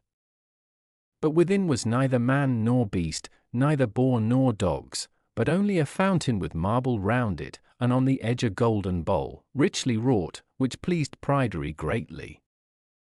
In a moment he forgot about his dogs, and went up to the bowl and took hold of it, and his hand stuck to the bowl, and his feet to the marble slab, and despair took possession of him. Till the close of day Manawydan waited for him, and when the sun was fast sinking, he went home, thinking that he had strayed far. "Where are thy friend and thy dogs?" said Rhiannon, and he told her what had befallen Pryderi. "A good friend hast thou lost," answered Rhiannon, and she went up to the castle and through the gate, which was open. There, in the centre of the courtyard, she beheld Pryderi standing, and hastened towards him. "What dost thou here?" she asked, laying her hand on the bowl, and as she spoke she too stuck fast, and was not able to utter a word. Then thunder was heard, and a veil of darkness descended upon them, and the castle vanished, and they with it. When Kicva, the wife of Pryderi, found that neither her husband nor his mother returned to her, she was in such sorrow that she cared not whether she lived or died. Manawydan was grieved also in his heart, and said to her, "It is not fitting that we should stay here, for we have lost our dogs and cannot get food. Let us go into England, it is easier for us to live there." So they set forth. "What craft wilt thou follow?" he asked Kicva as they went along. "I shall make shoes as once I did," replied he, and he got all the finest leather in the town, and caused gilded clasps to be made for the shoes, till everyone flocked to buy, and all the shoemakers in the town were idle and banded together in anger to kill him. But luckily Manawydan got word of it, and he and Kicva left the town one night and proceeded to Narberth, taking with him a sheaf of wheat, which he sowed in 3 plots of ground. And while the wheat was growing up, he hunted and fished, and they had food enough and to spare. Thus the months passed until the harvest, and one evening Manawydan visited the furthest of his fields of wheat, and saw that it was ripe. "Tomorrow I will reap this," said he, but on the morrow when he went to reap the wheat he found nothing but the bare straw. Filled with dismay he hastened to the second field, and there the corn was ripe and golden. "Tomorrow I will reap this," he said, but on the morrow the ears had gone, and there was nothing but the bare straw. "Well, there is still one field left," he said, and when he looked at it, it was still fairer than the other 2. Tonight I will watch here, thought he, for whosoever carried off the other corn will in like manner take this, and I will know who it is. So he hid himself and waited. The hours slid by, and all was still, so still that Manawyddan well nigh dropped asleep. But at midnight there arose the loudest tumult in the world, and peeping out he beheld a mighty host of mice, which could neither be numbered nor measured. Each mouse climbed up a straw till it bent down with its weight, and then it bit off one of the ears, and carried it away, and there was not one of the straws that had not got a mouse to it. Full of wrath he rushed at the mice, but he could no more come up with them than if they had been gnats, or birds of the air, save one only which lingered behind the rest, and this mouse Manawyddan came up with. Stooping down he seized it by the tail, and put it in his glove, and tied a piece of string across the opening of the glove, so that the mouse could not escape. When he entered the hall where Kikva was sitting, he lighted a fire, and hung the glove up on a peg. "What hast thou there?" asked she. "A thief," he answered, "that I caught robbing me." "What kind of a thief may it be which thou couldst put in thy glove?" said Kikva. "That I will tell thee," he replied, and then he showed her how his fields of corn had been wasted, and how he had watched for the mice. "And one was less nimble than the rest, and is now in my glove. Tomorrow I will hang it, and I only wish I had them all." "It is a marvel, truly," said she, "yet it would be unseemly for a man of thy dignity to hang a reptile such as this. Do not meddle with it, but let it go." "Woe betide me," he cried, "if I would not hang them all if I could catch them, and such as I have I will hang." "Verily," said she, "there is no reason that I should succor this reptile, except to prevent discredit unto thee. If I knew any cause that I should succor it, I would take thy counsel," answered Manawyddan, "but as I know of none, I am minded to destroy it." "Do so then," said Kikva. So he went up a hill and set up 2 forks on the top, and while he was doing this he saw a scholar coming towards him, whose clothes were tattered. Now it was 7 years since Manawyddan had seen man or beast in that place, and the sight amazed him. "Good day to thee, my lord," said the scholar. "Good greeting to thee, scholar. Whence dost thou come?" "From singing in England, but wherefore dost thou ask?" "Because for 7 years no man hath visited this place." "I wonder where I will," answered the scholar. "And what work art thou upon?" "I am about to hang a thief that I caught robbing me." "What manner of thief is that?" inquired the scholar. "I see a creature in thy hand like unto a mouse, and ill does it become a man of thy rank to touch a reptile like this. Let it go free." "I will not let it go free," cried Manawyddan. "I caught it robbing me, and it shall suffer the doom of a thief." "Lord," said the scholar, "sooner than see a man like thee at such a work, I would give thee £1, which I have received as alms to let it go free." "I will not let it go free, neither will I sell it." "As thou wilt, Lord," answered the scholar, and he went his way. Manawyddan was placing the crossbeam on the 2 forked sticks, where the mouse was to hang, when a priest rode past. "Good day to thee, Lord, and what art thou doing?" "I am hanging a thief that I caught robbing me." "What manner of thief, Lord?" "A creature in the form of a mouse. It has been robbing me, and it shall suffer the doom of a thief." "Lord," said the priest, "sooner than see thee touch this reptile, I would purchase its freedom. I will neither sell it nor set it free. It is true that a mouse is worth nothing, but rather than see thee defile thyself with touching such a reptile as this, I will give thee £3 for it. I will not take any price for it. It shall be hanged as it deserves." "Willingly, my lord, if it is thy pleasure." And the priest went his way. Then Manawyddan noosed the string about the mouse's neck, and was about to draw it tight when a bishop, with a great following and horses bearing huge packs, came by. What work art thou upon? Asked the bishop, drawing rein. Hanging a thief that I caught robbing me. But is not that a mouse that I see in thine hand? Asked the bishop. Yes, that is the thief, answered Manawydan. Well, since I have come at the doom of this reptile, I will ransom it of thee for 7 pounds, rather than see a man of thy rank touch it. Loose it, and let it go. I will not let it loose. I will give thee 24 pounds to set it free, said the bishop. I will not set it free for as much again. If thou wilt not set it free for this, I will give thee all the horses thou sayest and the 7 loads of baggage. I will not set it free. Then tell me at what price thou wilt loose it, and I will give it. The spell must be taken off Rhiannon and Pryderi, said Manawydan. That shall be done. But not yet will I loose the mouse. The charm that has been cast over all my lands must be taken off likewise. This shall be done also. But not yet will I loose the mouse till I know who she is. She is my wife, answered the bishop. And wherefore came she to me? Asked Manawydan.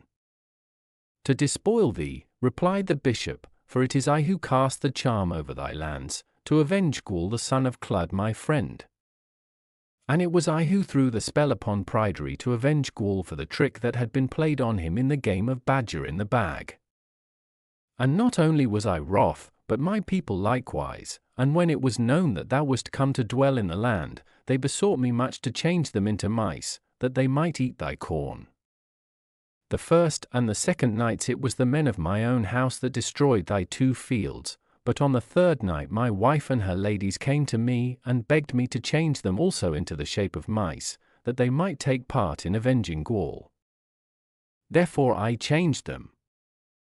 Yet had she not been ill and slow of foot, thou couldst not have overtaken her. Still, since she was caught, I will restore thee Pryderi and Rhiannon, and will take the charm from off thy lands. I have told thee who she is, so now set her free. I will not set her free, answered Manawydan, till thou swear that no vengeance shall be taken for this, either upon Pryderi, or upon Rhiannon, or on me. I grant thee this boon, and thou hast done wisely to ask it, for on thy head would have lit all the trouble. Set now my wife free. I will not set her free till Pryderi and Rhiannon are with me. Behold, here they come, said the bishop. Then Manawydan held out his hands and greeted Pryderi and Rhiannon, and they seated themselves joyfully on the grass. Ah, Lord, hast thou not received all thou didst ask? Said the bishop. Set now my wife free. That I will gladly, answered Manawydan, unloosing the cord from her neck, and as he did so the bishop struck her with his staff, and she turned into a young woman, the fairest that ever was seen. Look around upon thy land, said he, and thou wilt see it all tilled and peopled, as it was long ago. And Manawydan looked, and saw corn growing in the fields, and cows and sheep grazing on the hillside, and huts for the people to dwell in. And he was satisfied in his soul, but one more question he put to the bishop. What spell didst thou lay upon Pryderi and Rhiannon? Pryderi has had the knockers of the gate of my palace hung about him, and Rhiannon has carried the collars of my asses around her neck, said the bishop with a smile. From the Mabinogion. The Believing Husbands. Once upon a time there dwelt in the land of Erin a young man who was seeking a wife, and of all the maidens round about none pleased him as well as the only daughter of a farmer. The girl was willing and the father was willing, and very soon they were married and went to live at the farm. By and by the season came when they must cut the peats and pile them up to dry, so that they might have fires in the winter. So on a fine day the girl and her husband, and the father and his wife all went out upon the moor. They worked hard for many hours, and at length grew hungry, so the young woman was sent home to bring them food, and also to give the horses their dinner. When she went into the stable, she suddenly saw the heavy pack saddle of the speckled mare just over her head, and she jumped and said to herself, "Suppose that pack saddle were to fall and kill me, how dreadful it would be," and she sat down just under the pack saddle she was so much afraid of, and began to cry. Now the others out on the moor grew hungrier and hungrier. "What can have become of her?" asked they, and at length the mother declared that she would wait no longer, and must go and see what had happened. As the bride was nowhere in the kitchen or the dairy, the old woman went into the stable, where she found her daughter weeping bitterly. "What is the matter, my dove?" and the girl answered, between her sobs, "When I came in and saw the pack saddle over my head, I thought how dreadful it would be if it fell and killed me," and she cried louder than before. The old woman struck her hands together. "Ah, to think of it! If that were to be, what should I do?" And she sat down by her daughter, and they both wrung their hands and let their tears flow. "Something strange must have occurred," exclaimed the old farmer on the moor, who by this time was not only hungry, but cross. "I must go after them." And he went and found them in the stable. "What is the matter?" asked he. "Oh," replied his wife, "when our daughter came home, did she not see the pack saddle over her head, and she thought how dreadful it would be if it were to fall and kill her." "Ah, to think of it!" exclaimed he, striking his hands together, and he sat down beside them and wept too. As soon as night fell, the young man returned full of hunger, and there they were, all crying together in the stable. "What is the matter?" asked he. "When thy wife came home," answered the farmer, "she saw the pack saddle over her head, and she thought how dreadful it would be if it were to fall and kill her." "Well, but it didn't fall," replied the young man, and he went off to the kitchen to get some supper, leaving them to cry as long as they liked. The next morning he got up with the sun, and said to the old man and to the old woman and to his wife, "Farewell, my foot shall not return to the house till I have found other 3 people as silly as you," and he walked away till he came to the town, and seeing the door of a cottage standing open wide, he entered. No man was present, but only some women spinning at their wheels. "You do not belong to this town," said he. "You speak truth," they answered, "nor you either." "I do not," replied he, "but is it a good place to live in?" The women looked at each other. "The men of the town are so silly that we can make them believe anything we please," said they. "Well, here is a gold ring," replied he, "and I will give it to the one amongst you who can make her husband believe the most impossible thing," and he left them. As soon as the first husband came home, his wife said to him, "Thou art sick." "Am I?" asked he. "Yes, thou art," she answered. "Take off thy clothes and lie down." So he did, and when he was in his bed, his wife went to him and said, "Thou art dead." "Oh, am I?" asked he. "Thou art," said she. "Shut thine eyes, and stir neither hand nor foot." And dead he felt sure he was. Soon the second man came home, and his wife said to him, "You are not my husband."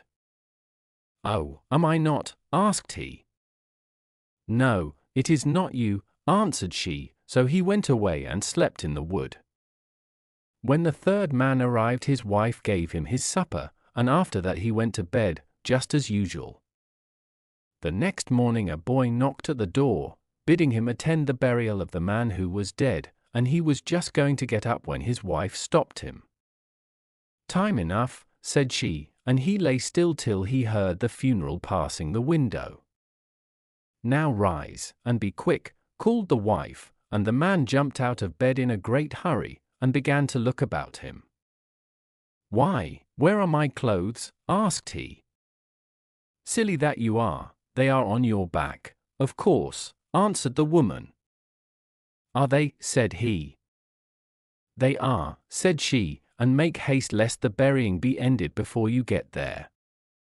Then off he went, running hard, and when the mourners saw a man coming towards them with nothing on but his nightshirt, they forgot in their fright what they were there for, and fled to hide themselves. And the naked man stood alone at the head of the coffin. Very soon a man came out of the wood and spoke to him. "Do you know me?" "Not I," answered the naked man. "I do not know you." "But why are you naked?" asked the first man. "Am I naked?" "My wife told me that I had all my clothes on," answered he. "And my wife told me that I myself was dead," said the man in the coffin. But at the sound of his voice the two men were so terrified that they ran straight home, and the man in the coffin got up and followed them, and it was his wife that gained the gold ring, as he had been sillier than the other two. From West Highland Tales. The Hoodie-Crow. Once there lived a farmer who had 3 daughters, and good useful girls they were, up with the sun, and doing all the work of the house. One morning they all ran down to the river to wash their clothes, when a hoodie came round and sat on a tree close by. "Wilt thou wed me, thou farmer's daughter?" he said to the eldest. "Indeed I won't wed thee," she answered, "an ugly brute is the hoodie." And the bird, much offended, spread his wings and flew away. But the following day he came back again, and said to the second girl, "Wilt thou wed me, farmer's daughter?" "Indeed I will not," answered she, "an ugly brute is the hoodie." And the hoodie was more angry than before, and went away in a rage. However, after a night's rest he was in a better temper, and thought that he might be more lucky the 3rd time, so back he went to the old place.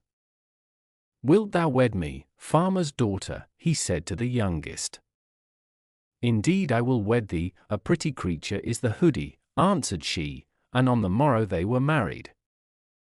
"I have something to ask thee," said the hoodie when they were far away in his own house. "Wouldst thou rather I should be a hoodie by day and a man by night, or a man by day and a hoodie by night?" "Indeed I will wed thee, a pretty creature is the hoodie." The girl was surprised at his words, for she did not know that he could be anything but a hoodie at all times.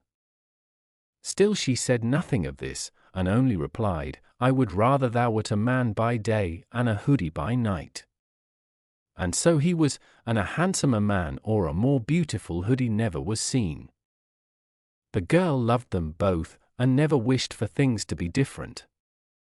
By and by they had a son, and very pleased they both were. But in the night soft music was heard stealing close towards the house, and every man slept, and the mother slept also. When they woke again it was morning, and the baby was gone. High and low they looked for it, but nowhere could they find it, and the farmer, who had come to see his daughter, was greatly grieved, as he feared it might be thought that he had stolen it, because he did not want the hoodie for a son-in-law. The next year the hoodie's wife had another son, and this time a watch was set at every door. But it was no use. In vain they all determined that, come what might, they would not close their eyes. At the first note of music they all fell asleep, and when the farmer arrived in the morning to see his grandson, he found them all weeping, for while they had slept the baby had vanished. Well, the next year it all happened again, and the hoodie's wife was so unhappy that her husband resolved to take her away to another house he had, and her sisters with her for company. So they set out in a coach which was big enough to hold them, and had not gone very far when the hoodie suddenly said, "You are sure you have not forgotten anything?" "I have forgotten my coarse comb," answered the wife, feeling in her pocket, and as she spoke the coach changed into a withered faggot, and the man became a hoodie again, and flew away. The two sisters returned home, but the wife followed the hoodie. Sometimes she would see him on a hilltop, and then would hasten after him, hoping to catch him. But by the time she had got to the top of the hill, he would be in the valley on the other side. When night came, and she was tired, she looked about for some place to rest, and glad she was to see a little house full of light straight in front of her, and she hurried towards it as fast as she could. At the door stood a little boy, and the sight of him filled her heart with pleasure, she did not know why. A woman came out and bade her welcome, and set before her food, and gave her a soft bed to lie on. And the hoodie's wife lay down, and so tired was she, that it seemed to her but a moment before the sun rose, and she awoke again. From hill to hill she went after the hoodie, and sometimes she saw him on the top, but when she got to the top, he had flown into the valley, and when she reached the valley he was on the top of another hill, and so it happened till night came round again. Then she looked round for some place to rest in, and she beheld a little house of light before her, and fast she hurried towards it. At the door stood a little boy, and her heart was filled with pleasure at the sight of him, she did not know why. After that a woman bade her enter, and set food before her, and gave her a soft bed to lie in. And when the sun rose she got up, and left the house, in search of the hoodie. This day everything befell as on the 2 other days, but when she reached the small house, the woman bade her keep awake, and if the hoodie flew into the room, to try to seize him. But the wife had walked far, and was very tired, and strive as she would, she fell sound asleep. Many hours she slept, and the hoodie entered through a window, and let fall a ring on her hand. The girl awoke with a start, and leant forward to grasp him, but he was already flying off, and she only seized a feather from his wing. And when dawn came, she got up and told the woman. "He has gone over the hill of poison," said she, "and there you cannot follow him without horseshoes on your hands and feet. But I will help you. Put on this suit of men's clothes, and go down this road till you come to the smithy, and there you can learn to make horseshoes for yourself." The girl thanked her, and put on the clothes and went down the road to do her bidding. So hard did she work, that in a few days she was able to make the horseshoes. Early one morning she set out for the hill of poison. On her hands and feet she went, but even with the horseshoes on she had to be very careful not to stumble, lest some poison thorns should enter into her flesh, and she should die. But when at last she was over, it was only to hear that her husband was to be married that day to the daughter of a great lord. Now there was to be a race in the town, and everyone meant to be there, except the stranger who had come over the hill of poison, everyone, that is, but the cook, who was to make the bridal supper. Greatly he loved races, and sore was his heart to think that one should be run without his seeing it, so when he beheld a woman whom he did not know coming along the street, hope sprang up in him. "Will you cook the wedding feast in place of me?" he said, "and I will pay you well when I return from the race." Gladly she agreed, and cooked the feast in a kitchen that looked into the great hall, where the company were to eat it. After that she watched the seat where the bridegroom was sitting, and taking a plateful of the broth, she dropped the ring and the feather into it, and set it herself before him.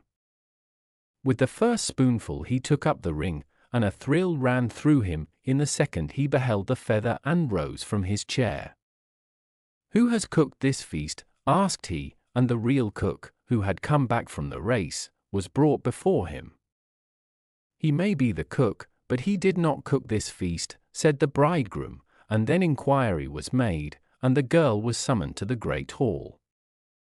"That is my married wife," he declared, "and no one else will I have," and at that very moment the spells fell off him, and never more would he be a hoodie. Happy indeed were they to be together again, and little did they mind that the hill of poison took long to cross, for she had to go some way forwards, and then throw the horseshoes back for him to put on.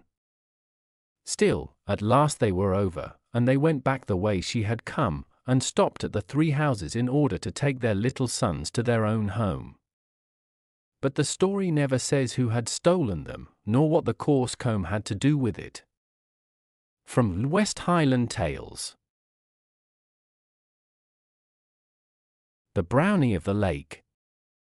Once upon a time there lived in France a man whose name was Brownie. You might have walked a whole day without meeting anyone happier or more contented, for he had a large farm, plenty of money, and, above all, a daughter called Barbaik, the most graceful dancer and the best-dressed girl in the whole countryside.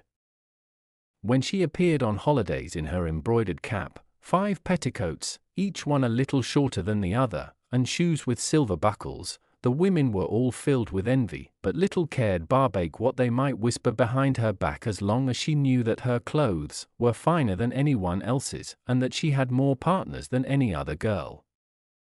Now amongst all the young men who wanted to marry Barbaik, the one whose heart was most set on her was her father's head man, but as his manners were rough and he was exceedingly ugly, she would have nothing to say to him, and, what was worse, often made fun of him with the rest. Jogi, for that was his name, of course heard of this, and it made him very unhappy.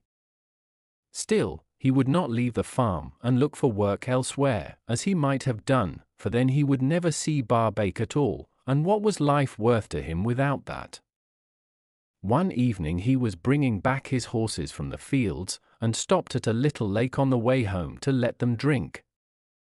He was tired with a long day's work, and stood with his hand on the manet of one of the animals, waiting till they had done, and thinking all the while of Barbaik, when a voice came out of the gorse close by. "What is the matter, Jogi? You mustn't despair yet." The young man glanced up in surprise, and asked who was there. "It is I, the Brownie of the lake," replied the voice. "But where are you?" inquired Jogi. "Look close, and you will see me among the reeds in the form of a little green frog. I can take," he added proudly, "any shape I choose, and even, which is much harder, be invisible if I want to." "Then show yourself to me in the shape in which your family generally appear," replied Jogi. "Certainly, if you wish," and the frog jumped on the back of one of the horses, and changed into a little dwarf, all dressed green. This transformation rather frightened Jogi, but the Brownie bade him have no fears, for he would not do him any harm. Indeed, he hoped that Jogi might find him of some use. "But why should you take all this interest in me?" asked the peasant suspiciously. "Because of a service you did me last winter, which I have never forgotten," answered the little fellow. "You know, I am sure, that the Corrigans who dwell in the White Corn country have declared war on my people, because they say that they are the friends of man. We were therefore obliged to take refuge in distant lands, and to hide ourselves at first under different animal shapes. Since that time, partly from habit and partly to amuse ourselves, we have continued to transform ourselves, and it was in this way that I got to know you." "How?" exclaimed Jogi, filled with astonishment. "Do you remember when you were digging in the field near the river, 3 months ago, you found a robin redbreast caught in a net?" "Yes," answered Jogi, "I remember it very well, and I opened the net and let him go. Well, I was that robin redbreast, and ever since I have vowed to be your friend, and as you want to marry Barbaik, I will prove the truth of what I say by helping you to do so." "Ah, my little Brownie, if you can do that, there is nothing I won't give you, except my soul." "Then let me alone," rejoined the dwarf, "and I promise you that in a very few months you shall be master of the farm and of Barbaik." "But how are you going to do it?" exclaimed Jogi wonderingly. "That is my affair. Perhaps I may tell you later. Meanwhile you just eat and sleep, and don't worry yourself about anything." Jogi declared that nothing could be easier, and then taking off his hat, he thanked the dwarf heartily, and led his horses back to the farm. Next morning was a holiday, and Barbaik was awake earlier than usual, as she wished to get through her work as soon as possible, and be ready to start for a dance which was to be held some distance off. She went first to the cow house, which it was her duty to keep clean, but to her amazement she found fresh straw put down, the racks filled with hay, the cows milked, and the pails standing neatly in a row. "Of course, Jogi must have done this in the hope of my giving him a dance," she thought to herself, and when she met him outside the door she stopped and thanked him for his help. To be sure, Jogi only replied roughly that he didn't know what she was talking about, but this answer made her feel all the more certain that it was he and nobody else. The same thing took place every day, and never had the cow-house been so clean nor the cows so fat. Morning and evening Barbaik found her earthen pots full of milk and a pound of butter freshly churned, ornamented with leaves. At the end of a few weeks she grew so used to this state of affairs that she only got up just in time to prepare breakfast. Soon even this grew to be unnecessary, for a day arrived when, coming downstairs, she discovered that the house was swept, the furniture polished, the fire lit, and the food ready, so that she had nothing to do except to ring the great bell which summoned the laborers from the fields to come and eat it. This, also, she thought was the work of Jogi, and she could not help feeling that a husband of this sort would be very useful to a girl who liked to lie in bed and to amuse herself. Indeed, Barbaik had only to express a wish for it to be satisfied. If the wind was cold or the sun was hot and she was afraid to go out lest her complexion should be spoiled, she need only to run down to the spring close by and say softly, "I should like my churns to be full, and my wet linen to be stretched on the hedge to dry," and she need never give another thought to the matter. If she found the rye bread too hard to bake, or the oven taking too long to heat, she just murmured, "I should like to see my 6 loaves on the shelf above the bread box," and 2 hours after there they were. If she was too lazy to walk all the way to market along a dirty road, she would say out loud the night before, "Why am I not already back from Morlake's with my milk pot empty, my butter bowl inside it, a pound of wild cherries on my wooden plate, and the money I have gained in my apron pocket?" And in the morning when she got up, lo and behold, there were standing at the foot of her bed the empty milk pot with the butter bowl inside, the black cherries on the wooden plate, and 6 new pieces of silver in the pocket of her apron. And she believed that all this was owing to Jogi, and she could no longer do without him, even in her thoughts. When things had reached this pass, the Brownie told the young man that he had better ask Barbaik to marry him, and this time the girl did not turn rudely away, but listened patiently to the end. In her eyes he was as ugly and awkward as ever, but he would certainly make a most useful husband, and she could sleep every morning till breakfast time, just like a young lady, and as for the rest of the day, it would not be half long enough for all she meant to do. She would wear the beautiful dresses that came when she wished for them, and visit her neighbors, who would be dying of envy all the while, and she would be able to dance as much as she wished.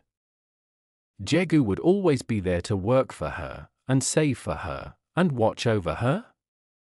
So, like a well-brought-up girl, Barbaik answered that it should be as her father pleased, knowing quite well that old Ryu had often said that after he was dead there was no one so capable of carrying on the farm. The marriage took place the following month, and a few days later the old man died quite suddenly. Now Jogi had everything to see to himself, and somehow it did not seem so easy as when the farmer was alive. But once more the Brownie stepped in, and was better than 10 laborers. It was he who ploughed and sowed and reaped, and if, as happened occasionally, it was needful to get the work done quickly, the Brownie called in some of his friends, and as soon as it was light a host of little dwarfs might have been seen in the fields, busy with hoe, fork or sickle. But by the time the people were about all was finished, and the little fellows had disappeared. And all the payment the Brownie ever asked for was a bowl of broth. From the very day of her marriage Barbaik had noted with surprise and rage that things ceased to be done for her as they had been done all the weeks and months before. She complained to Jogi of his laziness, and he only stared at her, not understanding what she was talking about. But the Brownie, who was standing by, burst out laughing, and confessed that all the good offices she spoke of had been performed by him, for the sake of Jogi, but that now he had other business to do, and it was high time that she looked after her house herself. Barbaik was furious. Each morning when she was obliged to get up before dawn to milk the cows and go to market, and each evening when she had to sit up till midnight in order to churn the butter, her heart was filled with rage against the Brownie who had caused her to expect a life of ease and pleasure. But when she looked at Jogi and beheld his red face, squinting eyes, and untidy hair, her anger was doubled. "If it had not been for you, you miserable dwarf," she would say between her teeth, "if it had not been for you I should never have married that man, and I should still have been going to dances, where the young men would have brought me presents of nuts and cherries, and told me that I was the prettiest girl in the parish. While now I can receive no presents except from my husband. I can never dance, except with my husband. Oh, you wretched dwarf, I will never, never forgive you." In spite of her fierce words, no one knew better than Barbaik how to put her pride in her pocket when it suited her, and after receiving an invitation to a wedding, she begged the Brownie to get her a horse to ride there. To her great joy he consented, bidding her set out for the city of the dwarfs and to tell them exactly what she wanted. Full of excitement, Barbaik started on her journey. It was not long, and when she reached the town she went straight to the dwarfs, who were holding council in a wide green place, and said to them, "Listen, my friends. I have come to beg you to lend me a black horse, with eyes, a mouth, ears, bridle and saddle." She had hardly spoken when the horse appeared, and mounting on his back she started for the village where the wedding was to be held. At first she was so delighted with the chance of a holiday from the work which she hated, that she noticed nothing, but very soon it struck her as odd that as she passed along the roads full of people they all laughed as they looked at her horse. At length she caught some words uttered by one man to another. "Why, the farmer's wife has sold her horse's tail, and turned in her saddle." Yes, it was true. Her horse had no tail. She had forgotten to ask for one, and the wicked dwarfs had carried out her orders to the letter. "Well, at any rate, I shall soon be there," she thought, and shaking the reins, tried to urge the horse to a gallop.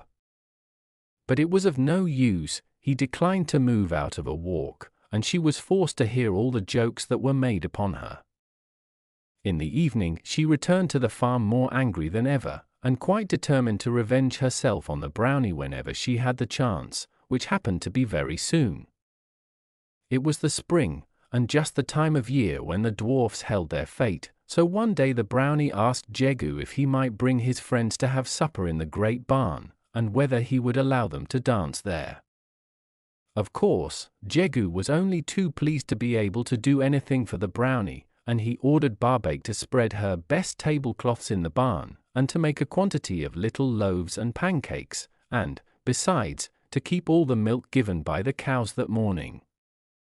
He expected she would refuse, as he knew she hated the dwarfs, but she said nothing, and prepared the supper as he had bidden her. When all was ready, the dwarfs, in new green suits, came bustling in, very happy and merry, and took their seats at the table. But in a moment they all sprang up with a cry, and ran away screaming, for Barbaik had placed pans of hot coals under their feet, and all their poor little toes were burnt. "You won't forget that in a hurry," she said, smiling grimly to herself, but in a moment they were back again with large pots of water, which they poured on the fire. Then they joined hands and danced round it, singing, "Wicked traitress, Bob Rew, our poor toes are burned by you. Now we hurry from your hall. Bad luck light upon you all." That evening they left the country forever, and Jogi, without their help, grew poorer and poorer, and at last died of misery, while Barbaik was glad to find work in the market of Morlaix. From Le Feuillet Breton, Par E. Sylvester. Footnotes. The Spiteful Fairies. The Winning of Olwen. There was once a king and queen who had a little boy, and they called his name Groac'h. The queen, his mother, fell ill soon after his birth, and as she could not take care of him herself she sent him to a woman she knew up in the mountains, so that he might learn to go out in all weathers, and bear heat and cold, and grow tall and strong. Kilwich was quite happy with his nurse, and ran races and climbed hills with the children who were his playfellows, and in the winter, when the snow lay on the ground, sometimes a man with a harp would stop and beg for shelter, and in return would sing them songs of strange things that had happened in the years gone by. But long before this, changes had taken place in the court of Kilwich's father.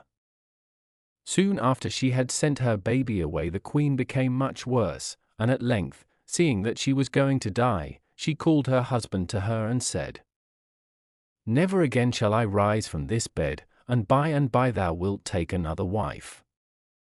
But lest she should make thee forget thy son, I charge thee that thou take not a wife until thou see a briar with 2 blossoms upon my grave." And this he promised her.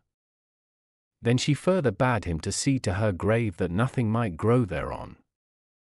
This likewise he promised her, and soon she died, and for 7 years the king sent a man every morning to see that nothing was growing on the queen's grave, but at the end of 7 years he forgot. One day, when the king was out hunting, he rode past the place where the queen lay buried, and there he saw a briar growing with 2 blossoms on it. "It is time that I took a wife," said he, and after long looking he found one. But he did not tell her about his son. Indeed, he hardly remembered that he had one till she heard it at last from an old woman whom she had gone to visit. And the new queen was very pleased, and sent messengers to fetch the boy, and in his father's court he stayed, while the years went by, till one day the queen told him that a prophecy had foretold that he was to win for his wife Olwen, the daughter of Ysbaddaden Pencawr. When he heard this, Kilwich felt proud and happy. Surely he must be a man now, he thought, or there would be no talk of a wife for him, and his mind dwelt all day upon his promised bride, and what she would be like when he beheld her. "What aileth thee, my son?" asked his father at last, when Kilwich had forgotten something he had been bidden to do, and Kilwich blushed red as he answered, "My stepmother says that none but Olwen, the daughter of Ysbaddaden Pencawr, shall be my wife." "That will be easily fulfilled," replied his father. "Go therefore unto him and beg him to cut thy hair, and to grant thee this boon." Kilwich arrives at the gate of Arthur's palace. Then the youth pricked forth upon a dapple grey horse of 4 years old, with a bridle of linked gold, and gold upon his saddle. In his hand he bore 2 spears of silver with heads of steel, a war horn of ivory was slung round his shoulder, and by his side hung a golden sword. Before him were 2 brindled white-breasted greyhounds with collars of rubies round their necks, and the one that was on the left side bounded across to the right side, and the one on the right to the left, and like 2 sea swallows sported round him. And his horse cast up for sods with his for hoofs, like for swallows in the air about his head, now above, now below. About him was a robe of purple, and an apple of gold was at each corner, and every one of the apples was of the value of 100 cows. And the blades of grass bent not beneath him, so light were his horse's feet as he journeyed toward the gate of Arthur's palace. "Is there a porter?" cried Kilwich, looking round for some one to open the gate. "There is, and I am Arthur's porter every 1st day of January," answered a man coming out to him. "The rest of the year there are other porters, and among them Penpinion, who goes upon his head to save his feet." "Well, open the portal, I say." "No, that I may not do, for none can enter save the son of a king or a peddler who has goods to sell. But elsewhere there will be food for thy dogs and hay for thy horse, and for thee carlops cooked and peppered, and sweet wine shall be served in the guest chamber." "That will not do for me," answered Kilwich. "If thou wilt not open the gate, I will send up 3 shouts that shall be heard from Cornwall unto the north, and yet again to Ireland. Whatsoever clamour thou mayest make," spake Glewlwyd the porter, "thou shalt not enter until I first go and speak with Arthur." Then Glewlwyd went into the hall, and Arthur said to him, "Hast thou news from the gate?" And the porter answered, "Far have I travelled, both in this island and elsewhere, and many kingly men have I seen, but never yet have I beheld one equal in majesty to him who now stands at the door. If walking thou didst enter here, return thou running, replied Arthur, and let every one that opens and shuts the eye show him respect and serve him, for it is not meet to keep such a man in the wind and rain. So Glewlwyd unbarred the gate and Kilwch rode in upon his charger. Greeting unto thee, O ruler of this land, cried he, and greeting no less to the lowest than to the highest. Greeting to thee also, answered Arthur. Sit thou between two of my warriors, and thou shalt have minstrels before thee and all that belongs to one born to be a king, while thou remainest in my palace. I am not come, replied Kilwch, for meat and drink, but to obtain a boon, and if thou grant it me I will pay it back, and will carry thy praise to the four winds of heaven. But if thou wilt not grant it to me, then I will proclaim thy discourtesy wherever thy name is known. What thou askest that shalt thou receive, said Arthur, as far as the wind dries, and the rain moistens, and the sun revolves, and the sea encircles, and the earth extends. Save only my ship and my mantle, my sword and my lance, my shield and my dagger, and Guinevere my wife. I would that thou bless my hair, spake Kilwch, and Arthur answered, That shall be granted thee. Forthwith he bade his men fetch him a comb of gold and a scissors with loops of silver, and he combed the hair of Kilwch his guest. Tell me who thou art, he said, for my heart warms to thee, and I feel thou art come of my blood. I am Kilwch, son of Kilid, replied the youth. Then my cousin thou art in truth, replied Arthur, and whatsoever boon thou mayest ask thou shalt receive. The boon I crave is that thou mayest win for me Olwen, the daughter of Ysbaddaden Penkawr, and this boon I seek likewise at the hands of thy warriors. From Sol, who can stand all day upon one foot, from Ossel, who, if he were to find himself on the top of the highest mountain in the world, could make it into a level plain in the beat of a bird's wing, from Clust, who, though he were buried under the earth, could yet hear the ant leave her nest 50 miles away. From these, and from Kai, and from Bedwer, and from all thy mighty men I crave this boon. O Kilwch, said Arthur, never have I heard of the maiden of whom thou speakest, nor of her kindred, but I will send messengers to seek her if thou wilt give me time. From this night to the end of the year right willingly will I grant thee, replied Kilwch, but when the end of the year came and the messengers returned Kilwch was wroth, and spoke rough words to Arthur. It was Kai, the boldest of the warriors, and the swiftest of foot, he who could pass 9 nights without sleep, and 9 days beneath the water, that answered him. Rash youth that thou art, darest thou speak thus to Arthur? Come with us, and we will not part company till we have won that maiden, or till thou confess that there is none such in the world. Then Arthur summoned his 5 best men and bade them go with Kilwch.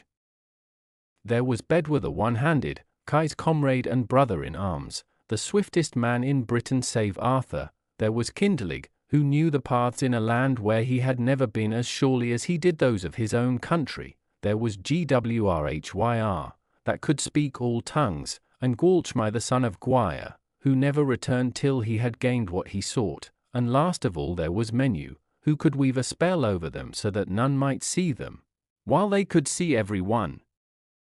So these 7 journeyed together till they reached a vast open plain in which was a fair castle. But though it seemed so close it was not until the evening of the 3rd day that they really drew near to it, and in front of it a flock of sheep was spread, so many in number that there seemed no end to them. A shepherd stood on a mound watching over them, and by his side was a dog, as large as a horse 9 winters old. Whose is this castle, O herdsman? Asked the knights. Stupid are ye truly, answered the herdsman. All the world knows that this is the castle of Ysbaddaden Penkawr. And who art thou?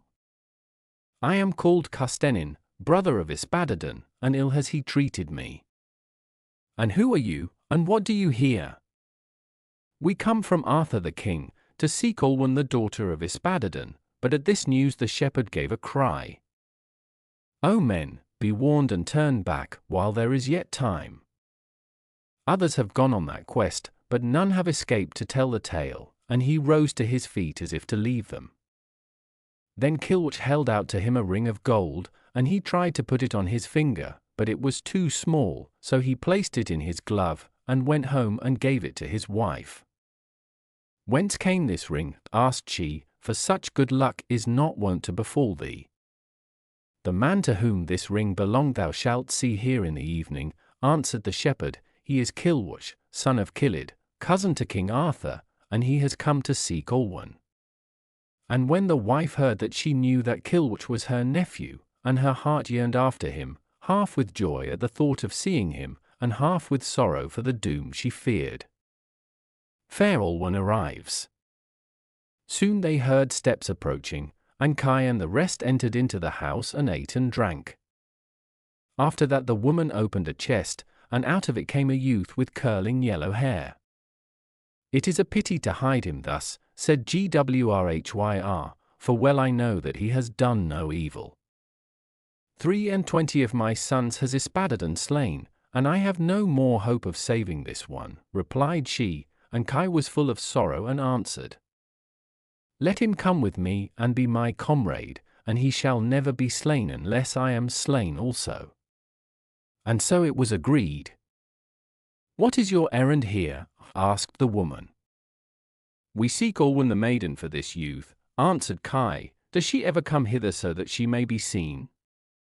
She comes every Saturday to wash her hair, and in the vessel where she washes she leaves all her rings, and never does she so much as send a messenger to fetch them. Will she come if she is bidden? Asked Kai, pondering.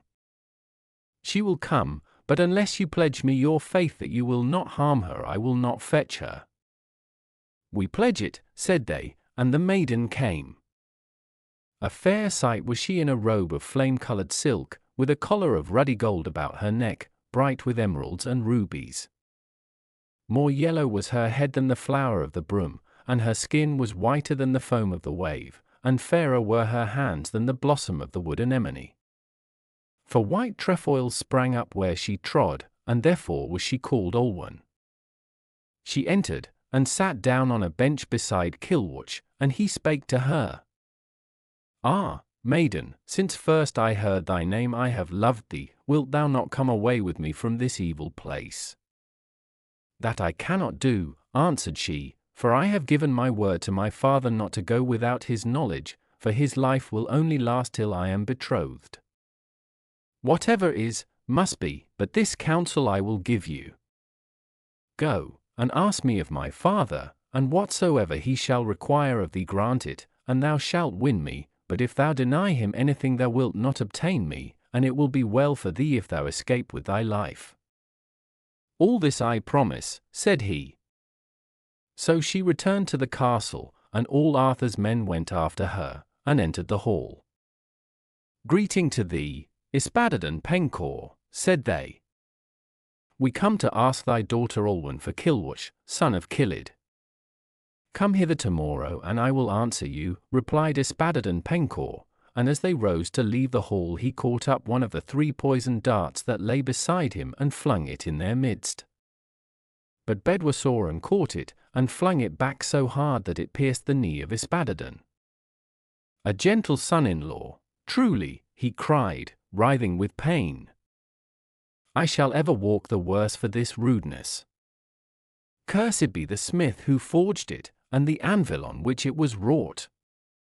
That night the men slept in the house of Custennin the herdsman, and the next day they proceeded to the castle, and entered the hall, and said, Ysbaddaden Penkawr, give us thy daughter, and thou shalt keep her dower.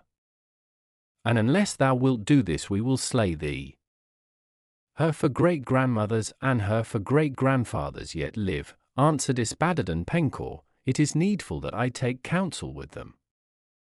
Be it so, we will go to meat, but as they turned he took up the second dart that lay by his side and cast it after them.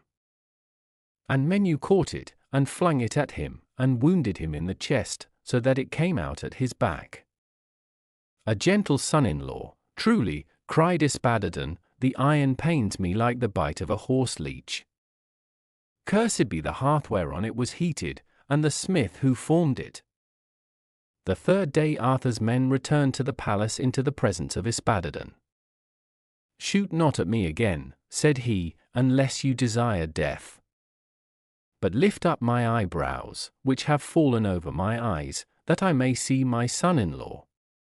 Then they arose, and as they did so Ysbaddaden Penkawr took the third poisoned dart and cast it at them. And Kilwch caught it, and flung it back, and it passed through his eyeball, and came out on the other side of his head. A gentle son-in-law, truly. Cursed be the fire in which it was forged, and the man who fashioned it. The next day Arthur's men came again to the palace and said, Shoot not at us any more, unless thou desirest more pain than even now thou hast, but give us thy daughter without more words. Where is he that seeks my daughter? Let him come hither so that I may see him. And Kilwch sat himself in a chair and spoke face to face with him. Is it thou that seekest my daughter? It is I, answered Kilwch. First give me thy word that thou wilt do nothing towards me that is not just, and when thou hast won for me that which I shall ask, then thou shalt wed my daughter. I promise right willingly, said Kilwch. Name what thou wilt. Sayest thou yonder hill? Well, in one day it shall be rooted up and ploughed and sown, and the grain shall ripen, and of that wheat I will bake the cakes for my daughter's wedding. It will be easy for me to compass this, although thou mayest deem it will not be easy, answered Kilwch, thinking of Ossel, under whose feet the highest mountain became straightway a plain, but Ysbaddaden paid no heed, and continued. Sayest thou that field yonder? When my daughter was born 9 bushels of flax were sown therein, and not one blade has sprung up. I require thee to sow fresh flax in the ground that my daughter may wear a veil spun from it on the day of her wedding. It will be easy for me to compass this. Though thou compass this, there is that which thou wilt not compass. For thou must bring me the basket of Gwydnu Garanhi, which will give meat to the whole world. It is for thy wedding feast. Thou must also fetch me the drinking horn that is never empty, and the harp that never ceases to play until it is bidden. Also the comb and scissors and razor that lie between the 2 ears of Trwyth the boar, so that I may arrange my hair for the wedding. And though thou get this, yet there is that which thou wilt not get, for Trwyth the boar will not let any man take from him the comb and the scissors, unless Drudwyn the whelp hunt him. But no leash in the world can hold Drudwyn save the leash of Canewin, and no collar will hold the leash except the collar of Canhasta. It will be easy for me to compass this, though thou mayest think it will not be easy, Kilwch answered him. Though thou get all these things, yet there is that which thou wilt not get. Throughout the world there is none that can hunt with this dog save Mabon the son of Modron. He was taken from his mother when 3 nights old, and it is not known where he now is, nor whether he is living or dead, and though thou find him, yet the boar will never be slain save only with the sword of Gwynarch the giant, and if thou obtain it not, neither shalt thou obtain my daughter. Horses shall I have, and knights from my lord Arthur. And I shall gain thy daughter, and thou shalt lose thy life. The speech of Kilwch the son of Kilydd with Ysbaddaden Penkawr was ended.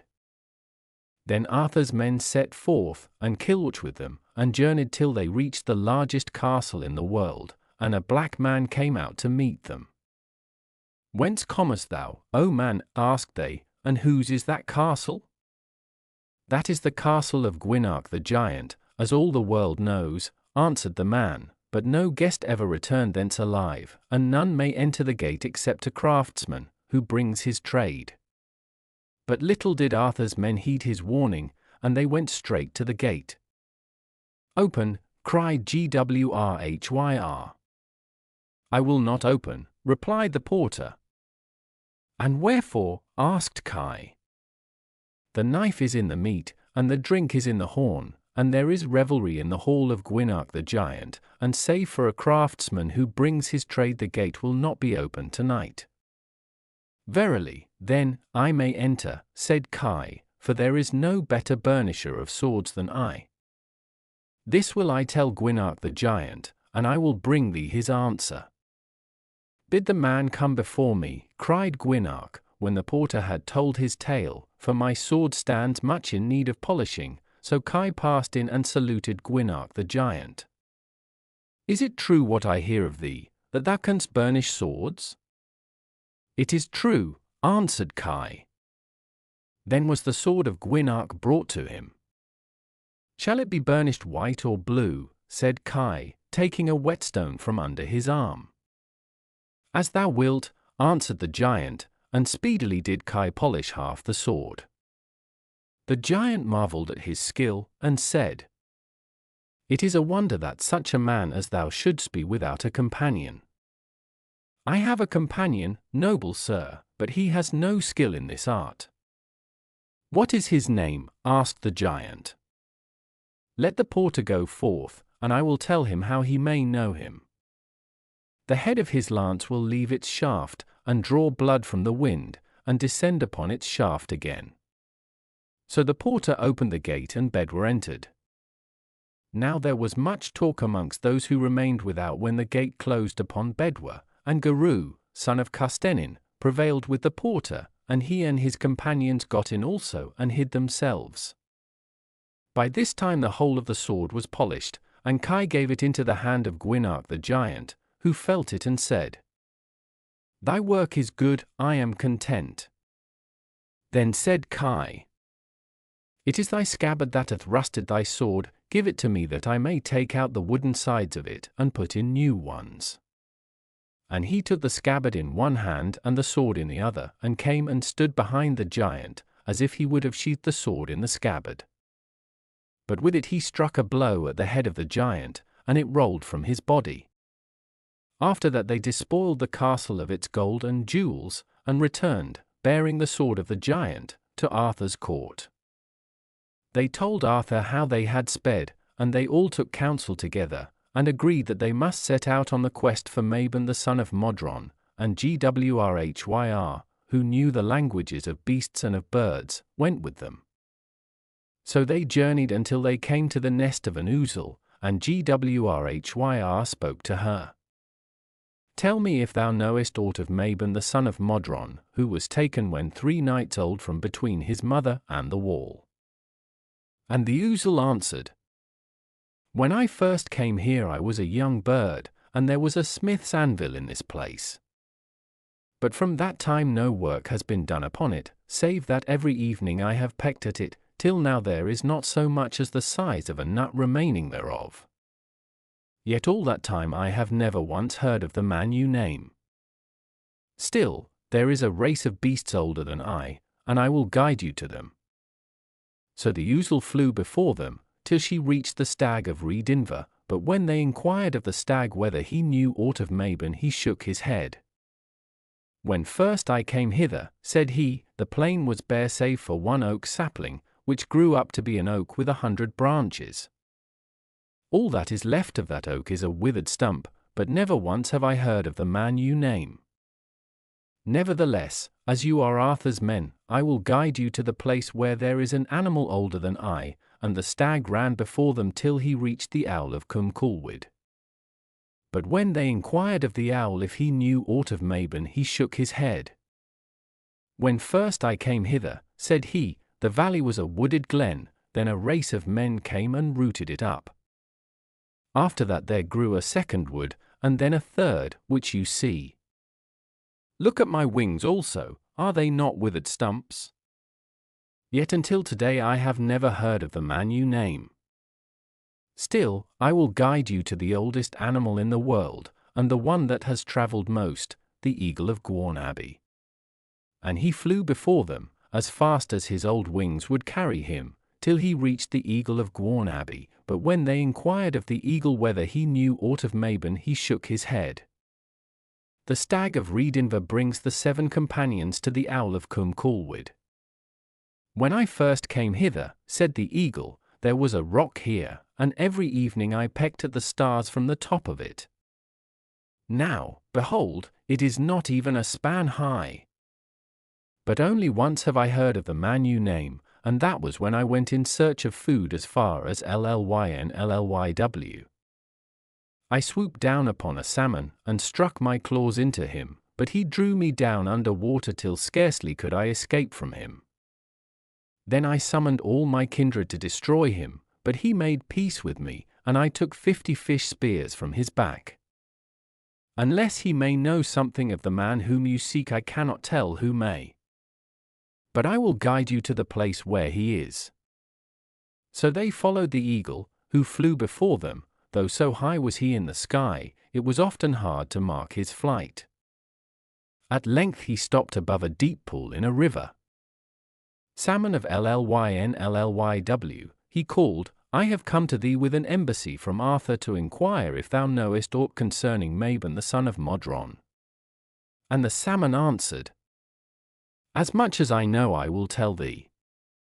With every tide I go up the river, till I reach the walls of Gloucester, and there have I found such wrong as I never found elsewhere. And that you may see that what I say is true, let 2 of you go thither on my shoulders. So Kai and Gwrhyr went upon the shoulders of the salmon, and were carried under the walls of the prison, from which proceeded the sound of great weeping. Who is it that thus laments in this house of stone? It is I, Mabon the son of Modron. Will silver or gold bring thy freedom, or only battle and fighting? Asked Gwrhyr again. By fighting alone shall I be set free, said Mabon. Then they sent a messenger to Arthur to tell him that Mabon was found, and he brought all his warriors to the castle of Gloucester and fell fiercely upon it, while Kai and Bedwyr went on the shoulders of the salmon to the gate of the dungeon, and broke it down and carried away Mabon. And he, now being free, returned home with Arthur. After this, on a certain day, as Gwrhyr was walking across a mountain, he heard a grievous cry, and he has 10 towards it. In a little valley he saw the heather burning and the fire spreading fast towards an ant hill, and all the ants were hurrying to and fro, not knowing whither to go. Gwrhyr had pity on them, and put out the fire, and in gratitude the ants brought him the 9 bushels of flax seed which Ysbaddaden Penkawr required of Kilorch. And many of the other marvels were done likewise by Arthur and his knights, and at last it came to the fight with Trwyth the boar, to obtain the comb and the scissors and the razor that lay between his ears.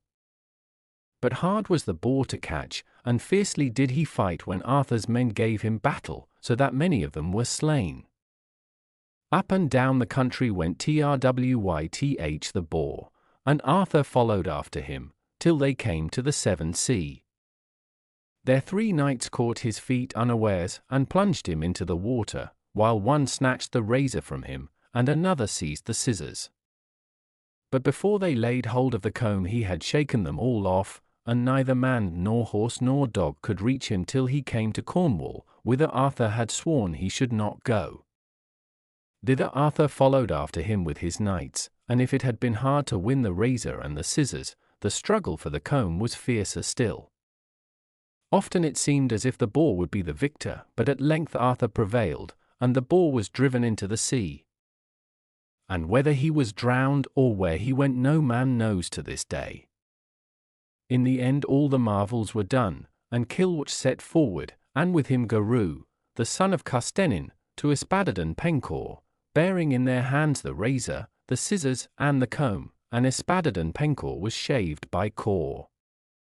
Is thy daughter mine now? Asked Kilorch. She is thine, answered Ysbaddaden, but it is Arthur and none other who has won her for thee.